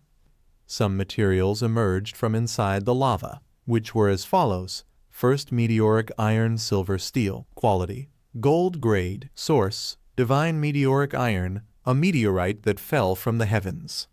Second, abyssal obsidian, quality, legendary grade, source, a black ore born from the rifts of the abyss. Third, dragon soul crystal core, quality, gold grade, source, the crystallized soul of an ancient giant dragon, obtained by defeating the dragon clan's guardian. Fourth, star fragment, quality, epic grade, source, the core of a fallen star. Fifth tier of the Holy Spirit, quality, legendary grade, source, tears shed by an angel upon its fall, obtained through a purification ritual. All these materials emerge from the lava and become suspended in the air. Immediately after, Master Kijin uses lava smelting on all of them at once. As soon as he applies his skill to these items, the 1000-degree flame starts roasting them, and within moments it transforms into a red flame, which then begins smelting all the items. All the items begin to melt, and the spirits present within them start writhing in agony. This is because these stones contained the spirits of monsters when they were alive. As soon as the stones begin to melt, the spirits cry out in pain and struggle. At that moment, the divine tempered sledgehammer is used, which is directly connected to God. Then, continuous heavy hammer blows are applied to shatter the impurities within them. Suddenly, a sound resembling a plastic blade cutting through the air emerges, working like thunder. Witnessing this entire scene, our MC and the pilot girl watch in shock and amazement. And as soon as all the items melt, they directly fall into the forging item. Immediately after that, Master Kijin starts striking them with a hammer. He continues to strike these items continuously until they take the shape of a steel weapon. To create this weapon, Master Kijin persistently uses his skills, and at the same time, he continuously chants spiritual words. Finally, when the last and final blow of the hammer is struck, he puts all his strength into it and shouts, "This is finally going to end."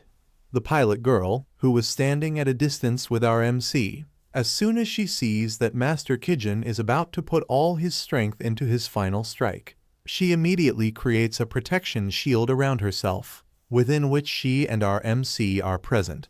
She had created the protection to save our MC, and as soon as Master Kijin's hammer strikes the steel for the final time, it finally takes the form of a long sword. The weapon that Master Kijin created for our MC is the Shining Holy Sword, a blade of legendary quality. This powerful sword enhances strength by 68, increases constitution by 71, and boosts agility by 65. It also adds 74 points to intelligence, making it an extraordinary weapon. To wield it, one must be at least level 25, but there are no race restrictions. However, only warriors, knights, swordsmen, or those belonging to the sword soul occupation can use it.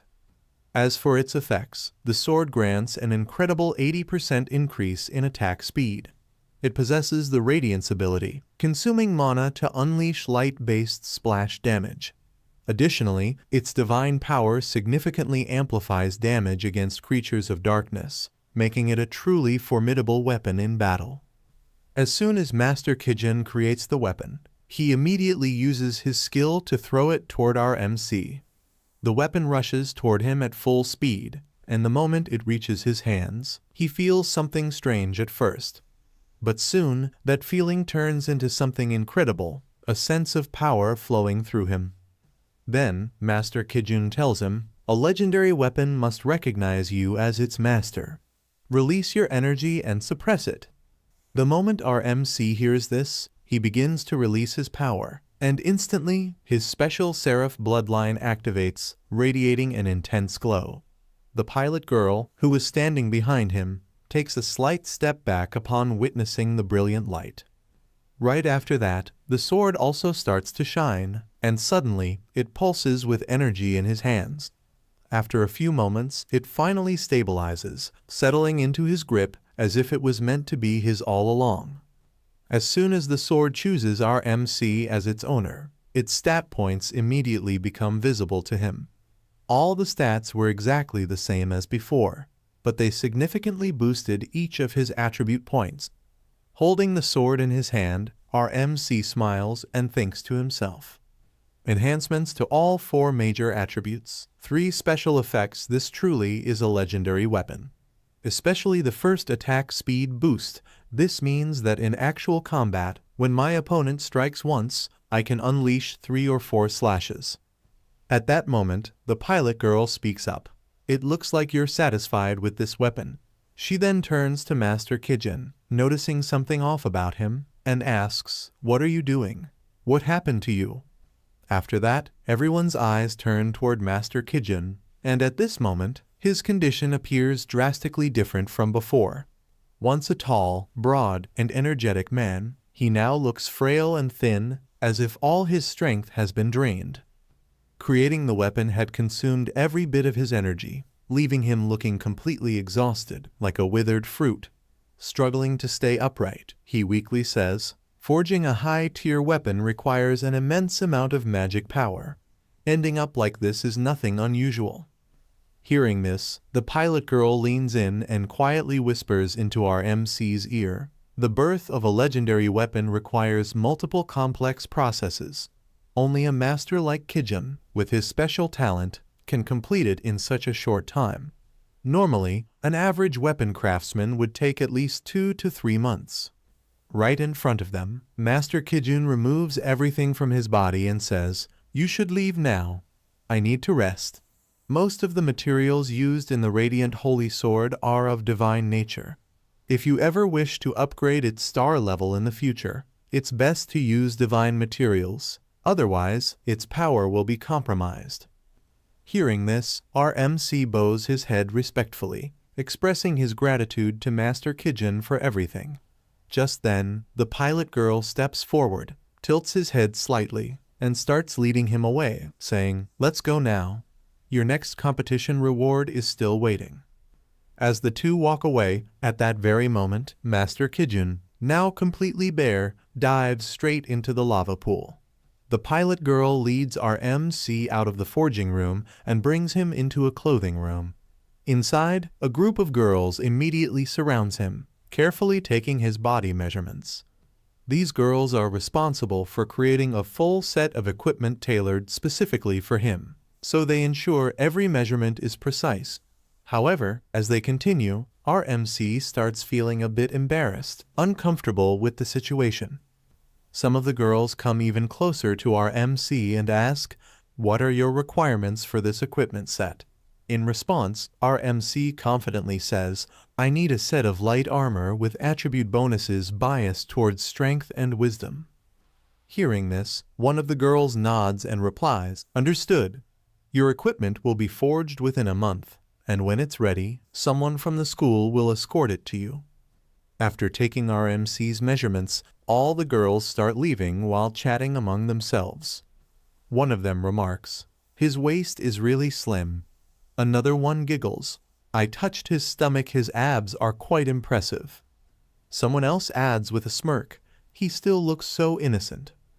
Watching from a distance, the pilot girl smiles at their conversation and casually comments, "Young college students these days sure know how to have fun."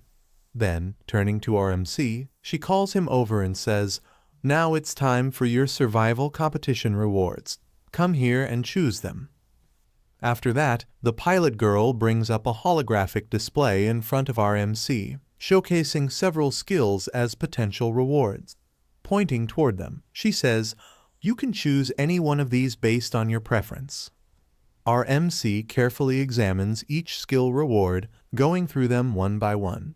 Among them was Blood Shadow Escape, an S-rank ability that, upon activation, would allow the user to split into 1,000 shadows, making it incredibly difficult for an enemy to track them.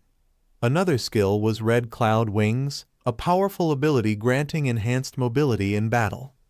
As he continued browsing, Mora's level life-saving skills appeared before him, each designed to give professionals a crucial advantage in life or death situations.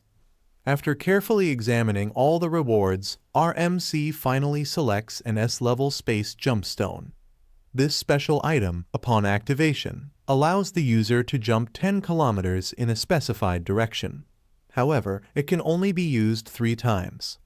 As soon as he makes his choice, the pilot girl looks at him and remarks, "Space jump, indeed, a very useful escape tool. But why not choose a resurrection-type item instead?" Hearing this, our MC smiles and confidently replies, "No, this is exactly what I want." While saying this, he thinks to himself, resurrection-type items are indeed rarer, but I already have the rebirth cross that the system granted me. Besides, I have other plans for the space jumpstone. Since Zhu has already chosen his reward, the pilot girl doesn't say much and simply hands over the space jumpstone to him, saying, "From now on, this belongs to you." The moment our MC takes the space stone in his hand, he suddenly feels an ominous presence inside it. Out of nowhere, a monster trapped within the stone begins to overwhelm his senses, its voice echoing in his mind, free me, let me out." Feeling this terrifying presence, our MC's heart pounds and a deep sense of fear grips him, making him momentarily freeze in place. Seeing the MC's reaction, the pilot girl frowns and asks, "What's wrong? Is something off? Why does your face suddenly look so ugly?" In response, our MC laughs it off, saying, "Everything's fine. I think you might be the one who needs a break."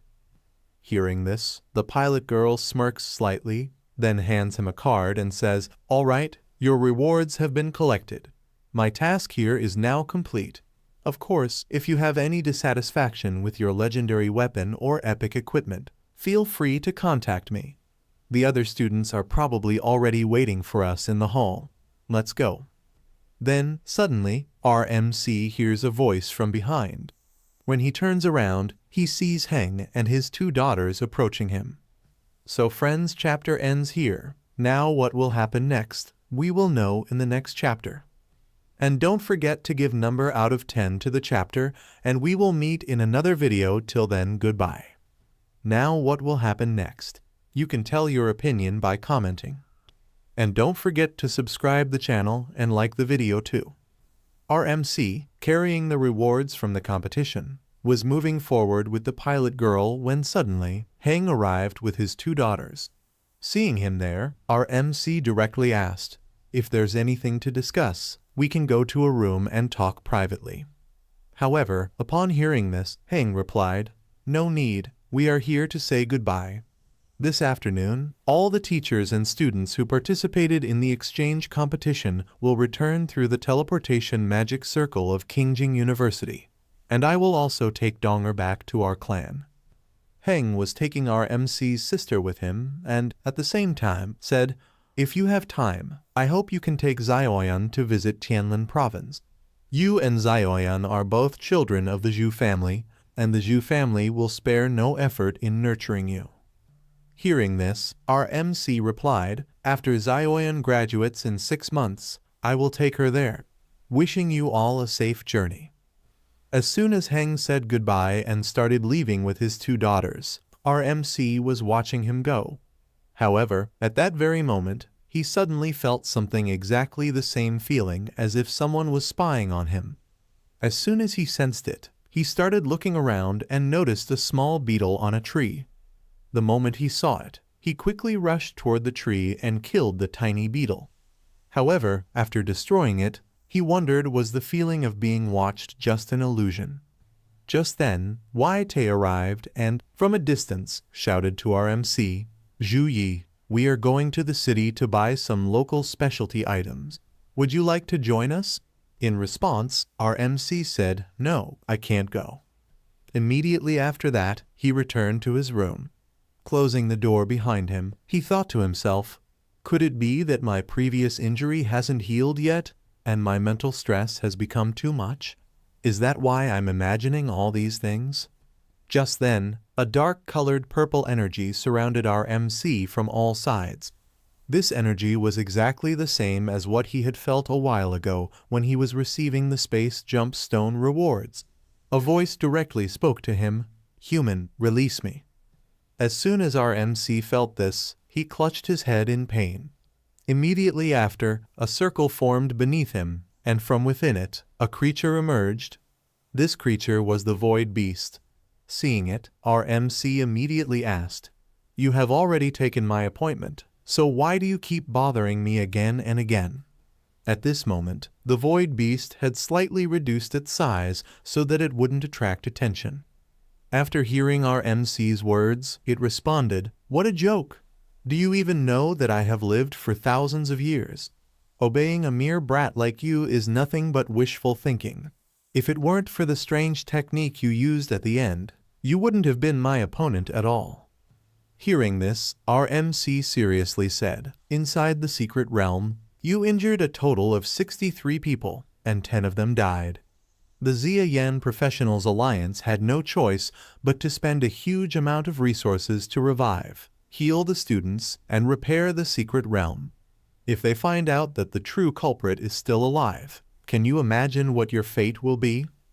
In response, the Void Beast rudely retorted, threatening me, "Is that all you're capable of?"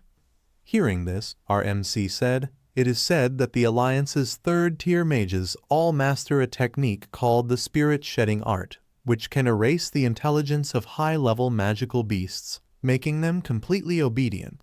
Since you seem fearless in the face of death, I assume you wouldn't mind becoming a mindless puppet.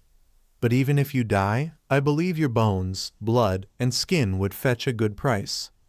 As soon as the Void Beast heard this, it clenched its teeth in anger and asked, "What do you mean by that?"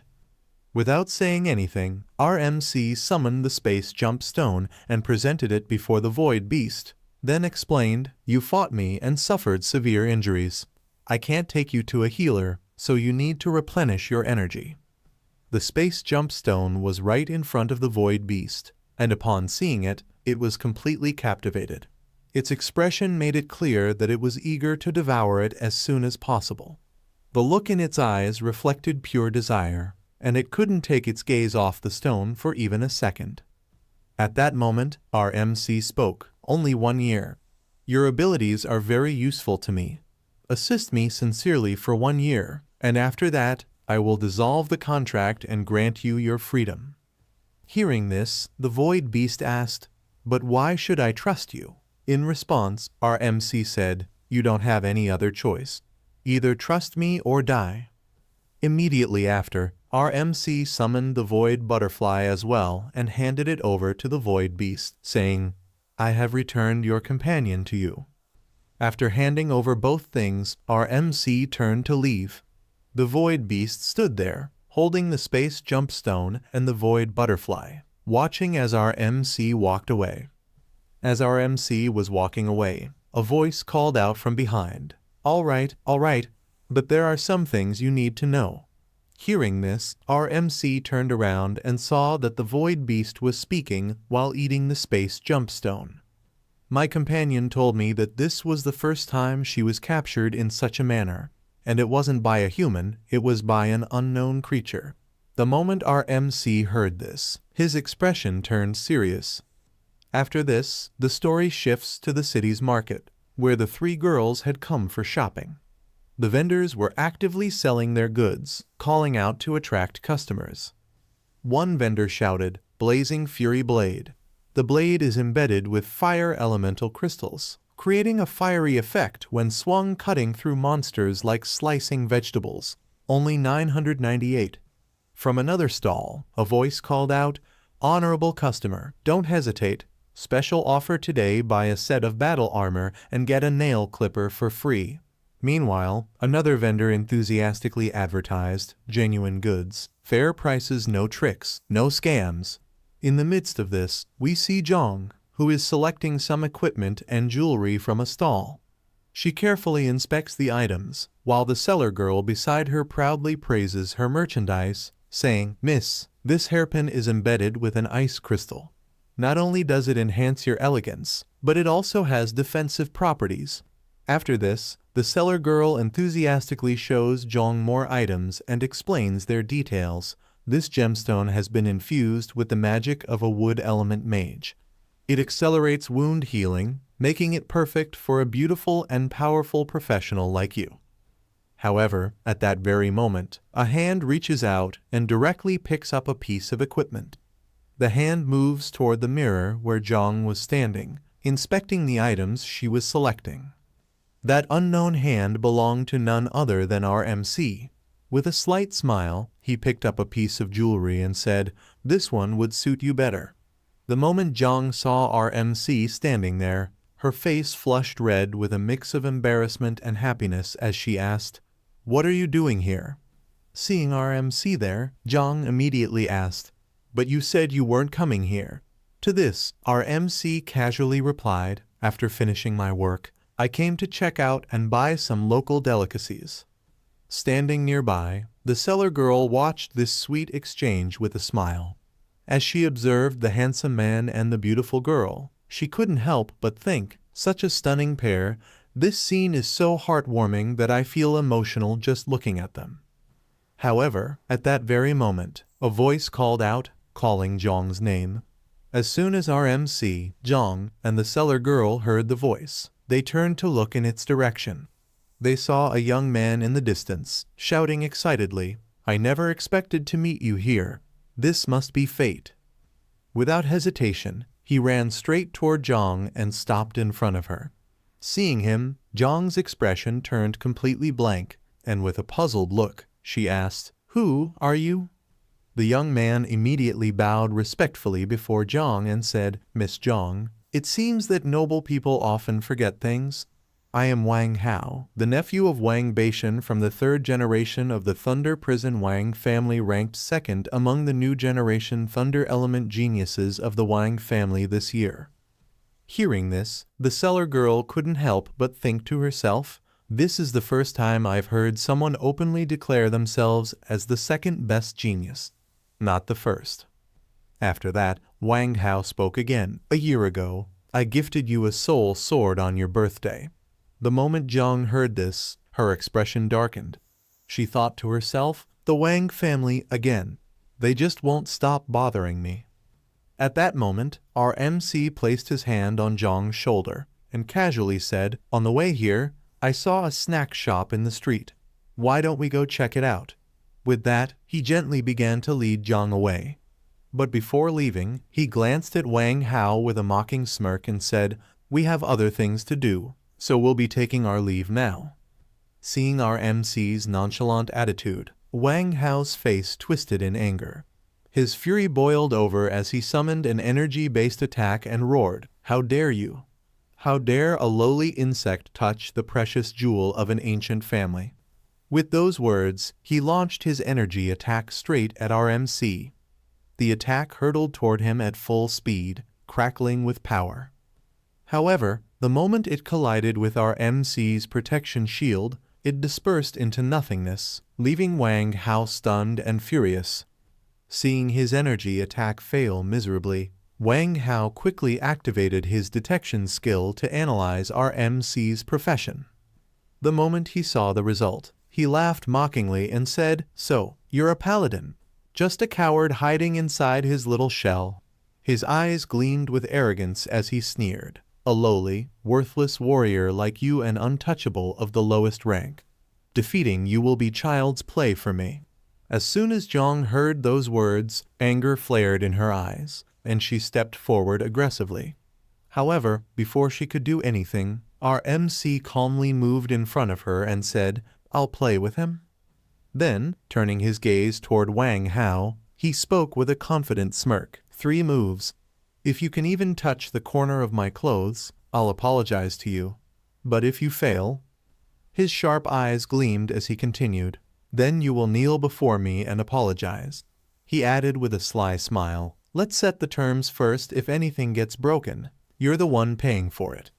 Hearing this bold challenge, the surrounding crowd quickly gathered. Excitement buzzed through the onlookers as whispers spread. One person exclaimed, "This is going to be a good show." Another shook his head with amusement. "Young people sure are hot-headed. Imagine starting a fight while shopping." Seeing our MC's audacity, Wang Hao's face twisted with rage. His eyes burned with fury as he roared, "How dare you challenge me? You're digging your own grave." Without wasting another second, he summoned a thunderstorm strike. Electric sparks crackled in the air, and a violent storm of lightning formed around him. With a furious swing of his arm, he unleashed the deadly attack straight toward our MC. However, before the attack could even reach him, our MC calmly raised his hand. A golden protection shield shimmered into existence, blocking the thunderstorm strike effortlessly. The mighty attack clashed against the shield, but instead of breaking through, it fizzled out into nothingness, completely neutralized. The crowd gasped in shock. Some even rubbed their eyes in disbelief. Someone murmured, "He's overestimating his own abilities. He can't even break the other person's defense." Wang Hao, too, was stunned by what he had just witnessed. However, he quickly masked his shock, forcing a confident smirk as he scoffed, "Your turtle shell is quite tough. I bet you've dumped all your attribute points into defense." But deep down, anger boiled inside him. Damn it, I didn't expect this guy's defense to be so troublesome. Clenching his fists, he refused to back down. With a sudden burst of energy, he gathered even more power and smirked menacingly. "That was just an appetizer. Now, taste my true killer move, Blitz Panther Shadow." His eyes burned with rage as he glared at our MC. "You lowly commoner, I'll make you understand the consequences of offending Wang Hao." As soon as Wang Hao created his attack, he launched his Thunder Leopard Shadow straight at our MC at full speed. However, the moment our MC saw this attack, he raised his hand and used his Holy Light power to pick up some equipment from a nearby stall and launched it toward Wang Hao's attack. Surprisingly, our MC's simple attack alone completely destroyed Wang Hao's shadow attack and passed right by him. Seeing this, Wang Hao was completely terrified and started thinking in fear, "How is this possible? Who exactly is this guy?" On the other hand, right in front of Wang Hao, our MC stretched his arms, letting out a lazy yawn before saying, "You still have one more trick left, right? Hurry up and use it."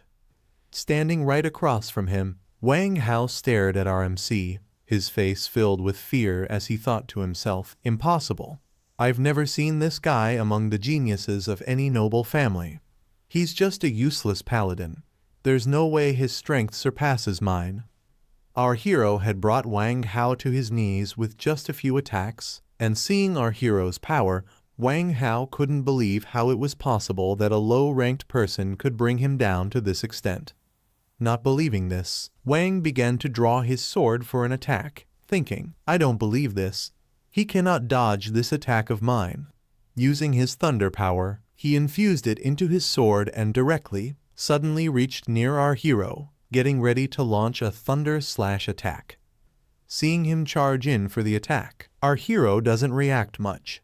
He simply raises a finger and launches a Holy Cross attack. A beam of energy descends directly from the sky, striking Wang with immense force. With just this single attack, Wang Hao is left lying on the ground. Our hero looks down at him with disdain and remarks, "So this so-called lightning element genius turned out to be weak after all." The spectators watching the fight from all around are completely shocked. Meanwhile, as soon as Wang regains consciousness, he once again drops to his knees. Wang Hao remained on his knees, glaring at our hero in anger. Meanwhile, some vendors in the crowd started to feel that his face looked familiar. They strained their minds, trying to recall where they had seen him before. "This person looks really familiar, and he possesses the abilities of a Saint Knight." Just then, someone in the crowd exclaimed, "This is Zhu Yi. He's this year's exchange competition champion." Hearing this, the vendor who had been selling goods to Zhang earlier nodded knowingly and said, "No wonder he has such immense power. And the girl next to him, that's his girlfriend. Zhang Chu ran. Wang Hao also hears the conversations of the vendors and the crowd. The realization that he was brutally defeated by a mere freshman fills him with even more rage. Meanwhile, right in front of him, our hero walks through the corridor alongside Zhang, completely unfazed. Still on his knees, Wang Hao glares at them with burning hatred and snarls, "Zhu Yi, I'm letting you go for now, but when my brother returns, you will regret this." Then, his eyes shift to Zhang, and he spits out venomously, "And you, Zhang, you're nothing but a bitch. How dare you betray the Wang family? My brother will never forgive you." After this, we see our hero's entire team moving through the crowd, heading somewhere. Leading them is Housemaster Wu, walking ahead while the team follows closely behind. As soon as the crowd notices our hero's team, murmurs spread among them. "This is the Su Hang team," someone exclaims. Another person, mesmerized by our hero's appearance, sighs. "He's even more handsome than we saw on TV." Meanwhile, another admirer in the crowd adds, "And Zhang is incredibly beautiful too." As soon as they enter, Housemaster Wu meets Housemaster Cheng and, with a cheerful smile, says, "I sincerely thank your King Jing University for its hospitality." Hearing this, Housemaster Cheng becomes irritated and, with a hint of frustration, replies, "This time, your university stole all the cheers. We were nothing more than stepping stones for your victory." Housemaster Wu chuckles at his words and responds, "Your words sound too harsh, my friend. Friendship comes before results." Still frustrated, Housemaster Cheng huffs and says, "Fine, fine. But this time, we ended up in last place." At that moment, people from other universities had also gathered there. Suddenly, someone shouted, "Everyone, get ready," and a magical circle appeared. This magical circle was a teleportation formation, which the mages quickly activated. Gradually, people began to teleport from the area. Among them, we see Xiao Lan bidding farewell to Zhang, and Zhang, in turn, saying goodbye to Xiao Lan. People around them were exchanging different words. Some were saying, "Next time, I'll beat you," while others were teasing, "Your wish will never come true." Despite all the chatter, everyone was saying their farewells to one another, and within a few seconds, everyone had teleported out of the area. Our hero's entire team teleports directly to their university, where both housemaster and headmaster were already waiting for them. As soon as the team arrives, they are warmly welcomed as the championship-winning hero team. Upon seeing Headmaster and Housemaster Zhu and Housemaster Song, everyone is shocked. At that moment, Housemaster Zhu was holding a newspaper, and as soon as he sees the team, he chuckles and says, "Su Hang University has stolen all the cheers this time, and our championship victory is all over the news." Housemaster Song also laughs and adds, "You all performed excellently." After that, the headmaster begins to speak to everyone. The exchange match is more than just a competition. It's a battlefield where schools test their students and teaching abilities. And like any war, merits and rewards naturally follow. Then, he turns to the substitute team and continues, "Tan Wai, Zhang Zi, Zhu Qiang, Huang Bin, and Zhao Qingzhu, you may have been stand-ins, but you shined in both the individual and survival matches. Each of you will be rewarded with 5,000 points." As soon as they hear about the 5,000 points, everyone is extremely surprised. After a moment, smiles start to appear on their faces. They quickly realize just how valuable 5,000 points are. For comparison, clearing an abyss-level goblin dungeon requires 500 points, and with the 5,000 points they've just received, they could clear that dungeon 10 times. For regular students, saving up 5,000 points would take an entire year of completing missions. But they had just received the points instantly. This realization brings a wave of smiles to their faces. Hen, the headmaster, turns to the main team and announces, "Zhang Chu Ran, Song Zia Lan, Wai Tai Zin, and Tang Ling Yi, you all performed exceptionally well in the competition. You will each receive 20,000 points." As soon as they hear this, they thank the headmaster for the reward. Then, the headmaster speaks about our hero. "As the captain of your team, you led everyone towards victory. As a Saint Knight, you defeated Mechanist Wang Xuan and Warrior Y in the individual matches, securing first place. Against the combined attacks of 9 schools, you turned the tide, saved your fellow students, and won first place in the survival match. You are the biggest reason for our victory. Therefore, you will receive 100,000 points. As soon as our hero hears about the 100,000 points, he is extremely surprised. People standing around him start talking in astonishment. One of them says, 100,000 points, that's equal to 3 billion in regular currency. In response, another person says, who taught you to think like that?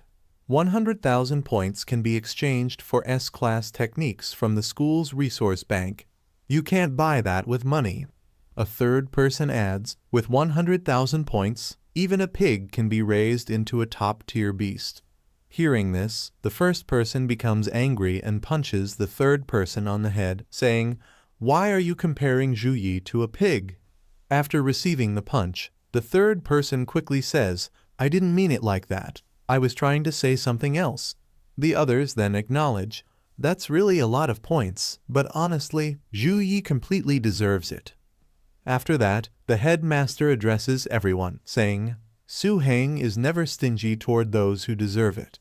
You all should take some time to rest. Hearing this, everyone responds with a yes and starts to leave.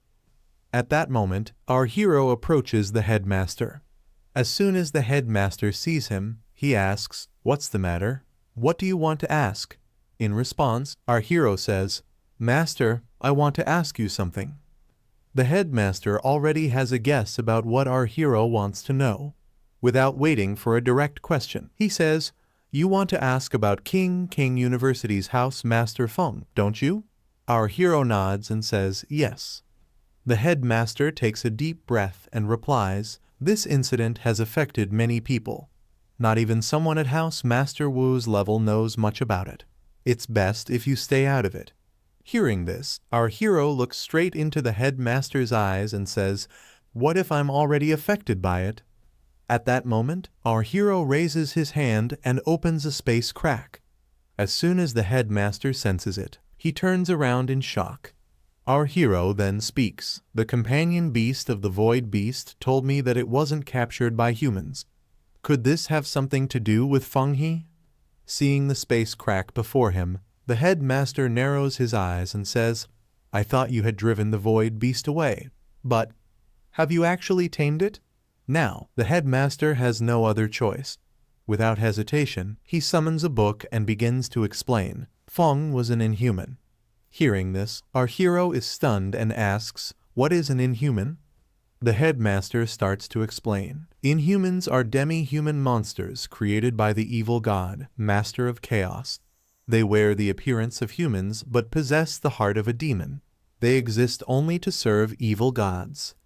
We have evidence that Feng He orchestrated the void beast's attack as proof of his loyalty to the evil god.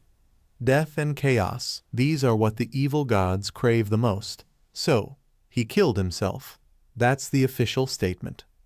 But when investigators arrived at his residence, he had already shed his skin, fully transforming into a servant of the evil god. He wounded an investigator and escaped. After explaining everything, the headmaster closes the book and looks directly at Zhu Yi. Zhu Yi, do you know why Feng He chose to act during the freshman exchange competition? Hearing this, Zhu Yi immediately responds, because the exchange competition gathered the best and brightest freshmen in the nation. If something were to happen, the consequences would be devastating. The headmaster nods, but then continues, that's one of many reasons. But most importantly, the ruins of Million Beasts sits atop a weak point in an evil god's seal. The headmaster grows even more serious as he continues explaining in detail. The reason the realm is named Ruins of Million Beasts is because, thousands of years ago, a great war of beasts took place there. And the reason for that war was the descent of the Master of Chaos. The Master of Chaos attempted to enter the mortal realm through the cracks in the ruin. The beastkind used all their might to seal the Master of Chaos, but their civilization perished because of it. Aside from sowing chaos, Feng he may have been using the void beast to search for those cracks in the ruins. If Feng he learns that you tamed the void beast, he will come after you. His gaze sharpens as he adds, decades ago, the Tianyu Guild obtained an angel skill book, a powerful attack skill. I had planned to give it to you later, but it looks like I'll have to speed things up. As he speaks, a teleportation magic circle glows beneath them, already activated. The story now shifts directly to the Tianyu Guild's resource vault headquarters. As the headmaster leads the hero inside, he begins explaining, this vault is the heart of the guild, containing centuries worth of precious skill books and artifacts. To prevent theft and invasion, we've set up multiple layers of protection.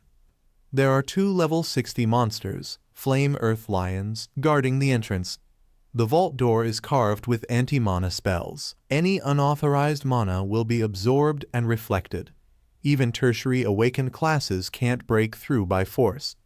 At this moment, right in front of the gate, a mysterious figure sits, watching the 2 of them approach.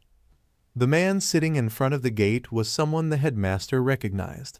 Seeing him, the headmaster spoke. Yang, you're guarding the vault. Yang nodded and replied, yes, but I'm switching shifts tomorrow. Since the timing is good, why don't we have a drink? Meanwhile, observing the man, our hero couldn't help but think, even after concealing his presence, his magical aura feels far more powerful than housemasters use. That means, he's a tertiary awakened being. Hearing Yang's words, the headmaster replied, all right, but first, I need something. The Holy Thunder skill book. Yang smirked. For your new disciple? The headmaster nodded. Then, turning towards our hero, he continued, this is an old companion of mine, someone who has stood by me through life and death. You may call him Uncle Yang. Hearing this, our hero greeted him. Hello, Uncle Yang. Yang chuckled, I watched your match. The hero title suits you well. Hearing this, our hero felt a bit embarrassed and said, you're just flattering me. At that moment, Yang, who was standing before the vault gate, placed his hand on it and began a ritual process. Without looking away, he spoke to our hero. Humility is good, but too much of it will make others see you as weak. And when that happens, trouble will keep finding you. As Yang continued the unlocking sequence, the gate slowly reacted, forming a portal. Yang reached his hand inside while their conversation carried on. The headmaster smirked. Yang, you're as talkative as ever. No wonder kids don't like you. Yang chuckled. Youngsters should learn to listen to the wisdom of their elders. After retrieving the book, Yang handed it over to our hero.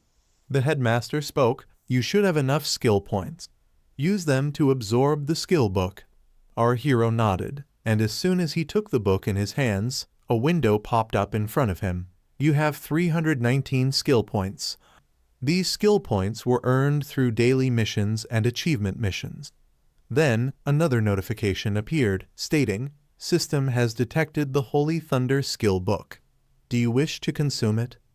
Without hesitation, our hero selected yes.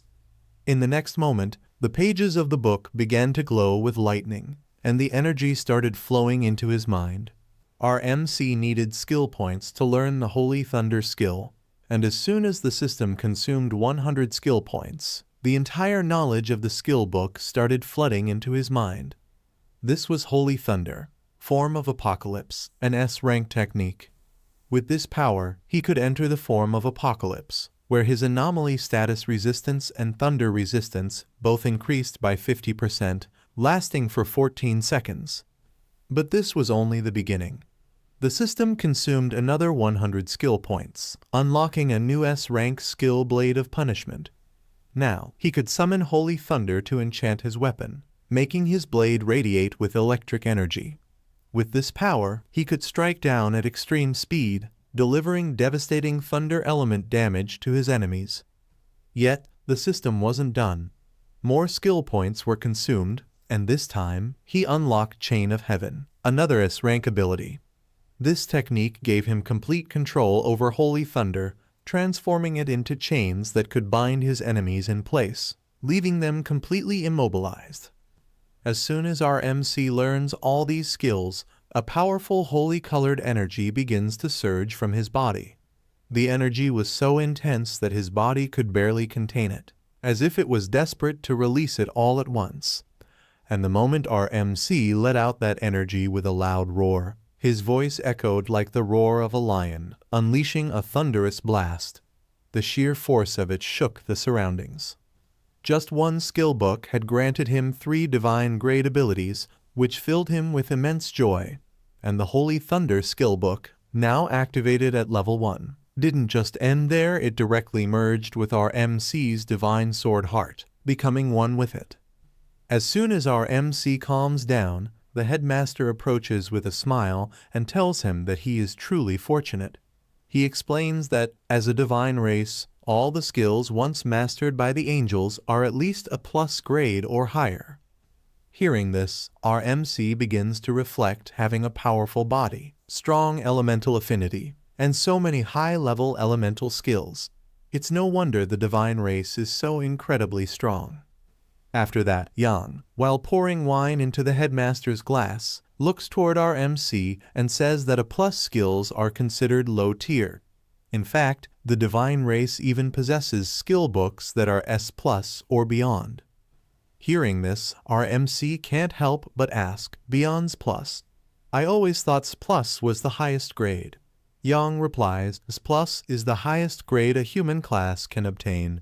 Divine races, however, can wield skills beyond that. Right then, the headmaster interrupts, saying, "Since you've now learned your skill, I'll take you to the guild to introduce you to a friend of mine." As he says this, he snaps his fingers, and in the very next moment, someone teleports into the room. As soon as the girl appears, she immediately lowers her head with respect before the headmaster. The headmaster, chuckling warmly, says, "Eager to meet my new student, are you? Well, here he is." The girl turns to look at our MC, and this is no ordinary person. She is Y Ningxin, one of the 3 deacons of the Tianyu Guild. Walking gracefully toward him, she extends her hand and says, "Hello, Mr. Zhu Yi. I'm the deacon of the Tianyu Guild, Y Ningxin. I actually went to King Jing University to find you, but you had already left by the time I arrived." Our MC, shaking her hand, asks in surprise, "You came looking for me?" The headmaster laughs and replies, "Deacon Y is responsible for recruitment for the guild. She just can't help herself when she sees a good seedling." Before the moment could settle, Yang also speaks up. "Deacon Y, Zhu Yi is only in his first year. Don't trouble him with guild matters just yet. I need to have a discussion with the guild master, so you can take Zhu Yi on a tour." Hearing their exchange, Deacon Y simply nods and says, "Okay," before setting off with our MC. Ningxin had brought our MC to the Tianyu Guild's base, and while showing him around, she began explaining, Tianyu Guild was founded 45 years ago. This base was the first headquarters, and many of our members' families live here. It used to be a mountainous forest, but after decades of development and 5 expansions, it's almost as big as a city, and we're about to begin our 6th expansion. Just then, our MC's eyes caught sight of something that left him stunned, a dragon perched high on the mountain. His eyes widened in disbelief as he exclaimed, "Unbelievable! It's the legendary Eastern Dragon. It's rare to even see it on television." Ningxin chuckled and said, "This dragon is the guild's guardian beast. It has protected us for 32 years. Try not to get close to that mountain. It has a bad temper." Noticing a particular building where a group of people was gathering, our hero's curiosity was piqued. He turned to Ningxin and asked, "What are they doing there?" Ningxin smiled and explained, "That's the Realm Tower. The Tianyu Guild headquarters has 3 different realms: Golden, Epic, and Legendary. The guild allows its members to challenge them." Then, extending her card toward him, she added, "Why don't you try using my card?" Without hesitation, our hero accepted it. After all, he was eager to test his new skills and weapons, and what better place to do so than in this realm? After that, our MC uses Ningxin's card points to enter the nightmare realm known as the Sighing Plague realm. The moment he steps inside, notifications begin to appear, informing him that he has entered the nightmare difficulty of the Sighing Plague realm. To enter this place, the level requirement is level 23 to 30, and the number requirement is 1 to 8 people. At the edge of the continent lies a land corrupted by diseases. Entering here means facing monsters infected by forbidden magic attacking anything in sight after losing their sanity. And the first level is a zombie wave. Right after that, a horde of zombies starts charging toward our MC. Among them are regular zombies, all around level 20, capable of using skills like bite and claw. Mixed in with them are a few mid-level zombies, slightly stronger at level 22, and along with bite and claw, they can also unleash a deafening roar. Watching all of them rush at him, our MC doesn't even flinch. Standing perfectly still, he simply raises one hand, and in the next instant, lightning infused with thunder erupts directly from his hand, arcing forward with immense power. With a single, devastating strike, he slices through the oncoming zombies, cutting them down from the middle and wiping them out with ease. Due to Form of Apocalypse, our MC's anomaly state resistance increases by 50%, and this effect lasts for 14 seconds. Seeing this, he feels genuinely thrilled, because Form of Apocalypse has the ability to temporarily raise his overall level for a short duration. At level 1, he can only use it for 14 seconds, but even that is more than enough for practical combat. And with that advantage, he continues using his thunder techniques, unleashing one strike after another, relentlessly wiping out wave after wave of zombies.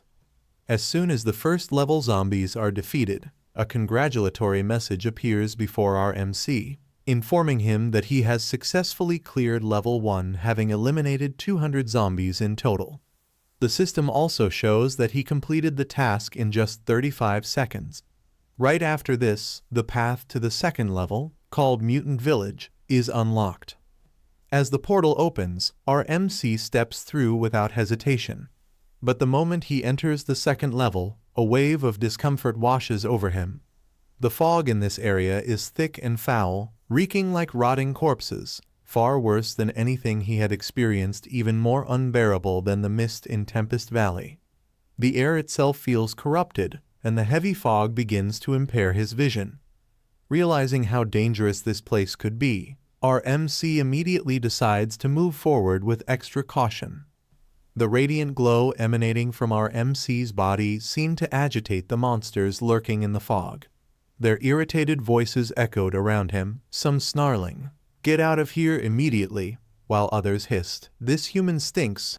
But instead of stepping back, our MC stood firm, his resolve unwavering. He was already considering using his legendary weapon in this second level. However, the murmurs around him only grew louder and more hostile. "Kill him, kill him," some screeched. "Another low-level fool has come here to die," mocked another. "I can barely hold myself back anymore." Then came an even more venomous voice. "This pathetic Saint Knight is disgusting. His stench makes me sick. I'll tear him into pieces," snarled yet another. Suddenly, emerging from within the thick fog, a pack of zombie hounds level 25 beasts rushed toward him. Their bodies were twisted and decayed, their rapid bite and jumping lunge skills making them even more dangerous. But the moment our MC laid eyes on them, he wasted no time. Without hesitation, he unleashed his weapon, striking first before they could even get close. From our MC's attack, some monsters perish. Among them, level 25 zombie butchers also begin to appear. They can use skills like Strong Slash, Wind Slash, and Wild Roar. They launch an attack on our MC, but he uses Holy Thunderblade of punishment, striking them all down in a single slash, cutting them in half. Without stopping, he continued his relentless assault, cutting through the wave of enemies as he pushed forward. After defeating them, he laughs and says, "You guys aren't bad. At least you were stronger than the previous zombies. You lasted 2 more seconds." As our MC's blade slash cuts through the zombies in front of him, they fall dead on the spot. The remaining ones hesitate to approach, fearing his overwhelming power. His single attack had even split the ground in half. However, the zombies were not ones to back down. Determined to stop him, they immediately used Wild Roar, a skill that agitates all companions within range, making them fearless as they charge at their enemy. The moment Wild Roar echoed through the battlefield, all the zombies rushed toward him. "Filthy Saint Knight, today will be your end," one of them snarled. Another growled, "Pathetic human, you've come here seeking your own death." Seeing all of them rushing toward him while spewing nonsense, RMC scoffed, "What are they even blabbering about?" Without wasting another second, he launched himself straight into the attack. With lightning-fast speed, he struck down the incoming zombies using Blade Slash, dealing devastating damage. Any creature caught in his attack was instantly sliced in half, their bodies torn apart mid-charge. As soon as our hero reaches the second level, even more powerful zombies start coming at him to attack. On the first level, he had used his skill to defeat the zombies, but now, on the second level, he begins to slay them using a newly acquired weapon skill. However, this time, the zombies enter rage mode and start charging at our hero all at once, ready to attack together. Many different types of zombies were attacking our hero, but our hero was finishing them all off in one strike while attacking with Blade Slash. Among them, some worm beast-type zombies were coming at him with their mouths wide open to bite him, but he dodged their attack, moved away, and attacked with Blade Slash to finish off some of them. However, the number of zombies here was gradually increasing, and still, our hero kept killing them one by one while slowly stepping back. When our hero kills some zombies and moves a little back, a plague spreader zombie, which is level 26, starts coming at him from behind with its mouth wide open, ready to attack. A green-colored liquid can be seen dripping from its mouth, because this plague spreader has skills like Plague Breath and Plague Spread. It uses one of these skills, Plague Breath, and comes charging toward our hero to attack. Plague Breath, once the player comes into contact with the breath, they will be infected and lose a certain amount of HP per second until they run out of stamina and collapse. That zombie had come extremely close to our hero, so in a panic, our hero quickly placed his hand on its mouth and started pushing it away. However, he was clearly struggling, and just by looking at his face, it was obvious that he was in trouble. Still, he swiftly used his sword and sliced the zombie in half. But even then, his hand had already come into contact with the Plague Breath. So, he quickly used the Death Resistance skill, which would allow his injury to rapidly recover. After finishing off that zombie, our hero steps back slightly and positions himself a little behind all the other zombies. Earlier, our hero had used a warhammer. The longer the handle, the more powerful his swings can unleash. But if the enemy suddenly gets close, he can't respond quickly with a long-handled weapon. So, he let go of his hammer and used close-range skills like Blade of Pure White in close-quarters combat. And with that, it definitely got easier after he switched to a blade. Besides, he has already been in here for a minute and only killed 20 monsters. This is taking too long. If he doesn't use AoE spells, the pace is too slow. Also, Blade of Punishment should be saved for stronger monsters where it can really shine.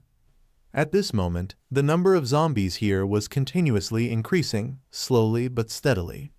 Now, our hero was thinking about eliminating all of them at once. The thought brought a smile to his face. Instantly, he touched his forehead with 2 fingers and, thinking about what to use in this situation, he immediately activated the Holy Storm technique.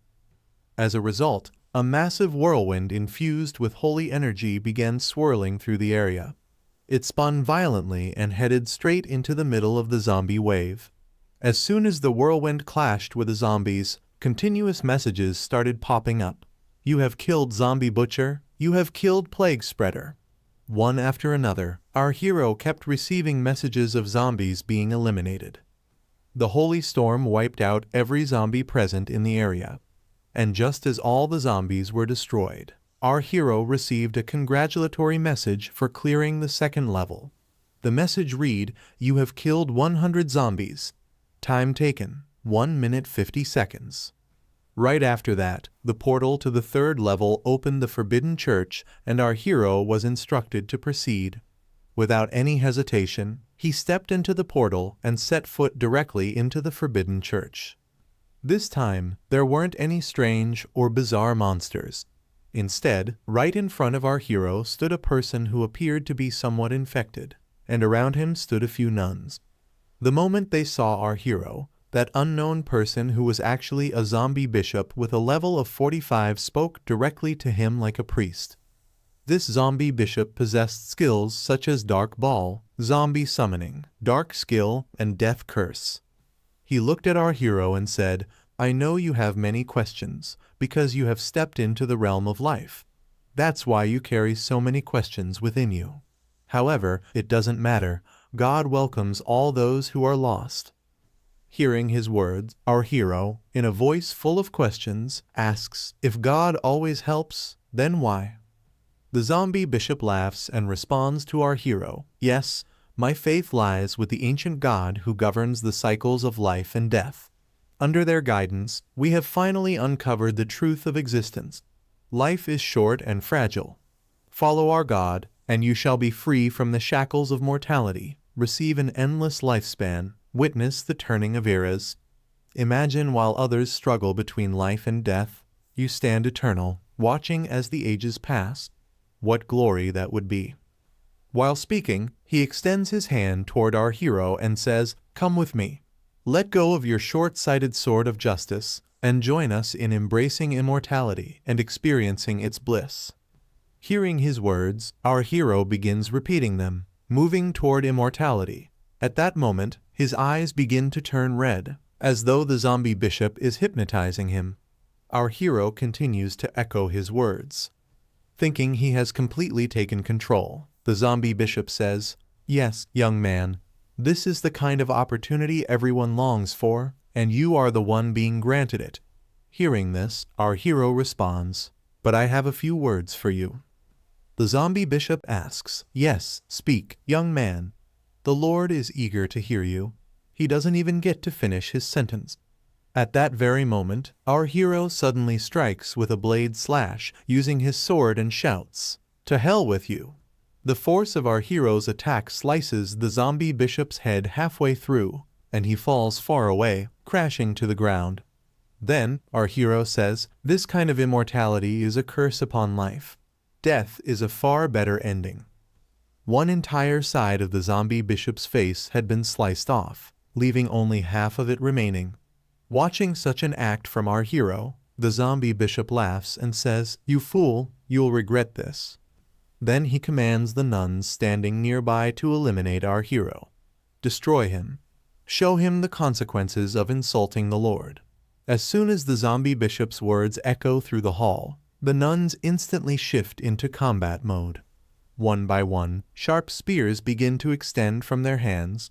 These same nuns, who were standing completely silent just moments ago, now have eyes glowing in a fierce red hue. Seeing all of them, our hero smiles, and he too takes his battle stance. At that moment, all the nuns, armed with their weapons, leap toward our hero to attack him all at once. However, the moment our hero sees them coming, he counterattacks. The entire fight unfolds within a thick cloud of dust, and once the dust clears, we see all the nuns lying on the ground, severely injured and in terrible condition. And as for those who were still barely alive, our hero walks toward them to finish the job. Using the holy thunder blade of punishment, he begins taking down the elite zombie nuns, one by one. Watching their companions continuously die, a few of the nuns become furious and start screaming in rage. Just then, our hero approaches them to finish them off and, laughing, says, "So, you can talk?" Right after saying this, he slashes through the nearby nuns, cutting them down instantly. Suddenly, a few more begin advancing toward our hero. Seeing them coming, he chuckles again and says, "You all actually think you can fight, but you're all far too weak." With that, he raises his sword once again and begins eliminating the approaching nuns.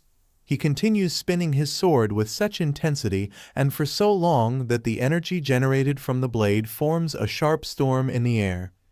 our hero keeps slashing through them, using the whirlwind-like force of his blade to cut down everyone in his path. His sword's speed had reached such a level that it truly looked like a storm was raging through the battlefield. Watching the fight from a distance, the zombie bishop laughs and says, "Look at this lightning, this flesh. Use it to fill the cracks of sin in this world. Our cries are symphonies for our God.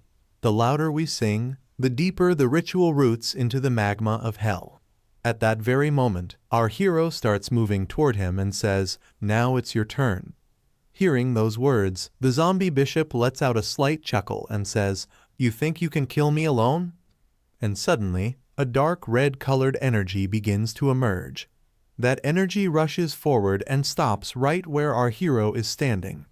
This dark energy starts forming a circle under his feet and begins binding him in place. As this dark energy traps him, our hero grows a bit anxious and starts trying to step back, but he isn't able to move at all. And then, suddenly, a formation appears right where our hero is standing, right in the center of it. Seeing this formation, our hero begins to think, where did he get the time to create this formation? Then he tries damaging the formation slightly, but it has no effect at all. Observing this, he gets serious and says, "You were setting up the formation during the attack. No wonder their attacks were coordinated but weak, so this was your real plan." Just as our hero is about to take another step, several hands suddenly emerge from the middle of the formation and begin pulling him downward. And then, one by one, more and more hands start appearing within the formation, grabbing onto our hero from every direction. Seeing this, our hero becomes deadly serious, thinking, "What should I do now?" Zombie Bishop traps our MC into a formation using his trick, and from within that formation, several hands start to pull our MC inside. Because of this, our MC's body begins to feel heavier, and he gradually starts to lose his strength. At that moment, it felt to him as if something was pulling him beneath the ground. The formation that Zombie Bishop used to trap our MC was giving the effect of Touch of Withering. It was a special group casting skill, which requires a magic formation, and the time taken to construct it is 10 seconds. The effect was that it was a debuff formation, which weakens the enemy within the formation and infects them with the curse of rotting. It disturbs their mind and makes them tired or confused. And under the curse of rot, the MC's attack becomes -100, defense becomes -100, and HP becomes -100. Under the curse of rot, attack -100, defense -100, HP -100.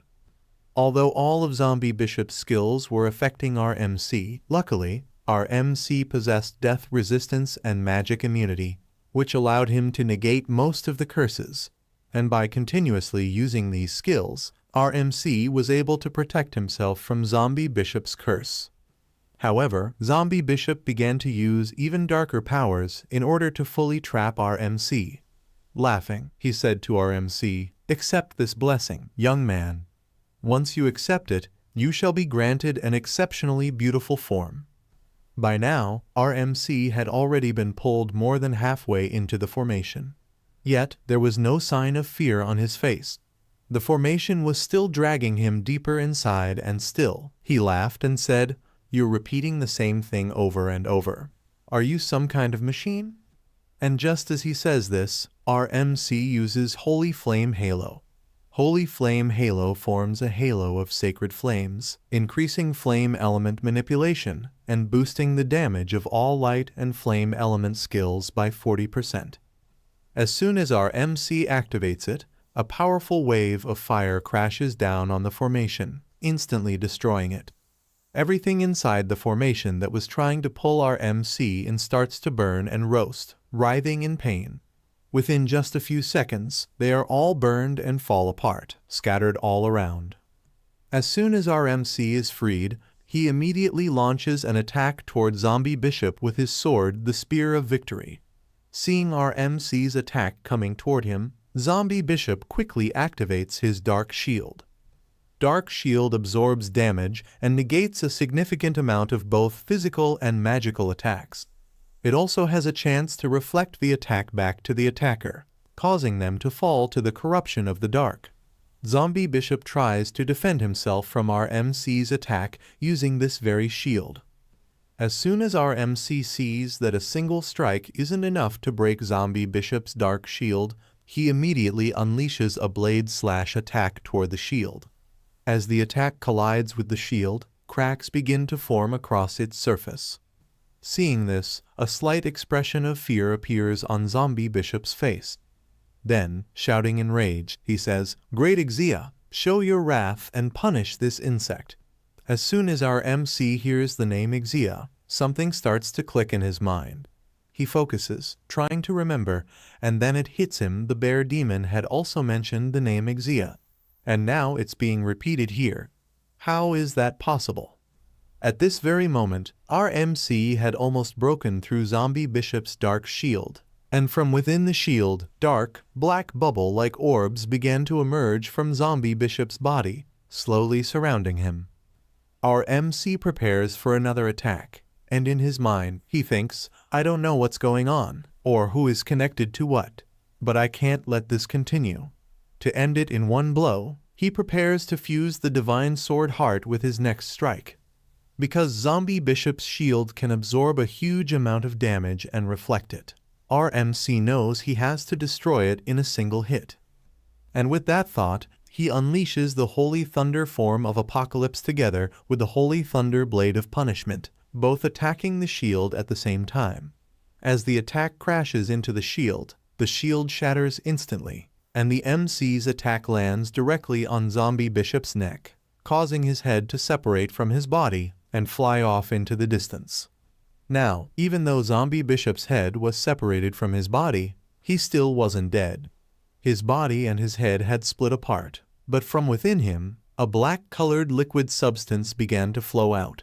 Slowly, the entire body turned into that dark liquid, and it started to move, piece by piece, trying to reconnect.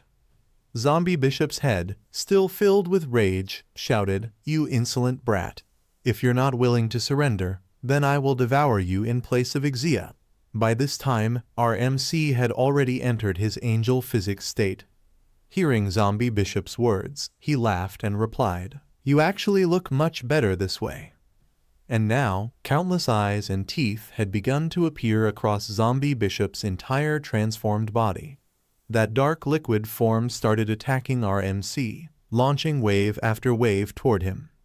Our MC dodged the attacks, moving swiftly from side to side, constantly avoiding the strikes from Zombie Bishop.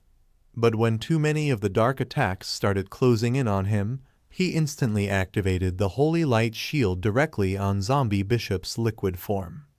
Because of this, Zombie Bishop's entire body got trapped within the shield, sealed inside it. Immediately after, our MC used Holy Thunder Chains of Heaven, causing countless chains of holy thunder to descend and wrap around Zombie Bishop's body, locking him in place. Seeing this, Zombie Bishop began to scream, "Let me go. You will have to pay for your actions. O great God, punish this defiler for his sins."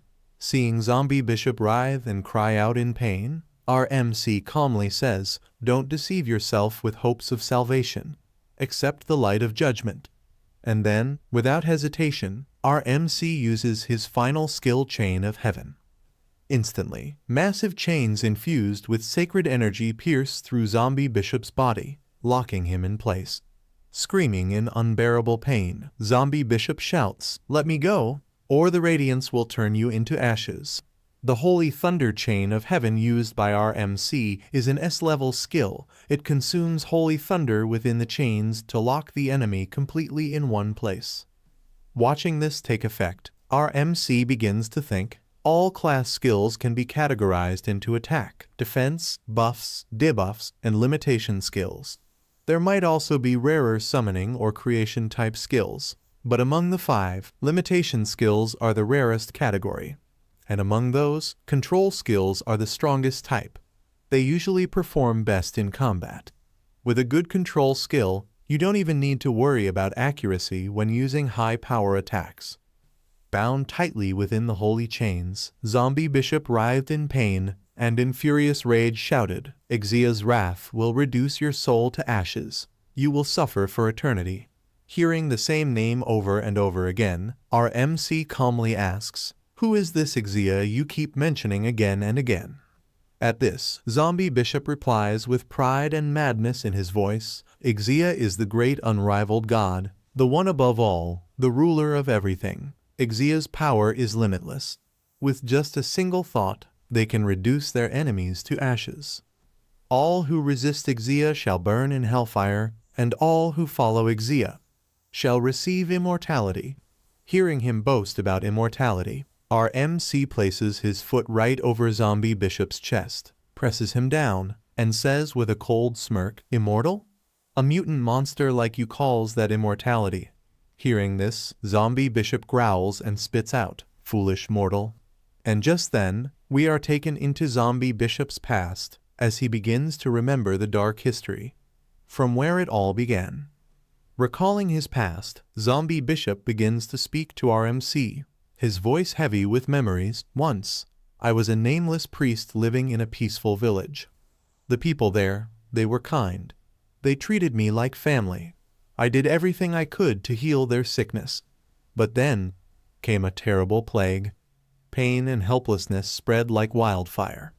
They begged me to save them, but I was too weak to do anything. I begged the higher-level priests in the cities again and again to come help. I didn't care for their insults or the way they belittled me. All I wanted was for them to lend a helping hand. But they refused. They wouldn't even step into the village. To them, the lives of my people weren't even worth the effort."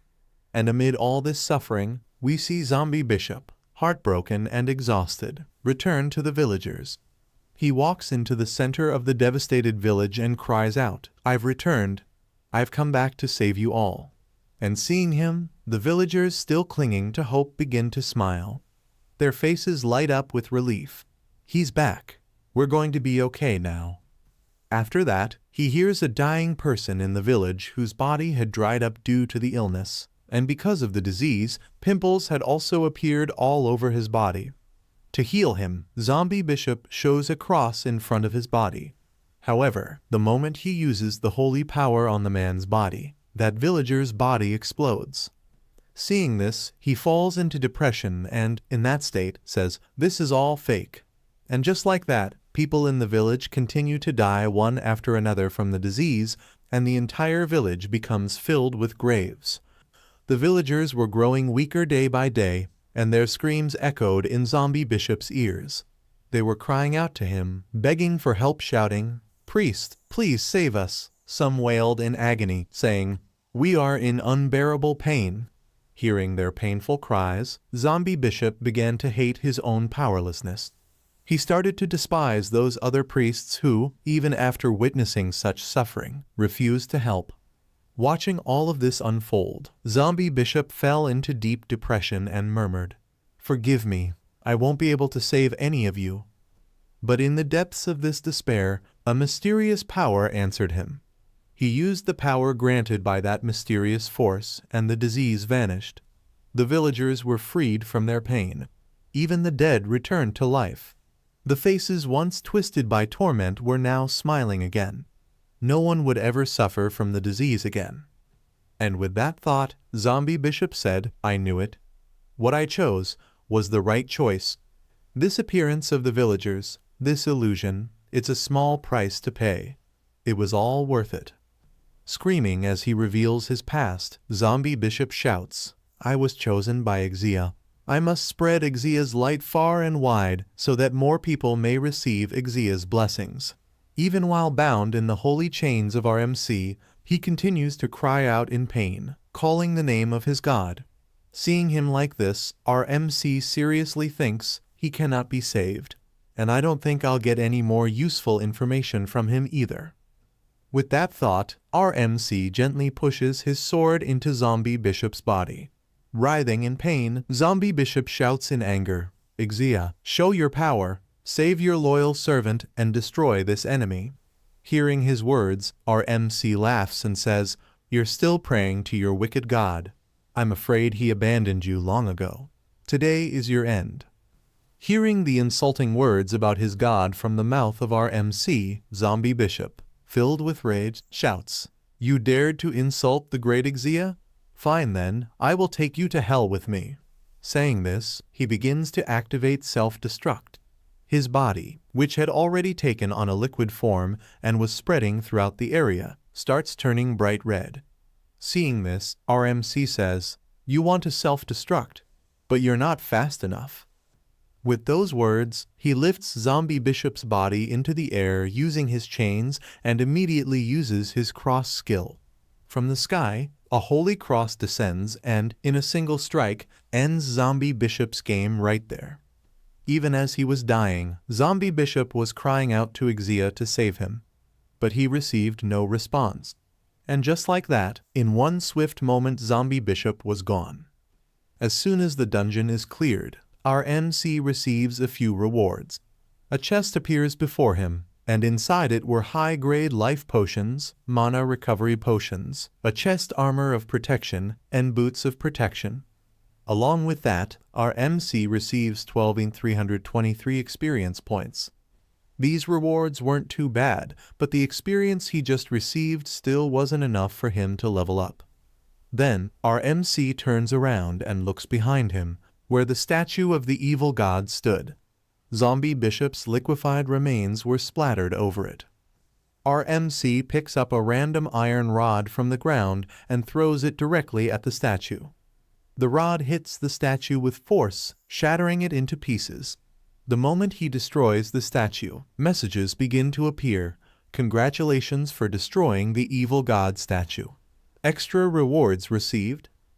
Among those rewards, he also obtains something special. Holy crystal born from the primordial age, formed by powerful gods who injected their power into special objects. Can be used for the secondary awakening of holy classes. Can be obtained in God or evil god related realms.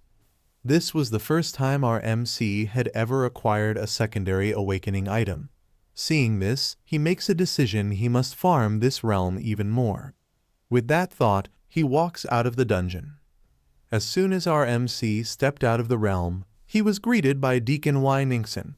Her expression was calm but impressed as she said, "You did very well. It took you 10 minutes and 25 seconds to clear the realm on your first attempt. That puts you in the top 20. Without wasting a moment, our MC handed over the items he had acquired and looked her straight in the eyes. "Deacon Y. Nixon, I'm giving you these. I want to enter the realm again." Y. Nixon blinked, surprised. "But why? This isn't some kind of game. The energy consumption in there is intense."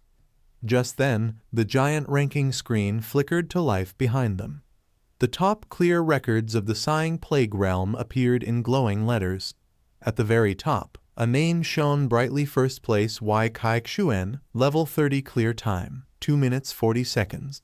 Right below that was second place Ning Xin Yu, level 30 clear time, 2 minutes 45 seconds. Our MC stared at the board for a long moment, then turned back with fire in his eyes. The first run was for exploration. "This time, I want to challenge the fastest clear," he said firmly. "I think I can beat first place." Y. Nixon's smile faded. Her voice turned serious. "The top 10 are all level 30. You need to wait until you're at least level 27 to challenge the leaderboard." But our MC's gaze didn't waver.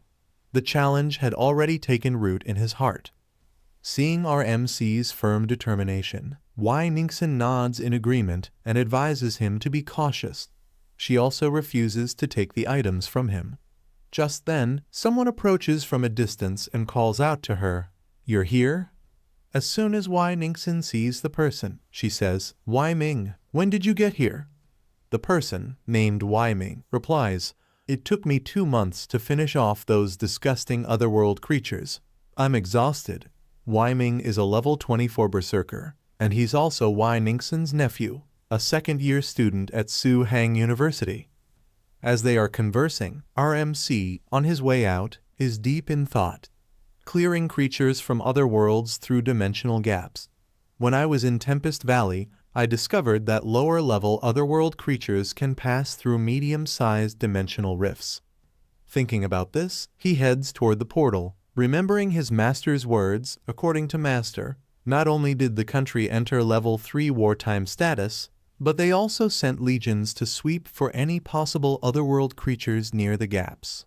After that, Wai Ningxin asks Wai Ming about the casualties. Wai Ming replies seriously, "Hi. There were 12 people in our team, only 8 returned, and this is with the legions protecting us. Without them, I wouldn't have made it back." Hearing this, Wai Ningxin becomes a little worried. 1/3 casualties, that's terrible. Then Wai Ningxin asks Wai Ming, "Did you call your mother? Why didn't you tell her about such a dangerous mission?" Wai Ming laughs and says, "That's exactly why I came to you. I kept this mission a secret from her. If I tell her now, she'll definitely scold me." Hearing that, Wai Ningxin gets slightly angry and says, "I can't help you with that." Wai Ming replies, all right, auntie." But just then, Wai Ningxin notices our MC and says, "Why haven't you entered the realm yet?" Our MC walks up and says, "I've already entered the realm and come back out." Wai Ningxin is shocked to hear this. Then our MC shows the dungeon records, and when she looks at it, the dungeon record had changed because this time our MC was in first place, having cleared the dungeon in 1 minute and 59 seconds. Seeing this, Wai Ningxin is stunned and exclaims, "You cleared a nightmare-level realm in under 2 minutes at level 23. Then our MC calmly says again that he wants to try it once more, but this time on Abyss difficulty. Wai Ningxin looks at him and says, "You're a monster. Fine, take my card. Use it as much as you want." As our MC turns to leave, Wai Ming suddenly recognizes him and says in shock, That's Su Hang University's #1 student Zhu Yi." After that, 2 months pass just like that. The Sighing Plague realm in Abyss difficulty has now become a proving ground for the strongest, and at the top of its leaderboard stands none other than Zhu Yi. The records now tell a story of unmatched brilliance. Zhu Yi, level 29, completed the realm in just 1 minute and 29 seconds. Right behind him, but far slower, is Zhang Wei, level 35, who took 4 minutes and 15 seconds, and in third place, Margareta, also level 35, with a clear time of 4 minutes and 32 seconds. These numbers alone shake the entire community. Whispers echo through the ranks of warriors and students alike. Holy crap, the record for Sighing Plague realm was broken.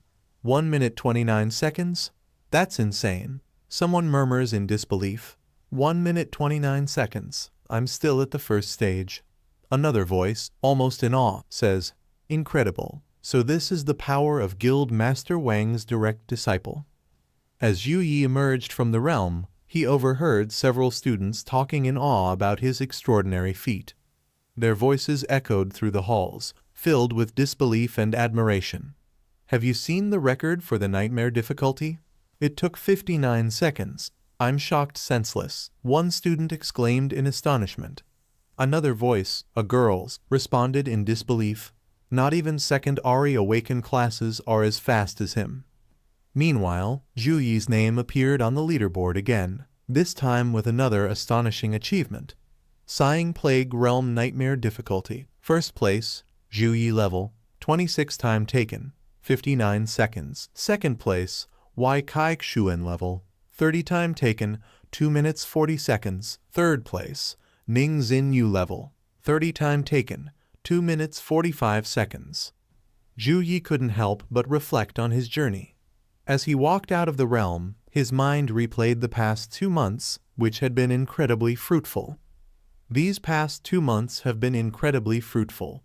When Master Wang Hui learned I was farming the realm, he personally gave me his card. Of course I would raise my level as fast as I can without point limitations, he thought to himself. And with every dungeon he cleared, his level had increased steadily. Now, at level 29, Zhu Yi was not just becoming stronger in level, but each of his talents had also grown significantly. The path ahead seemed limitless as his strength continued to soar. When Zhu Yi checked his phone, he found a message from his master, Wang Hui, calling him to meet. Without wasting any time, he made his way to his master's location. Upon seeing him, Wang Hui smiled and said, "You've gained 6 levels in just 2 months. Just as expected, very impressive." He then placed a hand on Zhu Yi's shoulder and said with a grin, "I can take you into the deeper wilds to hunt monsters, allowing you to reach level 40 or 50 even faster. Do you know why I didn't?" Zhu Yi, with a calm expression, replied, "Because tertiary awakened classes like those have empty levels and less training, and can't fully unleash their strength. Only classes who have trained themselves on the border of life and death are the strongest." Wang Hui, now serious, nodded thoughtfully and said, "In the world of the strong, there are always a few with untalented descendants, who raised their level purely with the resources of their family. But even when they reach secondary or tertiary awakening, they are the weakest of their peers." Wang Hui then handed Zhu Yi a scroll, saying, "Now that you have reached level 29, it's time to prepare for your secondary awakening." While handing over the scroll book to our hero, the headmaster said, "A Saint Knight's secondary class will be the Apocalypser. It enhances the class's control over holy light and significantly boosts offensive power. But that's for regular Saint Knights. Your offensive is already extremely powerful. This is the class awakening book for Apocalypser. Commune with it through your mind to view the requirements for class awakening." And the moment the scroll book came into our hero's hands, right then and there, a notification about the class book appeared before him. Item: Apocalypser Class Book. Effect: Meet the awakening requirements and evolve the class from Holy Knight to Apocalypser. Reading this notification, our hero focused his attention on the scroll book. As he did, the requirements slowly began to reveal themselves to him. The first requirement: this class could only be accepted by someone whose first class is Saint Knight. The second: reach level 29. The third: 100 sacred crystals. And then came the fourth: 100 will of repent. It was this final requirement that caught our hero off guard. Confused, he looked at it and asked, "What is this will of repent? Does that refer to the remorseful will of cultists who followed evil gods?" At that, the headmaster explained, "Do you remember the repent skill you acquired in the Plague Realm? You'll need to use it to extract the will of repent. But be quick, you must collect it within half an hour, or their souls will dissipate." The moment our hero heard the headmaster's words, he immediately asked him directly, "How do you know I have that skill, master?" The skill our hero was referring to was repent, a grade C skill that allows the user to use it on cultists to make them produce the will of repent, and can also be used within half an hour after their death.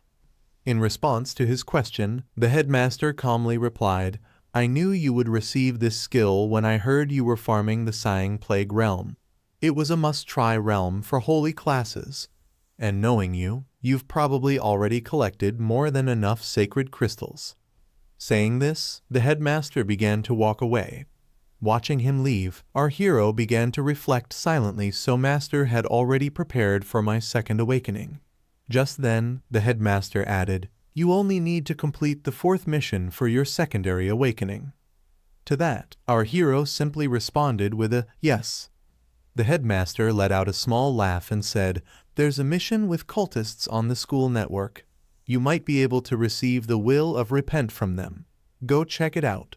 With a confident nod, our hero answered yes once more and then set off from there.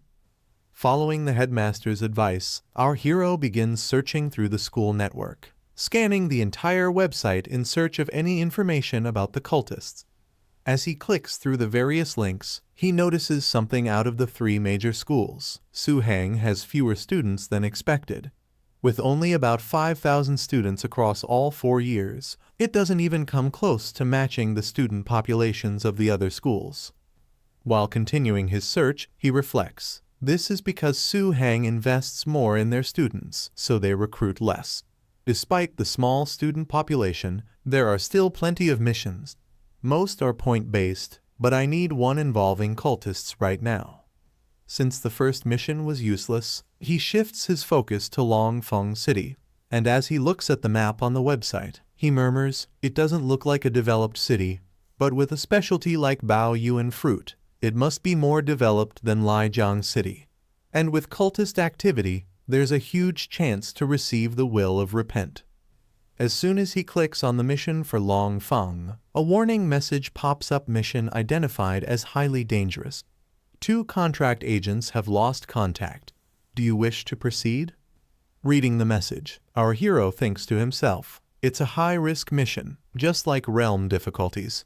School missions are divided into simple, normal, dangerous, and highly dangerous.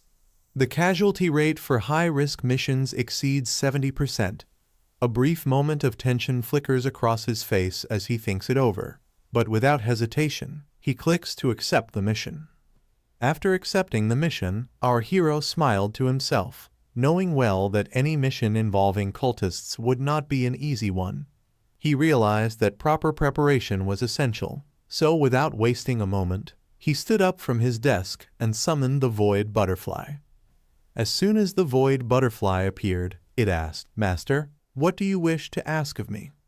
Without hesitation, our hero tossed the Void Butterfly forward and activated a skill called Location. This skill allowed the Space Butterfly to mark a space by constructing a formation with their mana. A Void Beast would then be able to use their senses to locate that space. In an instant, the Void Butterfly transformed into a small figure and created a formation directly beneath our hero's feet, as if marking his position. Our hero had done this in case he encountered a danger he couldn't avoid, and with the help of the Void Butterfly, he could escape quickly. It was all part of his insurance plan. Before heading out, he thought about buying some mana nourishment from the school network. As he walked through the bustling crowd, a few girls noticed him and whispered, "Isn't that God Ju? He looks so handsome." One of the girls added, as expected of the leader of the new golden age, "Not even the great Four Seniors can compare with his aura." In the midst of the crowd, we noticed a familiar-faced dragon boy who was quietly watching our hero from the crowd, hidden but observant. The story then shifts to the combat school's House Master's professional combat training, where House Master Wu is training. During this, we also see Su, who, after hearing about the mission from House Master Wu, asks her, "You mentioned that Ju accepted a high-risk mission and is going to leave the school soon to complete it." In response, Su says, "Yes, the mission location is Longfeng City, Chongshan District. It's related to cultists." As soon as House Master Wu hears this, he responds, "Cultists' mission. Looks like he's preparing for his secondary awakening. Smart move. But the Longfeng City mission. I heard other teachers mentioning it." Su, after checking some more details, adds, "The mission was originally graded as normal difficulty. It was after a level 26 and level 28 student lost contact after taking the mission that it was regraded as high risk. The mission is tricky, even among high-risk missions. The teacher assessed that it would require secondary awakened classes." Hearing this, House Master Wu says, "Something's fishy there. It might be trouble for other students, but for Zhu Yi, it's nothing. Zhu Yi didn't waste his time at the Tianyu Guild for the past 2 months. He wouldn't be at a disadvantage against secondary classes even at level 29. Plus, he has a lot of hidden aces. Set his class status as on leave and leave it." Then, after breaking all the training robots, he calmly walks forward and adds, "I'll remind him to follow the procedure when he comes back." The story then shifts directly to the moment when our hero has already departed for the mission. Suhang District and Chongshan District are separated by 100,000 kilometers, passing through many secret realms and danger zones. To reach Longfeng City, he departed from Ning'an City's teleportation square, taking 12 teleportations and 7 high-speed rails to finally arrive in Chongshan District, Yangzing City. Sitting in the train, he starts feeling bored, knowing it would still take another 2 hours even by high-speed rail to reach his destination. Just then, he receives a message, "Are you there yet? Call me once you arrive." Seated beside him, a girl notices his phone and comments on the monster accessory hanging from it. "Your phone accessory is the Ning and Specialty Monster Chirp Rat. Are you from Ning'an City?" Hearing her, our hero asks, "Are you from there too?" The girl replies, "I'm half Ning'an." My grandma lives there. I grew up in the city, but now I only go back during summer breaks since Suhang is so far from Chongshan. Are you heading to Longfeng City for tourism? Both girls start chatting with our hero, and while responding to them, he activates his assessment skill to check their information. As he casually replies, he says, "I'm going there for business." Then asks in return, "Are you two going for tourism?" Using his assessment skill, our hero discovers that one of them is Bai Na, a level 13 pharmacist, and the other is Liu Jai, also a level 13 pharmacist. The girl, while checking him out as well, smiles and responds, "Yes, I heard Longfeng City has amazing hot springs, so we decided to come and relax for a bit. I'm Bai Na, this is my friend Liu Jai." She tries to assess him too but fails, and then curiously asks, "Your level's too high for me to assess, are you a combat class?" Our hero simply nods and replies, "Yeah." Bai Na beams with excitement, "I knew it. My sixth sense is pretty good." "Huh? I'm so jealous of combat classes like you." Hearing this, our hero thinks to himself, combat and life classes naturally give off different auras, being found out isn't unusual. Then suddenly, Bai Na holds out her phone and says enthusiastically, "Bro, let's exchange contacts. My friend and I are both pharmacists. If you need to buy potions for mana recovery or wounds, we can give you discounts." She was now completely clinging to him. Slightly caught off guard, our hero stammers a little, "Okay, and thanks." As they continue chatting, 2 hours quickly pass, and the train finally arrives at Lufeng Station. Just as they step off the platform, Bai Na stretches her arms and says with a smile, "Time flew by so fast." She and Liu Jai wave to our hero as they prepare to leave. "Brother, we're heading out. Feel free to contact us anytime," Bai Na says cheerfully. But just as Bai Na steps forward, she bumps into a man. Startled, she looks up, and the man politely hands her an envelope, saying, "Missy, I'm so sorry. Please take a look. The holy faith will bring unlimited happiness to everyone." Then he turns to Liu Jai and gives her another envelope with a smile. "We're running a special event to showcase the blessings of our God. Please stop by if you're interested." Finally, he walks up to our hero with a subtle, reverent expression, extending a third envelope and saying, "Mister, your aura is unique. You must be blessed by God." But the moment our hero's eyes fall on the statue printed on the envelope, his expression darkens with fury. He locks eyes with the stranger, cold, sharp, and unyielding. Sensing the intensity in our hero's gaze, the man instantly pulls the envelope back in panic and takes off running into the crowd without saying another word. Liu Jai, curious, holds the envelope in her hand, opens it, and starts reading its contents. As she flips through the pamphlet, she tilts her head and asks, "Is religion really this popular in Lufeng City?" Before she can finish processing it, a voice cuts in sharply calm but cold, "Throw it away." It's annoying. Startled, Liu Jai turns to the source of the voice and asks, "Why? Is something wrong with it?" That's when Bai Na steps in, her expression a little more serious than before. She says, "It's normal that you don't know. My brother worked here for years and told me everything. That religion only started around a year ago in Longfeng City." She pauses, then continues in a hushed tone. "At first, some people claimed they got benefits after joining, like boosted stats and higher levels. But it didn't stay innocent for long. People began to change after joining, and not in a good way. My brother's classmate used to be gentle and soft-spoken. After he joined the Holy Faith, he turned aggressive and unstable. Now he lashes out at the smallest things. It's gotten so bad, his family is scared of him." She sighs and adds with concern, "The faith says it's just how truly devoted believers behave. But honestly, I feel like something's really off." Liu Jai, still holding the pamphlet, furrows her brows and asks in a confused tone, "But how could such miracles even happen?" Bai Na immediately waves it off with a frown, replying firmly, "Don't bother trying to understand it. Just don't get involved. Who knows what they're actually selling behind that pretty packaging?" Right in front of them, their conversation fades as our hero stands silently, staring at the retreating figure of the man who handed out the leaflets. His eyes narrow, thoughts racing. While I did see the god of light at Tempest Valley, he thinks to himself grimly, miracles like that aren't something that can be replicated casually in daily life. If this is really happening in Longfeng City, his gaze sharpens as he connects the dots. Then this must be the trail of the cultists, disguising themselves as ordinary religion. That's textbook behavior for a cult. The tension around him shifts as his expression grows even more serious. He wasn't just on a mission anymore. This was war against something twisted hiding behind a mask of faith.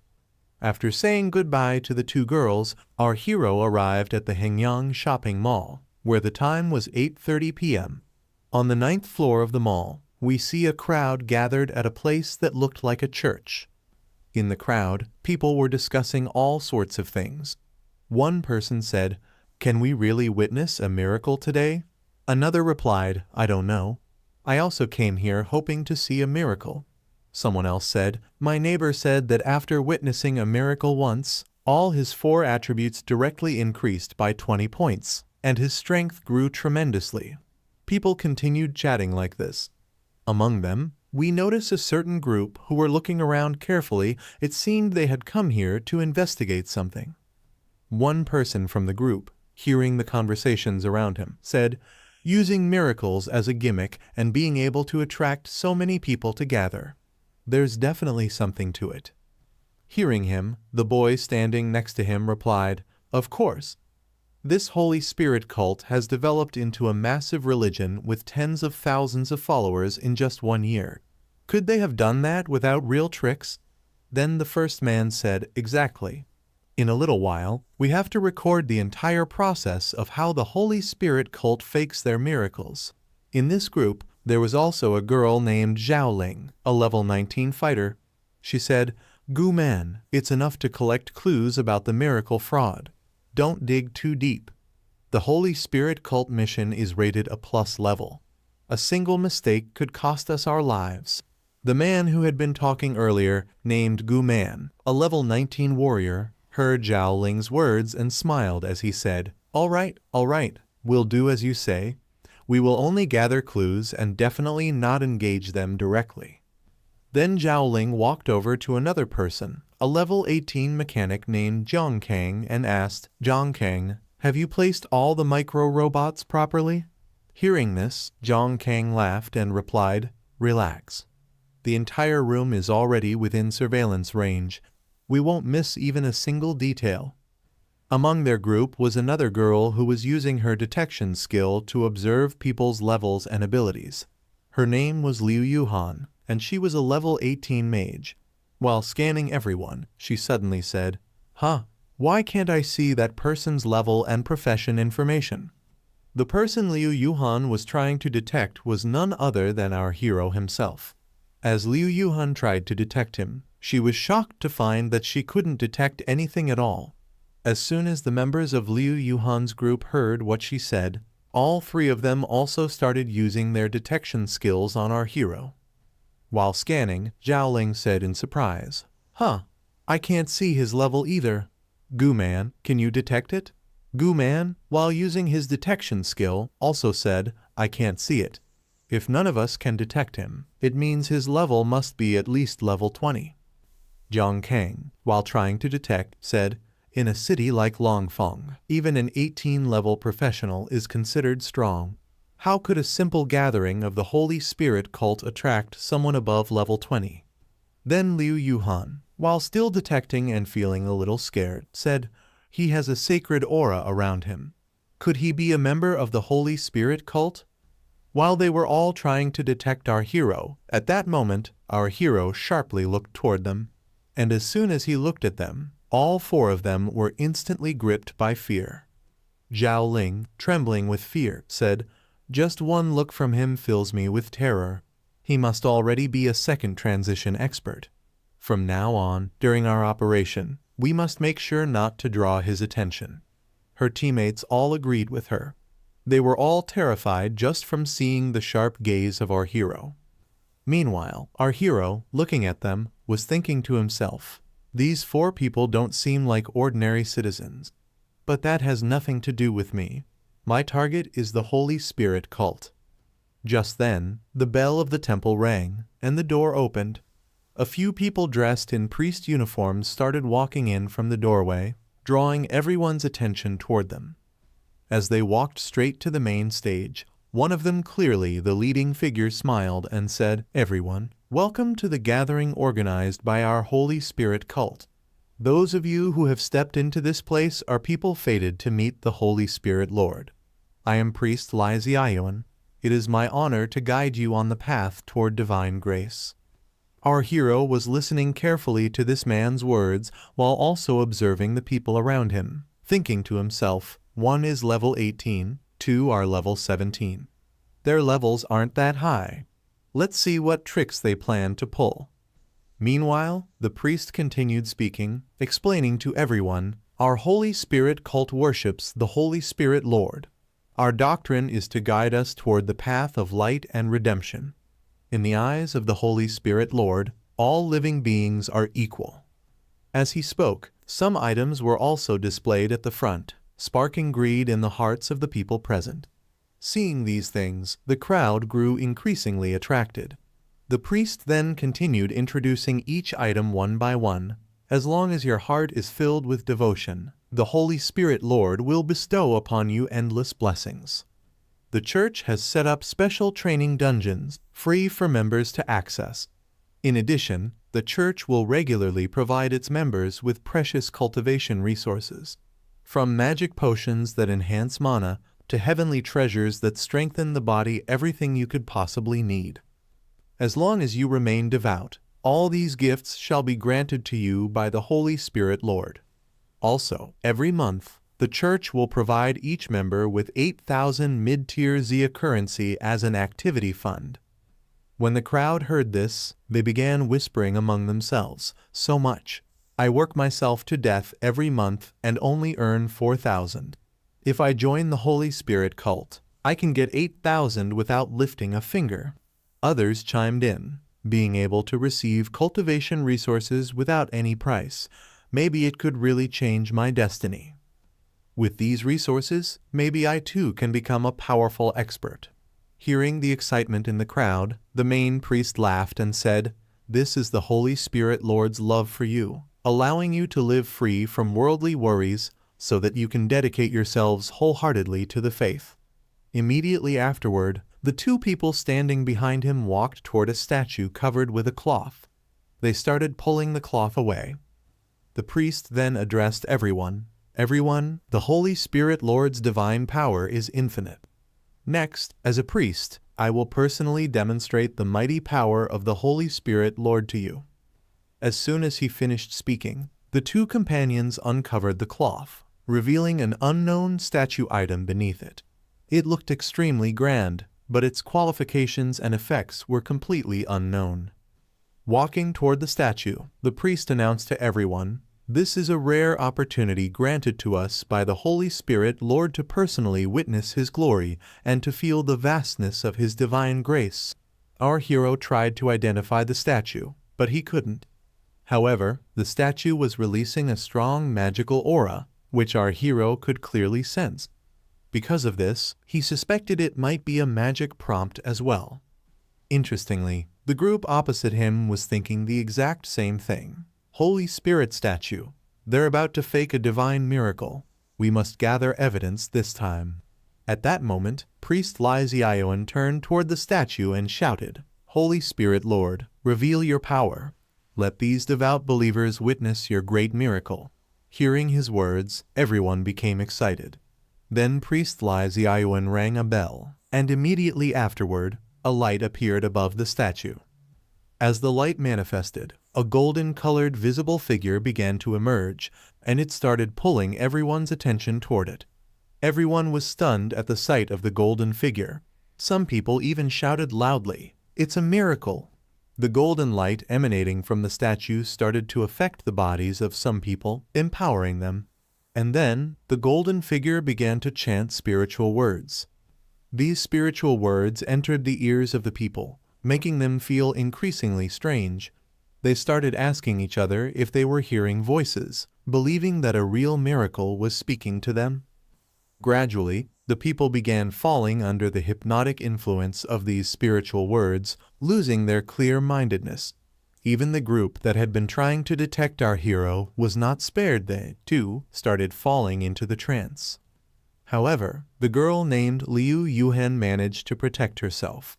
A protection set had automatically formed around her, shielding her from the influence of the spiritual words.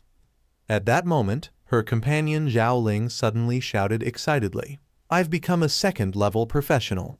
Seeing Zhao Ling in that state, Liu Yuhan was extremely confused because she could clearly see that Zhao Ling's condition hadn't changed at all, yet she was insisting that she had advanced. Then Gu Man also started shouting, "So many Jiangxia coins. These resources are enough to make me the strongest warrior." And Zhong Kang shouted too, "Mother, now I am the top mechanical engineer of Jiangxia nation. Enough to make our family proud." Watching her companions behave like this, Liu Yuhan became even more confused, realizing that this was an advanced hypnosis spell. It was because of the necklace Liu Yuhan was wearing that she was able to resist the hypnosis spell. The necklace, which is immune to mind control, can only be triggered once every half an hour. Now, she could only wait for the necklace's cooldown to finish, wake up a teammate, and then break out by force. Standing among them, our hero had also recognized this spell. It was a hypnotic spell. Some people, trapped under the spell's influence, had already started moving toward the statue on their own, and our hero, pushing them away, was thinking, could it be that the Holy Spirit Church recruits believers using this method? Meanwhile, the priest, looking at the statue, said, as expected of the sacred relic bestowed by the bishop, its effects are extraordinary. Then he turned to one of his companions standing behind him and said, "Begin the operation. We wasted some time with the sermon earlier. Those on the other side must be getting anxious." Hearing this, his companion stepped forward to follow the priest's orders. Immediately after, the priest rang the bell once again. As soon as he rang it, a shadow began to form, and from that shadow, several figures emerged. Seeing them, the priest bowed his head in welcome, and these figures were none other than the zombie bishops. As soon as they appeared, our hero immediately sensed the aura emanating from them. Recognizing it instantly, he realized, this aura, it's theirs. These people are cultists. Then the bishop asked the priest Lai Ziayuan, "Why did it take you so long?" Lai Ziayuan replied, "Lord Bishop, there were reasons. The sermon for the Holy Spirit Church took a bit longer." The bishop said coldly, "It's just a few expendables. No need to waste time on them. Don't let it happen again." Then the bishop placed his hand on the statue and said, "After the sacrificial ceremony is over, you will officially join the Holy Spirit Church and receive the blessings of the Holy Lord." As soon as he touched the statue, dark energy started pouring out of it. The priest, seeing this, thanked the bishop for his recommendation. Standing among the crowd, our hero was watching everything unfold and thought, when cultists don't use the power of the evil god, they appear just like ordinary people. Regular professionals can't tell the difference at all. But I am a holy knight, blessed by the holy light. I am extremely sensitive to evil auras. The evil aura surrounding these five is as glaring as ink on white paper. After that, the bishop also turned toward the statue, raised his hands high, and shouted, "Holy Spirit eternal, everlasting through the ages, great Holy Spirit Lord, the offerings have been fully prepared for you. Please enjoy them without worry." Standing among the crowd, our hero watched this scene unfold and thought to himself, the bishop is only at level 27. There must be someone even higher ranked after him.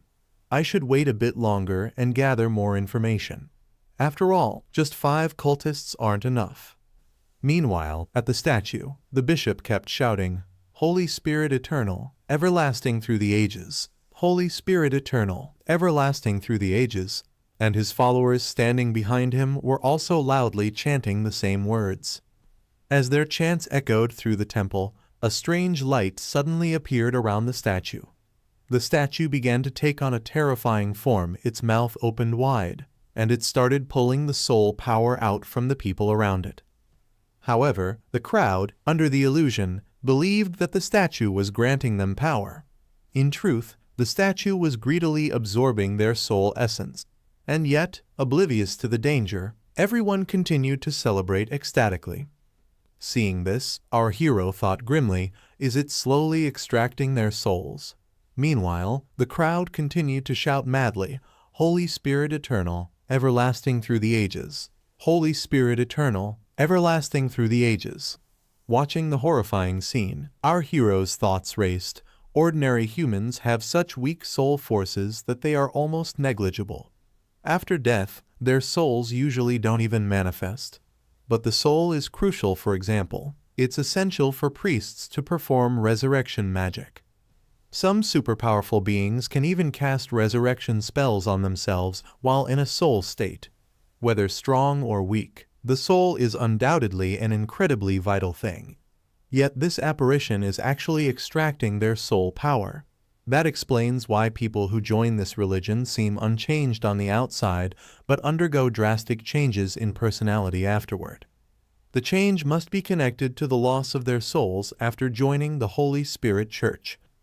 The statue was continuously sucking the souls of these people, and our hero couldn't understand what the statue would do by collecting their souls. Meanwhile, we see Liu Yuhan, who was watching her teammates' powers gradually diminish. Seeing this, she realized that if she waited any longer, Sister Zhaoling and the others would be killed.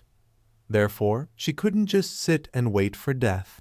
She decided to use her ice skill to wake up Zhaoling. She called out to the ice spirit, saying, "Listen to me, and use all your power and freezing abilities." She then directly used the ice spell on Zhaoling. As soon as the spell touched Zhaoling, she regained some consciousness, which made Liu Yuhan happy, as there was hope of waking everyone up. However, Zhaoling soon fell back under the hypnotic control again. Seeing this, Liu Yuhan was slightly worried that her action had no effect. As soon as the ice effect wore off, Zhaoling returned to her previous state. Liu Yuhan's actions alerted the priest, and he laughed, saying, "There is someone here who has not been hypnotized." The priest quickly recognized who was not under the spell and decided to eliminate them. He activated the black flame and launched it directly at Liu Yuhan. Our hero, upon seeing this, rushed toward the priest. However, by this time, the priest's attack had already reached Liu Yuhan. She, seeing the attack, became extremely scared. At that moment, a girl appeared and immediately activated the shining shield. As soon as the black flame collided with the shield, it reflected back toward the bishop. Seeing this, the bishop laughed and said, "This is the shining light. You are from the holy light's sacred place." The girl who just activated the shining shield is named Liurin, and she is a light mage. She had cast the attack on Bishop while working to protect Liu Yuhan, but seeing that Bishop was unharmed by it, Liurin was extremely shocked and thought, "How is this possible? My light spell is at LV 15. This skill once killed a 26th level golden bear with a single hit, and now it's easily blocked by a cultist with just a wave of their hand. This is bad. The cultist's strength is far beyond what I imagined. I must leave immediately." In her hand, there is also a teleportation scroll that she was thinking about using. However, at that moment, Bishop laughs and extends his hand toward Liurin, saying, "You intend to disrupt the ritual and still want to run. Do you think this place is somewhere you can come and go as you please?" Bishop uses swamp magic to stop Liurin, causing a swamp to form, and Liurin's feet begin sinking into it. At that moment, the people accompanying Bishop also prepare to attack Liurin. One uses the wind blade technique, and the other uses the fire wall technique. Seeing their attacks coming, Liurin raises her staff and shouts, "The power of light gathers around me, forming an invincible army." Immediately, a sacred shield forms around her, protecting her from the incoming attacks. Among the 5 people, 2 are mages continuously attacking Liurin. If there had only been one mage here, Liurin might have had a chance to tear up her teleportation scroll and escape to another party. By the time they finished chanting, she could have teleported them out.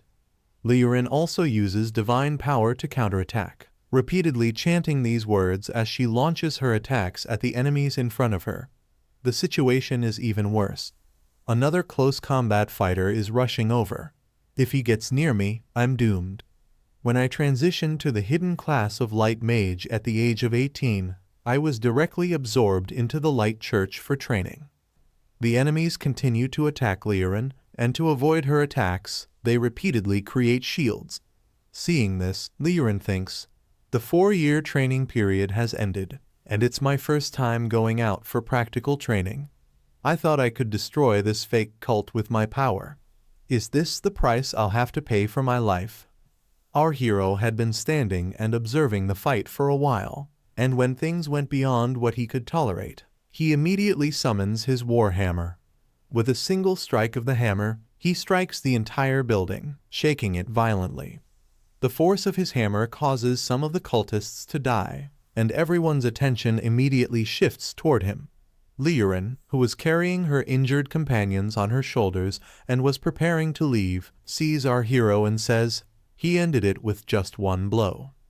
The bishop, upon seeing our hero, becomes frightened and says, there's another spoiler here. Seeing the holy energy emanating from our hero, the priest becomes visibly scared.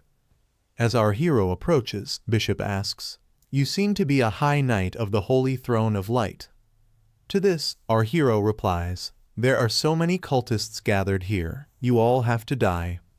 Meanwhile, the injured Liurin, lying at a distance, looks at our hero and thinks, 2 mages, 1 warrior, and they're all above level 25. They've even released a magic shield. Even a level 29 class wouldn't be able to instantly kill them. Could he be a 2nd-tier class? I knew it. Something was off about Longfeng City, and it must have already caught the attention of the church. Bishop becomes enraged by our hero's words and shouts, don't overestimate your abilities. With that, he sends his companions to attack our hero. The cultists begin advancing towards him, and seeing this, our hero draws his sword. In an instant, he eliminates the cultists with ease, standing unfazed as they fall. Bishop and the priest are terrified, unable to believe that all of them were taken down in a single move. It seems impossible.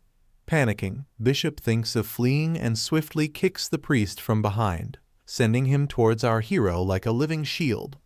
As the priest falls towards him, our hero cuts him in half with his sword, slashing through him effortlessly.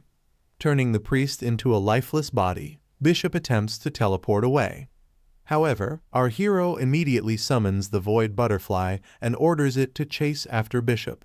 The Void Butterfly obeys instantly and dives into the black shadow, following Bishop without hesitation. Everything is over now, and no one remains. All the cultists present have been killed. At that moment, Liurin approaches our hero and respectfully says, esteemed high-ranking cleric, I am Liu Ran, a light mage from the Magic Capital Division of the Holy Light Church. Looking at our hero, she thinks to herself, upon closer inspection, the concentration of holy light is not just high, it's practically the incarnation of holy light itself. I can even feel the joyous aura radiating from the holy light surrounding his body. Our hero then asks, you are from the Magic Capital Division. How did you end up here? Liurin responds, I was out on a mission when I received an assignment to come here. Fortunately, you were here, otherwise I would have been in great danger. Hearing this, our hero replies, it won't take much time. Just a little effort. Liurin, hearing this, becomes happy and asks, may I ask, which cleric from the Holy Light Church are you? I've never seen such powerful holy light before. Our hero raises his finger and says, I'm not from the church. He clicks his finger, and an attack is launched, shattering the walls of the entire building. Liurin watches in shock and exclaims, cleric, who else could possess such power? This intense holy light aura, apart from the Holy Light Church. She then looks at our hero and smiles, thinking, could he be the Holy Son?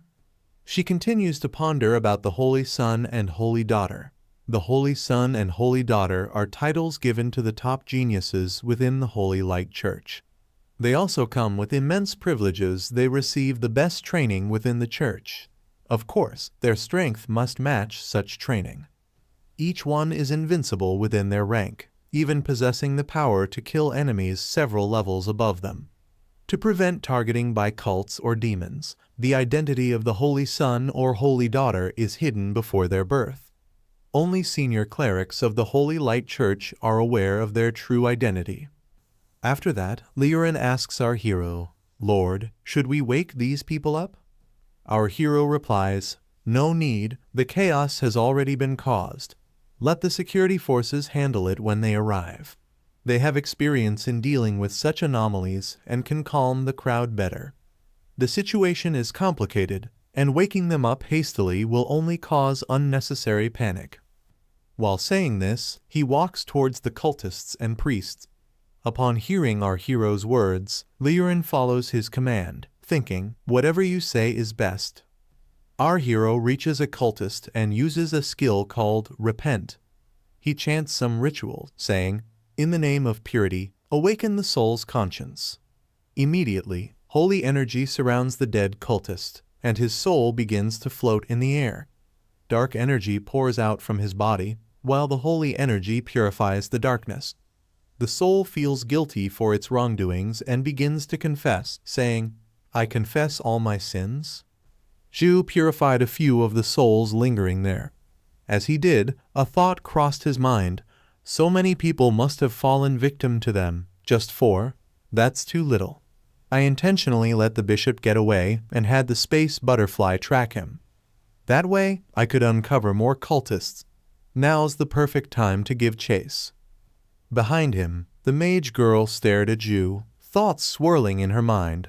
I also possess the Repent skill, but it's nowhere near as powerful as the Holy Son's. His affinity with light elements is extraordinary. If I trained under him, my strength would surely grow. But would he even allow me to follow him? Just then, footsteps echoed up the stairs of the building. Members of Longfeng City Public Security burst in, weapons drawn. Without even surveying the room, they shouted at the top of their lungs, "Drop your weapons and put your hands up." They repeated the command again, even louder, "Weapons down, hands where we can see them." The rest of the team quickly spread out, rushing to support the injured and check on the condition of the survivors. In the midst of this, the team captain stepped forward, standing right in front of the mage girl. "I'm Captain Wang Hao of the Public Security Operations Team." He introduced himself firmly. "Respected professional class, what exactly happened here?" The mage girl raised her hands slightly in greeting, nervously replying, "Hello, Captain Wang Hao." Then, trembling a little, she began to explain everything. The Holy Faith is a cult. They use deceptive methods to lure ordinary citizens and were planning to steal their souls for a sacrificial ritual. Captain Wang's expression turned grim as he heard this. In shock, he asked, "They were stealing souls. Did you stop them?" The girl shook her head subtly, gesturing with her hands in denial. "No, I didn't stop them." Then, almost instinctively, she glanced over her shoulder, but her eyes widened slightly in surprise. The Holy Son, the MC who had just been there, was gone. Where did he go? She stood frozen for a moment, confused and anxious. She couldn't understand why he would suddenly vanish, leaving her behind without a word. After that, Captain Wang turned to his team member and said, "Evacuate the crowd. Ensure their safety, and avoid causing a panic. Team 2, investigate the scene and collect evidence. Do not let go of any suspicious item. Team 3, heal the victims and be fast. Prioritize the heavily wounded and ensure they're alive." The healers immediately began tending to those still trapped under hypnotism. As soon as these people regained consciousness, they clutched their heads in pain and started looking around, clearly disoriented. No one could understand what was happening. Finding themselves suddenly in this place, some people began to scream. Seeing security guards around them, one woman cried out, "Who are you people? What's going on here? I want to go home." Another, just waking up in confusion, asked, "What am I doing here? I was supposed to be going to a party." People started talking, shocked and bewildered. Weird, my entire body feels wrung out. My head feels heavy, like someone knocked me out. In the midst of all this, we see the professional team that had come here to uncover the secret behind the church cult. One of them, as soon as he regains consciousness, clutches his head and walks directly over to his team, asking, "What did we do?" Hearing his words, the girl from their team who had remained conscious throughout the entire incident replies, "What are you talking about? You were all hypnotized by the holy faith. I only escaped thanks to a magic talisman." But what happened next was beyond my imagination. The holy faith brought in at least 5 classes above level 25. Hearing this, one of their teammates asks in shock, if they were above level 25, then how are we still alive? The girl explains, that man, he looked like a secondary awakened faith class. He killed them all in a single blow. Upon hearing this, the guy lights up with excitement and says, "A secondary awakened faith class? An elite, that's right. My robots must have recorded their fight. We can post it online and gather clout." Everyone stands stunned, unable to believe what's happening. The entire building begins to shake. Walls start to crack and collapse. The windows shatter into pieces. After this, the story shifts elsewhere. We now see Bishop, emerging from a dark shadow, visibly dejected and muttering to himself, "Damn it, who is he? How could someone like that show up in Longfeng City? The Court of Light? No, I've been laying low. It's impossible to attract the attention of someone this powerful in the Court of Light. And those fools from the court were all sent away under hypnosis without issue. No one should have found me. Where did it all go wrong?" As he walks forward, he approaches a massive door. Opening it, he continues, "The ritual was disrupted, and we lost 4 devout believers. My lord must be very mad." He was at a complete loss, unsure what he should do next. At that very moment, we also see our MC's void butterfly, which had followed Bishop all the way to this location. And just then, seizing the perfect opportunity, our MC uses his space location skill, tearing through the space with both hands with the power of the void beast sense and target, a spatial rift, to travel their teleportation. Bishop enters a room where, right in the center, a glowing red crystal is placed. In front of it, a few of his believers are standing solemnly. The moment Bishop walks in, a voice echoes from the crystal, "Bishop, you have returned. I can sense that we've lost 4 of our precious believers." As soon as Bishop hears this, he immediately drops to his knees and pleads, "My lord, there was an accident. A man with a powerful light element barged in, disrupted the ritual, and killed our people. He's too strong. I'm no match." The voice from the crystal, the Lord responds coldly, "Then why are you still alive?" Hearing this, Bishop lowers his head further and says, "It is my fault. I beg that you spare my life. I'm willing to repent for my sins by finding more sacrifices to negate the loss." But from within the crystal, an angry voice booms, calling Bishop useless. Shaken, Bishop says desperately, "My lord, I tried my best, but that mysterious person was far too strong." At the same time, we see our MC standing silently among them, disguised in form, listening to their conversation. He thinks to himself, the black ball is emitting such a dense malicious energy. Looks like this is the real core. And the number of cultists here nearly 100. They're not doing all this just to harvest a few souls. Something far greater is at work. Then, the Lord's voice booms again from within the crystal. "Indwal, your excuses mean nothing. The sacrifice may have been disrupted, but the ritual itself is complete. Our plans remain unchanged." Bishop, stunned, responds, "My lord, you mean the sacrifice worked? But even if the sacrifice was disrupted, the Soul Master's needs are not complete. Wouldn't this anger Master?" The Lord snaps, "You fool! Do you think we're holding sacrifices all around the city just for those meager souls?" After that, the Lord calls upon another bishop. The one we've seen so far had the name Bishop Feng behind him. But this new person's name is Bishop Su. This second bishop, known as Bishop Su, is a level 43 Shadow Reaper.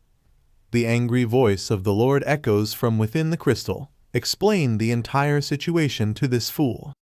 Bishop Su begins to speak in a deep and serious tone. My lord is preparing a plan great enough to topple the entire world. This year, the Holy Faith has enacted the sacrifice 307 times. The location of each sacrifice is handpicked with care. They are located at key points around Longfeng City. Together, they form a massive formation that envelops the entire city. This is known as the Chaos Hell Formation. For this grand plan, we arranged for cultists to mix with the people of Longfeng City and spread the holy faith among the masses, attracting those with bloated desires to enter the holy faith and expand our power, providing enough manpower for the plan. At the same time, we spiked the city's water supply with a special potion colorless, tasteless. It subtly weakens both body and mind, making the population more susceptible to our control. Our MC listens to all this very intently and starts thinking to himself, no wonder those classes got hypnotized so easily. What's their goal by activating the Chaos Hell Formation?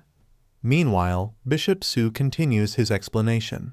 Other than that, we dug countless secret tunnels connecting each sacrifice point. These tunnels are filled with runes and formations to guide and gather energy. The formation has activated tonight. The soul and life energy of the entire city is being sucked and gathered into the seal of the Master of Chaos. By sacrificing the soul and life of the entire city, the Master of Chaos will awaken. He shall bring endless darkness and chaos to reshape the world. The great Master of Chaos will soon awaken. As soon as Bishop Su finishes speaking, a look of serious tension appears on our MC's face, and he starts thinking, Master of Chaos, evil god, awakening an evil god with the lives of an entire city. I can't let this happen. While thinking this, he begins to release his holy energy and starts creating his weapon. Hearing all this, the original Bishop Feng turns to the Lord and pleads, My lord, I didn't know anything about this. Please forgive me for ruining the plan. As soon as our MC releases his holy energy, a furious voice erupts from within the crystal. Who is this wicked intruder? Suddenly, a powerful strike launches toward our MC, resulting in a massive explosion. But within the blast, our MC counters with his holy thunder form of Apocalyptus and immediately follows it with a sword/attack. Seeing this unknown figure, all the cultists present begin rushing in to attack him. At the same time, spotting our MC, Bishop yells out, You again? The attackers charging toward the MC unleash their shadow space / channeling dark energy into their weapons to create a devastating cutting force.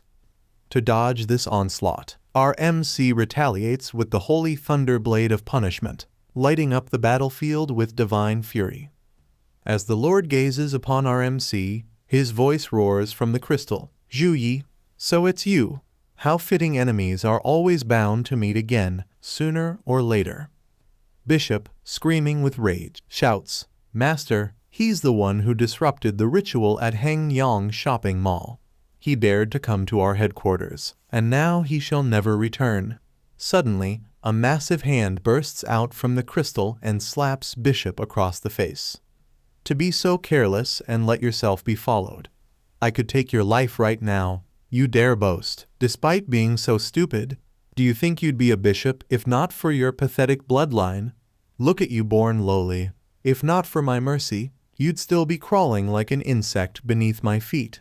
With fury, the Lord bellows, Never let him return. If he escapes today, I swear you won't even know how you die.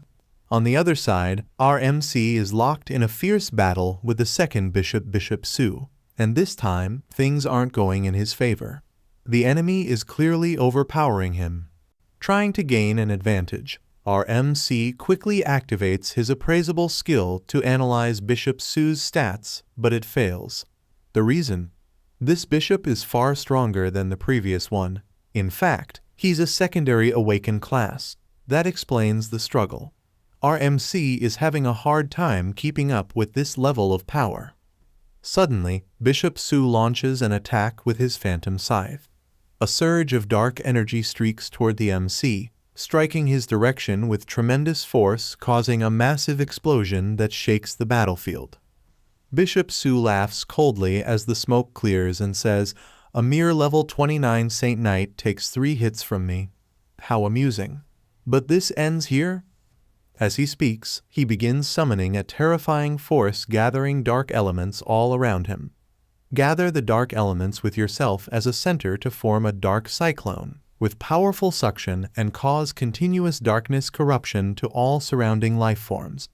A monstrous dark cyclone begins swirling with Bishop Su at its heart, pulling in everything and corrupting all life in its vicinity. Bishop Su had used a skill called Vertex to trap our MC. This skill created a vertex cyclone at that spot, which began pulling everything into itself.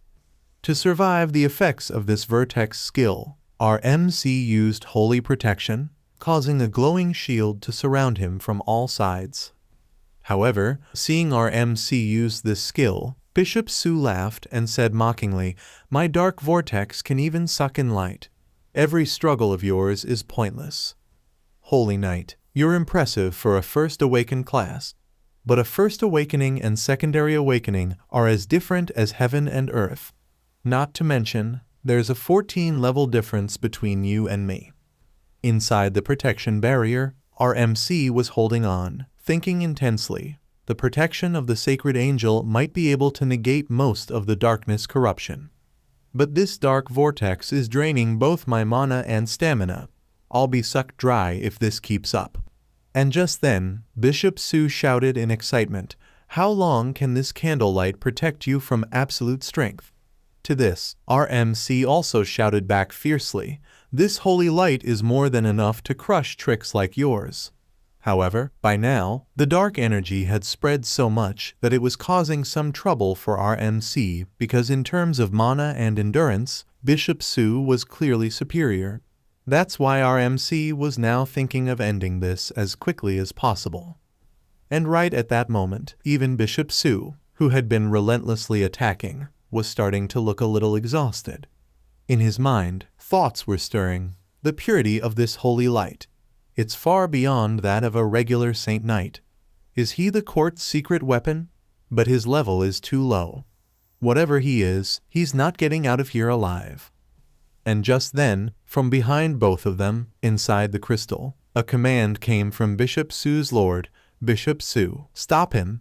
Do it as quickly as possible, no matter what it takes."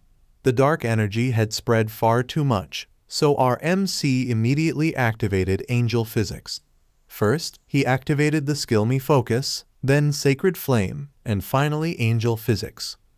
And the moment he entered angel form, he instantly attacked Bishop Su with a powerful light beam, which shattered the vortex standing before Bishop Su. The same vortex that had been troubling our MC just moments ago completely destroyed in a single strike. Seeing this, Bishop Su was absolutely stunned, because his dark vortex contained the element of chaos, and it could even consume attacks from a level 55 class. But now, with just a single blow from our MC, it had been disrupted. That's why Bishop Su found it almost impossible to believe how could this have happened. Just then, from the crystal lying behind them, the Lord's voice echoed once again, commanding Bishop Su, "Stop him as soon as possible." And along with this, we also see Bishop Feng, who was trembling in fear, hiding here and there, terrified and completely panicked. As soon as everyone heard the Lord's command, all the believers prepared themselves to attack our MC at once. Even if they weren't all powerful individuals, their sheer number was overwhelming, enough to drain our MC's stamina and mana. As soon as all the believers gathered together, they immediately launched chains of darkness at our MC. A huge number of chains came flying toward him, latching onto his body. However, with just one burst of power, our MC broke all those chains instantly. The chains and attacks continued to rain down on him non-stop, but since our MC was in angel form, he was breaking through all of them with absolute ease. Suddenly, a few dark believers rushed in close, trying to attack our MC with physical strikes. But our MC used the twin shield skill, striking down the attackers closing in from both sides, sending them flying backward. And he continued his assault just like that, sometimes attacking with light beams, and other times with twin shield, fighting everyone around him without letting up for even a second. Our MC was continuously beating up the low-ranked Dark Believers brutally. In the middle of this, Bishop Su once again came to attack our MC. He directly approached and unleashed the Shadow/Thrice attack on him. However, our MC immediately launched a powerful holy energy blast from his body toward Bishop Su. As soon as that sacred energy collided with Bishop Su, he went flying and crashed into a wall. On the very wall where Bishop Su hit, a cross-shaped mark was left behind. Seeing Bishop Su's condition, once again, the Lord's voice echoed from within the crystal, shouting, "You're all useless trash. You can't even defeat a level 29 Saint Knight." Hiding beneath the crystal, Bishop Feng saw this and muttered fearfully, "You've got to be kidding. How are we supposed to fight a monster like him?" Meanwhile, after attacking Bishop Su, our MC thought to himself, "Thanks to all the buffs and angel physique, my strength is near that of a level 40, even though I'm just level 29. Add the Holy Light's natural advantage against evil, and that's how I overpowered him." On the other side, the Lord was fuming with rage and yelled, "Useless trash. Once the ritual is complete, you'll all pay for this." And then, his eyes suddenly landed on Bishop Feng. Seeing him, the Lord shouted, "Bishop Feng, what are you doing?" Everyone else had already been defeated, only Bishop Feng remained. And witnessing such overwhelming power from our MC, Bishop Feng was thinking, "There's no way he's just level 29. He's definitely hiding his power level." However, upon hearing the Lord's command, Bishop Feng nervously said, "My Lord, I've just been trying to survive somehow. I can't waste my life here." The Lord roared furiously, "You're worthless. Get up now and strike him. Protect me from his attack." Because at that moment, our MC was already approaching the crystal, preparing to attack it. Hearing the Lord's words, Bishop Feng replied in fear, "O Lord, I'm waiting for the right moment to attack. I can't strike just yet." Meanwhile, as our MC neared the crystal, he launched his attack straight at it. But then we see his attack hit Bishop Feng directly. Even Bishop Feng couldn't believe how he ended up there. It was the Lord. To protect himself, he had pulled Bishop Feng in front of him like a shield. Bishop Feng, stunned and betrayed, asked, "Father, why did you do this?" And the Lord, from within the crystal, threw Bishop Feng's body aside and coldly said, "Because you're worthless." After what happened to Bishop Feng, our hero questioned in disbelief, "Why did you do that to him? He was your son. Would you truly abandon even familial love for your wicked god? How disgusting can you be?" From within the crystal, a cold voice echoed, "A valueless pawn. It is his honor to serve the master of chaos. Familial love once chaos descends, all life will be my children. Zhu Yi, you're not my opponent, why waste your life on a city doomed to destruction?" Hearing this, our hero narrowed his eyes and asked, You know who I am?" The voice inside the crystal responded with sinister calm, "The champion of the National Freshman Exchange Competition who performed beyond expectations. I've heard of you." As the two were speaking, a chained scythe suddenly came flying toward our hero from a distance, an ambush. It was Bishop Su, who had gotten back up and was once again launching an attack on our hero. The moment he sensed it, our hero drew his sword and swung it straight at the incoming scythe, clashing violently. Just as he was about to engage Bishop Su in combat, a powerful energy began to surge from within the crystal, a sign of something sinister approaching from behind. But our hero couldn't stop now. He was too deep in the fight with Bishop Su. He had to end it quickly. Sensing the incoming energy attack, he immediately activated Void Beast Space Jump, vanishing from his spot and instantly reappearing right next to Bishop Su. There, he began unleashing a flurry of level 5 holy punches, striking again and again with divine force. Bishop Su screamed in pain, unable to defend himself from the relentless blows. Then, a voice came from behind, "So you're the one who caught the void beast? Didn't even have to search for you." But our hero was already ending it. To finish Bishop Su once and for all, he activated his punishment of light skill and struck with divine judgment, knocking him out cold right there. As Bishop Su lay defeated, our hero stepped aside. His eyes narrowed in thought. He knew me, and he even knew I had the void beast. It didn't take him long to realize whose voice had been coming from within the crystal. Gritting his teeth in anger, he shouted, "Housemaster Feng, it was you. You're the madman who disappeared." And then emerging from the crimson glow within the crystal came a man cloaked in red energy, laughing maniacally. "You're absolutely right," he said. "The Master of Chaos will reshape this world, and I shall become one of the new gods." Fully stepping out into the open, drenched in red energy, Housemaster Feng laughed again and declared, "If it wasn't for your meddling during the exchange match, the Master of Chaos would have awakened months ago. Today, I'll take you and the Void Beast. The Void Beast is my gift to the Master of Chaos, and your holy power will nurture the awakening." Hearing this, our hero clenched his fists and thought grimly, believing in an evil god really does grant power. I remember Feng, he was a level 49 secondary awakened assassin. But now, he's almost as strong as a level 52 warrior like Housemaster Wu. Even with all my buffs and angel physique, facing him will be a struggle. Just then, sharp, pointed rocks suddenly began erupting from the ground and launching themselves at our MC in a surprise attack. He tried his best to dodge and protect himself, but these jagged stones had spread everywhere. We see that even the dark believers had been pierced by the sharp stones, their bodies being torn apart from the inside. Meanwhile, our MC was slashing through the flying spikes with his sword, barely managing to keep himself safe.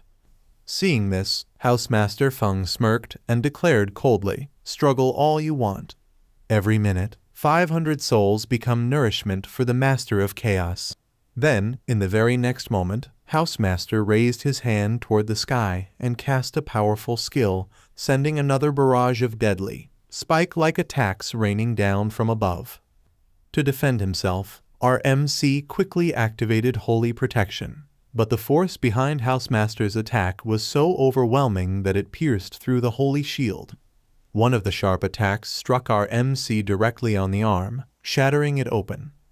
Blood splattered as the impact tore through his flesh. Seeing his arm burst open like that, our MC's eyes widened in shock, his heart filled with sudden dread and tension. Housemaster Feng attacks our hero, and as the attack directly hits our hero's body, it slices off a chunk of flesh from his arm. As soon as the attack lands, our hero begins to heal himself. However, while healing, he understands that this is not regular corruption. This is the true power of malice. Attacks from Feng continue colliding with our hero, and our hero keeps dodging them. In the middle of this, he opens his mouth and begins creating a powerful energy ball. As soon as it forms, he launches it toward our hero. Struggling with the first attack, our hero sees this powerful strike coming straight at him and becomes slightly panicked.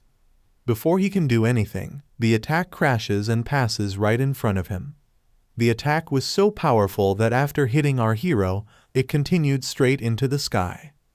However, just then, we see that our hero, using the help of Void Burst, has teleported directly behind Feng and has grabbed him from behind. After capturing Feng, our hero uses the skill punishment of Light level 16, which summons a powerful lightning strike that hits Feng. However, at that moment, we can see a red-colored visible protection shield appear in front of Feng, which protects him from our hero's punishment lightning. After dodging this attack, Feng laughs and says to our hero, "You want to limit my movements and unleash a lethal strike with punishment of light. Standard tactics, but you forgot I used to be a master of the War Academy." At this moment, light beads of sweat appear on our hero's face. Maybe he's using too much power in this fight and is exhausted. Just then, a few red-colored chains come directly from behind and begin to capture our hero. They completely bind his hands and feet. These are abyss chains. Abyssal chain made from the powers of chaos, designed to suppress the power of the holy. Once captured, all light elemental skills will be sealed, and it will continuously drain the life force of the victim. After trapping our hero with them, Feng laughs and says, "This mindset is what I used to teach my students 10 years ago. Struggle. This is your end." Now, the chains have completely restrained our hero and laid him down on a large stone slab. And because of these chains, his sacred power is being suppressed. So our hero is unable to break free. Completely bound in chains, our helpless hero lay there, powerless. At that moment, Housemaster Feng walked up to him with a twisted grin on his face.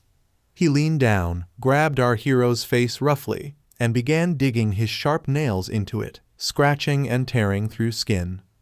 Blood streamed from the deep gashes on our hero's face. Then, Feng pulled his hand back and licked the blood off his fingers. Suddenly, the entire area began to quake violently. Massive stones broke loose and crashed to the ground around them. At the same time, thick red corruption energy began to gather, swirling and pulsing with malice. These were corruption souls, being born right there before their eyes. The moment our hero saw them, he understood what they were. Feng laughed darkly and said, "Listen carefully. These are the footsteps of the arrival of the Lord of Chaos. Not just this place, but the entire city has already fallen under his shadow." All across the city, red substances were raining down from the sky, infecting the people of Longfeng City. As soon as they came into contact, the residents lost consciousness, corrupted by the chaos. Meanwhile, our hero was now surrounded by those same red souls. These were the spirits of the city's people torn from their bodies by the overwhelming corruption. Looking around, our hero suddenly recognized some of them. His eyes widened in horror as he shouted, "You all!" He had spotted some of his comrades among the corrupted souls, drifting silently, aimlessly. And slowly, even more souls began to gather, drawn by the pull of corruption. Fury welled up inside our hero. He turned toward Housemaster Feng and screamed in rage, "You're a monster!" Feng only laughed louder and replied, "These are the necessary sacrifices. Fools like you wouldn't understand." And there, lying powerless and trapped, our hero clenched his fists mentally and thought desperately, "I can have the void beast take me to escape, but everyone in Longfeng City will die, so I must stop him. Even if I'm no match for him, I cannot run away." Just then, right in front of our hero, an S-level congenital potion appears. Greatly boosts resistance stat of the body and increases recovery speed. Our hero immediately begins to drink it, and as he does, his recovery starts to accelerate. Seeing this, Feng laughs and says, "This is all just useless struggle." But just then, as soon as our hero recovers, he starts to awaken compassion within the souls of all the dead bodies lying around him in the name of holiness. Seeing this, Feng becomes slightly nervous and says, "What are you doing?" At that moment, our hero shouts once more, "All of you, repent." And the moment our hero says these final words, the bodies of Feng's believers begin to release sacred energy, which flows directly into our hero's body. The moment it enters him, a strange and unique energy starts forming inside him, an energy that instantly begins to create a surge of powerful force. This energy was so intense, so overwhelmingly powerful, that it started to hurt him because it was simultaneously affecting two sides of his lineage, the Frost bloodline and the Angel bloodline. He starts seeing a vision in front of his eyes. On one side, warriors from the Angel bloodline, on the other, warriors from the Frost bloodline. This powerful energy continued to affect his body. The sacred energy surged straight into the sky, while the frost energy began to freeze the area around him. Both energies were now flowing through his body at the same time, and the strain was beginning to hurt him. Seeing this, Feng grew a little uneasy.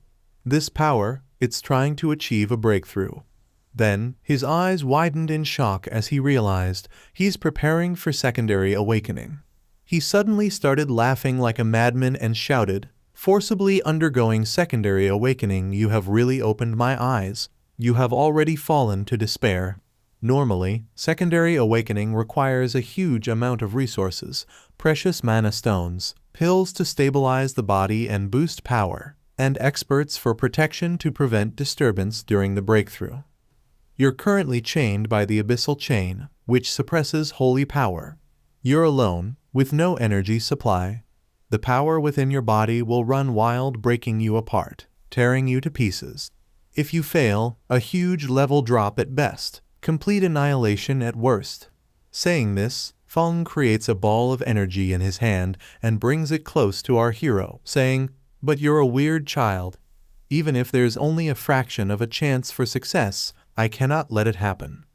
Meanwhile, inside our hero's body, the two powerful bloodlines were struggling against each other, each trying to dominate and take complete control over his body. A continuous battle was raging within him, and as Feng advanced to attack our hero, he snarled, "You will die during your secondary awakening." Inside our MC, both powers were clashing, the Frost bloodline and the Angel bloodline. However, after struggling for a while, the two powers gradually stabilized and began to settle into a balanced state within our MC, which was a sign that he was gaining control over his power. Immediately, he received a congratulations message for his second advancement awakening, and now his level had reached Judicator level 30. Now that our MC had gained control over both powers, powerful wings suddenly emerged from his back with a surge of energy, one wing of an angel and the other of frost. That meant both powers were contained within one wing each. After this, our MC received another notification, informing him that he had obtained the Judicator exclusive skill known as Judgment Descends. He could now use Divine Summon and Divine Awakening as well. Along with that, our MC had also received 100 unallocated attributes.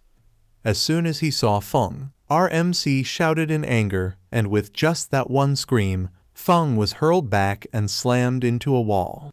Immediately, a powerful energy slash came charging toward Feng. Seeing this, Feng was gripped by fear.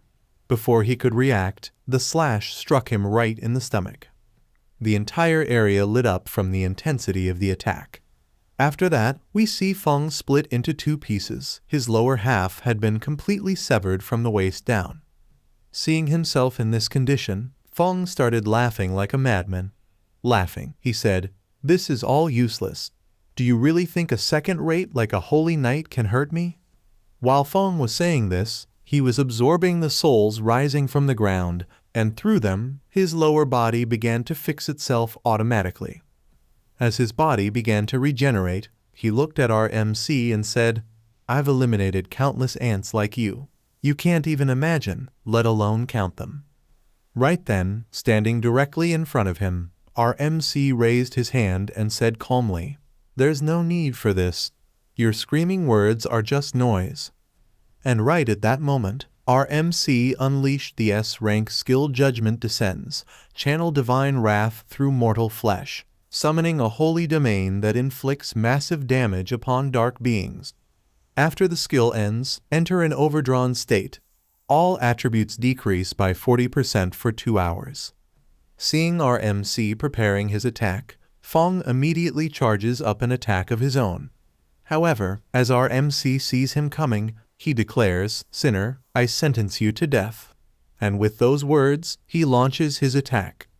Thunder begins to rain down continuously from the sky upon the entire area, and several bolts strike Feng directly. Injured by the attack, Feng falls to the ground, yet even then, he laughs and says, "You will never succeed. The power of my lord, it has arrived here." Hearing those words, our MC turns around anxiously and sees that the entire area has been covered in a red aura. From within that aura, a dark, evil energy begins pouring out, affecting the entire region. As soon as our MC steps into its reach, he feels a crushing pressure descend upon him. His sacred energy collides with this evil force, and the clash exerts a tremendous burden on him, so much so that blood starts to trickle from his mouth. Suddenly, Countless voices begin to rise from that red, corrupted energy, whispering, "Submit. Why not be destroyed together? Surrender. Join us. The true essence of life is pain." All of this corrupt energy was attacking our MC's mind. Within moments, our MC begins to lose control of his thoughts. His eyes turn red. But just as quickly, he regains control of his mind and comes back to his senses. Seeing this, the energy lashes out and ensnares him completely. "Come. Let us become one. Be a part of me. Forever," it whispers. Inside that crimson energy, there was a monster. This creature had completely entangled our MC in its monstrous tentacles. Struggling in its grip, our MC lets out a powerful scream, and from one of his eyes bursts forth a surge of holy energy. That divine force strikes the monster and frees our MC from its grasp. As soon as he breaks free, our MC draws his sword and charges toward the monster, shouting, "Mental corruption is powerful indeed, but too bad for you, you chose the wrong opponent." And with that, he plunges his sword deep into the monster's body. Blood begins to ooze from the creature as it roars in pain. Seeing himself wounded, the monster cries out in fury, "How dare you?" To this, our MC replies with steely resolve, "Why wouldn't I dare? A holy knight is always ready to deal with countless creatures like you." With those words, our MC continues his relentless assault, slashing again and again, cutting the monster from every direction. And within moments, our MC slices the creature into pieces, its body shattered completely. Each part of the monster's body is erased into nothingness, and only a swarm of tiny black particles, like smoke, remains in its place. Now, there was no trace left of that monster. Even then, our MC kept looking around, scanning the area carefully, making sure no part of the creature remained. But just at that moment, a surge of red energy suddenly emerged from behind him. The moment he sensed it, our MC turned around in alarm. Before he could do anything, that powerful energy struck him hard on the back. The pain was excruciating, and he let out a scream of agony. Then we see the monster once again. It had reformed itself. This time, it appeared in the form of a massive, towering creature, with countless eyes covering every part of its body. Laughing menacingly, it looked at our MC and said, "I curse you. I am the Lord of Chaos, a god. A god cannot be slain by a mere human. Our outcome was decided from the very beginning. Become my servant, and I'll grant you the strength of a divine beast." Struggling to recover from the attack, our MC slowly stood up, barely holding himself together. Then, in a serious tone, he replied, "Half divine power? How about this? Let's make a deal. You be my punching bag, and I'll teach you what it means to kill a god. Also, if you're going to play God, at least do it right." As he said this, a smile formed on his face, and with a smirk, he laughed and said, "At best, you're a fragment of some evil god. That's why someone like me, a human, can actually hurt you. Keep spouting nonsense like that, you'll make me laugh my teeth out." Hearing this, the god monster shouted in rage, "That's impossible. You're just talking nonsense." Meanwhile, our MC began preparing for his next attack. However, before launching it, a thought ran through his mind. "This is bad. My body can only hold out for another 2 minutes. I'm running out of time." As our MC said this, we see a surge of powerful energy forming all around him. Bright lightning flickered through the energy as it rapidly intensified. And in the very next instant, that energy shot straight up into the sky, signifying that our MC had just released a tremendous amount of energy in one burst. Then suddenly, we see countless angels descending from the heavens above. Our MC had just used his divine summon and S-rank skill, and in response, a legion of angels had arrived at his side to aid him in battle. As soon as the angels arrived, they spread out across the entire area. These angels had come down to this battlefield, but summoning them came with a strict condition. If our MC were to summon them, he would have to sacrifice 30% of his health, and as long as the angels remained, his mental energy would continuously drain. The moment they appeared, the angels immediately aimed their bows at the evil monster, ready to unleash a powerful holy arrow. A large number of angels had descended, some ready to attack using magical spells, while others prepared to strike with swords. Every single angel, armed with a different weapon, began forming a circle around the monster, ready to launch a coordinated attack. Seeing himself surrounded from all sides by angels, the monster screamed furiously, "You pathetic little creations of forbidden law, you won't stop me!" But just then, the angels initiated purification, and with it, their divine judgment began. They started launching their assault on the monster, and in just a few moments, a powerful surge of energy shot straight into the creature, and ended its game right then and there. That energy was so unbelievably powerful that it caused a massive explosion across the entire region. Right after this, our MC received a notification. He had obtained the evil god power crystal, though it was damaged, and the notification clearly stated its quality cannot be accessed at the moment. This confirmed that the angels had completely destroyed the monster within mere minutes. Meanwhile, our MC's body had taken a massive toll from using such an overwhelming skill. His body was badly damaged, and blood was dripping from his mouth. Yet, even in this battered and broken state, he muttered, "So that's all you were capable of? You weren't even a proper fragment of a real god." And with those words, our MC collapsed to the ground. As soon as our hero uses the angel power, a powerful explosion erupts, shaking everything around. Because of the blast, all the surrounding rocks begin to shatter, breaking apart one after another. And just a short while later, we see that our hero has defeated the evil god. At that very place, a red-colored evil god power crystal begins to appear. But our hero's condition has become extremely bad. Using the support of his hand, he collapses onto the ground. Immediately, a notification pops up in front of him, and it reads, "You have obtained an evil god power crystal."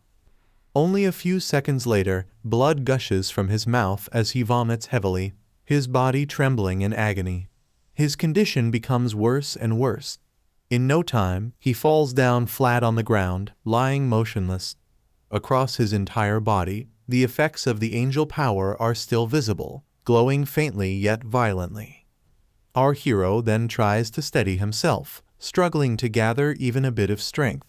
As soon as he manages to stabilize himself slightly, notifications begin to appear rapidly on his screen, one after another, warning, immediate treatment required.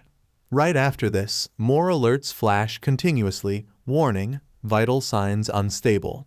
Immediate treatment required. Another notification follows, more detailed and urgent, warning, vital at critical level. Heart rate, 288 BPM. Blood pressure, 50/30ths. Multiple compound fractures, 17 locations. Internal injuries, 63%. Immediate treatment recommended. Reading these notifications, our hero forces himself to stay in control. With sheer willpower, he slowly raises his trembling hand into the air, preparing to begin healing. After some time, we see our hero's beast arriving beside him. Looking at his battered state, the beast speaks with frustration and concern. "You forced your second advancement, shattered your meridians, then activated a revival skill. It's a miracle you survived. And why won't you let me take you away? You could have been saved." Hearing his words, our hero raises his eyes and replies firmly, "What's the difference between that and those cultists?" Before deciding to advance, I remembered the day of class transfer before the big exam. Immediately after, our hero begins to explain with deep conviction, "That day, I chose Holy Night. Humility, honesty, courage, compassion, duty, honor to pursue justice and righteousness all my life. That's what it means to be a holy knight. If I feared death and clung to life, I would have betrayed that ideal. What's the point of power if it goes against your principles?" The beast listens silently, paying close attention to every word his master speaks. Just moments later, a glowing circle begins to form all around our hero's body, as if he is preparing to teleport himself. and within seconds, our hero vanishes, teleporting straight to Suchao University. The sudden burst of blinding light catches the eyes of several unknown figures standing on distant mountains. Shocked, one of them whispers, "What just happened here?" And soon, 3 to 4 people appear together, watching from afar. Among them, one man says in a solemn tone, "A battle of this scale is far beyond what we can handle. Still, I am certain, a powerful warrior gave their life to protect Longfeng City tonight." The moment shifts, and we see our hero has returned to his dormitory. He lies flat on the floor, still weak and pale. Suddenly, notifications start appearing on his screen one after another. Name, Zhu Yi. Class, Juridicator. Level, 30. Warning, soul damage detected. Vital signs, critical. Divine state depleted. Attribute 0 for 10 days. Just then, a countdown suddenly begins ticking down. The moment shifts again, and we see our hero slowly opening his eyes. But the instant he becomes conscious, he finds himself submerged underwater. Shock spreads across his face as confusion floods his mind. What? Why am I underwater? I've been unconscious for 2 days, he thinks to himself. As these thoughts race through him, he suddenly notices his teacher sitting calmly right before him. The teacher looks at him and says with a mix of relief and sternness, "So you're finally awake. How does it feel, standing on the edge of death? Tearing through a dark god's sacrificial ritual all on your own? Should I call you brave or reckless?" Hearing those words, our hero frowns in confusion. Holding his forehead, he mutters weakly, the situation was urgent. But before he can say more, he breaks into a violent cough, water spilling from his mouth as his body trembles. His teacher continues without pause, "Your meridians were shredded like a torn fishing net. Regular healing spells could only fix your body, so I placed you in a medicinal spring to keep your vitals stable. At the bottom of this spring are 5 dragon pearls, rare sacred relics for healing. You must absorb them all, if you dare waste even a drop." Our hero, still dazed, stares at him blankly before blurting out in disbelief, "But teacher, isn't this your foot bath?" The teacher freezes for a moment, then bursts into a slight smile. "Don't sweat the details. As long as you live, that's all that matters." With that, he opens his own screen, his expression turning serious again. "Let me tell you what happened while you were out. The Longfeng Public Security's Special Action Unit preserved the battlefield completely and even collected samples of lingering holy light. Look here, this energy curve. Its peak matches your holy aura exactly. Anyone who knows what to look for would trace it straight back to you. So regarding the Longfeng incident, the public will be told that it was my doing." Listening closely, our hero clenches his fists and says firmly, "Teacher, I don't want to hide behind your back." The teacher shakes his head, replying with a heavy tone, "You're still young. Your level is low. If your accomplishments were exposed, the cultists would be the first to hunt you down. Those lunatics won't let any threat to them survive. So, I used a few privileges. Your case has been classified as SSS confidential. Once you complete your 3rd advancement, all those honors will return to their rightful owner." Hearing this, our hero falls into silence, memories of the fight flashing before his eyes. Slowly, he pulls out the evil god crystal and shows it to his teacher. "After defeating the evil god, I realized its true form was nothing but a power crystal. This is the face of the so-called evil god. It looks harmless, but it has ruined countless lives." The teacher narrows his eyes, taking the crystal carefully into his hand. The instant he holds it, a wave of overwhelming evil energy surges through him, making his expression turn grim. A mere shard, daring to stir up storms, he immediately releases his power, sealing the crystal with a forceful technique.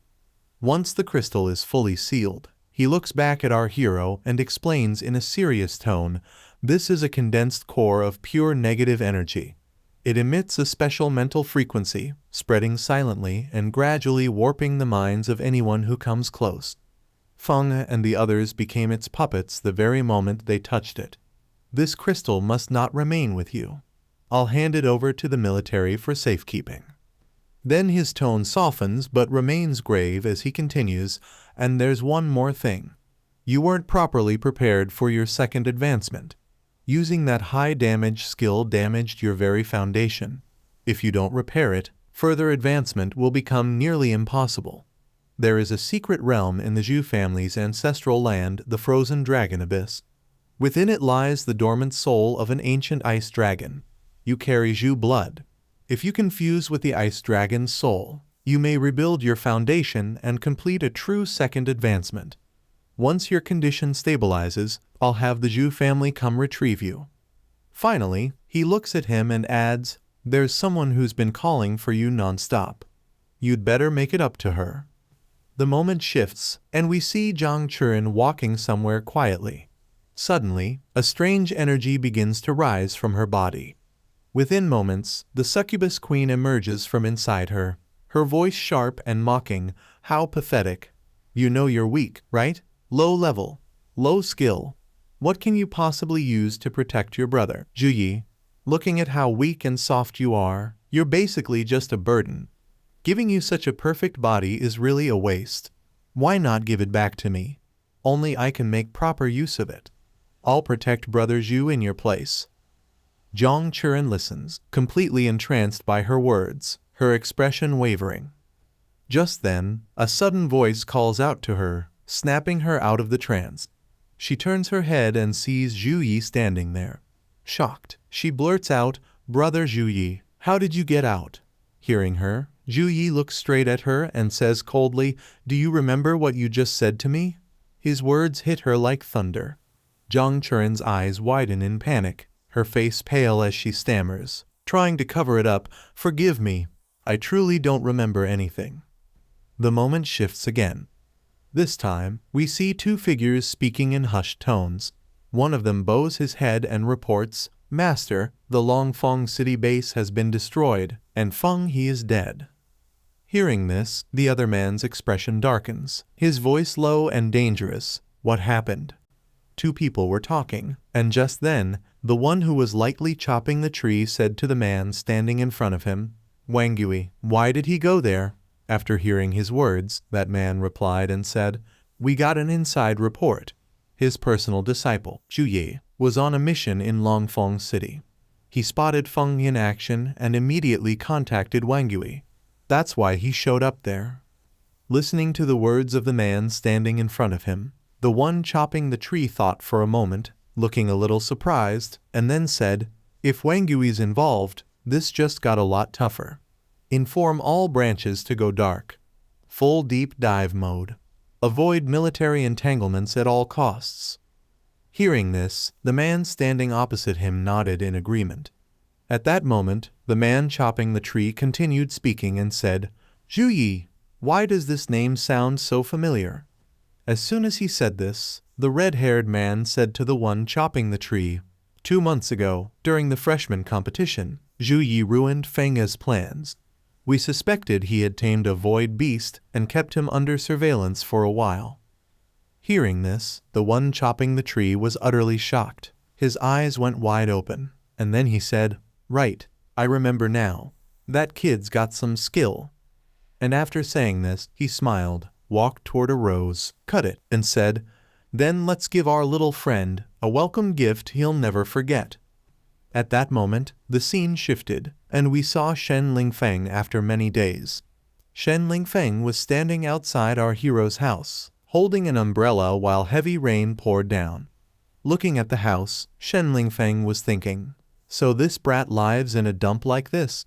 No backing from a powerful clan. How could someone like him have such freakish strength? It's just bizarre." While Shen Lingfeng was still thinking this, suddenly, there was an attack from over the wall.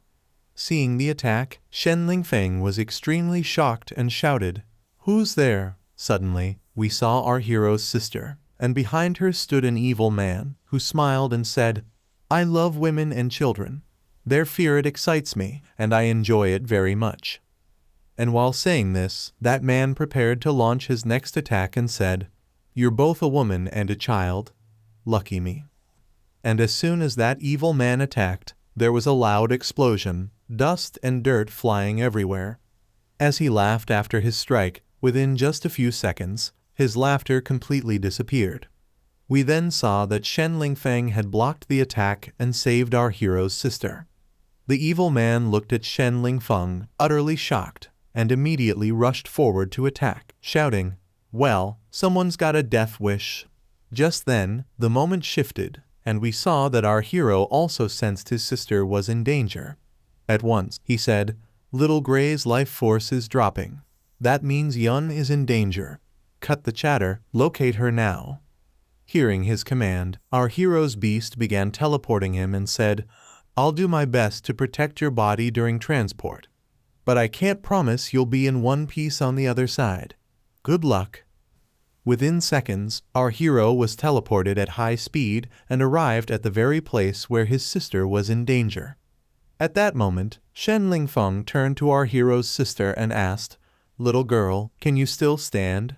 Hearing this, our hero's sister nodded in response.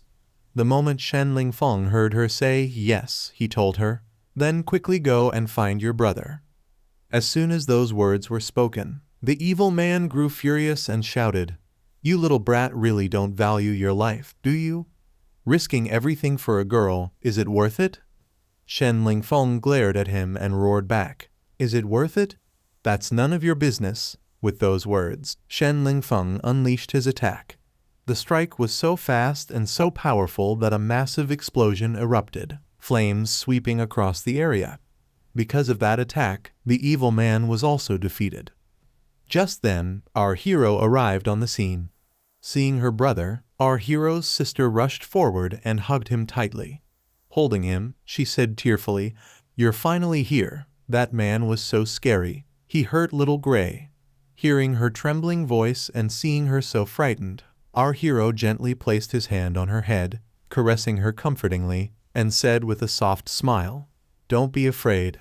I'm here now."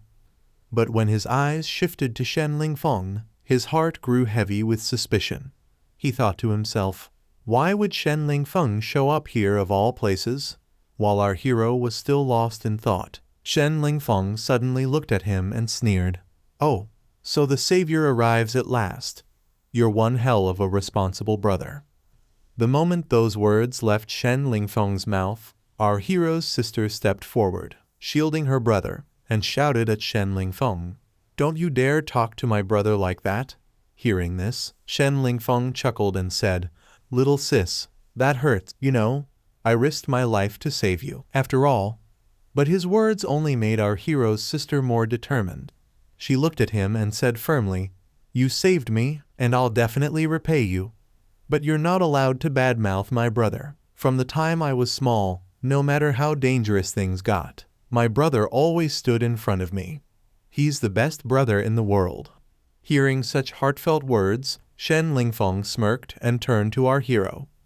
"Hey, Ju, at least your sister knows how to say thank you. How about you? Not even a thanks? Is this what they teach at Paladin Academy?" As soon as Shen Lingfeng finished, our hero placed his hand on his sister's shoulder, smiled, and said warmly to her, "Zioyun, he's just jealous I have such a great sister. He's saying all this because he's upset." The moment Shen Lingfeng heard this, his expression twisted with rage. He shouted furiously, "You dare call that a ploy? Me, jealous of you?" But as he roared, his strength suddenly faltered. His body wavered, and he collapsed to the ground. The iron shard from the earlier battle lodged in his stomach was now supporting him as he lay on the ground, piercing clean through his abdomen. Seeing this, our hero's expression turned deadly serious. Without hesitation, he covered his sister's eyes with his hand so she wouldn't have to witness the grisly scene. Struggling to speak, Shen Lingfeng's voice trembled with both anger and pain as he shouted, "Zhu Yi, stop dawdling and save me. I'm not dead yet, you know. Don't just stand there like a stump." Hearing his words, our hero glanced at his sister to calm her and said, "Shen Lingfeng's still making jokes while bleeding this badly. I guess the wounds aren't as bad as they look." But his sister frowned, eyes full of doubt, and asked, "What I really want to know is why would you be at my house?" And how did you just happen to be here when Xiaoyan was attacked? While she was questioning him, Shen Lingfeng lay before them, watching with half-closed eyes. The very next moment, he shut his eyes completely and muttered hoarsely, "Can't a guy just pass through the area? What, you think you're the only one with fans wherever you go?" But as he spoke, blood poured heavily from his mouth. Then, suddenly, we saw blood trickle from our hero's lips as well. Shocked, his sister rushed to him and cried, "Brother, are you okay?" Hearing her frightened voice, our hero forced a smile and said, "I'm sorry, did I scare you?" But the very next instant, blood began flowing from his body, and from behind, an enemy's strike had pierced him. After suddenly seeing our hero in such a terrible condition, his sister became extremely scared. She covered her mouth with her hand and began to cry. Then, all of a sudden, she ran toward the phone lying on the side and started making a call. But while she was still calling, suddenly a voice came from behind. "Zhu Yi, your place is more chaotic than a battlefield." It was none other than the principal. After saying this, the principal turned to our hero's sister and said, "Don't worry, now that I'm here, I'll handle everything." Just then, from the other side, Churin also came running in. As soon as she reached our hero, she took out a bottle, poured some liquid, and began to feed it to him, saying, "Zhu Yi, hurry and drink this. You'll get better." On the other side, the principal also began healing our hero. While healing him, he said with a mix of anger and relief, "You brat, you really know how to cause trouble. Just pulled you back from death's door, and then you go rushing into a spatio-temporal turbulence without any magic protecting your body. It's a miracle you're still alive. I'm not a healer type, so for now, I can only manage to stabilize your injuries." After drinking the liquid and receiving the principal's healing, within a few seconds, our hero slightly regained consciousness and weakly said, "Teacher, Churin, how did you guys get here?" Hearing our hero's words, the principal replied, "The void beast knew you were seriously injured when you crossed the spatio-temporal turbulence. After bringing you here, it immediately came to find me. I was with Churin at the time, so we rushed over with it. This aura, it's identical to the one on the cultists from Longfeng County. But they weren't looking for you. They attacked Zhuyun instead. I suspect they don't know the truth about what happened in Longfeng County. They probably just want to take their anger out on Zhuyun because you showed your face. The military has already secretly launched a nationwide purge against the Holy Spirit cult. But the enemy is in the shadows while we're exposed. You can't stay here any longer. You must go to the Zhu family's old residence immediately." After listening to the principal, our hero opened his eyes a little wider and said, "Go to the Zhu family. That's a good opportunity to take little Yun back to the Zhu family. She'll be very safe there." Hearing our hero's words, the principal immediately said, "Your injuries are too severe right now. You can't undergo any form of teleportation. You can only take the nearest public spaceship, the Sky Dome, to the Zhu family. The Sky Dome is a rank-secure spaceship, equipped with armed guards. It can reach the Zhu family's territory within 48 hours. I'll notify the Zhu family to meet you at the Sky Pier." After hearing the principal, Churin immediately said to him, "This time I will also go, and I'll take care of him." As soon as the principal heard Churin's words, he closed his eyes and said to her, "We don't know how far the Holy Spirit cult has infiltrated, so you must travel disguised as ordinary passengers. The less conspicuous, the better." While all this was being discussed, on the side, the injured Lingfeng suddenly spoke up in frustration. "Can't you people see me? Have I disappeared? Do you think I'm just air? If not, then pay attention to me too, I'm also injured." As soon as the principal heard this, he walked over to Lingfeng, sat down beside him, and teasingly said, "Look at me, my memory is terrible. Come, let me see how your injuries are. Aren't you the kid who was defeated by Zhu Yi in the freshman grand tournament?" Hearing this, Lingfeng lifted his head slightly and, with a weak laugh, replied, "Thank you for your concern, principal." At that moment, the scene shifts, and we see our hero along with everyone else arriving at the Sky Dome docking port. Lingfeng, fixing his tie with a sulky expression, suddenly bursts out, "I protest. Why does he get to sit in a wheelchair pretending to be some young master, while I, a successor of the flame dragon bloodline, have to act as your servant?" As soon as Churin hears this, she frowns in irritation and snaps back at him. "One more mouth means more risk. I didn't want to bring you in the first place. If it weren't for your pestering." Before she could finish, Ling Feng immediately cut in with frustration. "Wrong. The principal was urgently recalled and specifically ordered me to participate in this operation. You think I wanted to come? I, with my noble flame dragon bloodline." While the two of them kept bickering, our hero's sister suddenly caught sight of the spaceship. Her face instantly lit up with joy as she exclaimed, "The ship has arrived." As the massive vessel came fully into view before them, everyone's spirits lifted, smiles spreading across their faces. Our hero's sister, brimming with excitement, ran forward toward the ship and said with childlike wonder, "It looks like a giant flying octopus." As they began boarding the ship, she turned to her brother and added in amazement, "Look, even its tentacles are glowing as we step closer." Hearing her words, Churin calmly explained to her, "That's the light of mana charging. The ship docks here to recharge. Only with sufficient mana can the ship fly. And these tentacles are multifunctional. They act as escalators for passengers, can transform into protective shields during combat, and their tips can fire mana cannons." Then the moment shifts, and we see everyone entering the ship. Inside, an announcement is being made. "Attention Sky Dome passengers, the boarding ramp will be closing soon. Passengers who have not yet had their tickets checked, please do so immediately." As soon as the announcement ended, Churin placed her hand gently on our hero's shoulder and asked with concern, "Ju Yi, do you want to go back to your room and rest?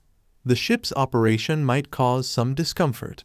There's a specially reinforced isolation formation in the room." Hearing her words, our hero smiled faintly and replied, "You're treating me like a little child." Hearing this, Churin's cheeks turned slightly red with embarrassment, and she hurriedly said, "That's not what I meant. I just wanted to say, I didn't want you to feel uncomfortable because of the outside environment." Hearing Churin's explanation, our hero said softly with warmth, "I know my condition very well. You don't need to worry too much."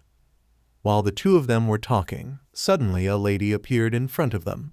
The moment she saw our hero, she smiled flirtatiously and said, "How handsome you look."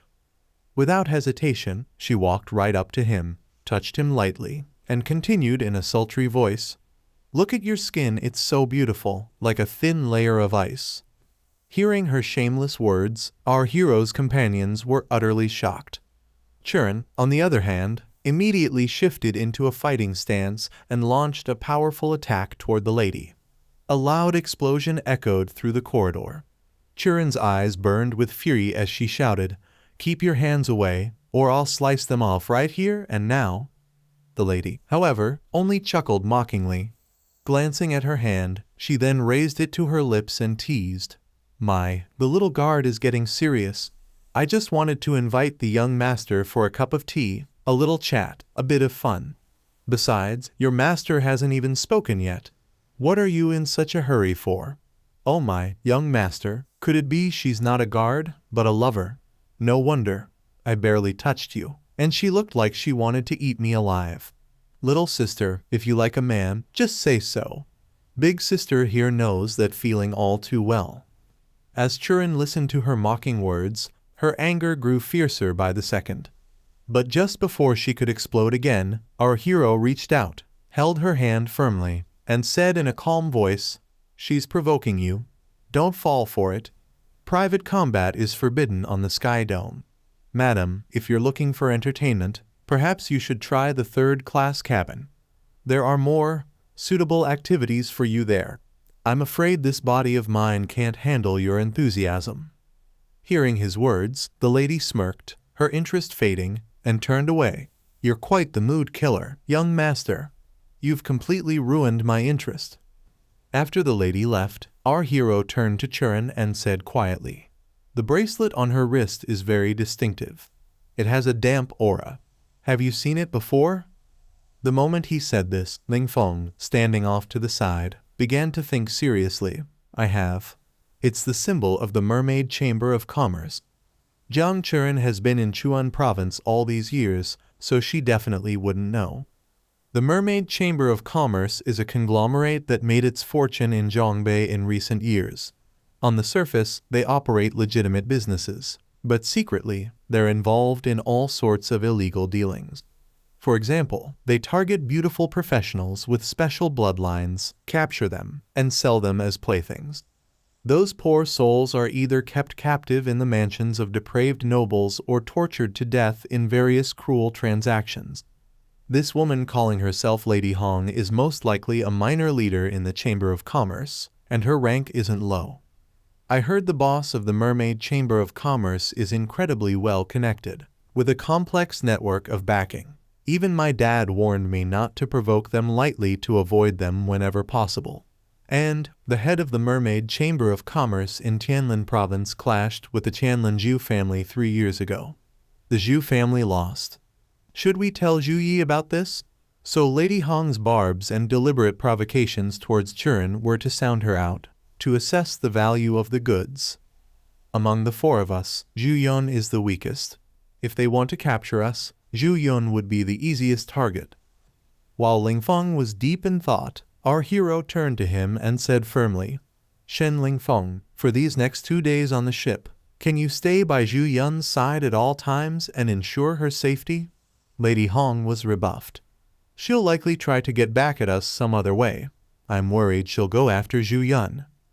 Hearing these words, Ling Feng's expression brightened with pride. He clenched his fist and said confidently, Don't worry, I can handle looking after one little girl.